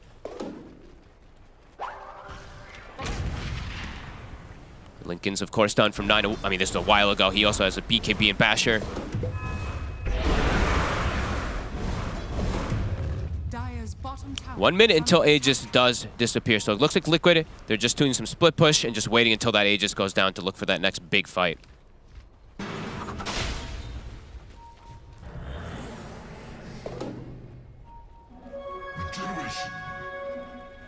I mean, what's the next big pickups for Liquid? I mean, I think they've got the biggest one, right? For now, for quite some time. Yeah.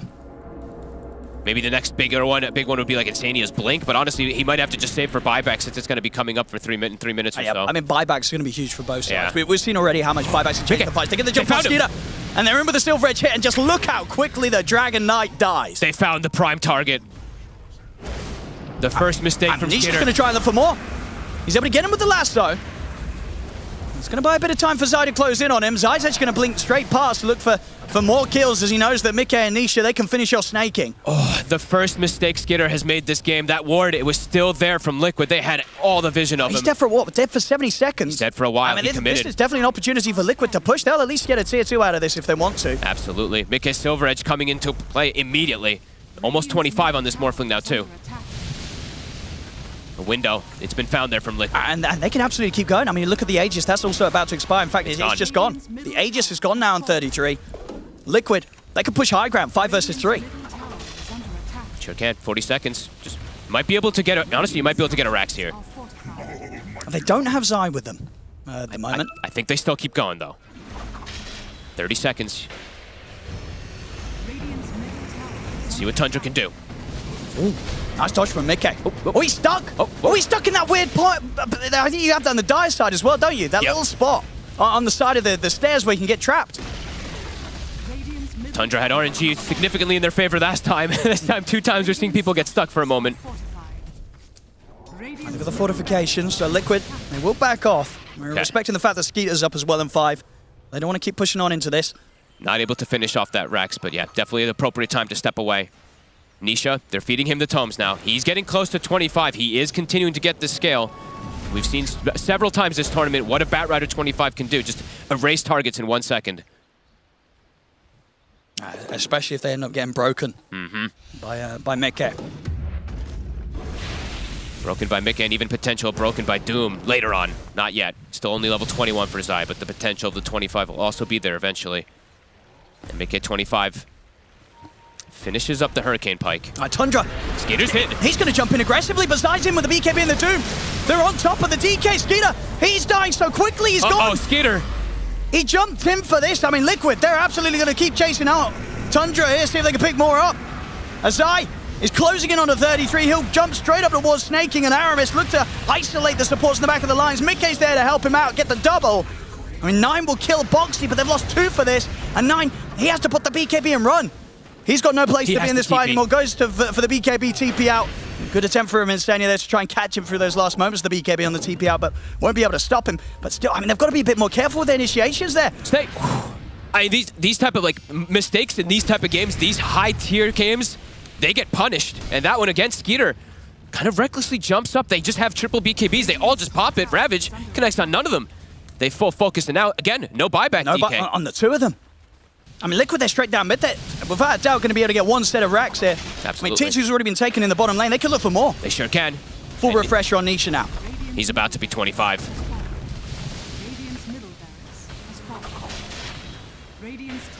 Liquid have found a huge opening in these last two fights.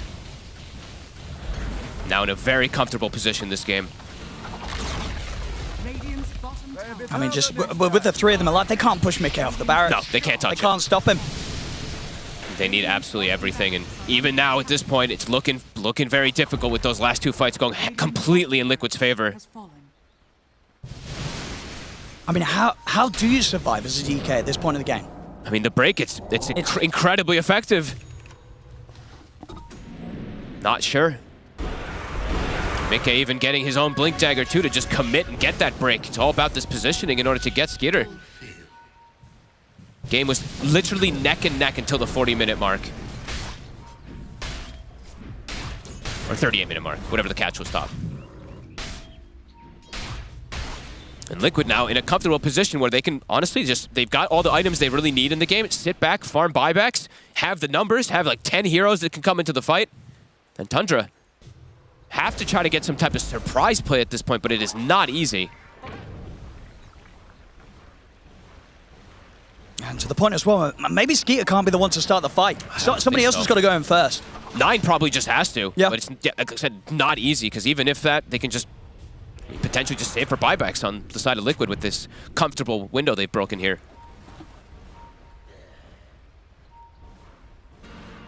How are these buybacks looking? I mean, Tundra, they have 4 of them at the ready here. About to have the 5th one. Liquid, they almost have everybody as well, except for the Morphling.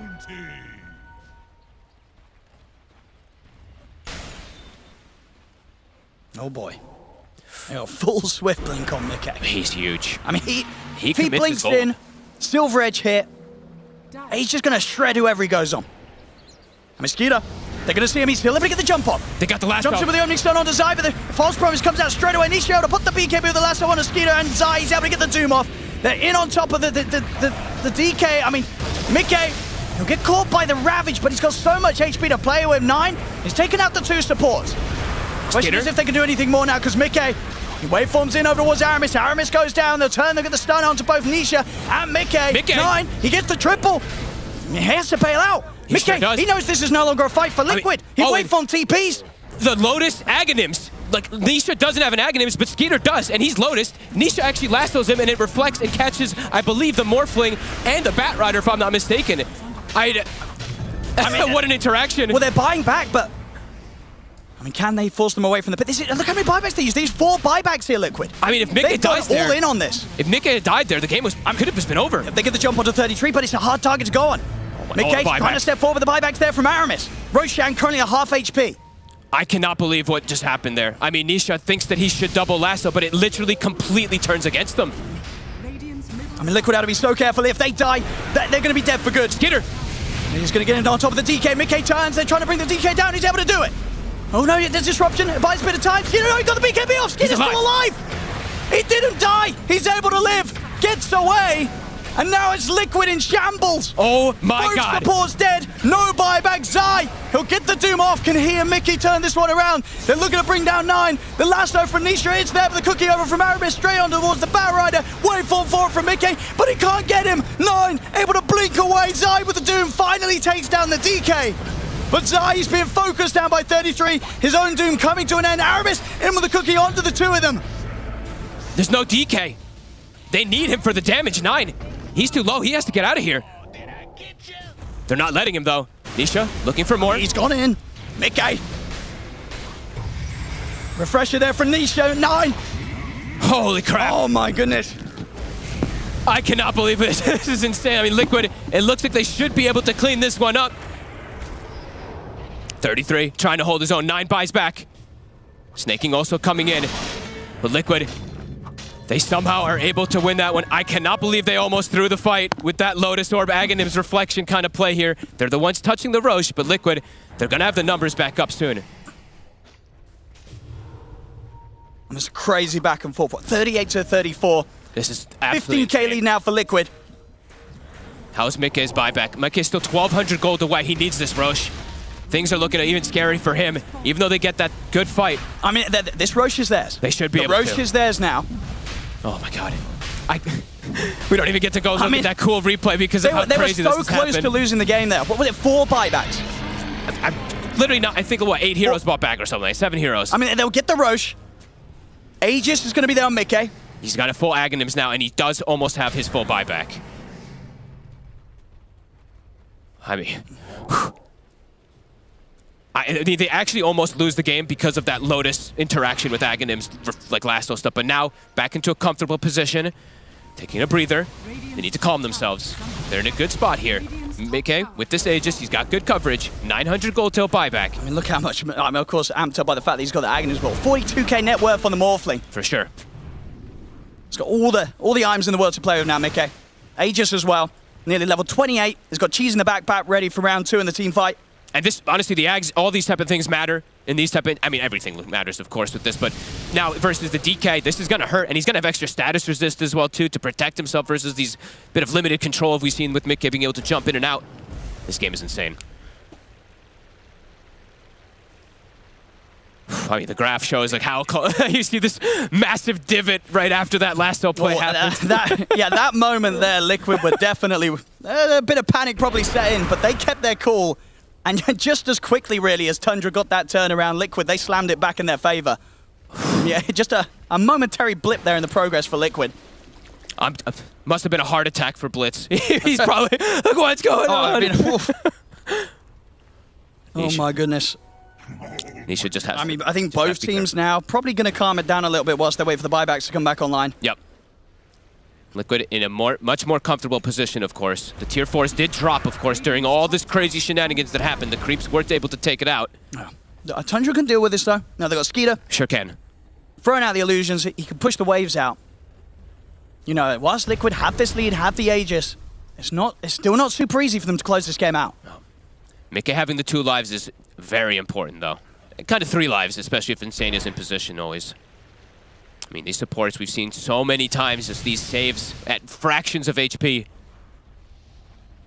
Yeah, I mean, the disruption last time, buying that time for the DK, for Skeeter. Now for Tundra, the game is very, very difficult, though. They have to completely outplay versus this side of Liquid, because Zai, he's also hit 25. So on top of the Silver Edge that they have, he's got the Doom applies break, and he's got a refresher. So he's got 2 full rounds of this AoE Doom that AoE breaks as well. Someone's got to kill him. But how? Insania always seems to be in the right place to bail out his buddy. Oh boy, smoker from both sides. This is a risky smoke, right? Buyback status is not great for either side. Mikke is the important one, though. He does have it. Skeeter. Skeeter. Oh, they know he's around. That's not the real one. It's an illusion. That's going to be the first Doom. Okay, he's got another one.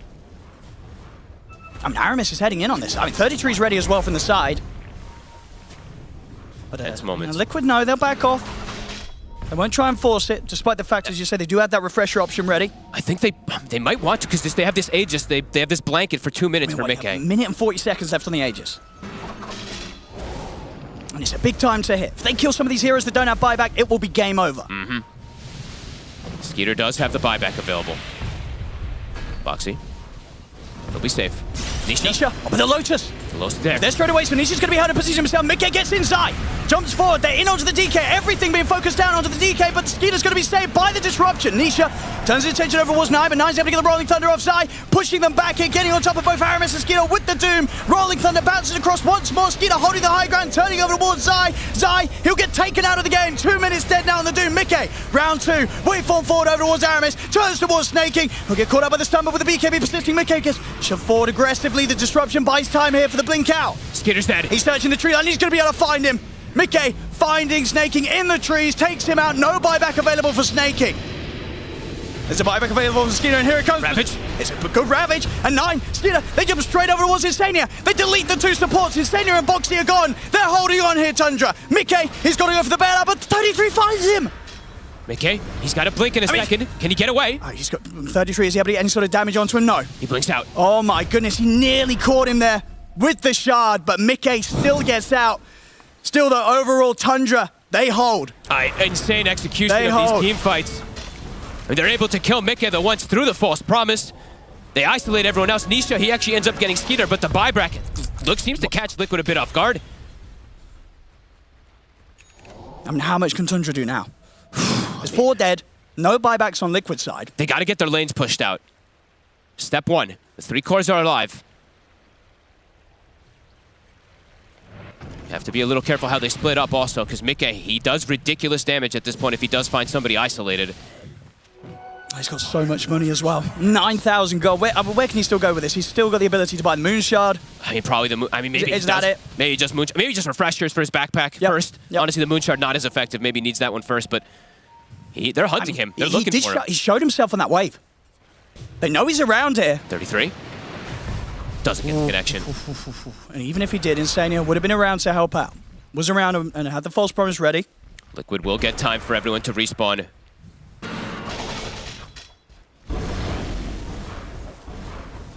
Oh my god, this game.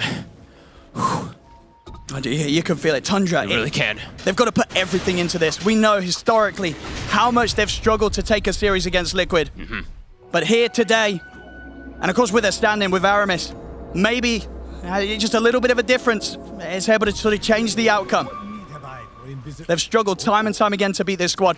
9 has, buyback's back in a minute, so maybe wants to save his gold as well, too. He has enough to be able to buy the Abyssal, but might just have to save it. Zai, he's actually short on buyback because he doesn't have the gold. Same thing for Nisha, since they committed further items. And now, there is double Ravage. So and honestly, 33, they can definitely still do it. It's a difficult game for him to get these Ravages off, but the last few fights, he's been able to do it. He sure has. He's been able to do it. And he hasn't gotten it stolen yet. I mean, Boxy, he stole it at the end of that fight there, but they actually controlled Boxy, and he wasn't able to get it off.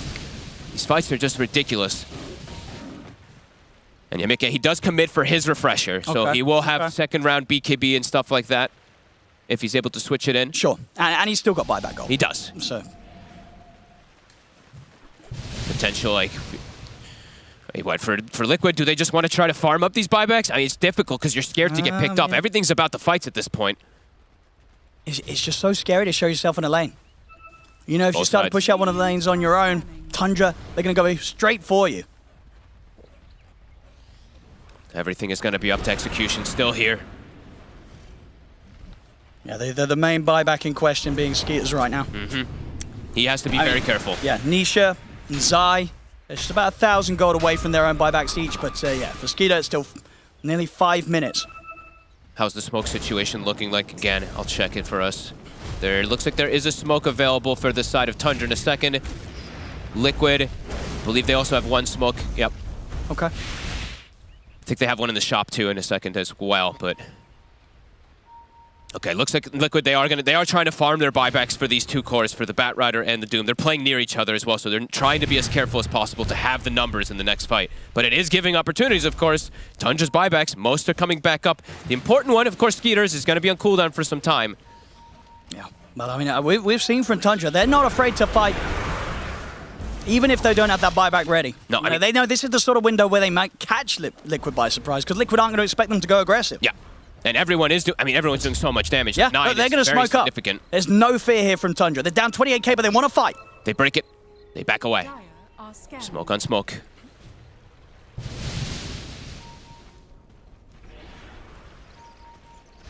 The tensest moments I've felt in a long time in one of these type of games.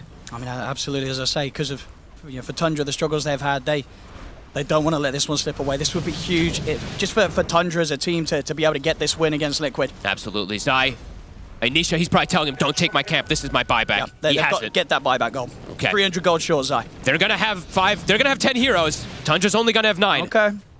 Well, they have 9 always, but yeah, they'll have 9 because there's no buyback in Skeeter, of course. Wait, what? You know what I mean, yeah. 9? The player. The player.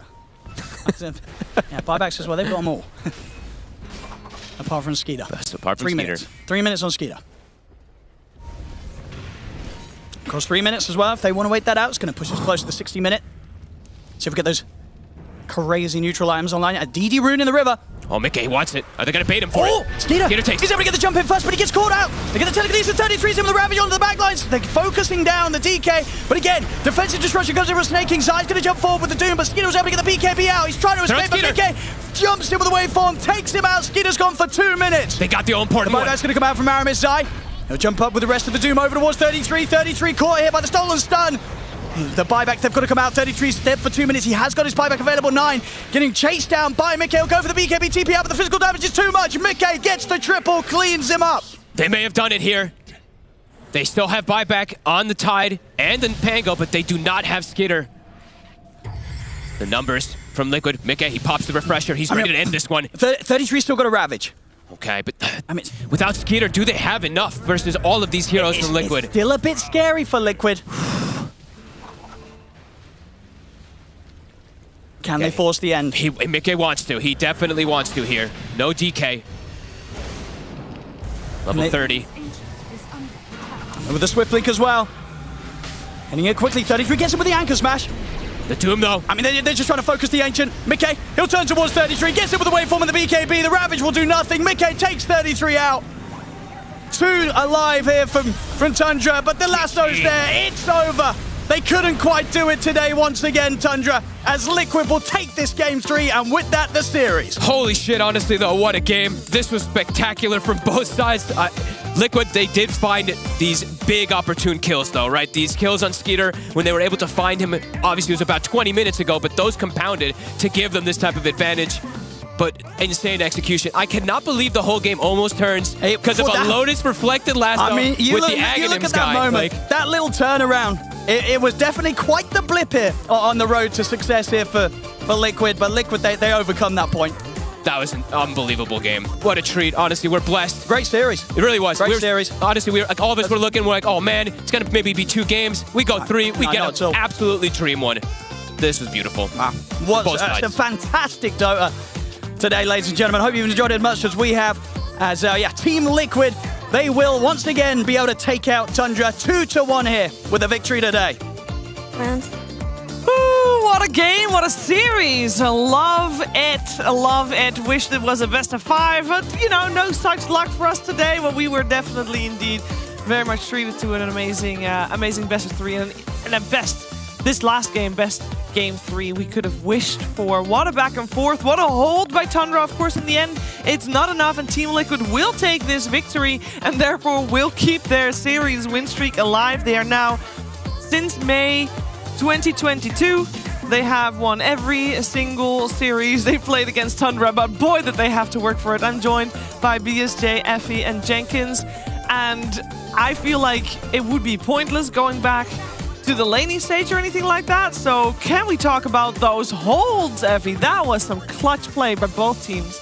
And that was so wild. There was so much kiting. I think the most important thing to talk about is the ability of Tundra supports the kite. The Shadow Demon had extreme impact. The cookie, everything. Like, you were getting these dooms off, but then you were just pushing people away, and then you were re-engaging with the Dragon Knight, and there was some bizarre things going on. There was this one time Bat Rider lassoed the Lotus Orb on DK, was it? And then Morphling got lassoed as well? Because the DK had Ags, and it's based on who has the Ags and who's getting Lotused. There were so much wild things going on that game. It was hard to keep track of, but for the most part, it felt like if Tundra were able to get a solid Ravage off on key targets, the fight went well for them, but sometimes the Ravages were going off on BKB targets or not the priority targets, and maybe it took a little bit too long for Tidehunter to play on that blink, because when he did get it, a lot of the fights looked better for Tundra. It looked like they could just follow up on the DK. But, I mean, after that point, it looked like it could have been anyone's game. But, I mean, Liquid just maintained such a high net worth lead throughout the entire thing in spite of it all. I want to highlight Mickey's build because it felt like Zai had all the weight on him to jump. And you were talking about how well they kited the Dooms. And so Zai being allowed to be the secondary initiator with Mickey going the Silver Edge, Blink Dagger, Hurricane Pike. Not only is he able to jump in first, but he was also turned into the scout. He turned into the hunter, the bounty hunter, Ricky-esque type hero, where he was the one that scouted out Skeeter. Skeeter was used to being the one just round the map, being the alpha, the hunter, the omega, you know, all that stuff. So I don't know what I'm saying there. She has a lot of synonyms. Effie's looking at me funny here. That's very concerning. But, you know, the idea is that he was owning the map. Stalker in the night. He was owning the map on Skeeter. You can see why he was so confident. Right. And that Silver Edge just, like, turned it on its head, like, immediately. It helps that he was 8 slotted, too. He had Refresher Orb in the backpack. He had a consumed Aghanim Scepter. Well, that was from Roche. And then an Aghanim Shard. That still counts. That still counts. My man had a 44K net worth at the end of the game on Mickey. And you know who was to blame for that? No Insania. credit for that. Normally it's credit Insania. because it's good. Now I'm going to blame him. Insania. The man can't drive. He doesn't have a license. And yet his positioning is still so fantastic on Oracle. He's one of the only guys. I don't know where Oracle stands in this patch. I'd say it's probably like C tier, maybe B tier at best. But even when Oracle is bad, Insania manages to make it look incredibly good. There was that one 3 HP Batrider save, but also there's a lot more saves throughout the game. Even just with the Fate's Edict, making it harder and harder to kill his heroes is enough where it's like, okay, now we got to focus this guy. We need this Blink Dagger on 33. We need to catch Insania. Otherwise, he's going to save the guy and turn the fight. That's why I felt like he needed to go for it much earlier than he actually did, right? Maybe they had the idea on Tundra that they wanted to group up earlier and just maybe thought the DK alone would be enough, but the Oracle saves proved that that wasn't the case. That is kind of just Tundra's playstyle to, like, have a guy stand in front, another guy blink in and start the fight. Like, that's the way they like to play. But, yeah, I think it's almost just disrespect to Insania. They blamed him for losing the team fight. That's right. Why he Don't look at me like that. That's a sickening look from a human. But yeah, you were. How dare you, Go Brian? ahead. Go ahead, I'm like Abby. trying to balance dare the you. serious analysis over here with the blaming Insania. You know what? Let's meme just blame shit over there. Insania. Why doesn't he have a license? It's a And great his question. positioning was great, so you'd think he would be good in the car as well. Right. This is why they don't give him Pangolier. He can't drive. Right. And he's not a 5, That's but, you true. know. Every game. That's true. But we're talking about Skeeter's confidence, which was kind of the cementing aspect of Tundra's draft and their ability to take fights for a long time. Maybe he got a little bit too overconfident in the end when he blinked for a rune and then just. Those DD runes, Oh though. my god. They look Late so game, juicy dude. just sitting there. It's a DD or an Arcane. That's always how it goes in the late game. But is there a more like typical Dota player way to lose such an exciting game, but to blink And in for a important. rune and then just die? It's so important for Tundra too, because just hearing the history of these teams, how many times in a row you lose. Yeah. This I think that's the big one here. it is. Too. It feels unfair to call this the curse because it was such a close series that it's like I feel like these were 2 even teams just like duking it out until the very end. So. Is it the curse? Well, yeah, because all that matters is the win in reality. We're going to look back on this. We're going to forget how crazy the series was. And it's just a win in the list of wins. And in the list of wins, who knows how many of those games were crazy like this, right? We don't know because, again, at some point you're like, I guess Liquid won. Yeah, maybe. Easy 2-0. Maybe Liquid's just better in these types of games. Yeah. No, I mean, I feel they broke the curse for sure. This has to be a mega confidence boost, especially that game 2. That took flawless execution to even be able to pull off a victory like that. And we've talked about Aramis already, but I really think it's just spectacular performance today. And it just feels like having new voices come into these teams and shake them up a little bit, or having these kind of different players come in with different identities is teaching teams like Shopify and Tundra to just expand the way they play a little. It just seems so invaluable. Yeah, these are the tools you got. Work with them. You got to win the games. You can't make up for the fact that you have a different player with different hero pool. And I just want to say, I want to make a pop culture reference. I think a bit of Kryptonite situation going on for Liquid and Tundra. A little bit. It's definitely not been said before today. 100% new reference coming out. Hey, Insania, congratulations on Crazy Series. Hey guys, thank you so much.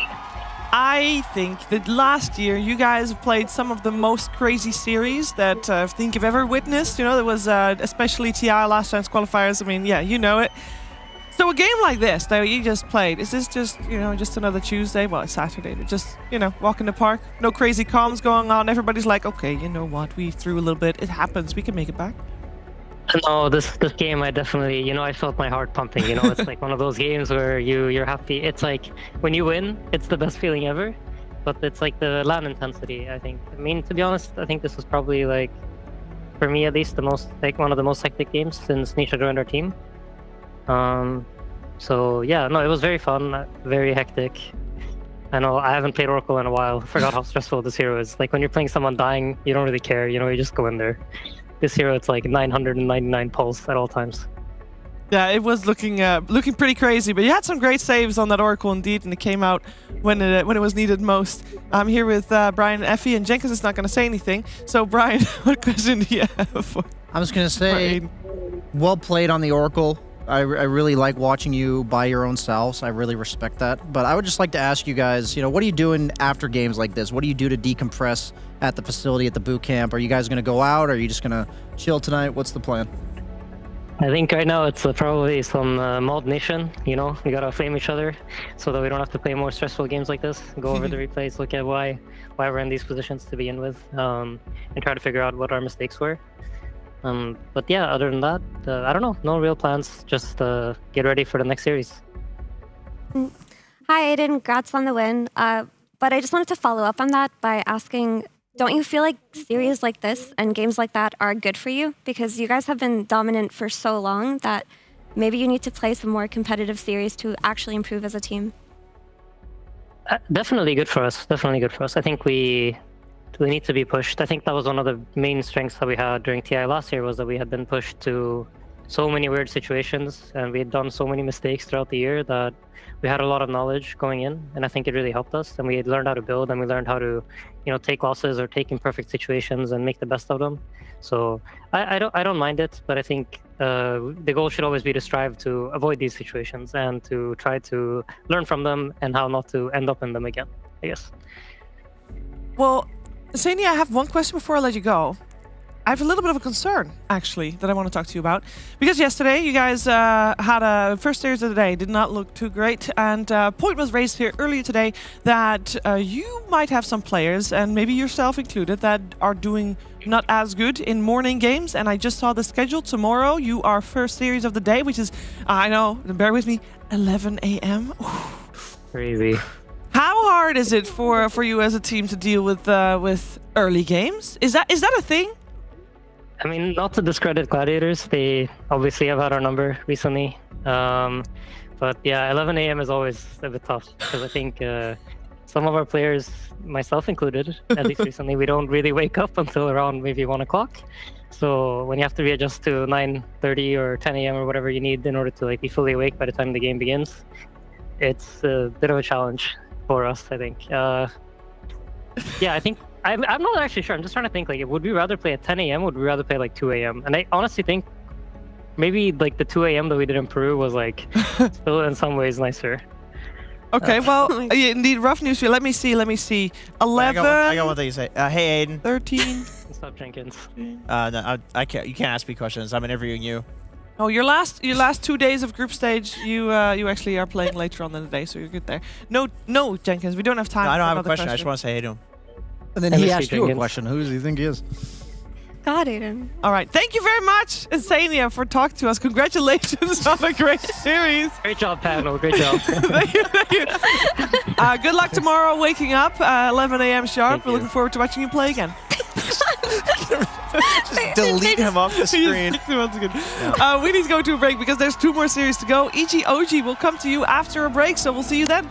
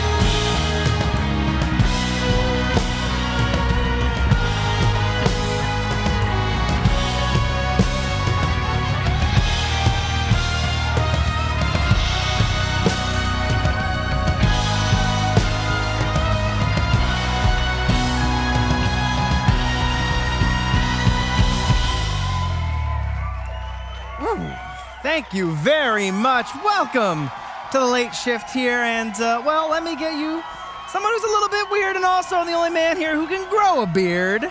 It's Tsunami.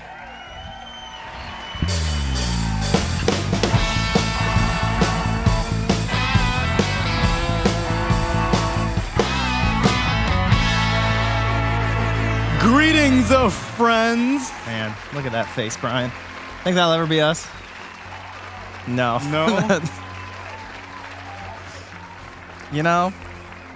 Just an innocent bystander. We gotta put respect on that. You know, he works hard on it, so do. should be recognized. Yeah, it was just collateral damage. Ironically, it's actually me not working hard on it. This started from a no-shave November, and I was very lazy. And people were like, you should just keep it. I'm like, great, less work for me. It's just that simple. Ladies and gentlemen, welcome to more Dream League Season 19, where I will be guiding you through the last two series of the day, along with Trent, and along with Brian, and along with one more guest. Could I please welcome Alex Sheepstick Roberts? Could I please welcome Alex Sheepstick Roberts? Hey, too. No! What? You guys hear that? Hear a, like, last hit sounds? Very ominous. Kind of creepy. What is going on? I hear some... Oh!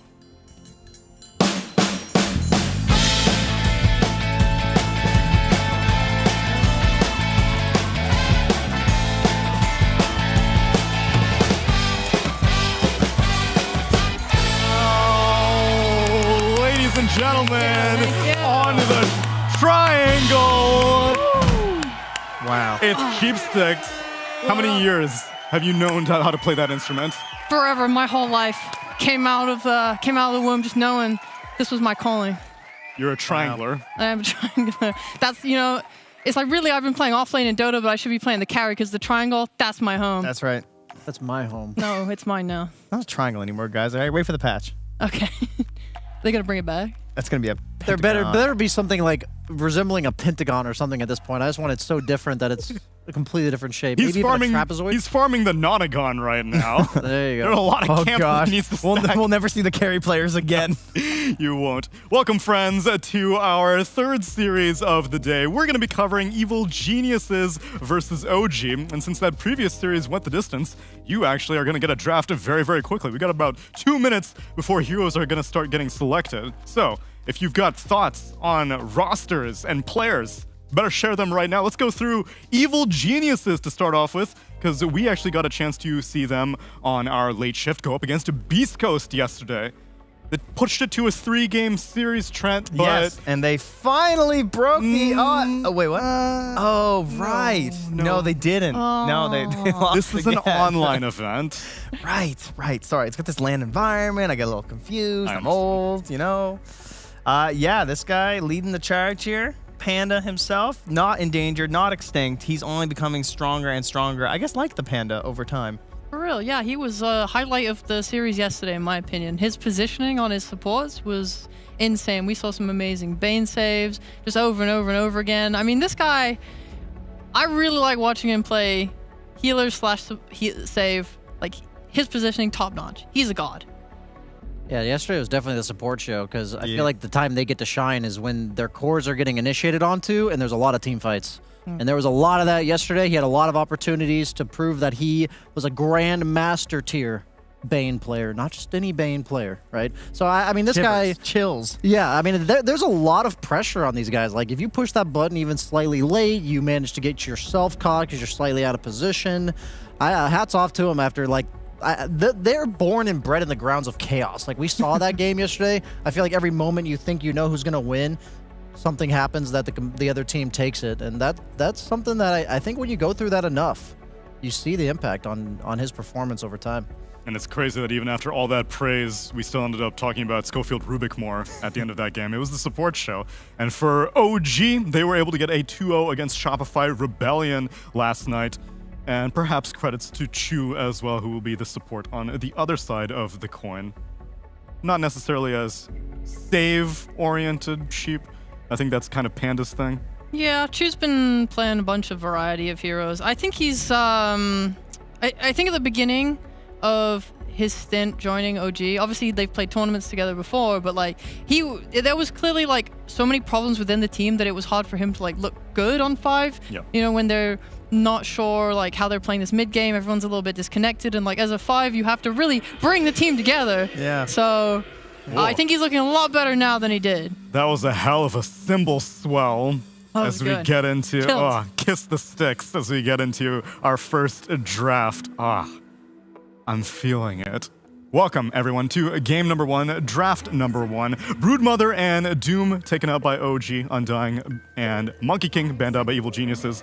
First pick Death Prophet. It doesn't even matter if they're playing against Beast Coast or anyone. Just first pick Death Prophet. They're just not letting it go. Every other region seems to be just kind of letting her do her thing, kind of moving on to other heroes. Not these guys. We saw the first round Invoker work for Shopify earlier. I think this hero is underrated. I think a lot of teams that have these active mid laners, it's not going to work for you. But the one thing I think of when I think of BZM is one of the most farm-heavy mids of this tournament thus far. Sure. And one thing I wanted to mention about Chu is that he's not just babysitting 1 carry. He's babysitting 2 carries for the first 10 minutes of the game. And that's a lot of weight on your shoulders. Yeah. And that's like, if either of those lanes is a complete disaster, we've seen some of their games where they just fall so far behind that they don't even get to play Dota. And something I'm literally looking towards in this game is how much pressure the off lane and in the mid lane are creating from EG. And the Death Prophet, that's like one of the top pressure heroes in the early to mid game, right? Yeah. How long have you been looking at BZM as being a farm-heavy mid, though? Because just this tournament so far. I don't feel like it's traditionally been that way, but Okay. as of like the last, not just this tournament, but like this DPC tour and this tournament. Like I looked at the heroes he was playing, and they've been in the same in DPC as they have been here so far. The Tinkers, the Invokers. Like he just wants to be hitting those Midas heroes, or like the heroes when I'm carry, I'm thinking I'm getting less space on the map because I have this hero on my team. Which is surprising a little bit, just because OG, the way they talk, it's also like DM saying, yeah, I was too sacrificial before, I want to have a game. So you have DM who wants to have a game, you have BZM who wants to have a game, you have Uragi who wants to have a game. It's a precarious balance. And something to be said about BZM, he's their new drafter, right? I think he swapped over recently into that role for them. And it was, the reasoning was that they just feel like BZM can pick his hero better when he's the drafter. So they gave him the power to click buttons.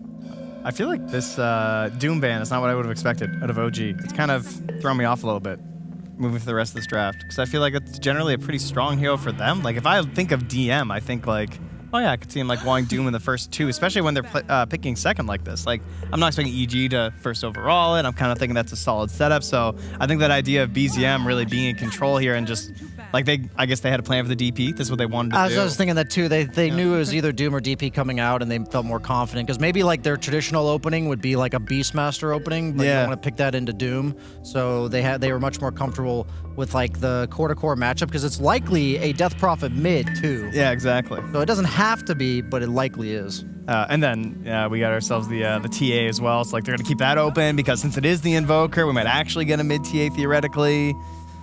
True. It's pretty interesting. Yeah, the real reason they banned the Doom is because they just wanted Invoker guys. And what happens if you're Invoker and you get doomed? You can't cast spells. You know what? That hero has a lot of spells. It's that simple, yeah. Yeah, not very good when you can't cast them. Yeah. I didn't know that was unique to Invoker. You can't cast spells. Well, he has more spells than other people, so the value of the Doom goes up. The with sheer each number spell. of spells comparatively would be way Yes, less. exactly. I see. You know. And that's actually literally how it works with time dilation with Faceless Void. Oh, ban it. Ban it, ban it, ban it. Ban it. Oh, no. Well, you also need to think about potentially synergizing the Invoker with the Void. Also true. I would love some Hashtag synergy. Chronosphere Cataclysms. But instead, Matthews, Ricky, which Beast Coast were consistently first phase banning, OG opt to ban it second phase. I think it's just when you've played against Beast Coast so many times, you know what's good against them. You know you're willing to first phase it. Yeah. But against other teams across the world, you kind of can't just throw that out there as a strat because it can be punished. So I'm still glad that they respect it enough to ban it in the second phase, and I'm happy now to see choose Marcy coming out.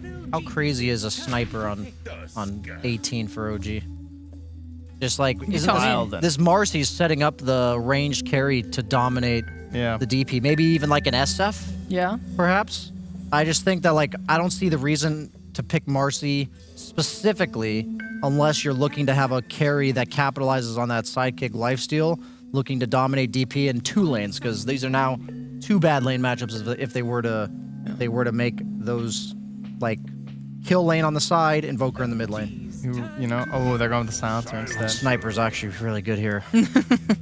I don't usually like that hero. I usually don't. Really? I like right now. I feel like Sniper got nerfed sufficiently. Okay. They go the other ranged hero that's not nearly as hype. We've seen a lot of it, but far more reliable. Yes, it's a better hero. A way better hero. It's a way better hero. Right. I just thought like maybe the one Sniper. Yeah, your reasoning makes sense. It's also just like choose probably one of his higher comforts on support so far in the last like Tour 2 and this tournament. I just really like this hero in general. Actually, I thought he would be picked a lot more. But I think Sidekick is just so OP. Like the amount of healing that comes out in the lane. Like you're sustaining your carry so hard in lane. Like it used to be about the other 2 spells, but now it's Sidekick. It enables a lot of heroes too. Like you can use it with like the Visages, which we don't see so much anymore. But I feel like it would still be strong with a Marcy and like the Pango especially. Yeah. Like Pango Marcy's nutty combos. Wait, yeah. What happened to Visage? Why aren't we getting these? You know. I don't know that hero. Bring that hero back. You know. Execration was still in the That's right. tournament. Yeah, I guess that's what happened to Visage. Yeah. He got knocked out of the tournament. Yeah, Visage got cleaned up out of here. We have double actual rotating supports to go mid as well. Like you talked about Chu trying to save 2 lanes, like the ability to actually TP mid and get turnaround plays with rebound is there, but there's also the Tusk, who's also one of the other best supports at making something happen in the mid lane sort of out of nowhere. So really need to keep an eye on that. Contesting those early runes too, going to be important. I think as a carry, one of the most important things to envision is what items you usually want to buy against the heroes you're playing against.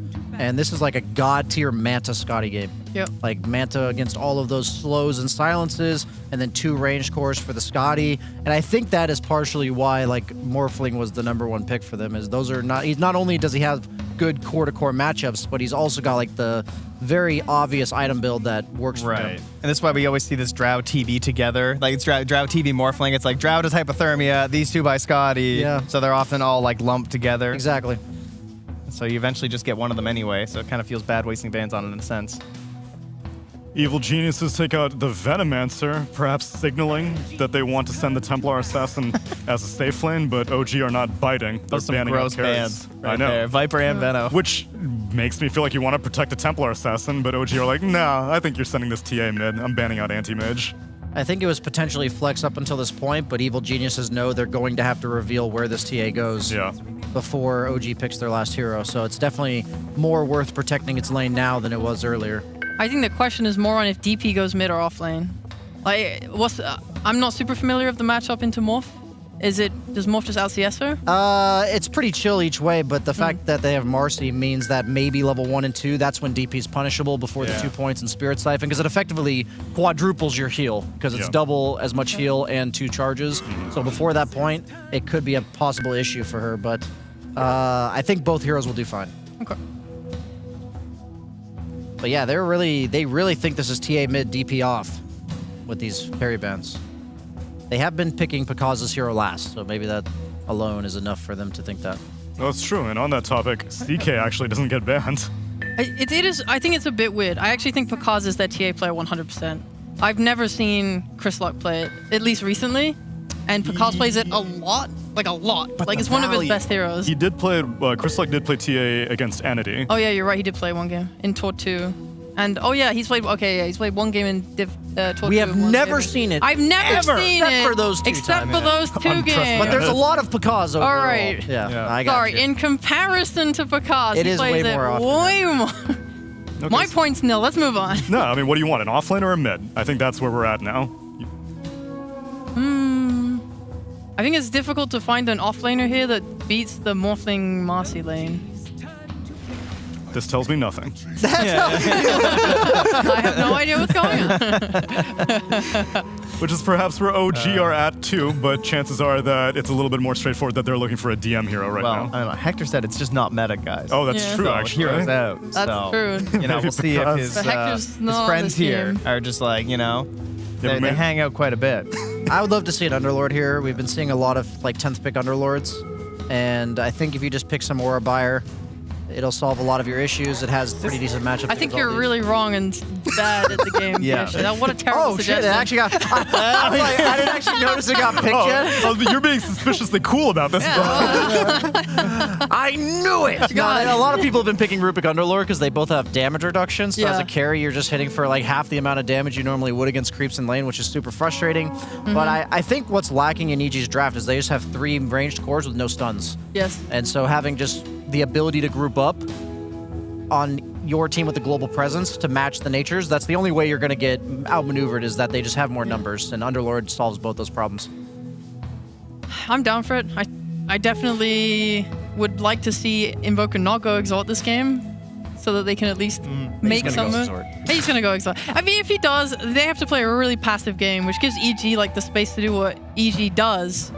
True. And run at you and just try and kill you. It is also what they need to do this game, though, because if they don't get off to a good start, like this game starts scaling. Yeah. Pretty damn good for OG. EG are going to be like rotating heroes early to take your mid tower. They're going to be looking to take that Roshan when they get the Death OTA. And these are all things that OG just need to be really aware of. Don't mess up your exorcisms. That's the key to this game. Every exorcism doing something important.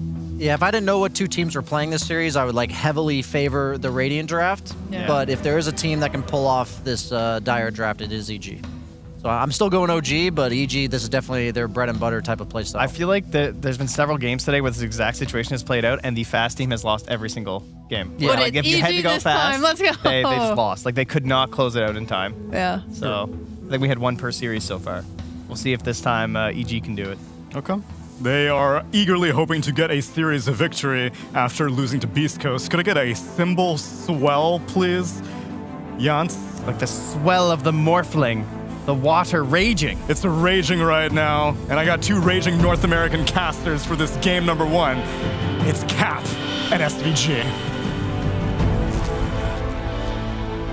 Wow, so epic, especially for the start of a series where 2 teams have yet to match up against each other. They got 3rd and 4th respectively in their groups, and now we're going to see. I mean, have you early feelers right now? Group A versus Group B. You feel like one group looking stronger than the other? I don't look at groups anymore, man. Okay. I think groups are why not? Like a 2009 thing or something. That is absolutely not true. Didn't last TI, there was one group that did much better. Yeah, but what does it mean, right? You want to be in the strong group? You want to be in the weak group? Do you want to play versus the weaker group? You don't know. You never know. You just go in the bracket, and then all of a sudden you got to pick between LGD and OG, and what was winning your group do for you? Nothing. Okay, maybe that sounds like a good viewpoint to have as a competitor. But someone who is trying to analyze the entirety of the field. I'll tell you what group there is. There's one group. It's the one you're not in, and that's everybody else, and you have to beat them all. So that's it. It's you versus the giant group of the world. If you beat that group, you win a land. That's it. That's how you should think about it. But Avery, you're retired. There's no beating anybody. Oh, yeah. Well, I'll take Sorry, were you getting flashbacks there? Group A. Where am I? I just don't want to be in these group discussions. I've been in some nasty group discussions in my time, all right? 3-hour-long diatribes about statistics and groups and analysis. And you mean when you were on a team? No, that was just Nahaz in the back. Oh, yeah, I was about to say that. I knew I recognized that. Well, somebody got first blood in, and it went to Urag. So that's a damn good start for OG. Very good start. He was popping off yesterday. And you do not want to give these cores on OG a good head start if they continue that momentum. And we're back with the BZM Invoker. Need I say anything? If you've been watching Dota, you know what's coming for you. So I think the onus is on EG to kind of shut down OG's momentum from yesterday, especially after they had the Rust series against Beast Coast, where those games 2 and 3 did not go their way, even after a very strong lane phase. Once again, EG trying to get the lane advantage by the core swap up, put the DP verse, the Underlord, where you can just suck off his HP. And then you get this Furion Morphling matchup, which is one of, at least my favorite offlaners versus the Morphling in general, because you can almost always have a free lane, get pretty high level, and out CS the Morphling, whereas most offlaners do not pressure this hero that well. So I kind of like this core switch up by EG. I think it could do well. You just have to think about these Furion rotations and where you want them to happen.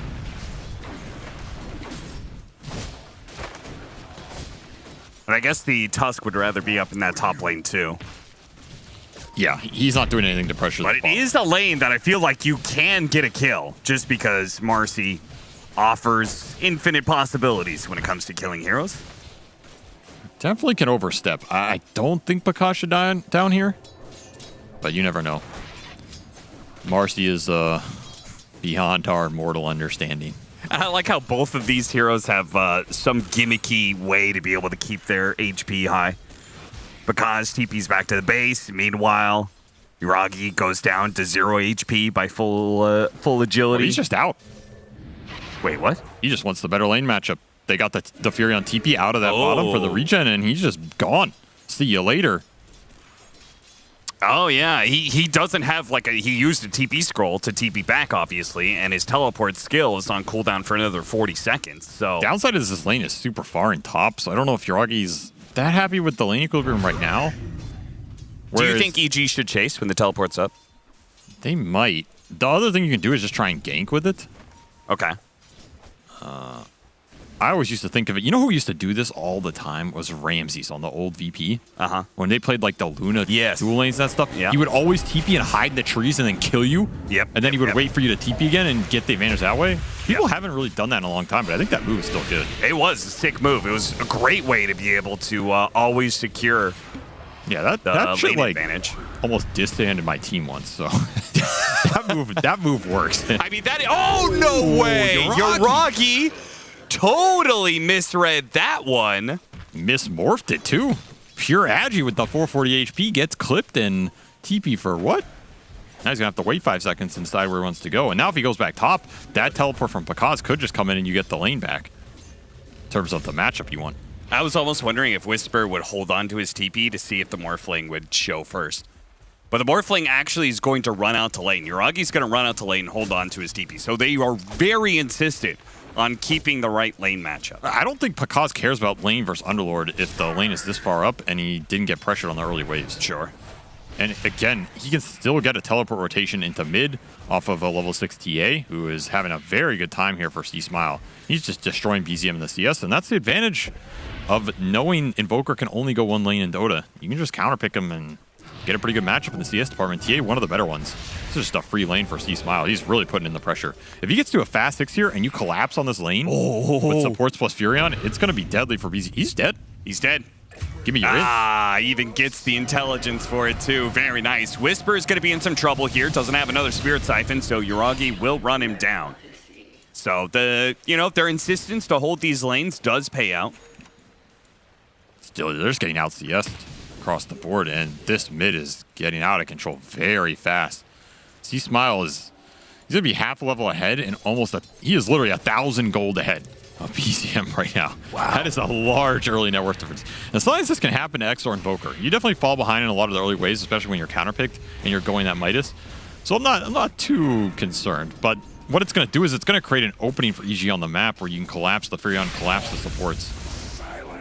Nice pick up there on Panda. So more side lane kills for OG, offsetting the CS advantage that Evil Geniuses are getting. Toss back to putting Matthew out of position. Nice snowball away to the side. Gets away from the waveform. 2 really smooth moves by Matthew, dodging 2 different abilities that probably would have put him down. I don't know how much of that was Matthew dodging. How much was Hiraki just clicking the wrong part there? Well, I mean... Another game coming through, pressuring BZM. He's feeling it in this early game. Okay. This is going to be 6-minute rune going C-Smile's way unless Chu steals it out. 50-50. How good's your coin flip? Oh, they're bringing everybody. They're going for the kill. Jeez. C-Smile. Ice Wall not on the mark. Oh, the teleport's coming in. They might be able to catch BZM with Pakaz cutting through the trees. No, just the Sprout and the right clicks. That's good enough. They'll get him eventually. Still, though, trading mid heroes cannot feel good for EG when they were, holding such a big advantage in this lane. And BZM got XP on that big TA kill. Yeah. OG just read that really well, bringing the supports in early, bailing out this lane. That's a big turnaround. They get the Furion port. Pakaz is happy to clean up that core and get a lot of XP himself, but now you're opening up a free lane for Underlord, and that tower's not taking any pressure off that rotation, which is what you really want if you're EG here. Another trade coming up. Might go for it. He's gonna... Oh. Yuragi's having a... Did that waveform even hit? I actually can't tell. Yeah, I like don't he think used it his did. stick. I'm not sure how yeah. big of a stick it was. No, you can recalibrate the sights a little bit. You know, you got some time. But yeah, that mid play felt like because should have been TPing in earlier if C-Smile wanted to make that dive, you know? I don't know if Chris... I keep calling him Chris Smile, man. Yeah. This guy's messing with me We, so of much. course, are talking about Chris Luck, a.k.a. C-Smile. I was just saying, I don't know if Chris Luck knew he was going to make that dive. I think it just kind of happened. Yeah, just instinct. Chu tries to hop away. Does manage to hit the stun, so they'll trade out supports. You know, all these skirmishes on the side lanes, and we still haven't seen any Sunstrikes. Maybe that's just another product of that mid pressure. Yeah. You feel like you have to play this lane, keep your eyes on it with the CS battle and getting ganked, and it hasn't resulted in any Sunstrike. I was like, wait for it. Wait for it. For a second there, I thought it wasn't going to ever come. But the Nature's Wrath eventually strikes down Taiga. And they brought Matthew down here, so they probably want to try and kick DM out if they can. Supports can cut through the slug here. Whisper getting gone at the same time. That's going to be the last of his siphons. They're doing a decent job of just forcing out these siphons, putting him in a position where he has to play a little back. As Powell, what music? That's for this arcane rune. The most dramatic arcane rune of the tournament. Oh my lord. Well, C-Smile better do something epic with that. That was an epic rune grab. It did not end up super delayed. Oh, should be a free Taiga kill. Extra intelligence. Yeah, Panda's getting a lot of it. +2. I almost would have been happier if they just stacked some Ancients for C-Smile here too, though. I don't really like these mid-TAs when they don't have the triangle to fall back on. Maybe they're going to get it up now. All right, they're listening to the cast. What can you do? But still, I think even just having 2 to 3 here would be pretty nice.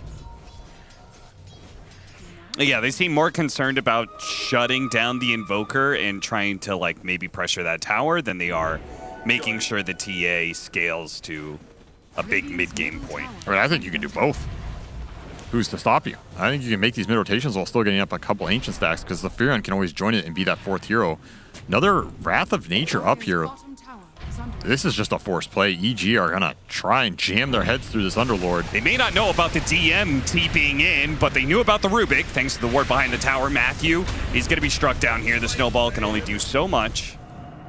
OG ready for it again? Just pre-TPing the heroes to defend these moves for their mid-invoker. Probably a wise decision. If you let EG get away with these moves, your map's going to crumble very fast. And not only did they get the kill, but that was also the reveal of the Observer ward they just planted. So Taiga's been countering a lot of wards. EG, they might end up being a little bit blind here in the coming minutes. Decent protection. Oh, damn. EG has done a lot, too. Is that even accurate? I think the wards destroyed includes sentries. So yeah, it has to. I don't even think you have 8 obs. Yeah. Chu is dead. Exorcism is going to work here. Let's see if they can do anything about Uragi. Whisper almost steps into the portal. DM's going to stop him with the pit. Taiga could not get close enough for the telekinesis, though. Maybe if he hits that, maybe they could have gone for him. I actually hate that. When they summon the portal behind you and you're right-clicking to run away, you click the portal. It's something you definitely do purposely now. I think more pros are aware of it, actually. I've seen it in a couple games. You just mess with somebody. Still poking this Invoker mid, but that big collapse move has not happened. And all of these tier 1s staying up for OG, they've done a really decent job of just protecting the early towers against this Furion Death Prophet. Another reason why I think the Ancient stacks are nice, because sometimes the aggressive game plan doesn't always come together. It's nice to have a little bit to fall back on. Sure. Just accelerates you to the next item here. Get some extra XP for your support, so you're not forcing some move that, all right, the 3rd time's the charm, and then they're all there again. You might just lose the game off that. Because you're still in a decent position here if you're EG in terms of your cores and all the items are going to be able to contribute.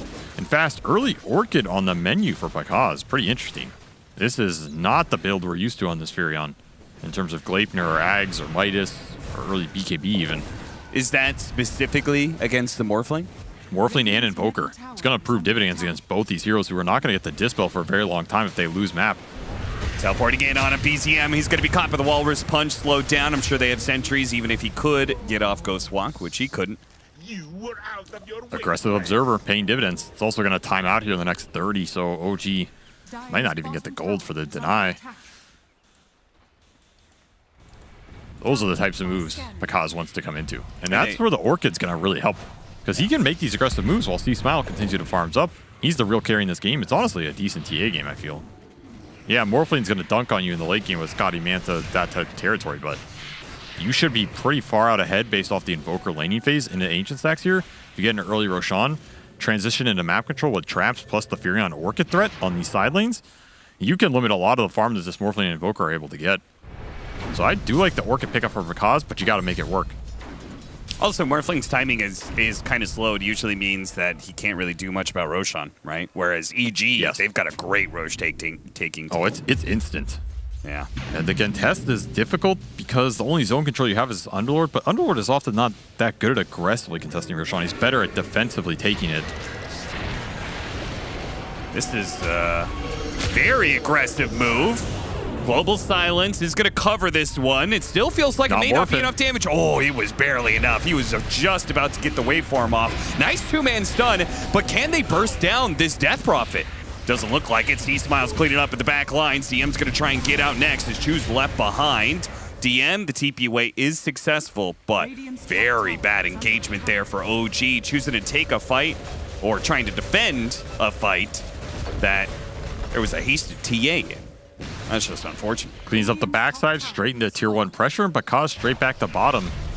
This lineup is really going to punish you if you lose these engagements. The first few, OG reacted pretty well. That one, just not prepared for it, and this Morphling lingered way too long in this upper lane. Just getting silenced off the snowball, and remember, Furion can come in with this Orchid at any time. He's just waiting to see what happens. Pretty nice global. Got him before the Morph as well. And Yuragi frustrated that he perhaps turned it off at all. Yeah, that silence was just wearing out, but good coverage by EG, leading off that Death Prophet silence and then following up with the global. Back to the farm. I mean, if you get another bad fight like that, I think this game might spiral out of control for OG. Because then that's probably mid-tower, and if you get mid-tower, probably means you get Roshan as well. Nice snowball over the side here, bailing out Panda. He may still die. The Fate Bolt will put him down, but Matthew, he will be fine for now. Walks it off. EG can bring in the support now. They want to fight this. Don't have Exo. Yeah, they've already burned through the refraction there. C-Smile. Okay, maybe can't be that bold. The bounce. Oh, it got him. Struck him down before he could get up to the high ground. The hand of God. Ye shall be smited. Bottom tower is under attack. And now there's a quick smoke for EG. Oh, they're going again. Remember, every teleport with Orchid is a kill on these cores. There's no dispels yet for Yuragi. And he's just going to the high ground. He's getting behind him. He's getting up to the high ground to hit him with the Orchid before he knows what's coming. Beautiful stuff. Yuragi, he is feeling the pressure that EG is bringing in this series. And that's trap vision on that Ancient. Just knowing this Morphling's going to be there. Yeah, I mean, Taiga's going to look for the D-wards here. You're not going to find them. You're going to find a trap. That's it. Just good map abuse by EG, continuing to build the lead. And as OG will try and strike back for a support kill, but Exo is up. This could just be another fight. Sunstrike is going to be able to nail Matthew. Not quite enough damage. He does eventually fall, but not before he puts out the damage to kill both the supports with the help of Whisper. Chases them away. Use the Exorcism to take that mid-tower. This is the snowball that's happening here.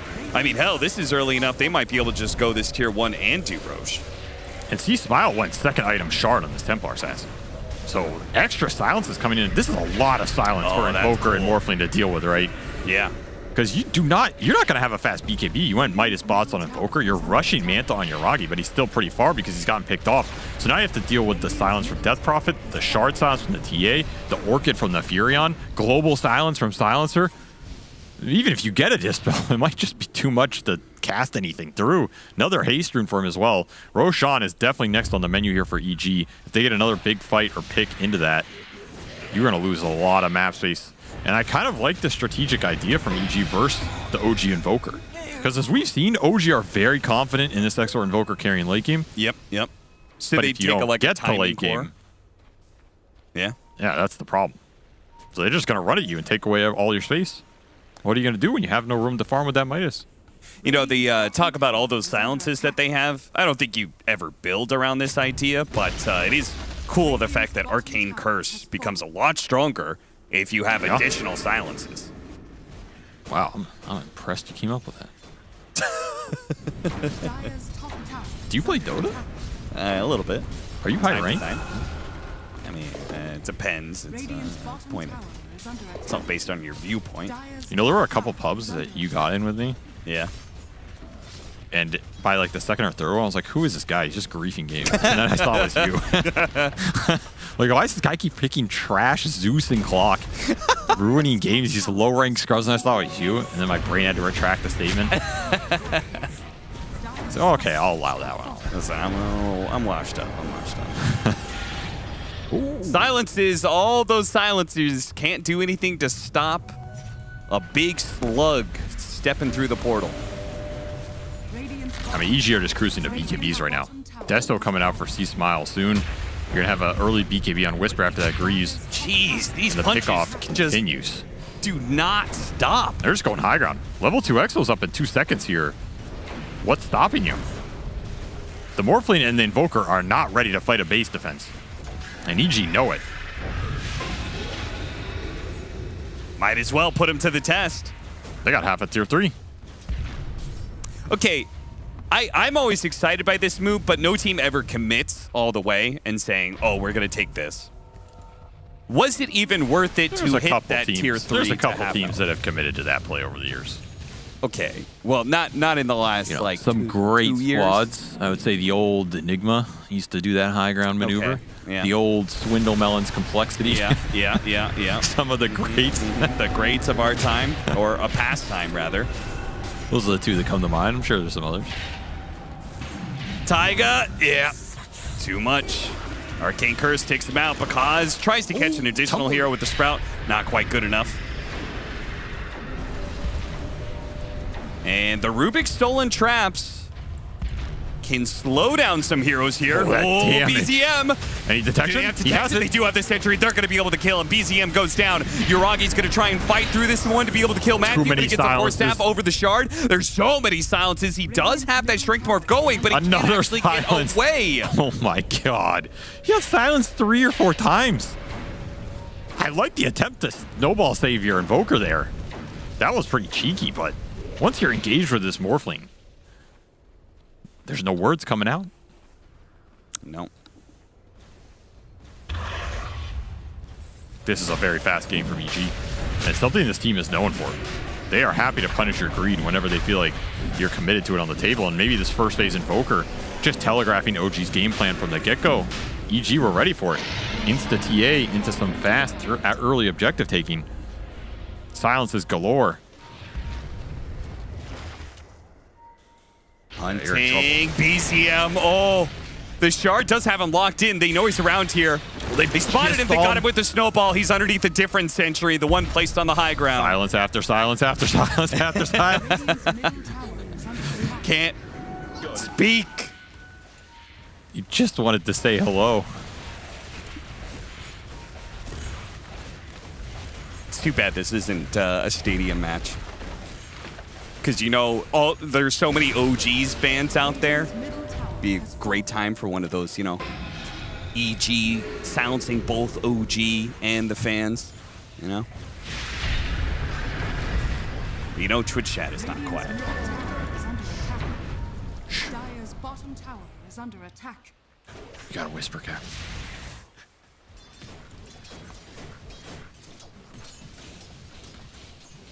I love that Evil Geniuses are playing this kind of speed. And I think it makes them a team that can actually, like, win tournaments as a result, because so many teams are greedy right now. Yep. If you can play this kind of style and play it really, really well, I think a lot of teams are so used to the pace of the game as it is right now. And the structure and the, you know, just like the... I mean, this is South American Dota, though. Further advantage. Yeah. We saw it yesterday with Hector just going ACs and going to end the game. Yeah, true. You know, I don't know, maybe OG was watching the Tundra Liquid that just finished oh, these games are going to go 50 minutes, our Invoker will win. They're like, oh, this is such a beautiful game. Such pure Dota. EG don't give a damn. They're just going to run at you. Meanwhile, EG just kicking the door. Here to play some high-octane Dota. There's just nowhere to go on this map. It's the brutal reality of Templar, Assassin, Furion. One's going to shove your lanes, the other's going to see where you go. And the pickoffs just become too easy, whereas the moves for OG to come back are that much more difficult. Now, there is still a reason that not everybody plays this style, right? It is super easy to slip up, and if you slip up like once, the game becomes really hard to actually close up fast enough, right? Yes, that would be that Reddit-alluded comeback mechanism. I thought you were going to say, when did EG throw last.com? I think that site's still up, actually.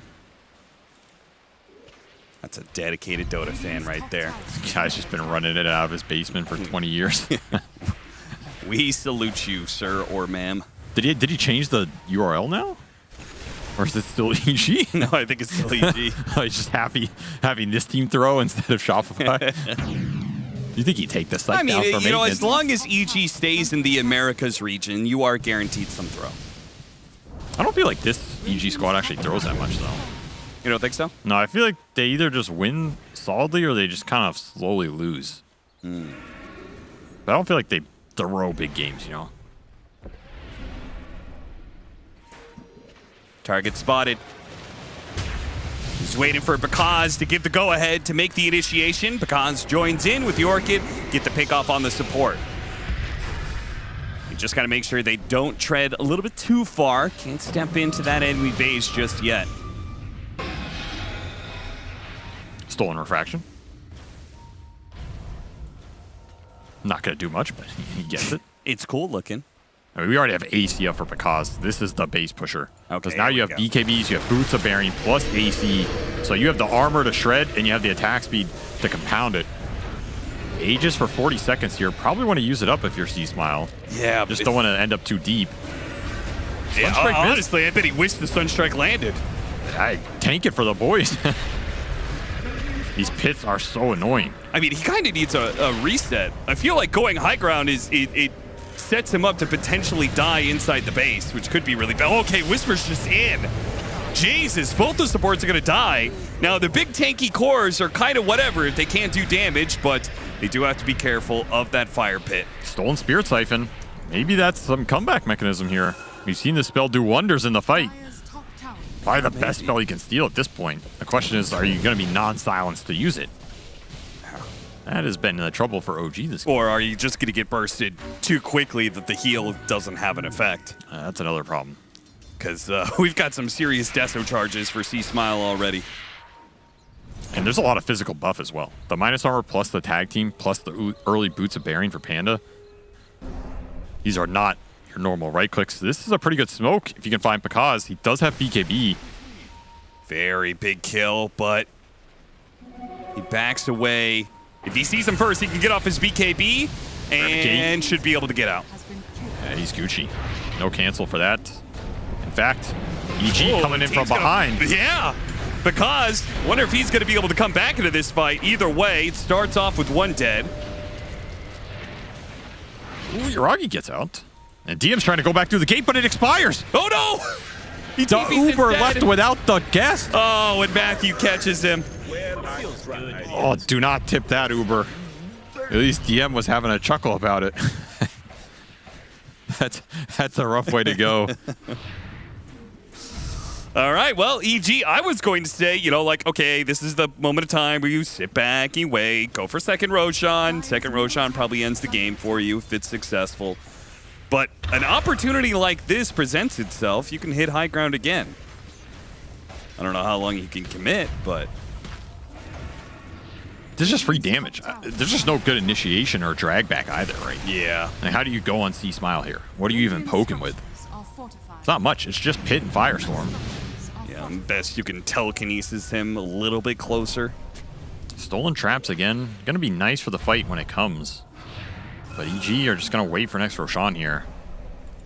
And I think Bakaz is going to be too big to deal with when that moment comes. So you probably need another good smoke out here if you're OG. You just got to find something.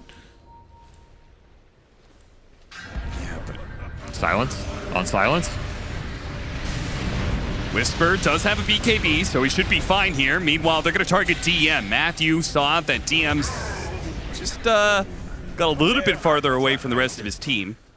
And once the hero is isolated, either Bakaz or C-Smile is going to rip him apart pretty quickly. Matthew... Just be looking at another high ground poke with no Underlord. They're looking at bottom, dragging the wave too. Yeah, I mean, the Underlord is the biggest problem for them going high ground, right? Because it burns through the refraction pretty quickly. Oh, look at that. Bakaz tried to get the catch on somebody here. A surprise quick move. Didn't quite pay out, but a good idea nonetheless. Jeez, look at that attack speed. Is that the boots of bearing or what? Guess so. Boots of bearing? Plus all the extra agi this Nature's Prophet has from the levels in Ban Brace. He's hitting quite hard. They showed the Templar Assassin bottom lane, I think, so that's why OG tried to go outside, see if they could catch somebody. Force staff, Matthews still going to be brought down. That's an opening. Can you do anything with it? It's a small opening, and they... C-Smile has been running his way back to his team. So it's back to a 4 versus 4. OG certainly not favored now. The other thing about this TA Furion dual core versus the Invoker is it cuts off a lot of the split push rat potential on this Exort that can maybe stall the game with 4 spirits running down lanes and getting you in a position where you have that comeback potential like we've seen in a lot of these games. You just can't do it versus these cores when you fall behind. They cut it all off. They have the vision, they have the lane control, they have the global ability. And then the second you get cornered in your base, they abuse you with the Roshans. Right. It's just a very nice answer to this Exort Invoker that OG have abused all tournament. Strategically well played here from EG. And if OG as a strategic victory. Yeah. If OG were able to do better split pushing, they still have more tools. They could get like Aghanim Scepter on TA. We never got an Ags on the Nature's Prophet. Oh, there's a lot of scalability still in the tank. Yeah. He's hanging on to that shard too. He says none of my team deserves it. Whisper could take it. Matthew could take it. Silencer. The big right-click silence. Matthew, Force Staff to back down to low ground. Sunstrike, it's going to land, but it's not enough damage. The TA trap, the stolen trap, isn't enough either. It didn't hit him. Oh, it did hit him. It did hit him, but it was an instant pop, so... He will pass that shard on to Matthew. You deserve it for tanking all that damage. Thank you, sir. Wouldn't you rather... Am I crazy? Isn't the Death Prophet shard better? Radiant's middle tower is Oh. under attack. Okay, this is a weird situation. Instantly Manta's off the Orchid, but the global silence is there. On top of that one, the Exorcism is causing a lot of damage too. He's going to try and waveform up here, but he's silenced for so long. The BCM is just gone. It's like 10, 15 seconds of silence every single time. There's no spells to be cast. There's no game to be played. Just go next, and they will. They silenced that Invoker quite hard here. With a max silencer strategy, lane pressure, global ability, early Roshans. That's how you do it. Very clean game from EG. I can't even think of anything that really went wrong for them in that game, other than maybe some of those early lane shenanigans off the single Bakaz teleport. I don't even know if that's anything to point to. No, it's just domination. 30-minute victory for EG. Very clean. All 3 cores having a great game. What more is there to say? Sometimes Dota's straightforward. EG certainly made it straightforward for themselves in this initial game 1 against OG. Looking at it, you feel like draft's big part of it? I mean, it has to be, right? In a 30-minute victory?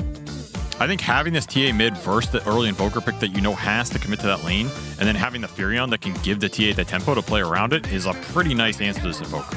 Now, there's other things that OG's draft could do to deal with it, but I do feel like strategically EG are favored in this game. I think their lineup just comes online faster. They can get the aura on the DP, who they put in the Underlord lane for a good matchup. It's reliably going to get there.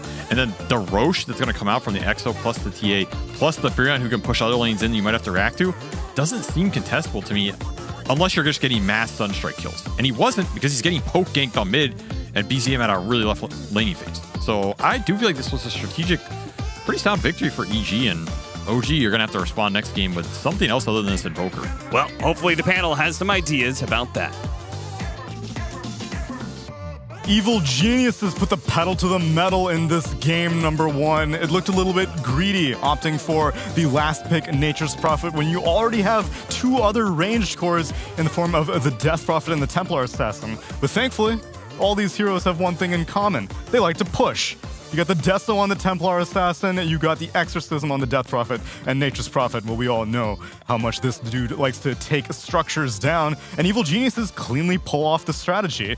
It was perhaps not something that OG were expecting. They were thinking that their Invoker would get plenty of time to farm things up. They thought that their Morphling would have a grand old time swapping lanes and stuff like that. Turns out that speed was the name of the game for this game number 1. Yeah, teams we talked about, they had to play fast. They did it. It was excellent. Those 3 heroes you mentioned, they actually have something else in common. Yeah, that's what I was going to say. So many of these. You can't dispel them all. Sheepstick, I was overwhelmed by... Well, actually, it was Brian. You were saying that the lack of stuns is a little bit suspicious from all these 3 ranged cores, but instead they had... Oh, do you not have a Manta style, Brian? I already used it. Oh, you already used it. Oh no, only 1 dispel to get this thing off. Yeah, poor Morphling. Cracks me up. No. I have the soundboard. You guys don't need to be playing other sounds. Yes, it was a bit overwhelming for that Morphling, even though he rushed it. The Orchid was rushed by the Nature's Prophet. You had Global, you had Death Prophet, you had Templar Assassin Shard Traps, which he rushed. I was so happy when that was out. Right at 15 minutes. Please tell me he's buying a Shard right at 15. It was 15:08. So funny. It's like, oh, he's gonna have the Manta soon anyway. Once the Orchid comes out and the shards are there. There's Global. Oh, it was good. Oh, I love seeing miserable cores. It was awesome. One of them was miserable. One of them was happy as we take a look at our Predator head-to-head of the mids. C-Smile going up against BZM's Invoker. I gotta say, this C-Smile Templar Assassin sheep was more impressive than I expected. I really liked it. I mean, he was owning mid without help, but then it helped that Panda then came mid as well. He was roaming a lot, actually. They've set up, they tried really hard to keep vision on this mid lane. The mid lane was clearly the most important thing to them. Even if they never ended up actually getting the early tower, they were still setting up that ward along the river banks. They could see the front. Then they were trying to put traps with TA behind the tower. Then they tried to set up a ward behind the tower. They were constantly we want to look for angles to just ruin BZM's game because we know this guy's the MVP and we don't want to give him his good game. True.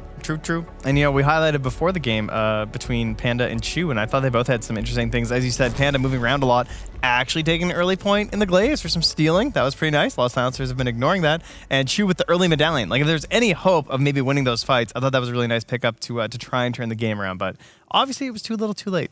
Yeah, we talked about the lane swap a bit. I'd like to elaborate a bit further because what's so genius about this lane swap is when I looked at the drafts, I'm thinking they have Marcy Morphling. Death Prophet's going to consistently need help. The 4 position, the Tusk, is going to have to stay in that lane, which is going to allow BZM to get the space that he needs as Invoker. But by lane swapping and keeping the lane near the Nature's Prophet tower, the Silencer, who's now the 4 position on the map, is freely roaming to mid, and it made all the difference. He actually finished BZM off, and the pressure that was then created on mid with the Nature's Prophet chilling by himself bottom, the DP chilling at her own safe lane tower by herself top. They now effectively have 4 heroes mid because the Tusk is freed up, the Silencer's freed up, the Nature's Prophet can TP in, and I just think that those type of little moves, I wouldn't look at those drafts and think they need to swap up these lanes for the matchups themselves. They swapped it up for the supports to get freed, which I think enabled their entire game plan, so that was really cool to watch.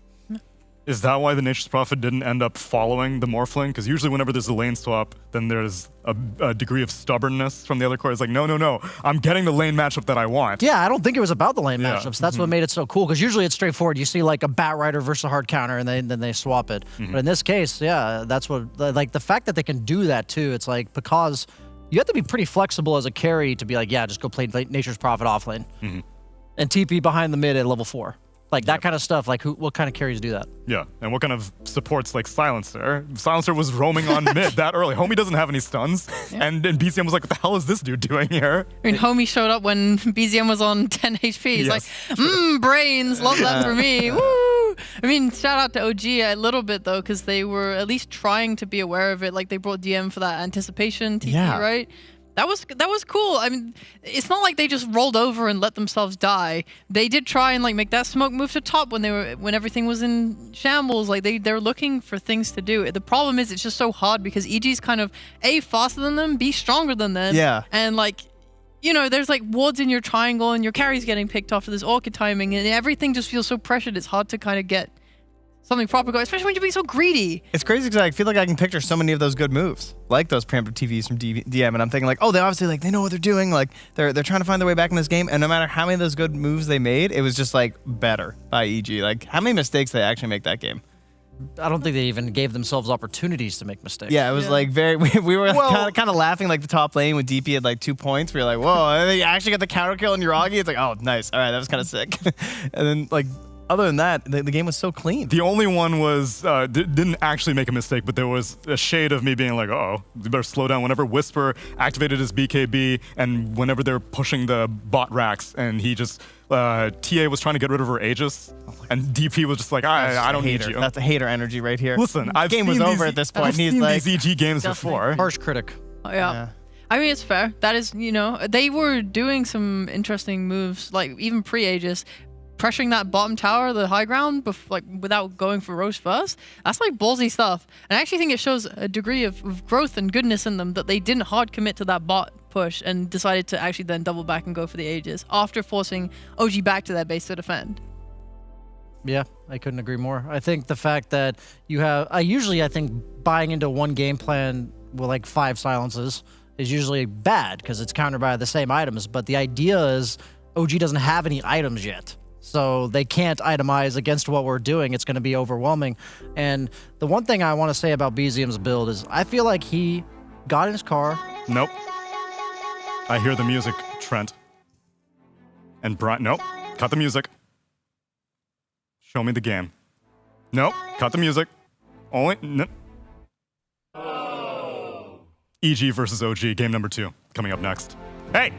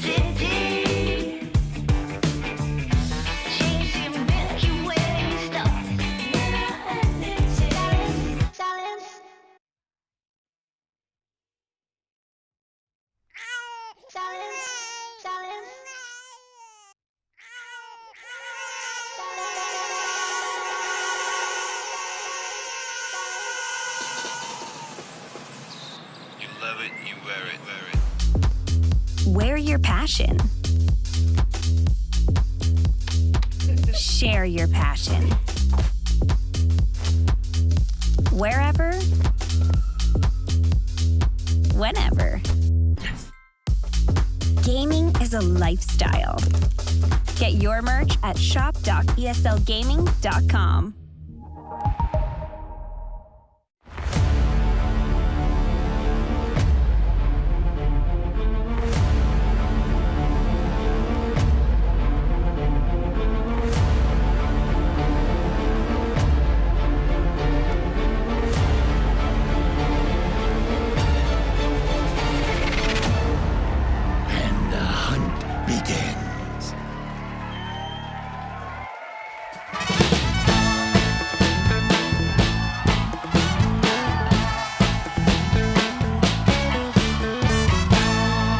Thank you very much to the Smoky Pandas as we get into game number 2. And in our game, Evil Geniuses, our panda was also smoking. He was pretty good. He's pretty alright. He was pretty all right. He was doing a good job. He was maybe silencing. up there, like. Yeah, up there. I would say for being named silencer, I don't know if he actually had the most silences. That's true, actually. Who had the most silence on that team, do you think? Definitely. Definitely. Definitely. I don't know. I was like, Paka's actually quite a few clutch orchids. I don't know. But surely it was the traps. I feel like. But Orchid was probably the first one to get dispelled, though.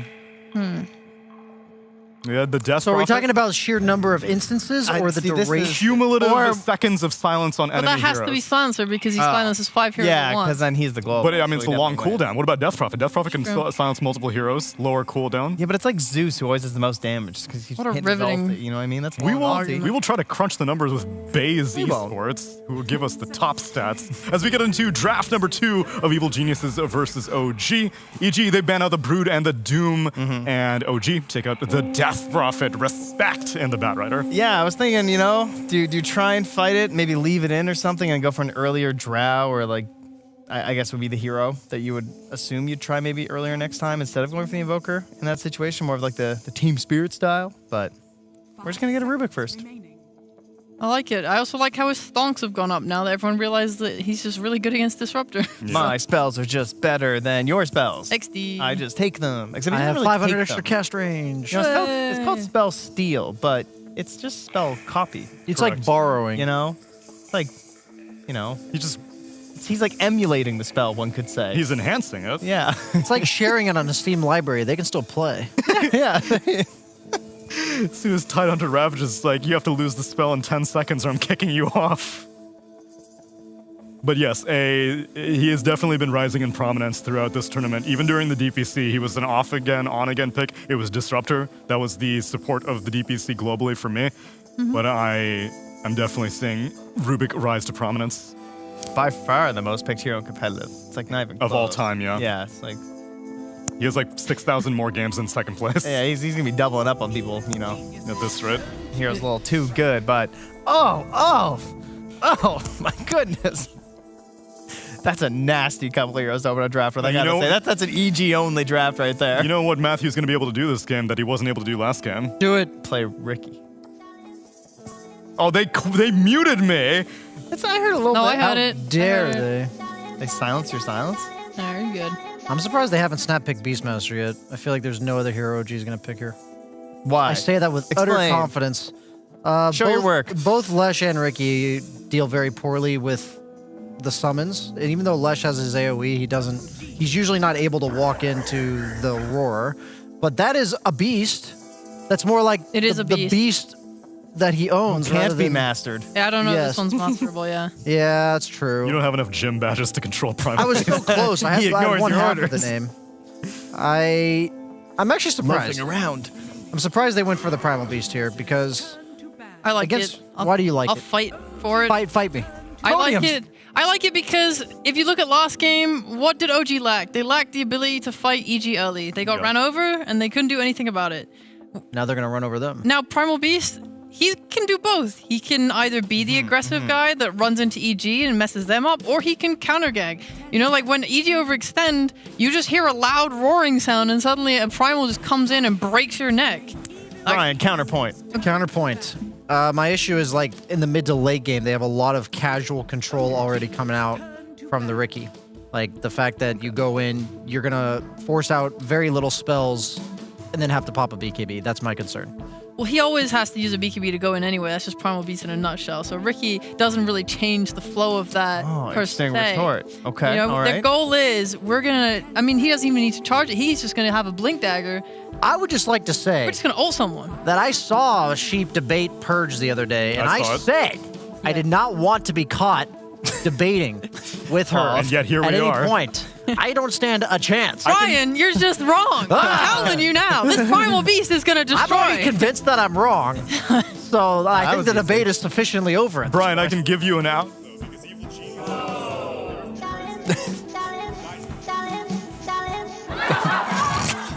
I was wondering why I couldn't hear him. I was like, is my earpiece out? Quickly, BKB, bro. This is Hello. Production has taken issues with its control of So the what- soundboard. This is why we have a co-host, ladies and gentlemen, just in case your main host pisses off production to the point where he's not allowed to talk. Back to my riveting panelists over here. Sorry, what were you saying before you so rudely interrupted by this? I was man? busy losing the debate with Sheep about the Primal Beast Okay. pick. Well, I think what he was going to say, but I'll just say it better, which is why he's whining over there, was that they actually still banned the Beastmaster despite the Primal Beast. That being makes picked me up from feel OG. like that much better. All right, That much. we'll take it. They even banned Zeus, which is, I think, a big respect ban, because I don't think very many teams pick that. That was his... Sorry, I didn't listen to you, BSJ. I wouldn't listen to me either. That was a nice roar. There's a lot of ambient noises going on here. whether it's the silence, the music. It is hard to focus, but in a good way. This is a good tune. This is one of my favorites. I'm vibing right now, but there's also a draft that I think it's my job to say something about, but I feel we can talk about it. Like I don't have to right now. All right.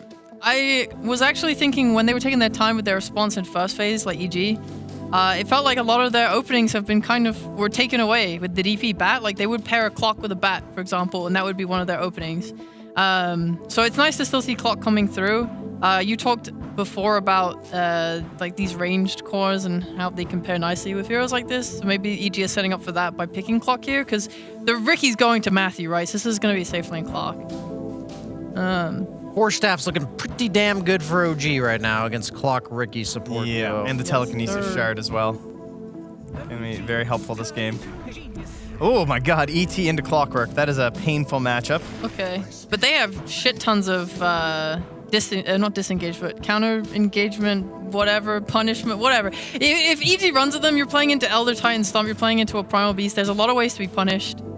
I remember Purge mentioning on the panel the Elder Titan Spirit plus Nature's Prophet ulti. Oh, wow, it removes your magic resistance and gives the vision. That's nice. That's right. It's a lot of damage. And then Primal Beast obviously has a lot of magic damage as well. Yeah. So there's certainly a lot of work you can do with the Spirit. You just can't get bogged down by Clockwork, which is very easy to have happen, because I think it's got to be the worst matchup for ET. I don't even think it's close. Like, it feels terrible. You just get battery assaulted and you don't get to play Dota anymore, much like our host doesn't get to host his panel anymore.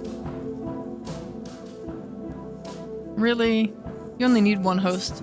Yeah, I agree. I think this is kind of just an experiment, because at the end of this, we're going to be like, oh, it was better without him? Yeah. And then we can just fire him. We could just, like, put this, like, nice plant up there instead. Oh, yeah. And be like, like, look at that. Isn't that nicer? That's so pretty. It's contributing just as much. It looks prettier. Only downside is it can't grow a beard. So we would be a beardless panel at that point, unfortunately. Give me about a month and a half. I'll take care of that problem. Okay. That's about how long it takes me to grow a beard. That's not bad. I still can't grow that beard. What is it now? If I start November now, I could probably get there, I think. Nice. Yeah. Okay. Yeah. All right. Well, we get an Ember Spirit. Another that means less hero offlane. Oh. It was still flex up until that point. That's true. Kind of interesting they chose to put it offlane. Usually ranged heroes, they don't want to lane them against Nature's Prophet because they don't have the innate damage block against the trees. Lesh does struggle to deal with them until he's level 6. So might be a bit of a rough lane matchup bottom, but they can always do like the lane creep cut shenanigans with Ricky, one of the best 4s at kind of just making the lane not a lane. If you know what I mean. I know what you mean. Picking up what I'm putting down? I'm getting your vibes. Nice. Couple of quick. I'm glad we're on the same page now, because I'm already 0-1 on the debate, so. I was like, you're wrong. You're like, yes, sir. Solid looking Ember game though, right? Not a lot of control they have to worry about too much here. Essential itemization, but I mean the support duo, like sure, Rubik's got telekinesis, but yeah, it's fine. I mean, that is a longer. Like, you need the shard, first of all, and then there's the talent for the extra range on it later down the line. Like, this is something that comes out kind of slowly. If we look at the way EG played last game, then they're having the same issue again. Like, this Ember, this Clockwork, like, Clockwork's going to ensure you're laning against Primal. Like, Primal's going to have a rough time against Clockwork in general. Then you're playing against this, and Ember Spirit, like, Ricky's always going to be out on the map pressuring you, making you feel terrified. It's hard to play, like, supports and stuff that want to sit back into these heroes. That is a rare one. It's not rare. It's OG. Well, I mean, I guess to see it in a situation where you don't really know what the matchup's going to be. Yes, well said. You need to read his lips and tell us what he's trying to say, Trent. Oh, I can't. It's a good thing he's silenced right now. That would not be appropriate. Actually, Trent, he said, fuck you. Oh, thanks. Final pick for Evil Geniuses. We're looking for a safe lane carry. What's Pakaz gonna get his hands on for this one? I see it every time. CK. And I was thinking an illusion hero, CK, Naga. Abba. Yeah. All these heroes kind of stand out to me. Even like PA looks pretty decent. I'm thinking like a Dispel. Okay, they go the Naga. That was like my number one. Nice. Yeah, I think Naga, she's going to get very little pressure on her. The only hero that's capable of initiating this pressure is the Primal Beast. You love illusion heroes against Veno because the worst thing to deal with Veno is to actually have to be in the lane yourself and just have him hit you. Yeah. So like one minute Naga hits level 5, she's just going to push out the lane and ignore the Veno. And if Veno's not consistently using his Poison Sting to harass you, this hero's pretty underwhelming. Yeah, I mean, that's typically why... Like, there's teams that will pick it, and there's teams that will only pick it when they see the matchup. Right? Oh, of course, yeah. For Veno. So it's just that, I don't know, it's tough. Like, it means you have to have a real game plan around the Venomancer and understand all the other strengths of the hero other than just like, I won my lane and will build auras. Because, like, most offlaners can do that, but OG are hoping that, you know, with DM skills on the hero, they're going to get more out of it. Yeah, like we saw the Veno versus Ursa against Team Spirit, and that's a big difference. When you see that matchup, you know you're going to have a crazy good lane, and DM did kind of carry the first, like, 20 minutes of that game. I think Veno's like a liability type hero when he gets picked like this. Yeah. I will be ultra impressed if DM pulls off like high impact in this game. But I think EG, I think they've got their number from game one. Like I thought their draft was harder to pull off, but they made it work beautifully. In this game, I think the draft's actually straightforward in how it's going to play out. I've seen DM play this Veno hero into a terrible game. He gets crushed in his lane. He feels like shit. And then somehow they manage to just like hole up in their base for long enough where these fights are happening. Everyone's covered in Veno ult. He's got that shot. It's like stunning people through dispels or whatever. And then everything sucks.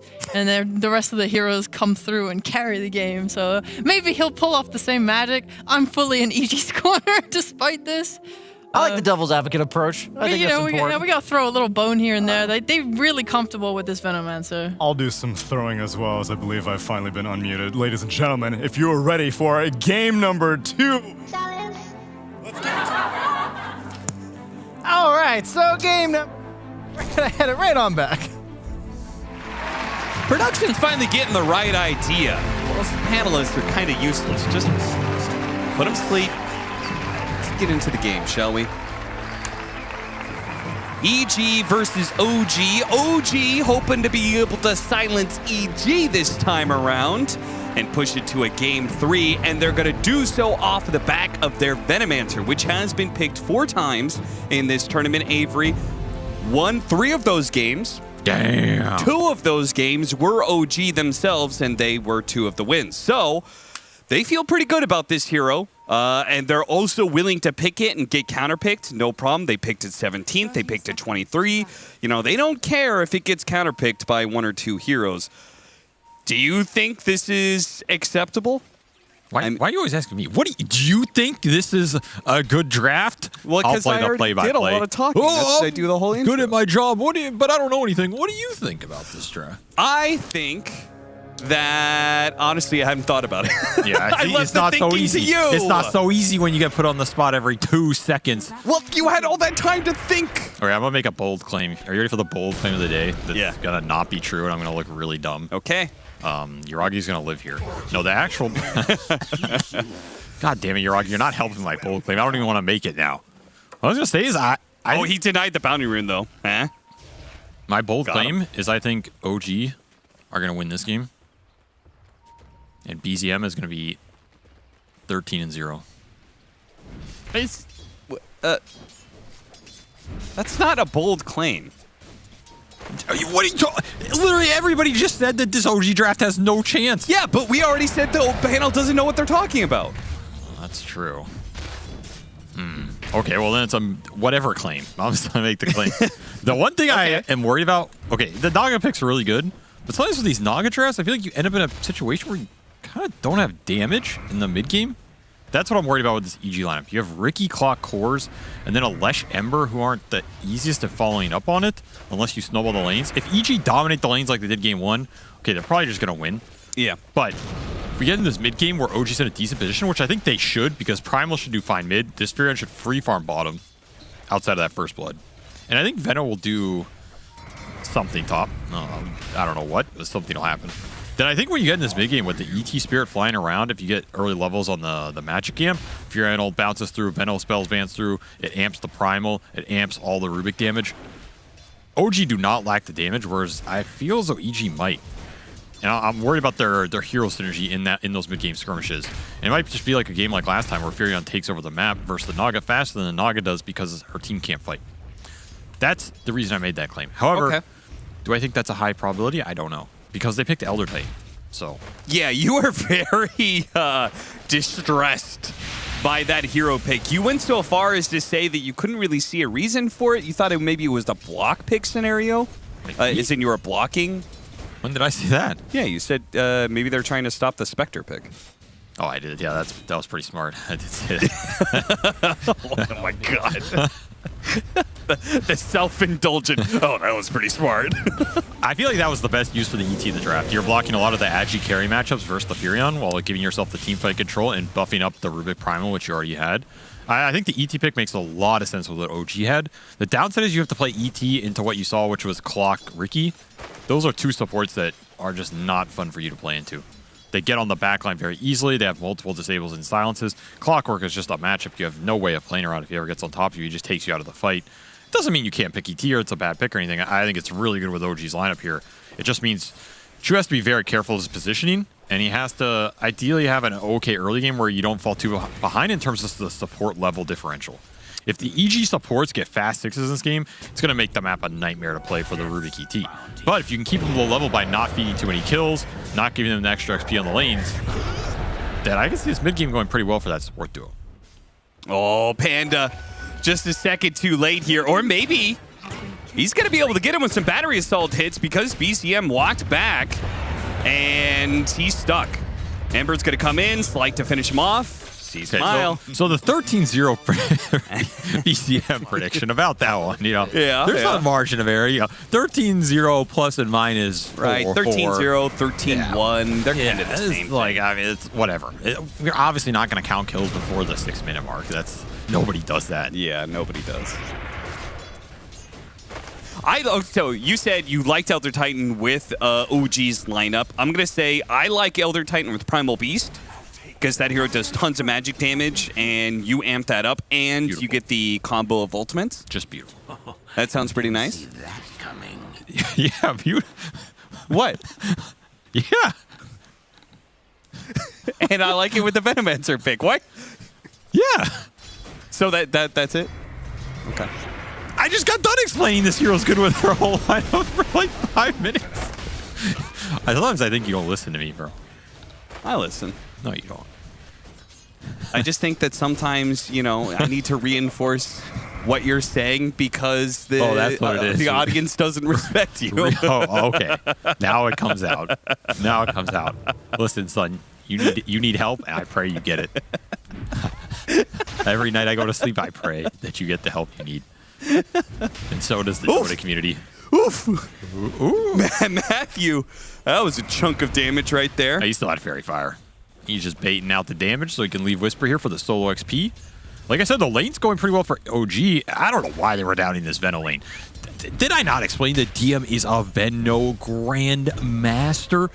You know how many Veno lanes this guy has played? He plays them in his dreams. When he wakes up, he doesn't brew coffee. He brews the latent toxicity. This man is born and molded in the Venomancer. As Chu goes down to Whisper, that's rough. Well, after a hot cup of Joe, DM is going to find yet another kill, it seems. Gotta be careful of the eyes. They get him. Okay, they do. I think they even paused to, hit him together. Yeah, you make sure you double hit that. That's sick. Earn charges for DM. Now he can turn on Matthew. Another Gale coming up. Is it in range? Oh, he really wants slowing down with another war. Oh, that was so close. Oh, he got the mini body block. Wait, he still got him. I thought Matthew was going to run up and to the right and then use his E to get out, but that sucks. Hey, do you not get charges if you deny?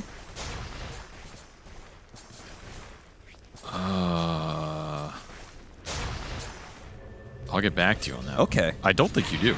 I have a feeling you don't either. Yeah, I think you have to get the kill as a team. I mean, he did not get denied there. But that other kill on the Ricky was really important because DM wanted to earn charges back. When you go this earn on Venom, you want to keep snowballing off every kill. That said, he's still in a very good laning phase up here. Just not being pressured. It's a product of Naga Clock. This is just a do-nothing lane. You have no kill threat. You just got to play for pulls, try and give as much solo XP to Naga as possible. And this is also what I mean when EG supports can end up out of this laning phase very low level. Because I don't see Ricky Clock getting a lot done on the map in combination with their cores versus what OG are presenting on the lanes. Oh, BZM really wanted to use this haste rune somewhere. He didn't find it in the top lane, so he goes for it in the... Oh, nice little sidestep there. And yeah, finally gets to use that haste rune to get a kill. He wanted the Naga Siren, but she had already backed up. So instead, TP's bottom, gets a Whisper kill. Very nice for BZM. That is terrifying. Hasted Primal Beast. Maybe only rivaled by Hasted Batrider in this early game.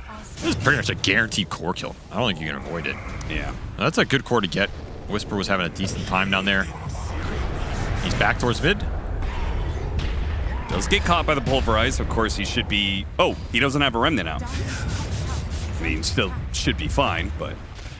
Give him the old stapler. I think Chu should go for extra natural order points this game. Like, earlier on. I think you can go 2-point stomp. Maybe a 2-2-3 build, something like this. I think it would be pretty sick with their lineup. Good catch here from Whisper and Matthew. Finding Uranki while he was doing a bit of jungle. These are dangerous core kills to give up. It's a lot of XP to the Ricky. And he's going to be able to get a lot of setup if he gets a fast shard from the extra assist gold as well. This is what you want to limit right now if you're OG. Just keep playing around the Primal with the Furion being able to connect in. Let Veno do his thing. BZM is strong. He just needs the help. You really got to up the...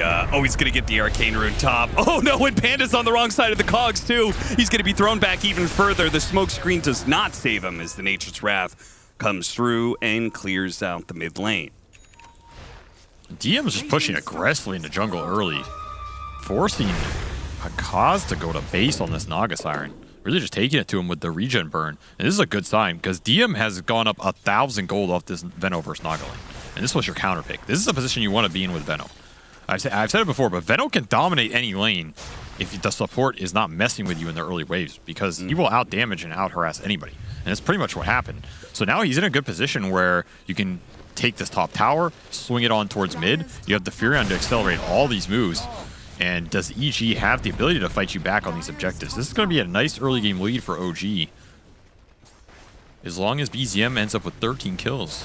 Predictions looking spot on. I mean, the combination of the Elder Titan helping him out, the BZM keeping the Naga Siren low, and, you know, if he doesn't get those early stat items, BZM, that's a pretty easy kill, right? Yes. You ever find the Naga Siren? Just kill him, kill his illusions too. There's a lot of follow-up damage on any of these initiations from BZM. There might be a ward there. You might get hit by Wrath of Nature. The Spirit can amp it all up. This Primal Beast is pretty terrifying on the map right now for EG, despite having supports that, in theory, can deal with him. And I would say the one thing that can stop that is Whisper's game. You know, you're talking about how he got that kill and stuff. He's the one getting all the aura items. If he gets a mech, Greaves, maybe even a pipe, then a lot of BZM's damage, he gets stalled out. He doesn't do quite enough to be able to burst somebody. The Leshrac auras are really important for EG this game. No one else is going to build them here. The supports are probably going to be too poor, and they need a pipe. This is a lineup you need a pipe burst. You need a Greaves. There's just no other way you're going to win these 5-on-5s. So the faster Whisper can get to those auras, the faster EG can feel comfortable taking these 5-on-5s, as you have to also be ready for this mid-clash if Yuragi decides to commit on that push or a wraparound with the Beast through a smoke, something like this. If you got caught on the Ember and just burst it down during that Pulverize, that's also probably the team play over, because C-Smiles is a lot of your damage right now. He's getting chipped. He does not like dealing with these Venom wards. He's using that damage to try and kill Venom wards over and over again. Oh, bottom. Whisper making some magic happen. Yeah, but is he going to die for it? It's looking like it. BZM pretty easily kills Whisper there. The rampage continues. This is going to be a fast primal BKB. And Matthew, it's about that time. Oh, God, not this again. Oh, no. Too bad he didn't go into the triangle. He might have spotted that other courier. Had a Hand of Midas recipe on it. That would have been so big. I mean, the base ward has been planted. Yeah. The couriers are going to start falling. This is why EG likes the Ricky. You get to stall the games with deep wards, courier snipes, just delay the net worth on the map. but Kaz will push in the lanes, and suddenly you're not falling behind in net worth because these courier kills add up to a lot. They're also just hell of annoying in terms of the mental damage. There is the sentry behind the tower mid. But he's going to wait until it comes back, so he doesn't try and catch it before the item gets there. Oh, he catches Choose as well. That's a nice courier you have there. 3? Be a shame if someone backstabbed it. Number 4? Are they just not even reacting to this? I don't understand. No. At least by the second or third, you think it'd be pinged out. Hey, production, Right, do we have a courier count element at all? Okay. Well, don't worry. We'll keep track. So we got 4 courier kills so far, correct? That's yes. Thank you. Thank you, JJ. I think it's JJ. It's not JJ. No. Thank you, Patrick. I don't think it's Patrick. Thank you, Scriff. Oh, there's number 5. 5. There's actually so much gold. I think it's close to 1,500 gold that just went towards EG off of their entire courier repertoire getting destroyed. While the mid tower was getting pushed, BZM back into the game and out of the courier mini game. Smile will get slain. And Whisperer gets caught by Taiga. Oh, what was he doing over here? He's solo killing Yuragi. That's what he was doing. Out. He's fine. It feels good to be this good. I bet it does. I bet it does, my friend. Oh, DM actually went deeper into EG's side to be able to sidestep that hook shot. Well played. Those 2 minutes from the Riki just destroyed any momentum OG had on the map. Really did. Pagaz, oh no, he tried to get up the song. Still tries for it. Oh. Barely gets out there. Just You can no see help the on that play. difference. No Wrath, no TP. Yeah. No support to back him up. Okay, really good Gale there from DM. That's going to do a lot of damage. Matthew's going to die, and C-Smile's going to be chased after by Taiga, who stole the Remnant, and Smile does die after he gets the kill on Taiga, but well worth it for OG, certainly. That's the fights OG are looking for. These open river areas where you have to fight into Venom wards and the early mech and earn for DM are not your friend. Those are really tough fights for Ember. The second you get Galed, your mobility goes away. Taiga is going to lift you, and then you're just going to get amped into the Earth Splitter. Finally, this tier 1 tower goes down after the couriers will be the necessary sacrifice. EG did a decent job slowing that momentum, but they're still going to have to play into this Veno ET lineup in the mid game that I think it's going to be trouble for them in these fights. We haven't even gotten the later levels of Natural Order yet. That's when this lineup's really going to kick in. Another Stomp will land and Seal Panda's Fate. And remember, this Primal BKB is coming. It's coming fast. As long as OG keep playing around BZM in this game, I don't think there's anything that stops them in the near future. So EG just have to push for some late game scenario where the Naga Siren is in play. Keep ratting. Keep ricking. Their heroes are okay at it. Obviously, Naga quite good, Ember quite good, and then I guess the Riki is still kind of that disruptive force that can stall out games, like you said. There is a world where EG can win this late game, but I don't think it's actually that one-sided. Even though it's a good Naga game, I think ET sways a lot of these matchups. You just get melted by magic damage, and at some point, if you get stomped in an Earth Splitter, it's very hard to win these carry-on-carry matchups. But given the current state, would you say that is the best chance to be able to win the game? Or do you think they have a better timing somewhere else? EG. You probably have to play for Naga 3rd or 4th item. Okay. And then take some fights to take over the map. Abuse the illusions where OG's heroes can't deal with illusions on the map, so you split them up and get a numbers fight. That's how you're going to win the engagements. Good old Naga Dota. Okay. So at least like the next 10 minutes is going to be pretty ratty. Yes. Where because he does not have Song of Siren this time around. And you can't just TP here. Nope. He's definitely dead. Oh, look at that damage. Ooh, nice Manta dodge. Oh, BCM trapped himself. The beast self-caged. And yeah, they will see this obs. I mean, look at the Radiant Sentries. I think Chu bought out the entire pool of sentries and just centried everything he could on his side of the map. Oh, they see Matthew. They don't want to let him keep existing This is how you around deal here. with this. This is what you should do. Do not let it get away. The stolen ensnare. That's a nice pickup for Rubik, especially with that extra cast range. Meanwhile, mid lane, EG, bad fight here too. OG getting some tremendous momentum going now, it seems. I don't think EG have the damage to take these fights. I think it's the product of their lineup. You have to push it towards the second, third item on all of your cores here. The question is, how much are you going to lose until you get to that point? You need the Ember to start ratting. You need the Naga illusions to go to work. Ricky to cause as much chaos as he can, but OG are starting to get a better feel for this map. Closing it off, and BZM is still hunting. He does not have a dust. Taiga might be able to help him. I think the smoke may have expired naturally. Okay, they're going to go for this and see if they... Okay. Missed the stun, and he's got BKB, so he was never in danger, and now he is the danger. They got to be careful here. Pulverize quick. My God. Nature's Wrap plus Pulverize plus Fade Bolt. That's a lot of burst damage in just a half second. Choose here. And DM's coming as well. They're going to amp up all this damage. You are not taking that fight. And they got the dust on Matthew, too. Good response from OG. Cleaning up the end of this engagement and maintaining the map pressures. Matthew will try and skirt away, but he's going to tick out. And the issue right now is you have Greaves on Whisper, but you don't have a pipe. You don't have the early magic resistance from BKBs on these cores to take the engagement into the overwhelming magic damage for OG. Normally this type of overwhelming damage would get punished by those items, but it's just not. And OG are happy to take every one of these skirmishes they can get. He is going BKB on Whisper. He also went Greaves instead of like mech into pipe. Do you think these are... He's dead again. I am honestly surprised that OG is not at like a 10k net worth lead right now. Oh, they had a 5k one. Those are some back-to-back deaths for Naga. That is going to build the lead pretty fast because you're not getting the lanes in all of a sudden, and you're taking the highest rate of farm hero off the map, which will allow you to close out these areas. Map is closing in for EG.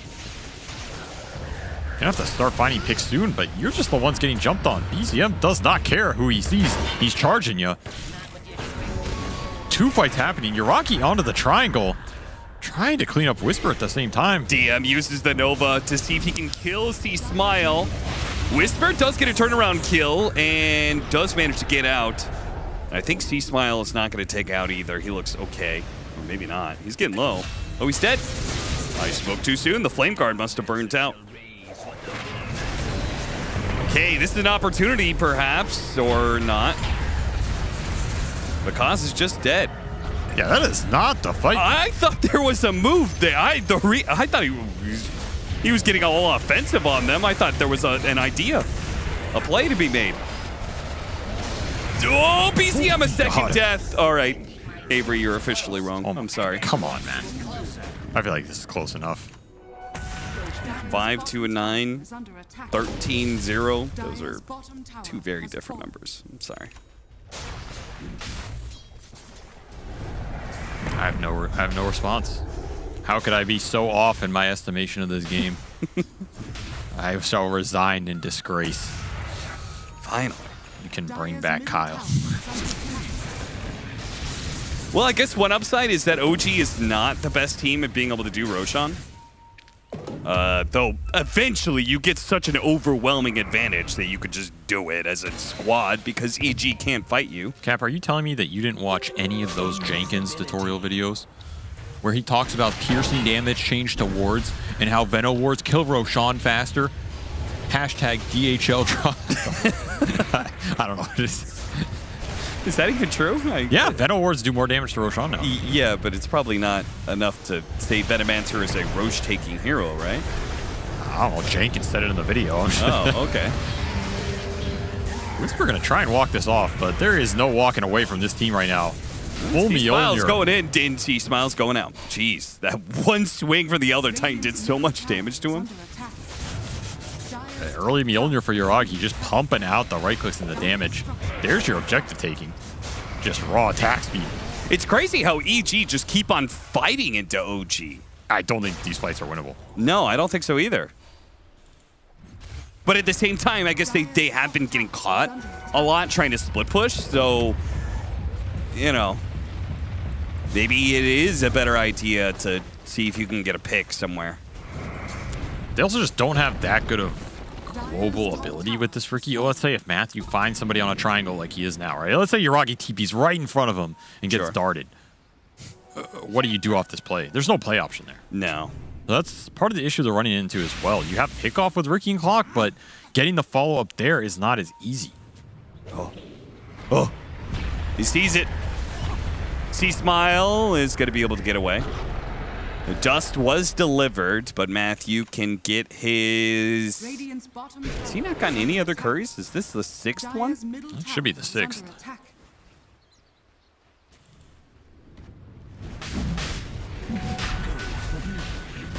All right, well, it's about that time. OG do have that overwhelming advantage, 9,000 net worth lead, and all of EG is up. They could be a 5-on-5. They just, OG doesn't care if it is. They've got plenty of BKBs, plenty of teamfight items. This Roche is no longer that slow. Aegis to Yuragi, help him play more aggressive. Yeah, and number 7. You can add it to the belt. I mean, you're going to have a very notched belt here. You're going to get smacked with it in a minute.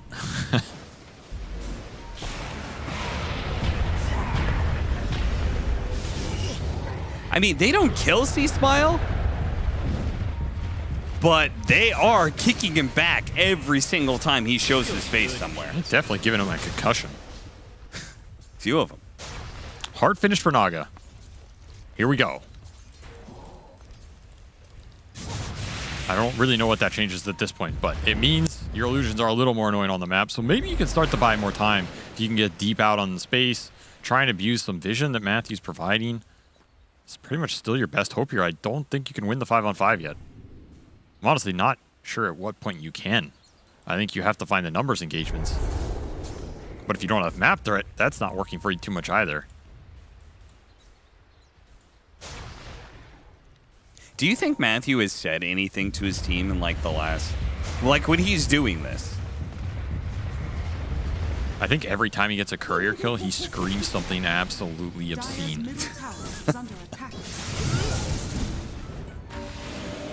And then he goes absolutely back to saying nothing. Just like a random bird death call.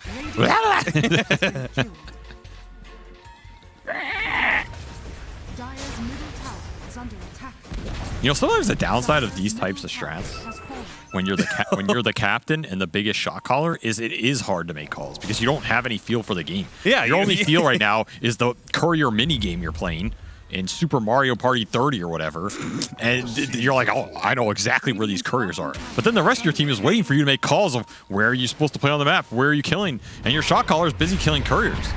Sometimes these things kind of backfire a little bit.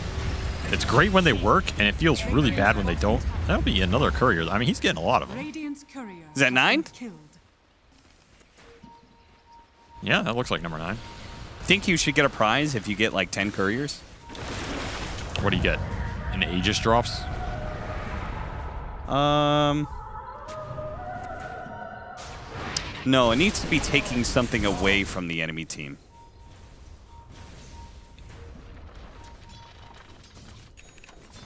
Oh, he's speeding it. Juked it. Oh. 4 staff will be delivered. Whisper just gonna run into Chu. This is one way to start a fight. They're so distracted by the couriers and trying to save them to get caught in a fight. Or maybe they're just stronger. BZM marching through, chasing after the Naga Siren. Now needs to back away. The Sprout trying to get in front of him a little bit and is doing so because gets hit by the Gale. They know he's there. They're gonna try and run him down. Or rather, BZM is gonna try and run nice you down. little hop there from Panda. Used the hook shot to get up into the base. Ooh, fancy moves here. See you later. Too slow on the primal. Where's your couriers at? I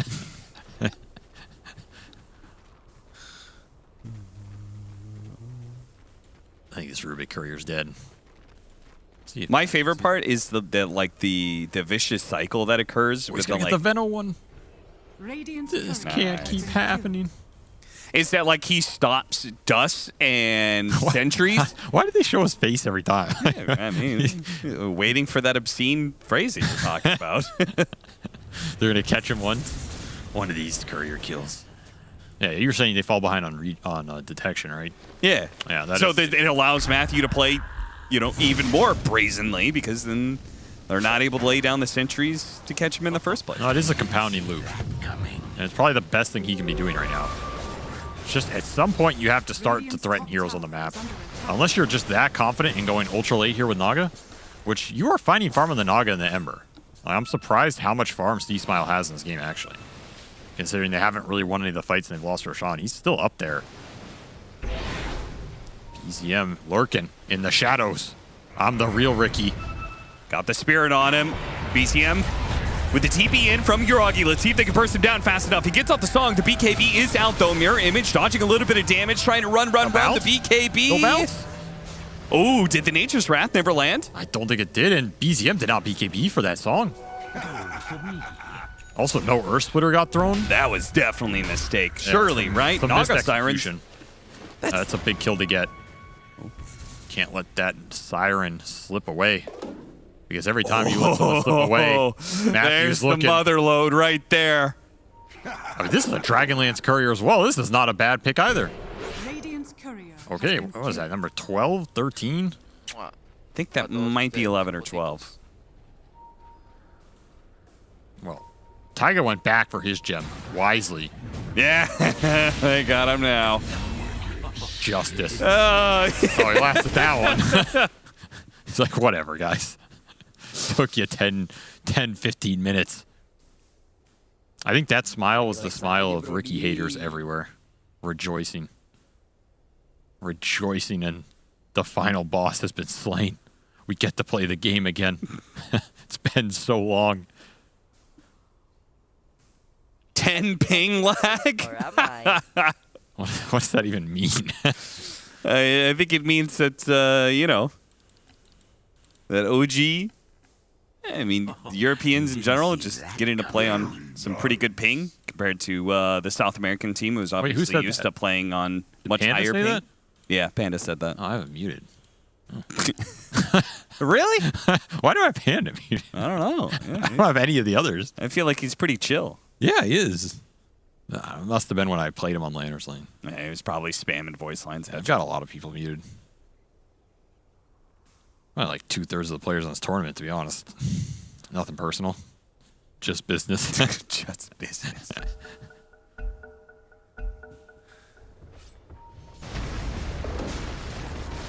I wonder if we could tell how much net worth is missing off the courier kills.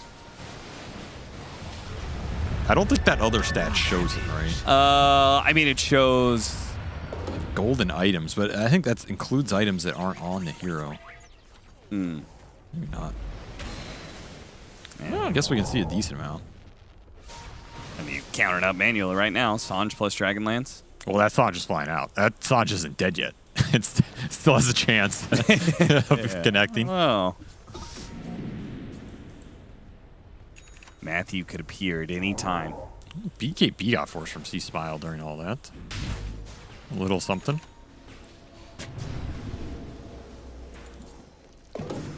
Next Roshan is what OG wants here to probably end the game with throw it on Yuragi and go high ground or find that Naga pickoff. But Kaz is still looking for all of the survivability he can get in this game, going Heart into Mage Slayer into BKB with Elven Tunic on top. He just wants his illusions to live as long as possible. Are you going to do damage, though? That's my concern. Now look towards Taiga. They do have numbers here. The Rocket Flare giving him the vision. They quickly jump up. They do catch him, but now C-Smile is stuck, pulverized. Do they have any follow-up? Ooh, that was super close. I thought one of those right clicks might have followed him, too. Lucky to get out of there in time. As the tactical retreat comes out from BG, they take their kill and leave. Gem did get transferred to BZM there. So he is hunting. Hunting with vision. Matthew slips on by.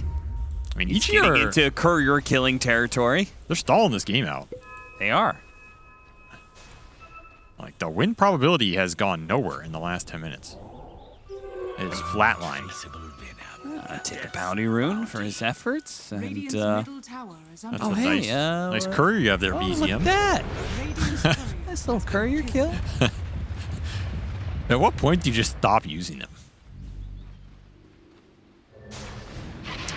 I mean, surely, shouldn't you, when you send it out, have it go down? Yeah, you go down the tree line. Down the tree line. This is just lazy micro by OG. Yeah. And they're paying a hefty economic premium. There's a reason these EG cores are still pretty high on net worth. It slows your game down. It gives you some extra gold. It means a lot of these items that OG wants to abuse and find more momentum with, they don't have. Not to mention that lack of detection. Another problem when you're playing against Rookie and Glimmercape. Panda does not have a force staff, so he's actually going to just hookshot back into Yuragi. Cause a little chaos and might actually be able to get away as a result, but Kaz gets a little close there. Telekinesis throw back.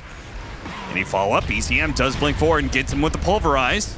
Of course, Kaz is very tanky like you were talking about, so OG can't quite threaten him. They stick together as a unit, all 5 heroes hanging out together. There's no real poke from this EG lineup. That's kind of the downside right now. You can dart somebody, you can throw a Lesh stun, throw a slide in, but you're not chipping anything away for OG, so at some point you're just going to have to man up and take the man fight with the Naga, with the Ember. Try and burst one of these OG cores. Post BKB, I want to say, I don't think they can ever die in BKB. And you don't really have an easy way to prevent them getting that off until you get to a layer Hex or something. Jetpack? Telekinesis, that's why.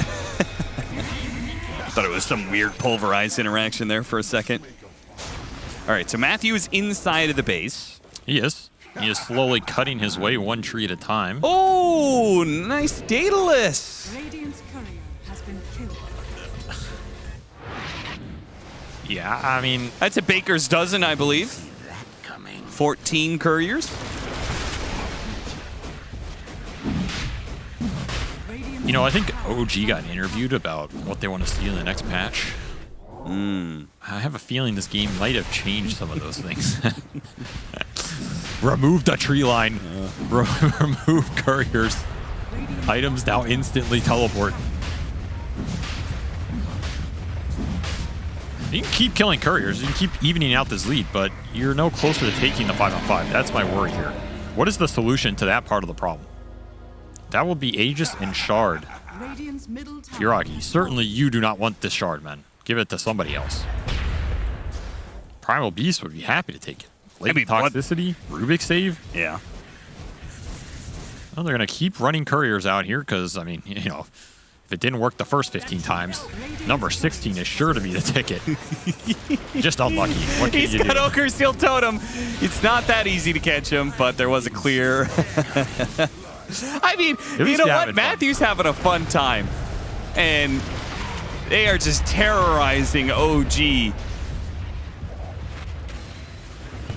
Even if OG wins this game, I have no doubt it's going to leave a mark. Radiant structures are fortified.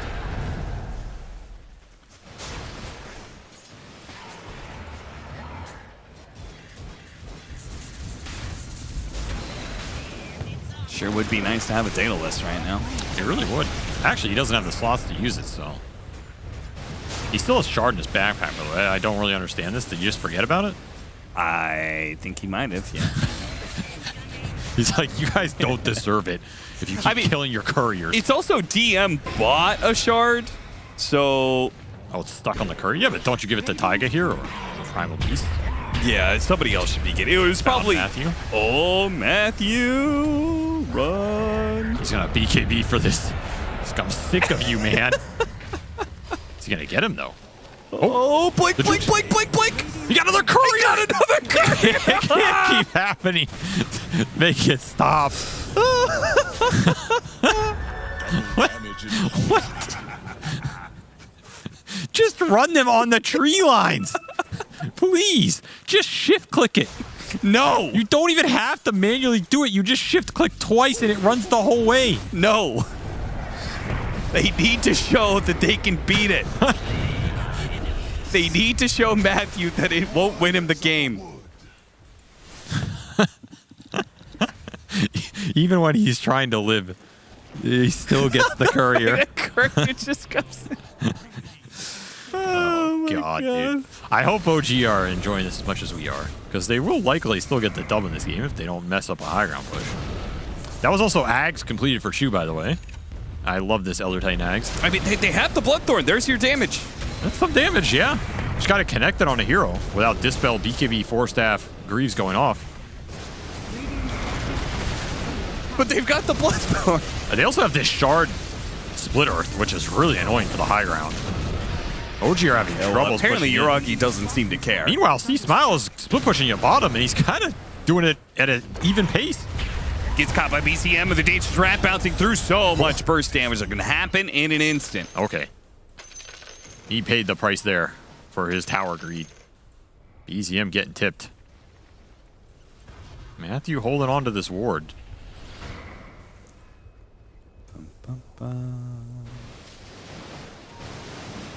This is another way that OG can scale versus the Naga.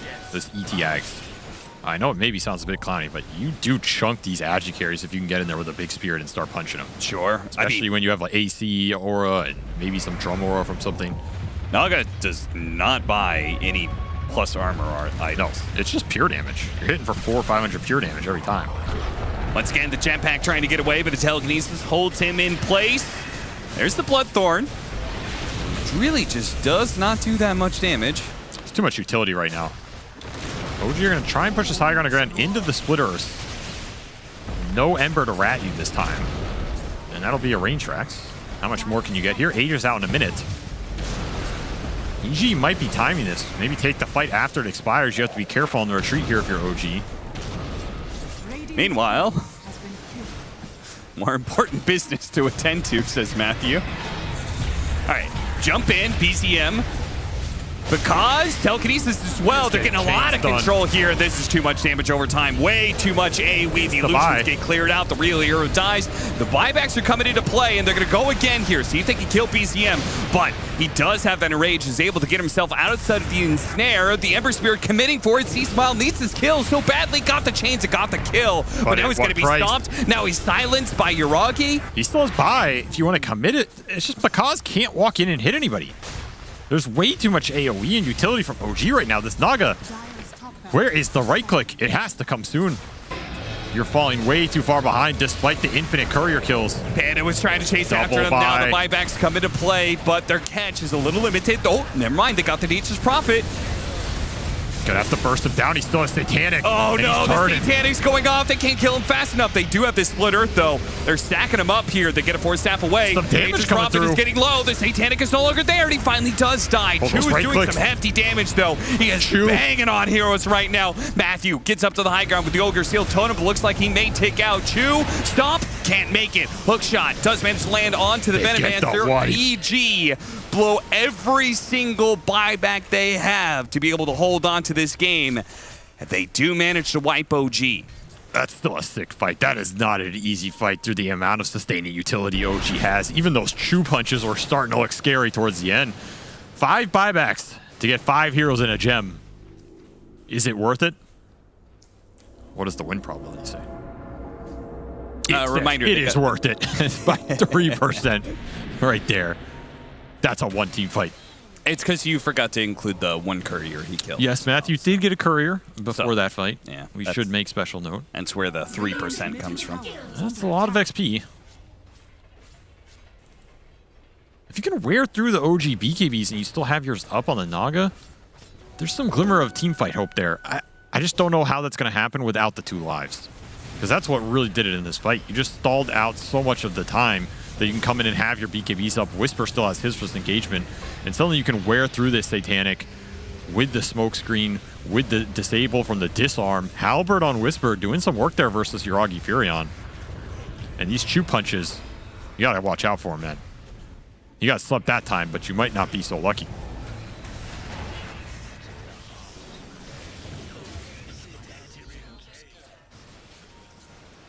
Okay, OG. you know what that face is? It's the face of a man who has to have his courier sniped for another 15 minutes. It's like, get me out of this game. I don't want to be in this game anymore. Stop. Chu has a Crystallis. What a monster build. Damn. That's a Chad ET build right there. I respect that. When you play this hero, you go the Chad builds. You don't go some Force Staff Glimmer nonsense. You go in there and you staple somebody's face to the back of their scalp and take some names. That's what this hero is designed to do. He's got a Penta-Edge sword. They gave him the Penta-Edge. He's the carry now. You know what, Yuragi? You had your chance to carry this game. It's time the Earth Forger showed you how to do it. We'll see if he, how much more damage he gets. Oh, he didn't want that one. He only wants the couriers that have items on him, I think. Doesn't want to reveal his position.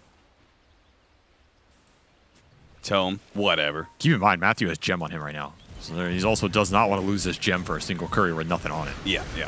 And Yuragi holding double damage on top of full 6 slots with an aesthetic cap and permanent cooldown teleport. Oh, Butterfly. That's a bit of a timing. That's going to make things much more interesting when it comes to killing the Naga. Nice versus the Furion, but the rest of their lineup doesn't care, right? The rest of his OG lineup is centered around the magic damage going into that Naga. Sure. And predicated on the fact that the Naga's not going to kill him before that happens. I mean, you have a Shivas on BZM. He is a tanky boy. And again, you don't have the hexes or anything yet. This EG lineup really wants a hex on somebody at some point in this game so you can start and clear through that core off the burst. That clean initiation is just not there, and the OG utility is going to run circles around you still. So you have to play these long fights, which means if you're EG farming for buybacks, as Matthew continues his courier campaign of the century. Panda died. It's kind of the same. Same amount of gold. 1-for-1 exchange. Actually, it almost is the exact same amount of gold. That is sad.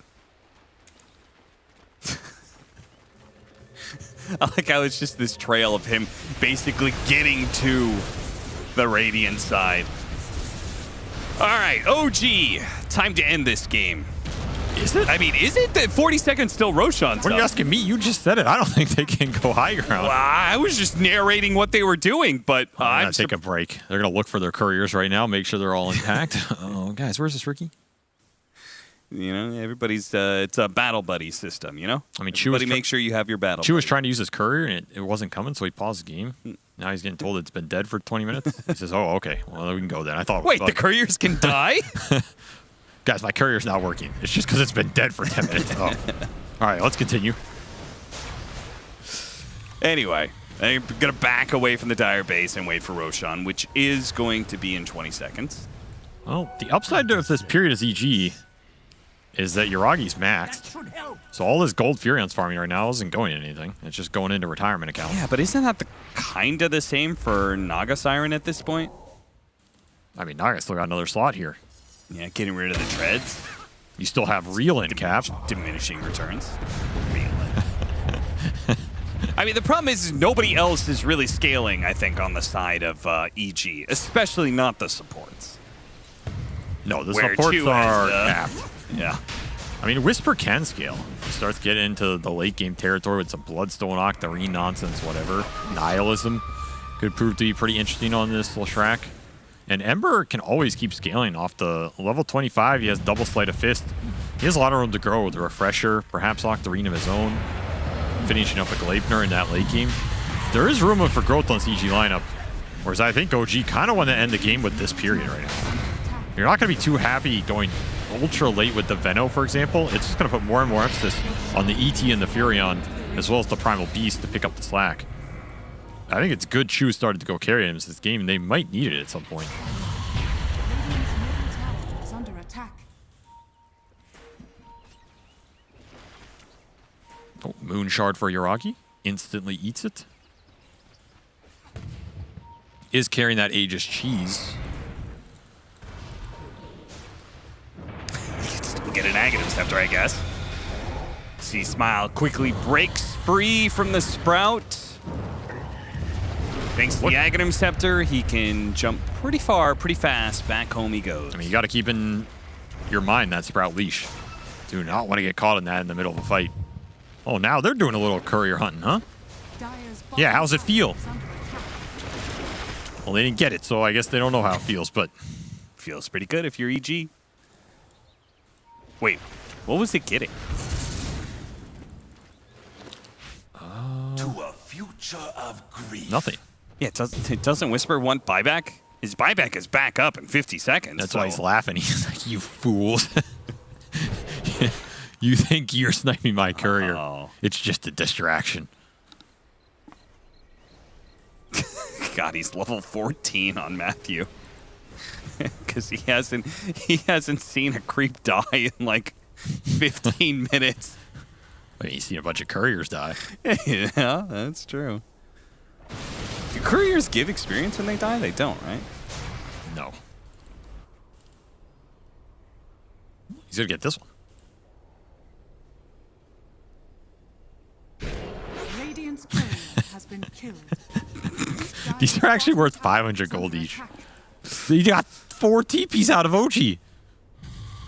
VZM's so mad right now. Oh my god, the amount of troll happening in this game is just uncalled for. Oh, he's gonna get another one. Why do they keep running here? I don't know. Oh wait, no. Oh, BZM, he's evolving. He's microing it. Taiga? Come on, man. Come on. It's the same spot. It's the same spot. The courier bodies are just falling on other courier bodies. They're just stacking. There's mounds of them in the back. You gotta open up a tannery down there. It's a courier cemetery. Oh, man. And OG still aren't going high ground. They have a 5v4. Okay, Yuragi's done. So, guys, I'm not playing this game anymore. I'm just hidden. I don't care what happens. Oh, initiation on the Leshrac. 3-man stomp. He's still stuck above the high ground. See, Smile is going to be able to finish him off. Oh, that was a bad initiation for OG. Panda. This does not look great. Yeah, the Nova does hit Bakaz, so at least they get the bit of damage on the important cores. But that man-up did not work. No, EG not at just all. Repel it. Didn't even have to use Bakaz BKB or any of C Smile's items. That looked kind of rough. This game's getting weird, man. I don't know how else to phrase it. This game is getting really weird right now. You can't go high ground if you're EG because the split earth plus Naga illusions plus Slight is too annoying. Fighting up the cliff is really awkward for your lineup. Your Venom's damage is starting to fall off. You haven't seen a courier for 10 years. The last time Yuragi saw his courier, he was a wee lad. You still have some 25 talents, so 25 for both the Primal Beast and Venomancer. Those are both pretty transformative, I would say. BZM. Doesn't carry the gem, so he doesn't see Matthew. Well, they got the Sprout Leash. BKB forced out. Still had that BKB. Didn't even have to use it in that fight. We are back to a game where all the buybacks are up. Except for Taiga. I can't believe they weren't able to, like... They got nothing out of that entire... Get something out after they forced all of those buybacks. They had all of their own buybacks. EG had none of theirs.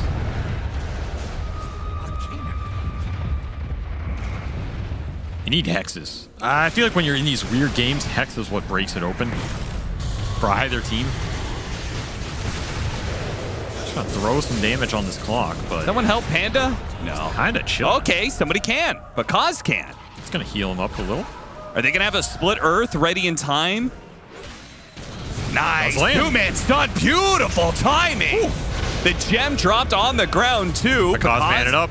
He does start going for that damage. Okay, his BKB is wearing out. I think he wants to reset a little bit. They got to play around their high ground. C-Smile poking at him even further, and he does manage to get the kill on Taiga. Taiga forced that forward through the Ren then. Yuragi's going to be in some trouble. Refresh is turned around, does have a Satanic to be able to use, but he gets the hook shot. Oh, Cheese goes off just in time. C-Smile needs to be able to back away. Another round of the split earth, and it is just crumbling OG. Because? Is he going to live with the heart? He missed. He missed 3 hits on the Elder Titan. Bakaz lives. The evasion from Butterfly plus that cloak. Just too much. Chu needs an MKB. What is this evasion at? 48%. He needed one more hit to finish off this Naga, and it could not land. The stapler is not big enough. 3 coin flips in a row.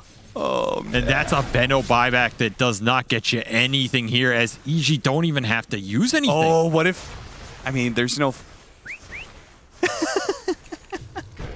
Oh, my God. You stop it.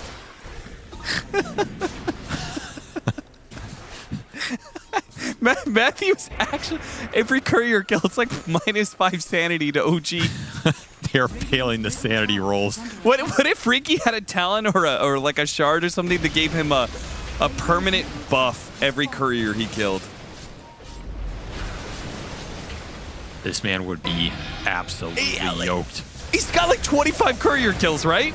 I mean, I hate to say it, but EG have a net worth lead in this game, Cap. And I cannot help but believe that a decent 5 or 6K of that is off the courier snipes. This game got out of OG's control. They just don't know how to end it. And now they are in a tough position. Because as long as EG has buybacks, I think it's hard to go high ground. And suddenly, I think you are getting outscaled. I think the Ember Lesh Tricore is starting to kick in this late game. C-Smile is killing you on the backside of these fights with all the remnants and slights. He has the talents. Where's the damage going to come from in this OG lineup right now? Your Vlad's 4-staff Venno is not picking up nearly the same slack. I think it has to come from this ET. At the same time, now you need MKB on a 5 Elder Titan to win you the game. That is a rough position to be in. I mean, how are they not doing damage to... Okay, this is some special technology right here. How are they not doing damage to the Naga Siren when they're able to take away all of his armor?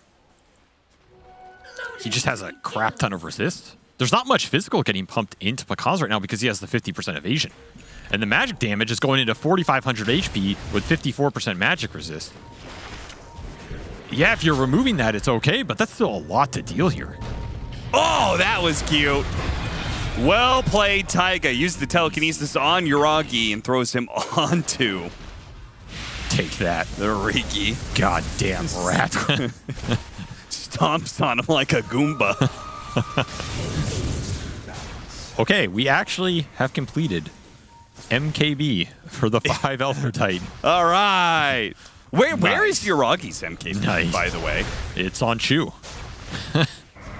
He just doesn't have one. Like, why not? You know, like I understand Mjolnir, like that, like proc goes through evasion. That's nice. I mean, he's bought out Moonshard, Ags, and that Daedalus from earlier. So the next item probably will be MKB slotting in for something. Probably Hurricane Pike. Yeah. It's just a lot of net worth to grind through. And maybe an item he didn't think he would need at this point in the game. He's just going to man up. Oh, this is getting a little risky. Telekinesis throwdown. Taiga does manage to force staff to the low ground again, and Yuragi's going to do the same. Oh, he did get Ags on Pakaz. The Reelin's there. Now when they force staff out, you pull them back in. You're coming with me. Where are you going? I mean, the bigger thing is you get the other buffs from this Axe, which are just your ensnare's way better. Goes through spell immunity, extra cast range.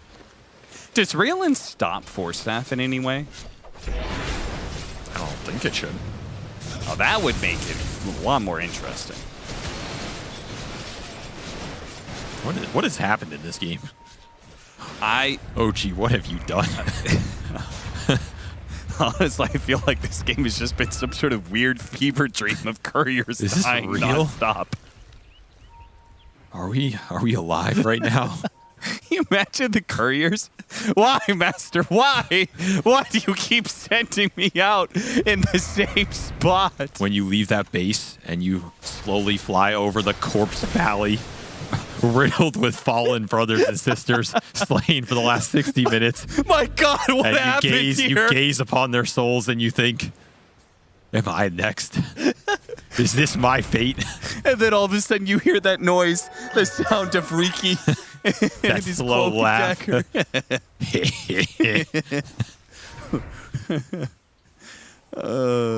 What is Riki's laugh?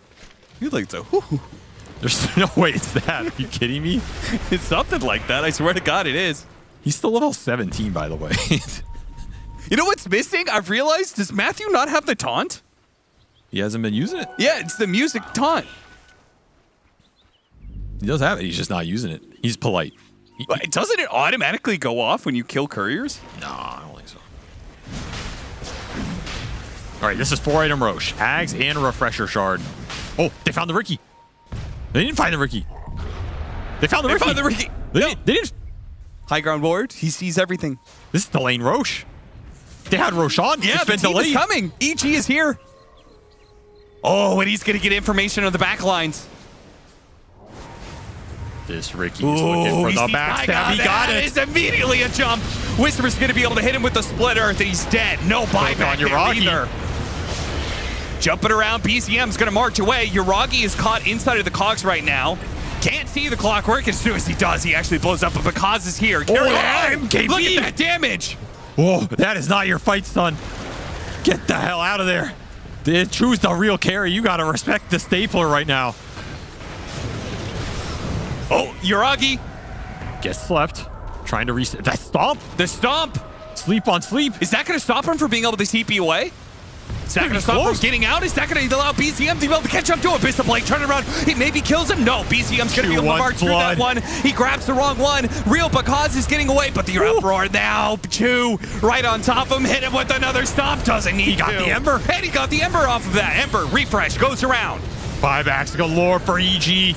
Straight up to the high ground, going after DM, and Matthew's going to join him. Whisper, they're killing all the backline heroes right now. The Furion got away, yes, but that was a DM dieback. He's dead for 120 here. EG has the numbers advantage. I mean, you got Naga by. You have to feel at least a little good about that if you're OG. Yeah, but they're going to get Roshan. I think EG just gets Roshan. I agree. It's going to be ages for Bakaz on top of Ags and Refresher Shard for this lineup. Who can even take it, though? Is that Ags going to Whisper for Nihilism? It has to be.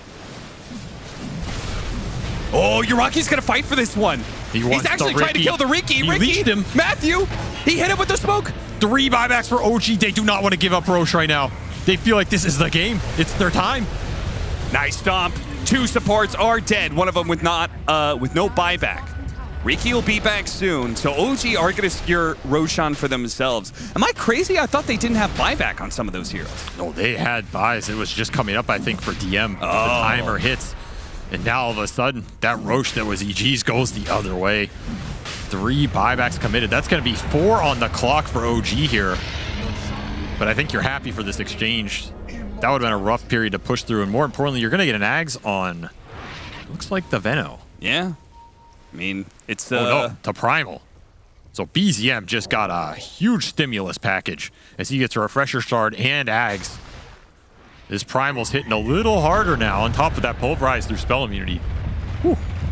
I'm surprised he never built the Aghanim Scepter earlier. I thought this like AoE damage was actually a really good counter to Naga Siren. I mean, he just went Shiva Strength Link, which is also a significant amount of AoE damage, so you can't blame him in that regard. And it ends up working better this way. You also get a cheese on Chu, and we've seen Chu manning up in these fights. Cheese on this Elder Titan could prove to be a big deal. This is the time. There is no bonus armor on this Naga Siren, so when Elder Titan is in range and the Furion is right-clicking him, he just dies looking so for the quickly. They want Whisper. He does have buy, though. He does have BKB as well. In fact, he hits the stun onto the Furion, gets a Force Staff away from the split Earth that was coming through the second time around. Stomp. Earth Splitter looking up a cause. No follow-up. He'll walk it off. It is very hard to walk into these splitter spams that are happening. With the slight, there is so much garbage on this ramp. I don't even know whose is whose. That's stolen shard split Earth as well, by the way. So half of those are your teams, half of them are the others. Try and guess.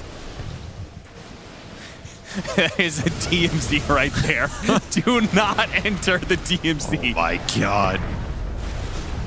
Another decent stomp. Yuragi trying to man up here. He needs to find a leash. Once he needs to find something. Spotted Tiger, he goes straight for that kill if possible. Matthew just walks through all of them? How did that work? Yeah, Matthew's in the back lines here. Yuragi starts leading into that damage. T-Smile still chasing after and does manage to get it. Matthew jumped in and actually took the Pulverize away. With the Aeon Disc, he managed to get away. Oh, they found Shu. Your carry, eat cheese. Yeah, but they also found because at the same time, who's going to be winning in this carry matchup? He used the song. He knows he can't stand toe-to-toe to both the Nature's Prophet and the Elder Titan. He's not getting very far away, though. Force Staff will get him up to that high ground, so he's good now. He wants to turn. Does he, though? BZM's going to chase after him. Got him with the Shiva. Oh, that hit. That burst damage. See ya later. Woo! Chew. He is hitting hard now. No Naga Siren. There is no way C-Smile and Whisper can hold it by themselves. You say that, but they're doing some work here. Split Earth going to town, take out Chu. No buyback on him. This is a three-man show for OG if they can end the game. And the question is, do they feel confident to go throne? Can they go throne into all this poke? Hex up for C-Smile as well. Do not underestimate the damage right now. You gotta respect it. Panda's gonna join him too. Remember, 2 minutes still on this Aegis for Yuragi. You're gonna have to kill him twice. Hold them in place. See if they can get those split Earths, the reoccurring ones, to keep landing. Poke at him, poke at him. Question is, you're spending a lot of time right now. You get the leash on Ember. Big, big, big, big. They've got him. Yes, bye. He does have buyback. They're going to chase after Whisper. Whisper already super low. Does have a BKB. He's able to get that off. C-Smile immediately goes back into the play. Goes for the Nature's Prophet. Whisper's going to join him, but he got off the BKB Satanic, and now Whisper dies. It couldn't even burn through that Aegis. He buys back as well. They turn to BZM instead, but the throne is dying fast. Yuragi is focusing on the objectives, and he will have it soon. The glyph goes off. Stalled up a little bit. Hurricane pushes back C-Smile. He's taking tons of damage. Slight dodges a little bit of it, but he needs to get back to base, but the base is dying currently. OG will finally take it in the end. Game 2 will be won off the backs, the mountain of corpses of then Matthew. A victory forged in the furnace of courier souls as Matthew gives them one more hee-ho for the road with that Ricky voice line. The smiles are starting to come to this OG lineup as they realize what it took to get that W. Matthew's going to show up to Game 3 in a new fur coat. My God, man. I felt like some point in that game, Ichi might have won it somehow. I was beginning to wonder, but I mean, they just needed MKB. They just needed MKB because Naga Siren had no armor, but she had tons of evasion. The statement that you needed MKB on your 5 Elder Titan to win the game should never be what you have to say. That's not a position you want to be in. Nonetheless, give it to Chu in this game. Because honestly, I don't know if they win this game without him itemizing for that late game Elder Titan. Yeah. Imagine he just goes Veil, 4-stack Glimmer Slaying. I don't know if you're killing because of these fights. I seriously think he did the most damage to Naga in 2 of those last 3 engagements. That is how you play Elder Titan right there. That is how you play that damn hero. I'm biased towards that hero, obviously. I love that hero, but that is damn cool to see. OG pulling out another Veno win as well. And Yuragi, BZM playing their hearts out in this game. It's not easy when you lose literally courier. Every courier kill that Matthew got. I mean, these were the highlights for him. We're going to be here for a while because, again, I think he had like 25 of them. Somebody counted up. Anyway, we'll leave you with the wonderful images of Matthew killing couriers. Give me another one, Bach. Give me another one. You know, I did actually prepare something here as we're going through this. As you know, I felt like it was kind of sad to see that many deaths. I feel like they just weren't cared for. You know, couriers. So I just thought we'd say a few words. Like sometimes the smallest things take up the most room in your heart. Beautiful, isn't that nice? My heart will always wear the hoofprints left by you. I crossed the rainbow bridge knowing I was loved. Heaven's the place where all of the couriers you've ever loved come to greet you. And the hardest part of having a courier is saying goodbye. What about all the couriers you've killed? Are they up there? That was one for each player. Did you just like copy a bunch of like dead dog lines from the internet? Just replace dog with courier? No, that's what I assumed too. That would be crazy. Just that's the vibe it was giving me there. Were you a good boy? No, I'm told you were the best. Whew, jeez. Yeah, we got to work on some of that courier micro, guys. Who cares? They got the win, right? It only took maybe 30 minutes longer than it needed to, and it actually looked very much like Evil Geniuses was on the verge of turning that game around, even though I don't think I saw any of the EG heroes besides Matthew in the camera for a solid 40 minutes. It would be Matthew cam, high ground defense. Matthew cam, high ground defense.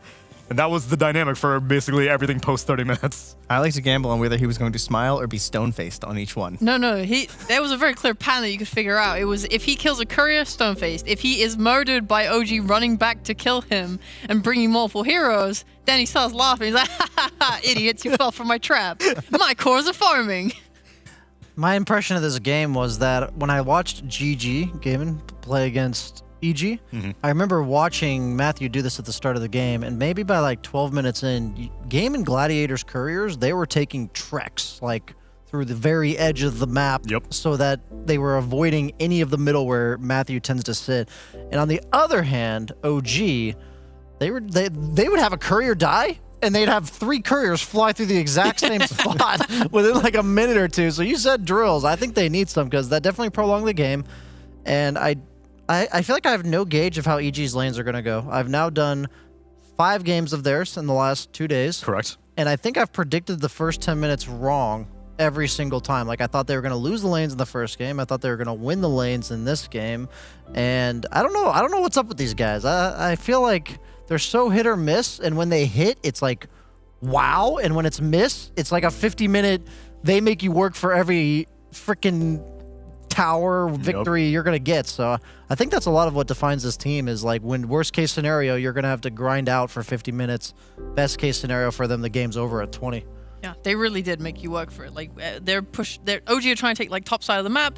They're pushing in bot. Like you see Chris Luck trading his life away, trying to push that tier 3 tower, making heroes TP back for it. Like that's just kind of it constantly. That they're just trying to be on the enemy side of the map and force their TPs. And like we saw Matthew getting it, we saw Chris Luck getting it. That's how they're playing to extend the game for as long as possible. Cut some ways with Naga Siren, and then we saw timings like Butterfly on Naga, Ags on Ember Spirit. Suddenly their fights went from, okay, our Embers being like 3-shot by some heroes to we actually have tools now to take these fights. So they're still massively kind of behind, especially with these like poor matchups in like the Naga and the Elder Titan, right? But they gave themselves a real shot. Yeah. Chu clutched up, though, I will say. Just like they mentioned at the end of the cast, though. I feel like his build was the correct way to go. At first, I was like, really? He's going Aghanim's? I thought, like, just get some items, like, end the game. But thanks to going that Aghanim's, you know, it definitely helped out in the later stages of that game because they really needed his damage as things got a little bit too spicy near the end. Yeah, I mean, we talked a lot about EG, but OG won the game. I feel like I loved their adjustments in the draft. I think BZM on a more active hero instead of the bots Midas Invoker. He was all over the place. He was losing mid by I think a full level around minute 7 or 8. Yeah. He was just in every single lane. And then we had Yuragi on a carry, much more capable of participating in the game in the first 15 minutes.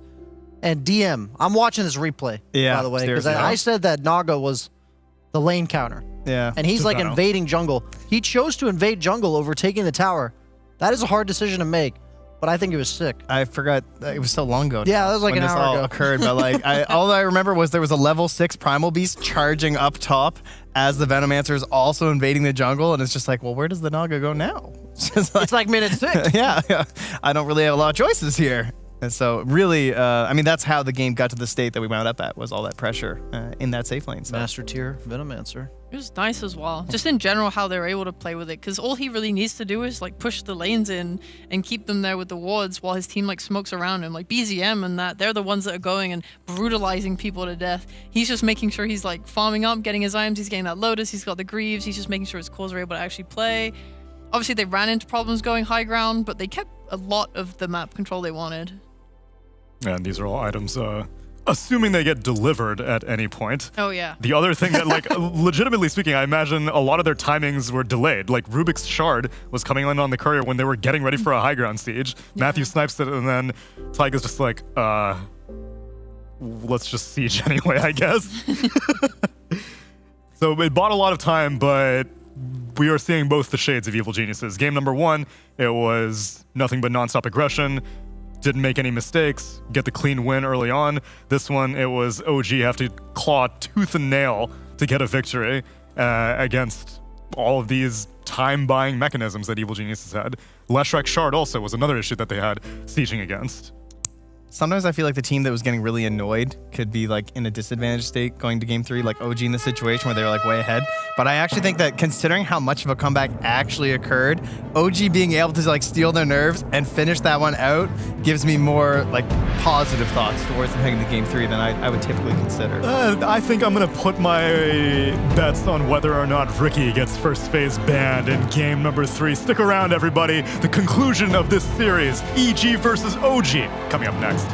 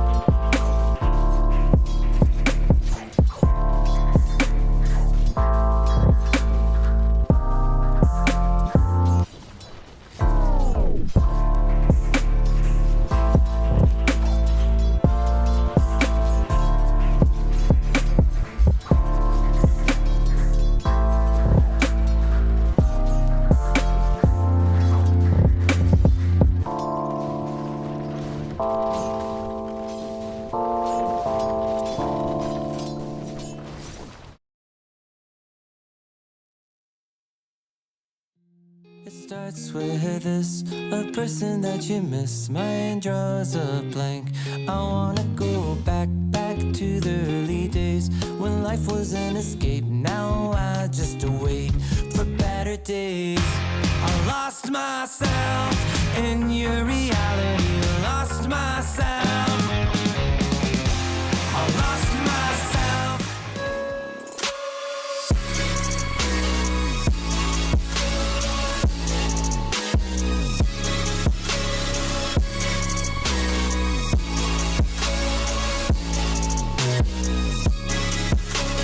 You love it, you wear it.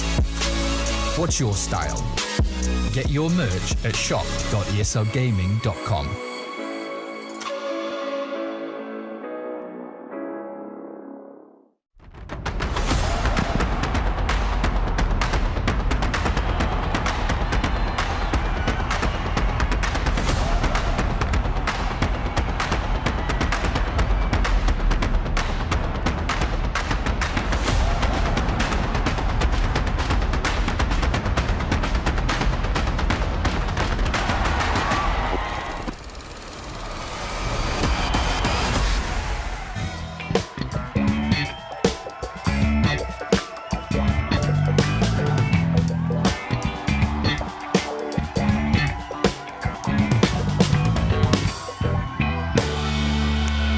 Thank you very much to the Smoky Pandas for bringing us to our third game of series number 3 of today. Evil Geniuses versus OG are upon us, and I'm on the edge of my seat to know how OG are going to react. Are they all cool and collected after winning game number 2, or are they shook after getting rickied for 45 minutes straight plus?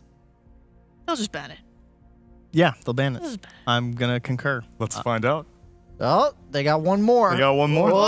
What's it going to be? Maybe a Snapfire ban, a Ricky ban? I would actually rather ban the DP. A Death Prophet ban. Okay. Hear me out. The thing with the Ricky is they usually pair it with Lesh, DP, or Batrider. Right. All right? And I hate this Lesh. Okay. I'm not a fan of it in the offlane. Tell me why. Show me your work. Because usually when you see a Lesh, like the two main things it's able to do are run in and not die and kill everyone, and like split push lanes using boosted travel. But Lesh is really good at that, right? Yeah, he's great at those two things, but when you put him in the offlane and he's buying a Greaves, how often do you see Whisper just explode and die instantly every single fight? Pretty often. I feel like it's so hard for him to fight. He has to play like the outskirts of fights and like wait to use his stun on like Ricky's setup. I feel like there's potentially better things you can do on your offlaner. I mean, you're a Beast Coast fan. Like, they do it too. I don't like it when they do it either. I'm wondering, like, what you gotta enter their minds, though. Why does the SA region as a whole still believe in the offlane Lesh? Because we saw a lot of offlane Lesh prior to the nerfs, like maybe like 3 or 4 months ago, and they keep nerfing him and nerfing him and nerfing him, and people are now only playing it mid, pretty much with IO. But SA, still 3 position, no IO, no help or anything. What do you think? Like, what do you think's happening there? I think they just like it. Like, they find it fun. When I look at that, like, obviously, vibes? Like you could derive some ideas from it, like, oh, it's good. Maybe they like the lane. I don't know, but at the end of the day, this region will do whatever they want. They were still playing Snapfire more than any other region when she sort of fell off, and they were playing it in like mid and off lane way more. They'll just, especially these two SA teams too, they have like their comforts that they just want to play and they do it every time. And I don't think it's because it's better than everything else. It's just because they want to do it. I respect that. No, I don't. Stop doing it. You don't have to like it, but maybe you respect it. Okay, I suppose I could respect it. But you if don't they like lose, it'll make me mad and sad. Okay, I see. As a fan. And I don't respect losers. And then I'll go on the Reddit daily thread and I'll type, God damn it, Whisper, how could you pick Lestrak 2 games in a row? Is that on your Kick him now. account or fifth Yeah, account? which alt will that be on? That's the 7th one. Oh, okay. Cool. That's the one with lots of numbers, so I look like a bot. No one suspects a thing. OG, they first phase a Rubik and a Nature's Prophet. EG, they first picked the Doom. Batrider ended up being the second ban from OG, so Ricky still lurking, Death Prophet still lurking, but instead they go Primal Beast. So they take it. Okay. Yeah, it could be a carry Doom 3 Primal, could be 4 Primal 3 Doom. I think both of those are viable options. If it works out as well. Primal mid, yep. Got options here. They even respect ban the Veno. You know, I said before game 2, if DM has high impact, I would be immensely impressed. And I think EG's kind of thinking the same thing. They're like, we lane countered this fucker, and he still owned us. He boomed us. What is it about some heroes that really draw the spammers? You know, people get enthralled by the hero and they want to play it no matter how bad it seems. Veno's one of those heroes. It's like supports and Treant, you know? I think it's partially the emotions you evoke from the opponent. Oh, that's true. Veno's definitely one of those heroes where it's more about, it's just like Doom, you know? Yeah. I'm more feasting on the misery of my opponents. It's different, though. Doom gets to choose one guy. Venomancer gets to choose one area. Yeah. That the opponents just don't want to go. Yeah, it's also hard because Doom wants to find his target and kill him and doom him, and Venom makes that near impossible. True. Like, with all these plague wards down, it's like, as well, you want to, when you doom them, you can't just doom them and call it a day. You want to stick on them, you want to keep chasing. Venom's so anti that. He's going to ult your whole team, and you're going to want to kind of disengage from it or like out heal it. He buys like Lotus Orb and Force Staff too, so. Yeah, it just doesn't feel very good. It's a hard matchup. Do you guys think it's worth to ban Beastmaster even though you have the Doom? We talked about that earlier. I'm still skeptical, but a lot of teams are doing it. Oh. I'm kind of confused because I assume the teams look at the stats. Like Beastmaster's win rate is bad against Doom. I don't know exactly what it is now because I feel like I haven't seen it since then, but My only thought it's not good. is that it's just too good in like the team synergy with like Nature's Prophet. Just like you can do so much. Like if you're playing that super fast game, like for example EG in game 1, it can make it pretty high tempo, but it's. I mean, you don't have that many bans, so it's kind of intense. When you talk about Doom vs Beastmaster, your main thought comes to the creep, right? Yes. But Beastmaster is more than that. He's a roar. You're playing with a Doom and a Primal Beast. Both these heroes want to just jump in and go on you. With a BKB. Exactly, and Beastmaster can instantly disengage his team from that. True. So I think that's probably the idea there. Ember, I think, is a nice ban as well, just because BZM is an absolute beast on the hero. Like, he is insanely good. I think that's consistently been like his best hero that I've watched him play. And the way that OG would be able to play that sort of tempo, like being able to set up with some Rubik Ember and having Nature's TP in it. What are you pressing? I can't hear it. I see a best button ever has been added. Not to disregard any of your analysis, Trent, would you care to press one of the best button evers? Okay. All right. Yeah, that's nice. That's really good. And they say that I'm the immature one on this thing. Are they? Oh, they're all the same. Well, it's the best button ever. Of course they would all be the same. 4 of them. Welcome to DreamLeague Season 19, everybody. Thank you, production. Professional. I hope you're enjoying the show. Yeah, guys, I found a really good one over here, though. That one's nice. I could just hold this the whole time. It's just Is that mute tsunami? mute. Nice. Yeah, and then we don't have to worry about it anymore. That's not bad. So it says to Mabel, I says, oh, okay. What do you say to my daughter?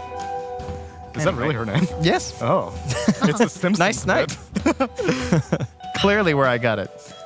Clockwork picked up for OG. I don't remember where I left you off, Sheepstick. I don't care. BSJ, predict the next hero! I was gonna say Clockwork for EG, but then OG took it, so Damn. I don't know what they're gonna pick. Maybe Undying? Maybe He's banned too. wait, oh he's Work banned faster. out themselves. Yep. Holy crap. Silencer's banned out also. What's Panda gonna do? They actually own him here. He banned his own hero. They banned 3 of them and then Deny picked the other. What's left? I actually don't know. Io. Whoa. Plus There you go. Leshrac, perchance? Oh, no, you already have way. offlaners. Interesting. Okay. Well, Panda I'd gets... much rather see the Storm if they want to go like an Io pairing right now. Just because all of your core so far, if the Primal is a core, yeah, there we go. It dies the clock. He's That's so the good problem. at predicting, guys. This guy is on another level. We have, out of the 2 heroes people have picked with Io, I nailed it. You did nail it. You could have gone from past experience and guessed Lesh, but you didn't. You veered off and grabbed Destiny with your own 2 hands. So brave. I mean, a classic IO pairing was IO CK. I would have given you credit for that one also. Oh no. He's back. The BZM puck. Does anyone ever buy Orchid on Storm anymore? We did see it once earlier this tournament, specifically against Puck. It didn't work that well, though.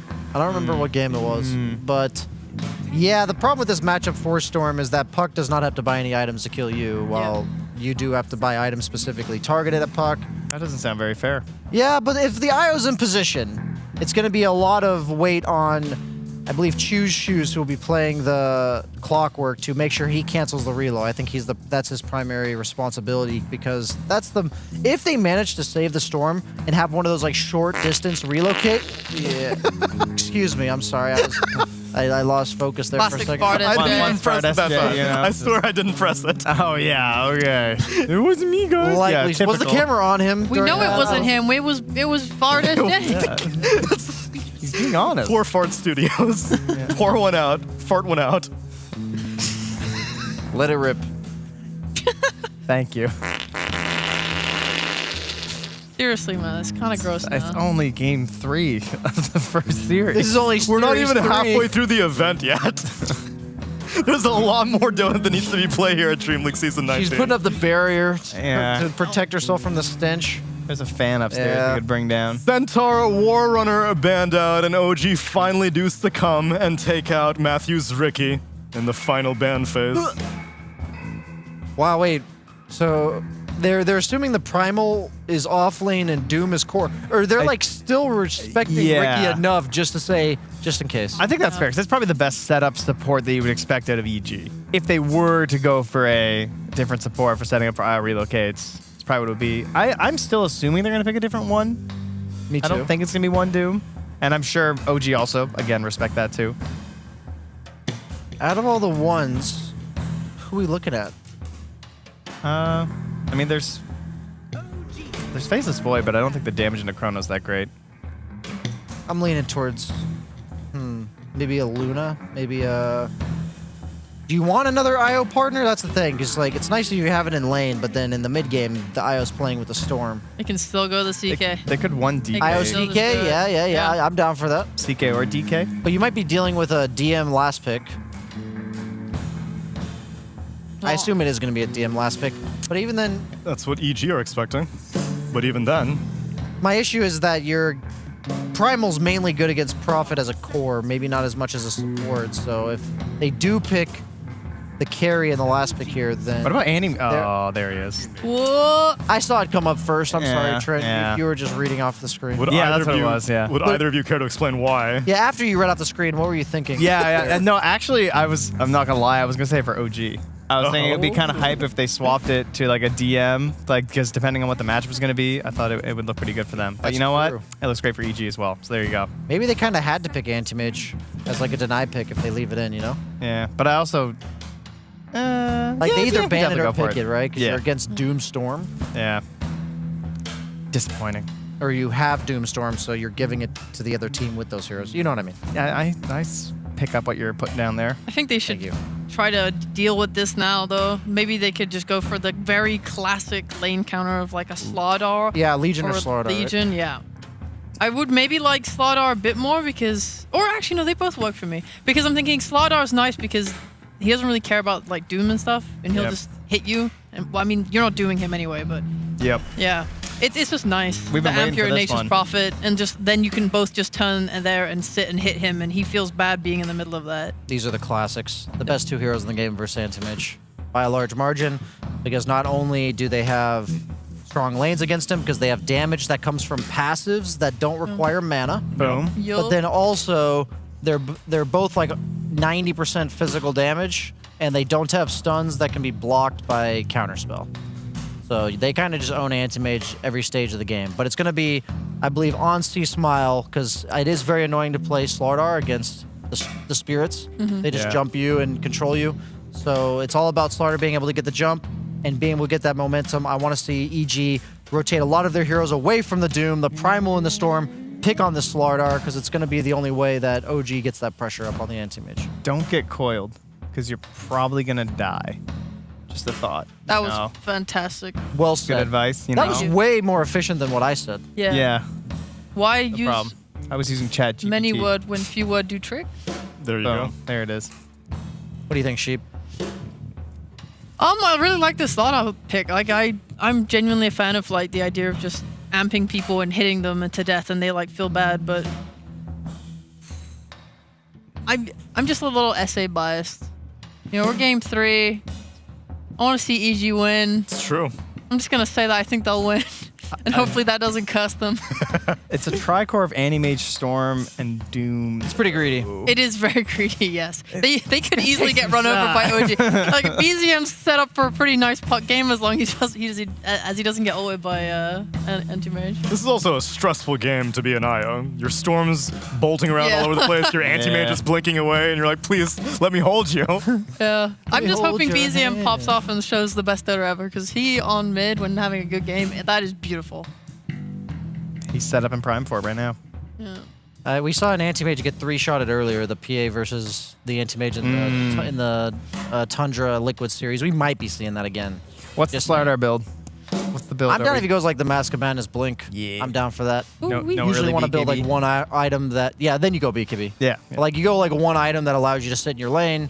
Your whole purpose is to zone the Anti-Mage out because Anti-Mage doesn't really jungle very fast. And then you buy the Blink and hunt him down. All right.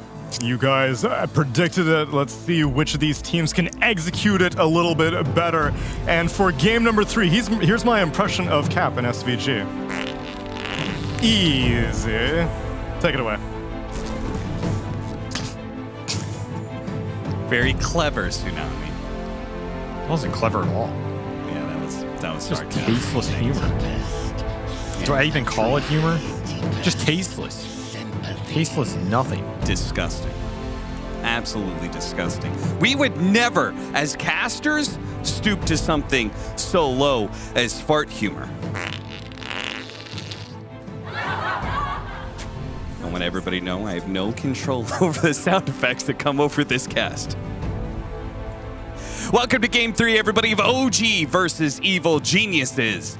As we have a Slardar pickup against Anti-Mage, a classic counter pick to the AM, which I don't have the stats to back this up. I'm a little unprepared here, Avery, but I feel like AM has been a pretty potent hero, so I like to see an old school counter to it. Actually, I think his win rate was pretty bad. Well, I feel like he's been strong.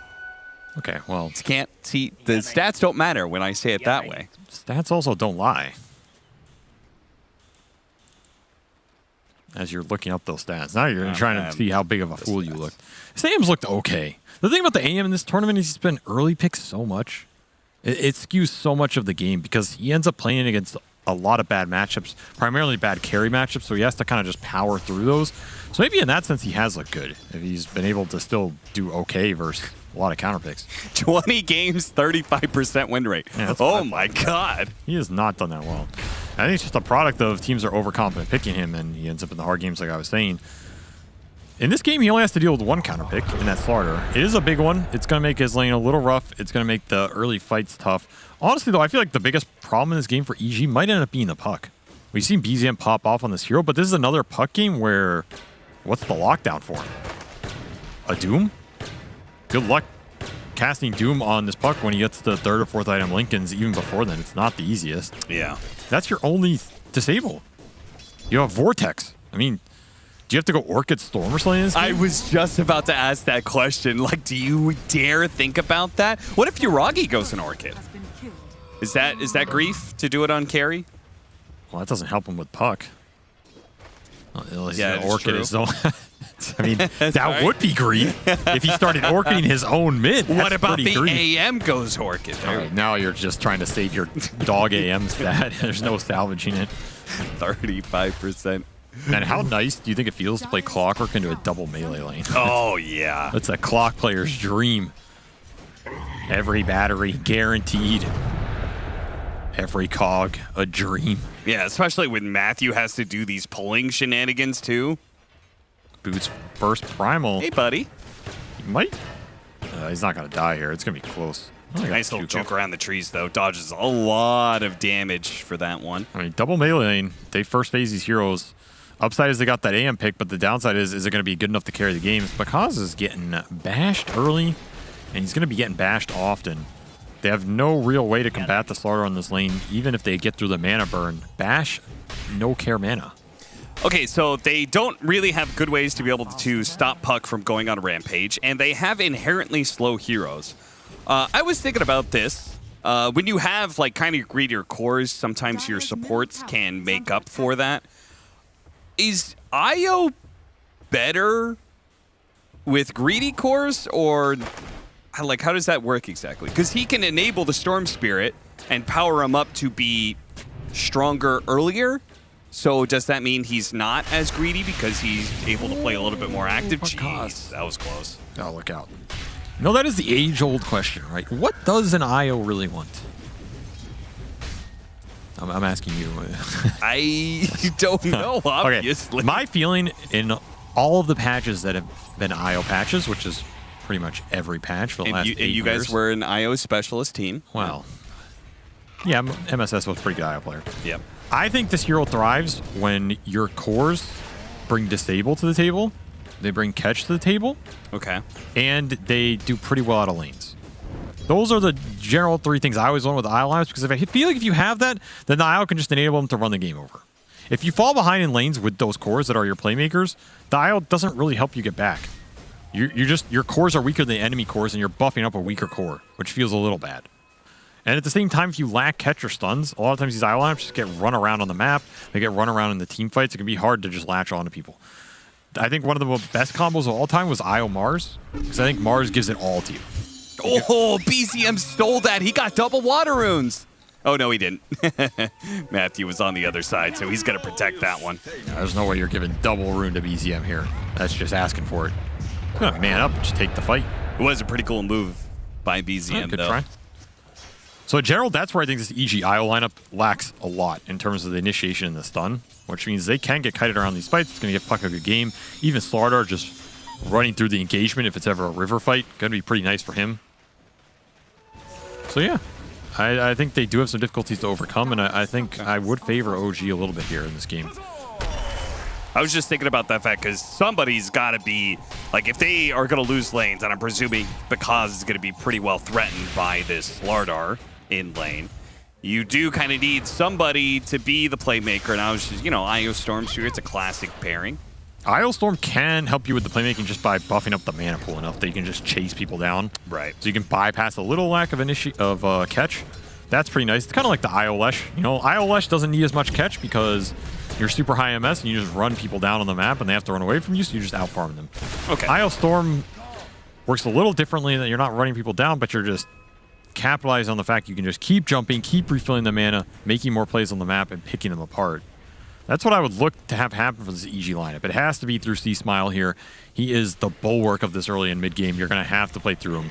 Combine your supports around the Storm, ideally with power runes, and not let the Puck gain an advantage. Because if Puck starts killing your Storm with early coil, getting early power runes, this game is going to crumble really fast.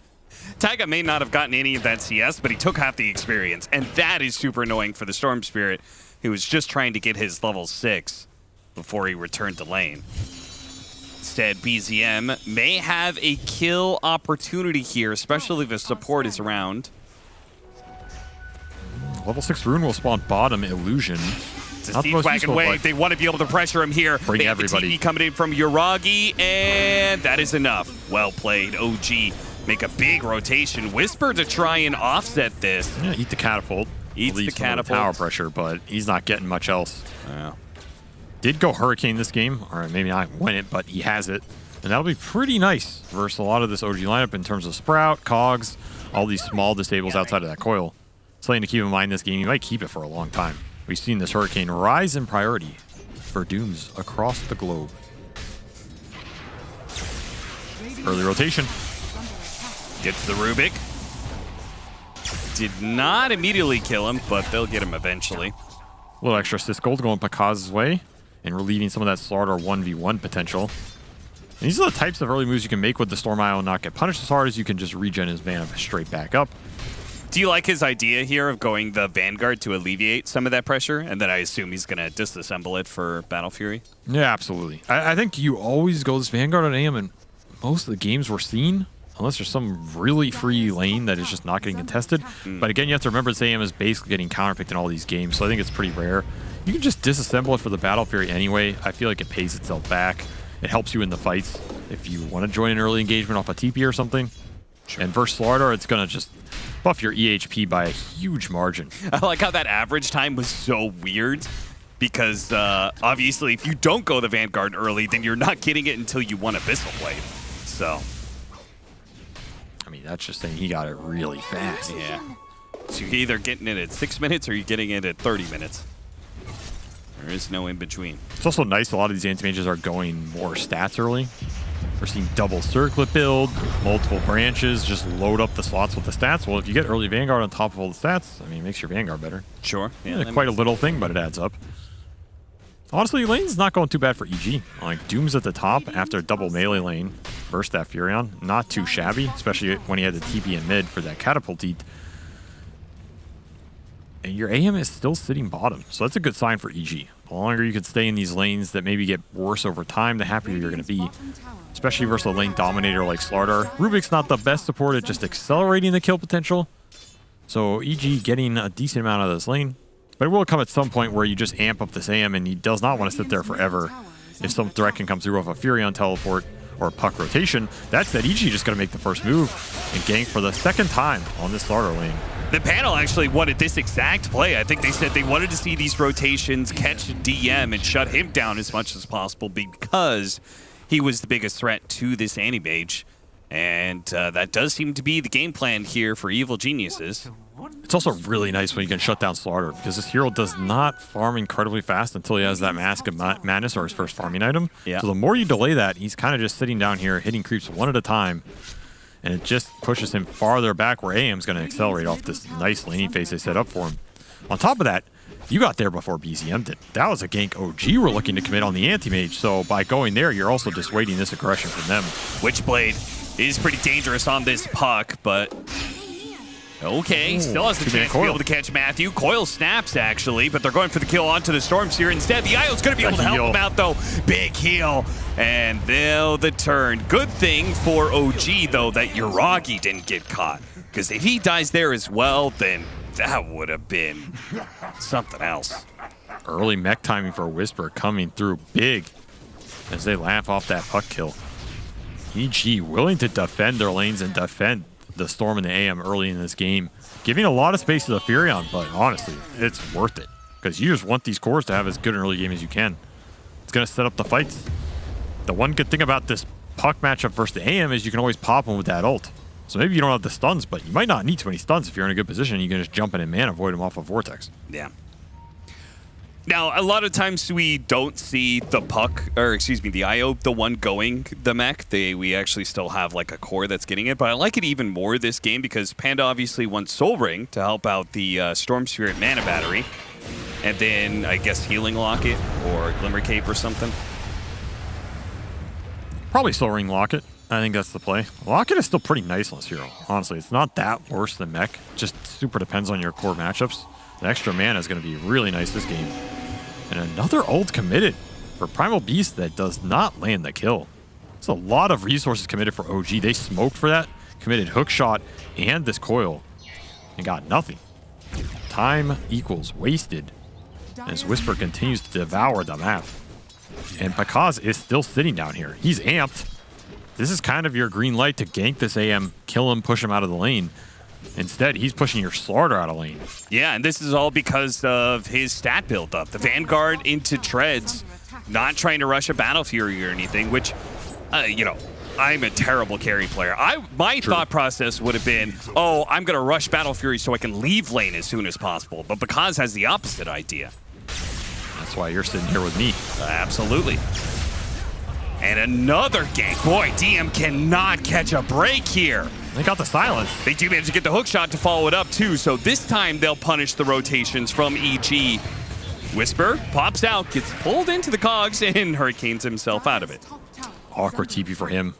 I think he would have been really happy just staying bottom after that engagement dies. Yeah. And very clutch silence by BZM. They needed to get this AM kill or at least kick him out of this lane based on how those ganks were going. This Slardar has been significantly set back, and EG have the levels on their supports. Matthew found him off of taking mid for a long time while the Storm was off lane. DM back. Do you want to fight with these early amps? BZM might. He is invis. Oh, some Courier revenge from last game. Yeah, how's it feel? Not so good. They're going to jump Oh, he orb. zipped him on the orb jaunt. BZM does have a coil, but he may not get a chance to use it. Phase shift, another orb, but no. The early group up. just punishing OG in these fights. Yeah, they just bring 5 heroes to any of these engagements. I guess that's one way to stop the Furion trying to get the numbers advantage on you. I don't think Jiragi's joined anything, right? He has ult up as well. Well, he's tried. I mean, he joined that bottom lane, but he also joined that one jungle fight that was terrible. EG playing this early game pretty well. I do feel like OG had some decent lane matchups, but if you make the moves first, you just bring the numbers. Lane matchups don't mean a damn. Now you're in a decent position. Keep playing around this storm. He is going Orchid. Look at that. Cool stuff. That's some old school right there. And I think the IO enables it, because he doesn't need to go some heavier mana item or some cheaper buildup. You can just go for the greedier lockdown that's going to make Puck's game as hard as possible. Not to mention it'll be decent versus Furion on the map. Even the clock, when he hooks in, if you get a fast Orchid off, can stop that cog coming out for his other cores. I like it. Also, just decent right clicks with the IO overcharge. It's a significant amount of damage.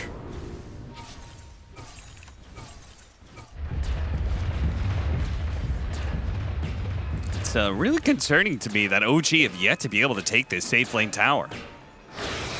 I mean, this is one of the things about Furion, right? They're early objectives. I mean, just the ganks. The ganks set the starter so far back. He couldn't kick the AM out, and then that rotation isn't as easy.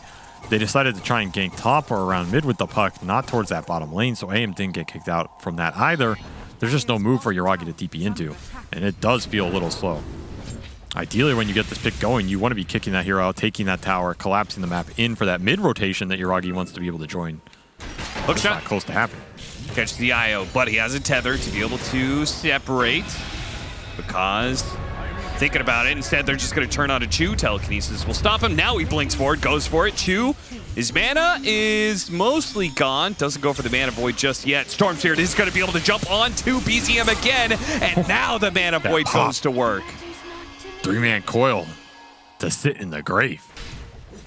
As once more, EG are just bringing the numbers to these fights, man. Whoa, he actually went for that because, are they going to relocate? Yeah. They sure damn are. Boy, DM. Grease them up before they go back. Whisper. Whisper. Hey. In the end. There we go. Got to get that double mana value. Is there anything else you could do as a starter? I don't think there is, right? Like, you can hit some neutrals very slowly. You can farm Ancients. That's what Amar did on this hero. Doesn't feel as good as hitting heroes, though. Yeah, I mean, it's not a whole lot of heroes that are showing on lanes, just in general, right now for OG. You know, something else that makes this a worse starter meta is Greaves being so popular. Greaves is pretty nice for starter. Not only is it a dispel, you get the armor on the low HP heroes that he has to commit in for. Just a hard item for him to fight into. So fast Greaves on Whisper plus this fast Battle Fury Vanguard of Bakaz, you're set up to nullify a lot of this starter's impact going into that mid game. He's just going to go Crimson as well. That's going to negate a brutal amount of damage here.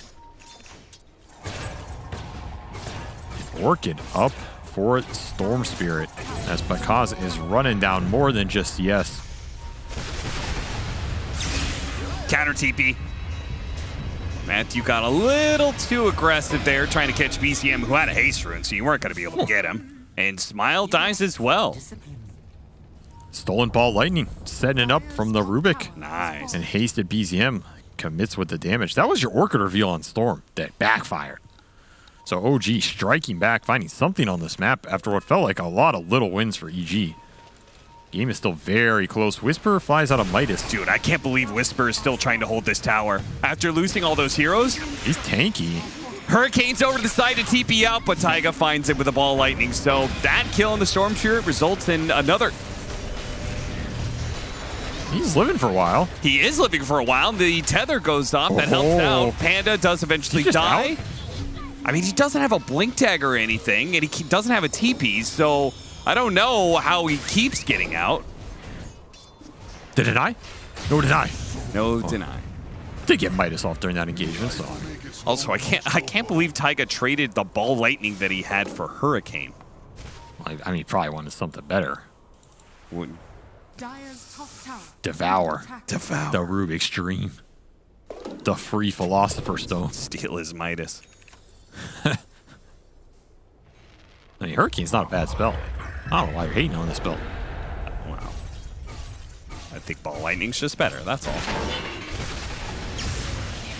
Nice cogs push. Nice Orchid. The perfect Orchid timing. They were gonna coil the AM with DM being this close. He would have blinked into a coiled AM and just beaten him to death. But C-Smile, he strikes first. This Orchid's already paid off. Well, honestly, just getting 1 or 2 clutch kills on his puck to kill his momentum in the game, incredibly valuable here. It's going to help you push in that late game, feel a lot more comfortable without this puck, dealing with your limited control. So I like this itemization. He has IO to boost up the mana pool, can go straight into Kai Assange, whatever he wants to do. And it's just going to scale really nicely in this game because you have Doom providing you all the ores as well. So early Roshan is going to be on the menu here for EG, despite OG having the Slardar Furion, who would want to take it. And Gleipnir Rush for Yuragi. This is an item where he wants to fight. You just got to get him involved at this point. If you're going to rush this item after a Midas, versus Storm, versus AM, where your opportunity to use the roots in the early game are limited, you better start it fast and not just waste your window. It is super dangerous, though, when he doesn't have BKB. I mean, he just gets jumped by, like, he tries to join some sort of fight in the Storm Seared or the AM isn't showing, and they see a Furion kind of naked, just sitting out there in the open. They pounce on him. I think he dies. It is scary. I think you just have to rely on the amount of stuns you have. Like, you have Rubik Lift, you have a Hookshot Cog, you have Silence and Coil from the puck, you have Slardar who can blink in and crush people. All 4 of your other heroes can bail you out with stuns and control in the early fights before EG get to BKBs, and then can just burst you during the spell immunity. That's what I'm saying. This window is a decent period for OG to fight if they can find the initiations and just use the chain stuns to their advantage. Because if you just wait till EG get later items here, particularly Manta, 3rd item on Anthony, he's got moves. Force Staff, Hurricane, and he gets, oh, that was so close. The coil is going to snap on the IO, but imagine if they caught the AM there instead. Smile looking for something. He's committing a lot of resources for this. He is, and he's going to be silent too. Now he's going to be crushed. Can they get the bashes in? Oh, yeah. They destroyed DM's game, but in one fight, he might just be back in business. They're going to buy back on Matthew for this? Can he even get here in time? I don't know, but it's a big mana void. Certainly can. Matthew doesn't arrive in time. Goes for the pulverize. He gets bashed instead. Breaks free from the trees. Starts running himself away. DM's going to chase after him. And will be able to get the kill. That's a dieback for him. Very early dieback. That'll put him at the bottom of the net worth chart.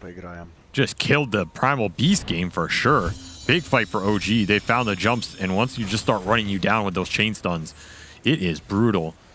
Maybe a little too angsty of a committal there from C-Smile. When your IO's dead, you're just going in to kill a clock. Yeah, that was a heavy worth committal. The risk. I also like the Yules from BCM. Just respecting the Orchid, as well as just giving him even more lockdown and chase potential. Sure. I mean, hell, you can even dodge Mana Void with this if you're really good. What? You can dodge the Mana Void damage. Really? I'm pretty sure, yeah. Isn't it instant? I'm pretty sure it acts like, maybe it is. What? No, I think like if you get it on the frame, when the Mana Void hits you before the damage procs in your Yules, you have an iframe. I don't I'm starting to doubt this too. Yeah, I don't believe this for a second. I mean, also, refute it it, has though. a mini stun, so it's like... Refute it, though. I think it always... I think most of the time it doesn't all spells work that they do the stun first and then the damage. So if you get hit by it, you're getting stunned, and then you can't take the damage. You, there's a hidden iframe in there. I'm telling You're losing it. Okay, what it can do, though, is when AM blinks into Mana Void you and Yules, yeah, he loses that animation time, right? And then he has to recast it on you. And then when you come down, you have another phase shift, you have another orb. You hit him with silence, sure. Yeah. So this is what I meant by that, but it actually got me thinking, iframe. Is there an iframe in there? I feel like there is, actually. So I'm going to stick by both ends of that coin. Okay. Just so I can be right and wrong at the same time. You know, that's the beautiful thing about Dota. You can always be wrong. Some people are wrong more often than others. Okay, well, I mean, you don't have to beat a man while he's down. You know what the funniest part is? We're gonna finish this cast, and so we're gonna get people reporting messages. Avery's right. There is an Yeah, somebody's gonna go test it. Someone's already testing it right now in a lobby. And I'm gonna. And what if it works? What if it works? It's gonna blow my mind if this ends up being. I'm telling you, there's an iframe in there. I'm convinced. What if he does it in this game? Will you pay me $10,000? I will pay you $10 if he does. Well, I'll take that. That's more than I've gotten in a while. Big smoke from EG. Crimson Guard finished for Whisper. Locket finished for Panda. This is a big time to strike in terms of Taiga utility. was not the kill they wanted. No, but they'll take it. If they... Oh. The thing is, they just want Roche. This might be enough to do it. I mean, Bakaz is really farmed, man. He has Manta, Basher closing in on Abyssal. AM is out of control in this game. Yeah, I mean, he's outpacing Furion right now. The lack of lockdown against the puck, AM solves this problem for you. Yeah, if you get this fast in Abyssal, it's easy cleanup time. Yule's iframe or not. Because I also think BZM has to show himself to get a good coil for DM to get the damage in the first place. He's baiting this with the Yules.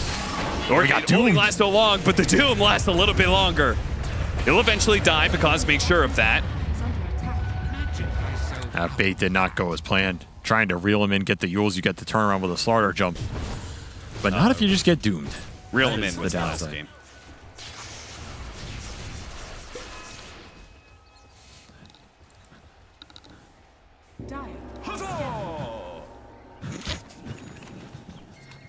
What is wrong with you, actually?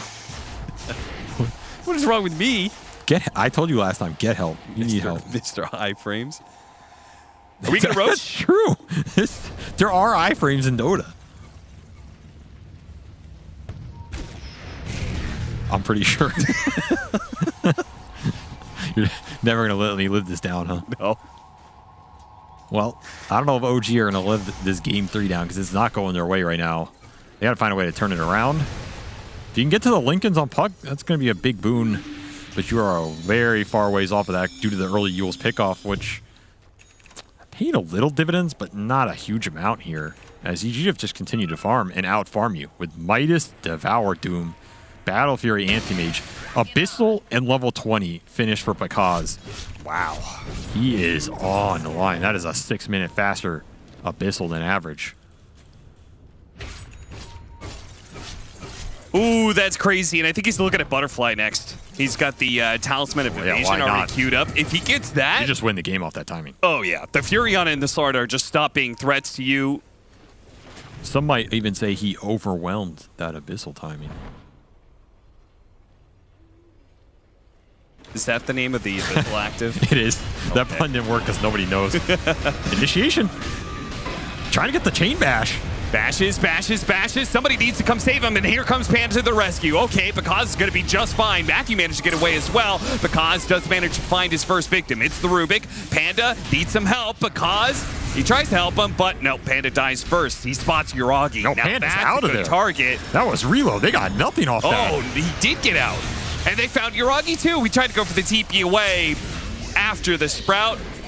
They're not going to be able to make it. The Orc could only last so long, but because I get the chase, chasing, and he's got that basher. No, 3 seconds for Abyssal, but he says Roche is an easier target.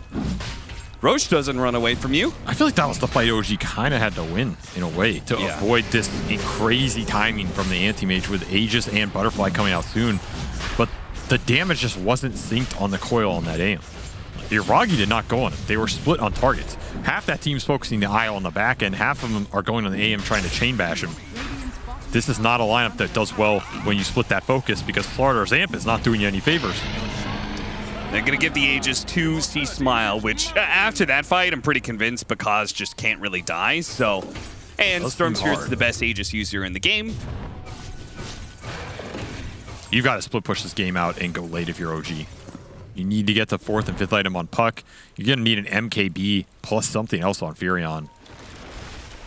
It's going to be tough to get there, though, because this is an IO Storm lineup that can easily catch you on the map. Not to mention they have a bunch of very strong lane shovers right now. Primal Beast to AM. Both of them very, very good at it. Storm Spirit with constant mana refills, very fast as well. We can see Yuragi just doesn't know where to show right now. And this is Midas off cooldown for Yuragi. There's no creeps there. It's going to teleport to find some. Matthew's setting up bottom. Is he also, did I see that right? He's also going Butterfly. Yeah, he is. The downside is I don't think his Butterfly is as good as Bakaz's Butterfly in terms of how they can use it and what it's going to mean timings-wise. Yeah. Also, because Bakaz did not go Butterfly. He went Halberd. Ooh, 1,000 IQ play here. That's okay. I actually remember seeing this a lot from AMs in the Slorador matchups specifically. This is some kind of old school tech versus these right-click lineups where you just get the earlier evasion item that also gives you the aggressive disarm versus a range carry like Furion. It destroys him. It's a pretty nice timing pickup as well. Might just be able to end the game here in the next 5 to 6 minutes if you're EG. Just getting a single fight into high ground. I don't know if you can deal with AM. No, I do think that the difference, Heaven's Halberd versus Butterfly, it is a little bit more committal for this timing. Would you agree with that? Like, it's not going to scale quite as well? No. And I think he was having such a good game, he probably could have gone Butterfly anyway. Sure. But I don't mind this because they are just routing the map right now. Yeah, I mean, it fits EG. The way they won game 1 against OG was hit a timing, understand that OG can't fight back, and crush them in that window. It's just going to buff his HP up. This AM has 3,000 HP, plus the auras behind him, right? Yeah. The built-in Sage is pretty nice when Whisper has Crimson and Greaves for you, and he has a second Halberd of his own. Double Halberds up for EG. They're just going high ground. What's your answer here when you have a bunch of right-clickers with AMP that can't get through it? There's no answer. OG are not defending this, choosing to just farm out the map.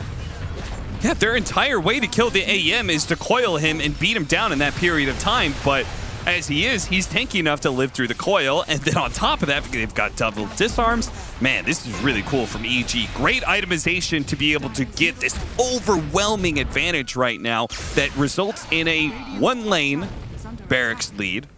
We'll see how much more they can get.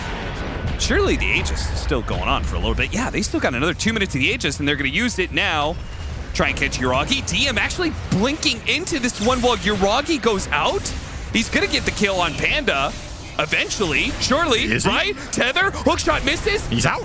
He's away. Oh, OG. I mean, that was already split decision-making, but you don't even get the one kill you committed your core for. They got him on the other side. EZM cleans him up on the reload. Yeah, I guess he did, yeah. So that works out. Again, still just no clean team fight from OG as Matthew catches Yuragi on a rune. And I think Yuragi's lucky that Io brought the Storm and not the AM with Abyssal, because then you're not even getting out of that jump. Oh, he spotted him. Glimpsed for a second, but... Oh, see smile. Fogged himself. Yeah. The iframe.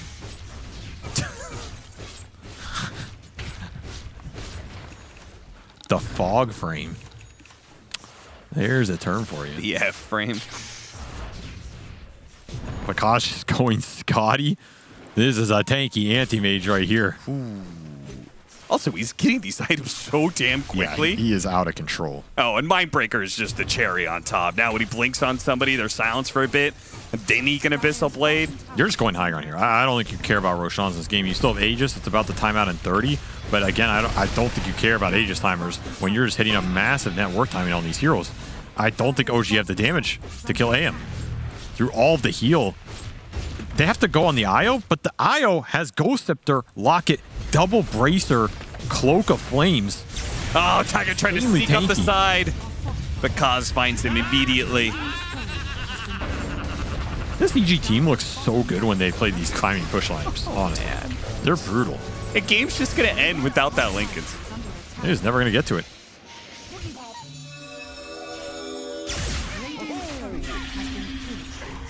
Got another curry. He's hitting the tier 4s while they're going for this kill. I mean, what is there to stop him? Are you out right-clicking this man? You have a Silver Edge to break him. Going for the IO, but he gets the Ghost Scepter off first. There's the coil. After the 3 of them. Halberd. Another Heaven's Halberd. The Cogs pushback. Nice Beautiful stuff from Chu. Actually breaks 2 of them. And the Doom might actually fall from this when he uses the Hurricane to be able to push himself a little bit farther. While Bakaz goes to work on the back line. Jirog is already dead. Now he targets DM. Cuts through his mana. Bashes him up once or twice. And gets the beyond godlike double kill. Make it a triple. Ultra, perhaps? No, they're going to GG out first as Taiga runs down the mid lane. EG, excuse me. EG managing to take game 3 and will take the series over OG. The way they did it too, I think was very cool. I think it was very much EG style and kind of a way that I'm not sure if any other team in this group stage that's left would play like that. I like this team when they just play aggression, hit a timing, and just end the game. Yeah. I think it's when they look the best. When these games get drawn out and they're in some like weird late game scaling position, sure, but the cores on this team are very comfortable in those games, but they haven't looked comfortable as an overall 5-man unit a lot of times. Whereas in these games, it's just go, go, go. They're getting ahead of you on farm. They're finding the pickoffs. Smile can just play around with all the space that Bakaz is giving them. They prioritized the right things in the laning stage, got through what was maybe the tough part of that draft, and then it's just smooth sailing. You force defensive items out from this puck. He's not dealing the damage he wants to. DM's off to a rough start. And the second you hit that double Halberd Grease Crimson plus Locket on Io, there is no way you have damage to cut through that. Beautiful read by OG. Forced the high ground, forced the game, and forced a Game 3 victory for a series win. And I guess the only other team that really has made the same kind of moves is maybe Shopify, but I would argue with that's the more Lycan of a, drafts. They do it through summons and Helm of the Overlord timing. Yeah, the way they do it is more through heroes, whereas I think with this, it's more through itemization, which I think is kind of cool. Itemize for the ball and run it up your hill. Yeah. Good stuff. All right. EG taking that game 3 and take the series, and we take ourselves off to the panel. A very systematic victory from Evil Geniuses. More shades of Game 1 as opposed to shades of Game 2. As they come in with a clear idea. Last pick, the anti-mage, had no fear whatsoever of a Slardar being a rebuttal and executed. Yeah, I think the anti-mage pick was the winning factor here because even though they did get the counter pick of the Slardar, I think that it was a hero that looked really good for OG that game. And I think they were probably eyeing it. I would be very surprised if they weren't because it looked perfect for their team. They snag it instead. They go for the Slardar counter pick. AM still does great in the lane. And despite that, the game wasn't free from there. Like, EG still had to play really well. But the way that they just, like, bring these really greedy heroes together and play them as a team, despite these heroes not necessarily wanting to be that active early, is extremely impressive. It was really nice. I would say this bot lane, Anti-Mage did well, but that's as well off the back of Matthew roaming around, going bot. Like, I think I saw him down there at least twice. Yep. Brought a Storm as well, just killing the Slardar multiple times. I mean, this hero feels bad when he's not having the great, like, you want to crush your lane and take like that area so you can keep farming the wave safely. When you're forced to resort to like creep camps, you're kind of just crying. Yeah, I mean, I think we can analyze this draft all we want, but that play by EG, that was probably some of the sexiest professional Dota I've seen. Can you describe it in like a Wow. really sultry voice? Take a button down, you know? It was like, Give me 50 Shades of Brian. Yes. Smile, he had lost his lane button back up. This is by a too much. full level, and he recovered in the jungle and then went to base, and man, did he gank that Slardar alongside Matthew. And after they ganked him once, 2 minutes later, you guessed right, They did it again. oh. And some of those whisper plays. Oh, yeah. Those mech saves on the early coils, like straight up ruined BZM's game. And the outplays with the Hurricane creep. I don't know. I was just watching that. I'm like, EG is just playing better. That was my analysis. You have more pinning on your hands. This guy is a literal No, tile. that's been there forever. That was the Both exact hands, pinning. he has Because pinning he on. takes so many notes and is a Exactly. diligent analyst. Thank all right? you. Like, it's all about how you spin it. Yeah, come on. This Show is the hard camera work your over here. hands. Spin that shit. There it is. You see it? Yeah, you see it? Exclusive hot new mix. Done. Wow. Okay, that was a little bit too on the man. Plan. Where'd you find this? And I think this is yet again emphasizing how much we were saying Evil Geniuses against international opponents just tends to step up. Beast Coast is their kryptonite time and time again within their own region, but whenever they're facing off against opponents from Western Europe and other North America, and which are the only other two regions that they'll face off in the remainder of this tournament, it looks damn good. Yeah, like you can see when they play Beast Coast, they just do sloppy stuff and they'll run into them and they'll feed. I mean, Beast Coast will do the exact same thing. It's literally just both teams mirroring each other. In this game, you see, oh, we have an actual timing. We're going to make sure we play on it properly. We get the Abyssal plus Talisman of Evasion. Anti-Mage no longer takes damage from the enemy team. Now's our time. Let's go take a good fight. And they do. These are the types of moves by EG that make them look good. They're controlling themselves. This is SA on another level. Then it's just against Beast Coast that they don't approach this level. They just have a little... I don't know what's going on there. I don't. Get a little kooky. I have no idea. Can we ask them? Yes, we will actually be speaking to Matthew soon. And I know that burning question for me is life as a Ricky on the other side of the map for a long, long time. I'm very curious how he feels about that. And also being so heavily targeted by Beast Coast, because we can ask about the Beast Coast series as well. But satisfying stuff. OG, on the other hand, were they mentally broken, Trent, from this second game?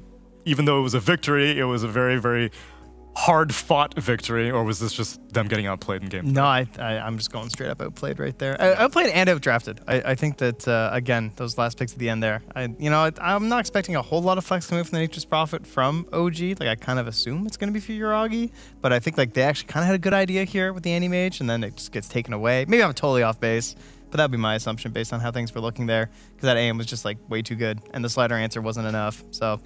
outdrafted and like really, really outplayed. Like again, it's kind of like game one where they made good moves. Like OG were trying to defend themselves. And, like it seems like they're in the brain of EG where they're prepared. They're like TPing DM to the tower and he's sitting there waiting. Then they show up to go for the gank like, aha, we were here the whole time. Oh, but it doesn't matter. You try so hard. EG just was better. Tried so hard, got so far, but in the end, it didn't even matter. Matthew, hello there. Hello. Are you going to be doing this interview in English, or would you like the translations? With translator. Okay, no problem. My first question would be, what's the day in the life of Matthew playing Ricky? When you're in that game number 2, are you talking to your team at all, or are you just sitting there staring at the map looking for donkeys? Matthew, no sé si puedes decirles que bajen un poquito el volumen. Y también estoy preguntando qué opiniones tienes respecto al pick de Ricky. Y pues no las puedo escuchar. Can you repeat the question, please? Yeah, I just want to know, whenever he's playing Ricky, is he ever talking to his team, or is he just quietly killing couriers? Oh, yeah. Cuando juegas Ricky, ¿siempre hablas con tu equipo sobre que vas a matar a los couriers? En realidad no, depende mucho del juego. Si es que nos están estompeando y nos están ganando, es como que siempre les digo que se tranquilicen y yo solo me pongo a matar couriers porque creo que les afecta psicológicamente el equipo enemigo. Oh, okay. Actually, it depends of the draft. It depends of the game. Normally, if they are having a bad moment, he's just looking for the couriers because he thinks that it really affects psychologically to the enemy team. Yeah, I think we saw that too from the OG player cams. Brian, do you have any questions for Matthew? I was just insanely impressed with your guys' gameplay in Game 3 specifically. What about it? What about you guys do you think you can play 3 greedy cores and yet be so active on the map at the same time? Oh, okay. Dice que le sorprendió mucho tu tercer juego. ¿Qué los hace piquear 3 cores greedy, avariciosos, y al mismo tiempo ser súper activos durante el juego? En realidad es como que cuando terminó el draft yo sentí que nos habían outdrafteado y las líneas tenían que salir muy bien como para poder responderlos, porque nuestros 3 cores eran greedy, los 3 tenían que farmear, pero nos fue muy bien en la línea de la off y en la línea de la safe, entonces como que pudimos responder a todas las peleas y creo que ellos se marearon por eso. Okay. Actually, I think we were all drafted during the draft phase, but our lane stage was pretty good. Actually, I think that all of our cores needs to farm, but actually our lines were pretty good. And after that, we just feel like super safe, super secure to fight against them. All right. I'd like to know, what is it about Beast Coast Online that you guys struggle so much with? ¿Qué es lo que hace que Beast Coast les gane de alguna manera en este momento, en la partida anterior? Qué fuerte esa pregunta. En realidad creo que es algo, no sé, es como que algo psicológico, porque siento que ayer el segundo juego debimos haberlo ganado, pero lamentablemente tuvimos errores de comunicación y no jugamos como estamos jugando hoy en día en la DreamLeague. Entonces creo que ellos también aprovecharon todos los errores y son un buen equipo, ¿no? Y nos ganaron, creo que por problemas de comunicación y por mérito de ellos. Okay. Actually, I think this is a really hard question, but I think yesterday we were playing like not in our best psychologically, and after that, I think we had a lot of mistakes and a lot of miscommunication, and they played so much better than us yesterday. But we don't just play like in this way as always. We are playing pretty good in DreamLeague. Yeah, and it shows. It's just every once in a while, Beast Coast, they're hard to get a handle on it. Matthew, thank you so much for this interview, and we'll speak to you again soon. Congratulations on this win. Thank you so much. See you guys. Muchas gracias, Matthew. Thank you. Muchas gracias. Because on the topic of Beast Coast, that's actually the next series that we're getting into. Beast Coast versus TSM are eagerly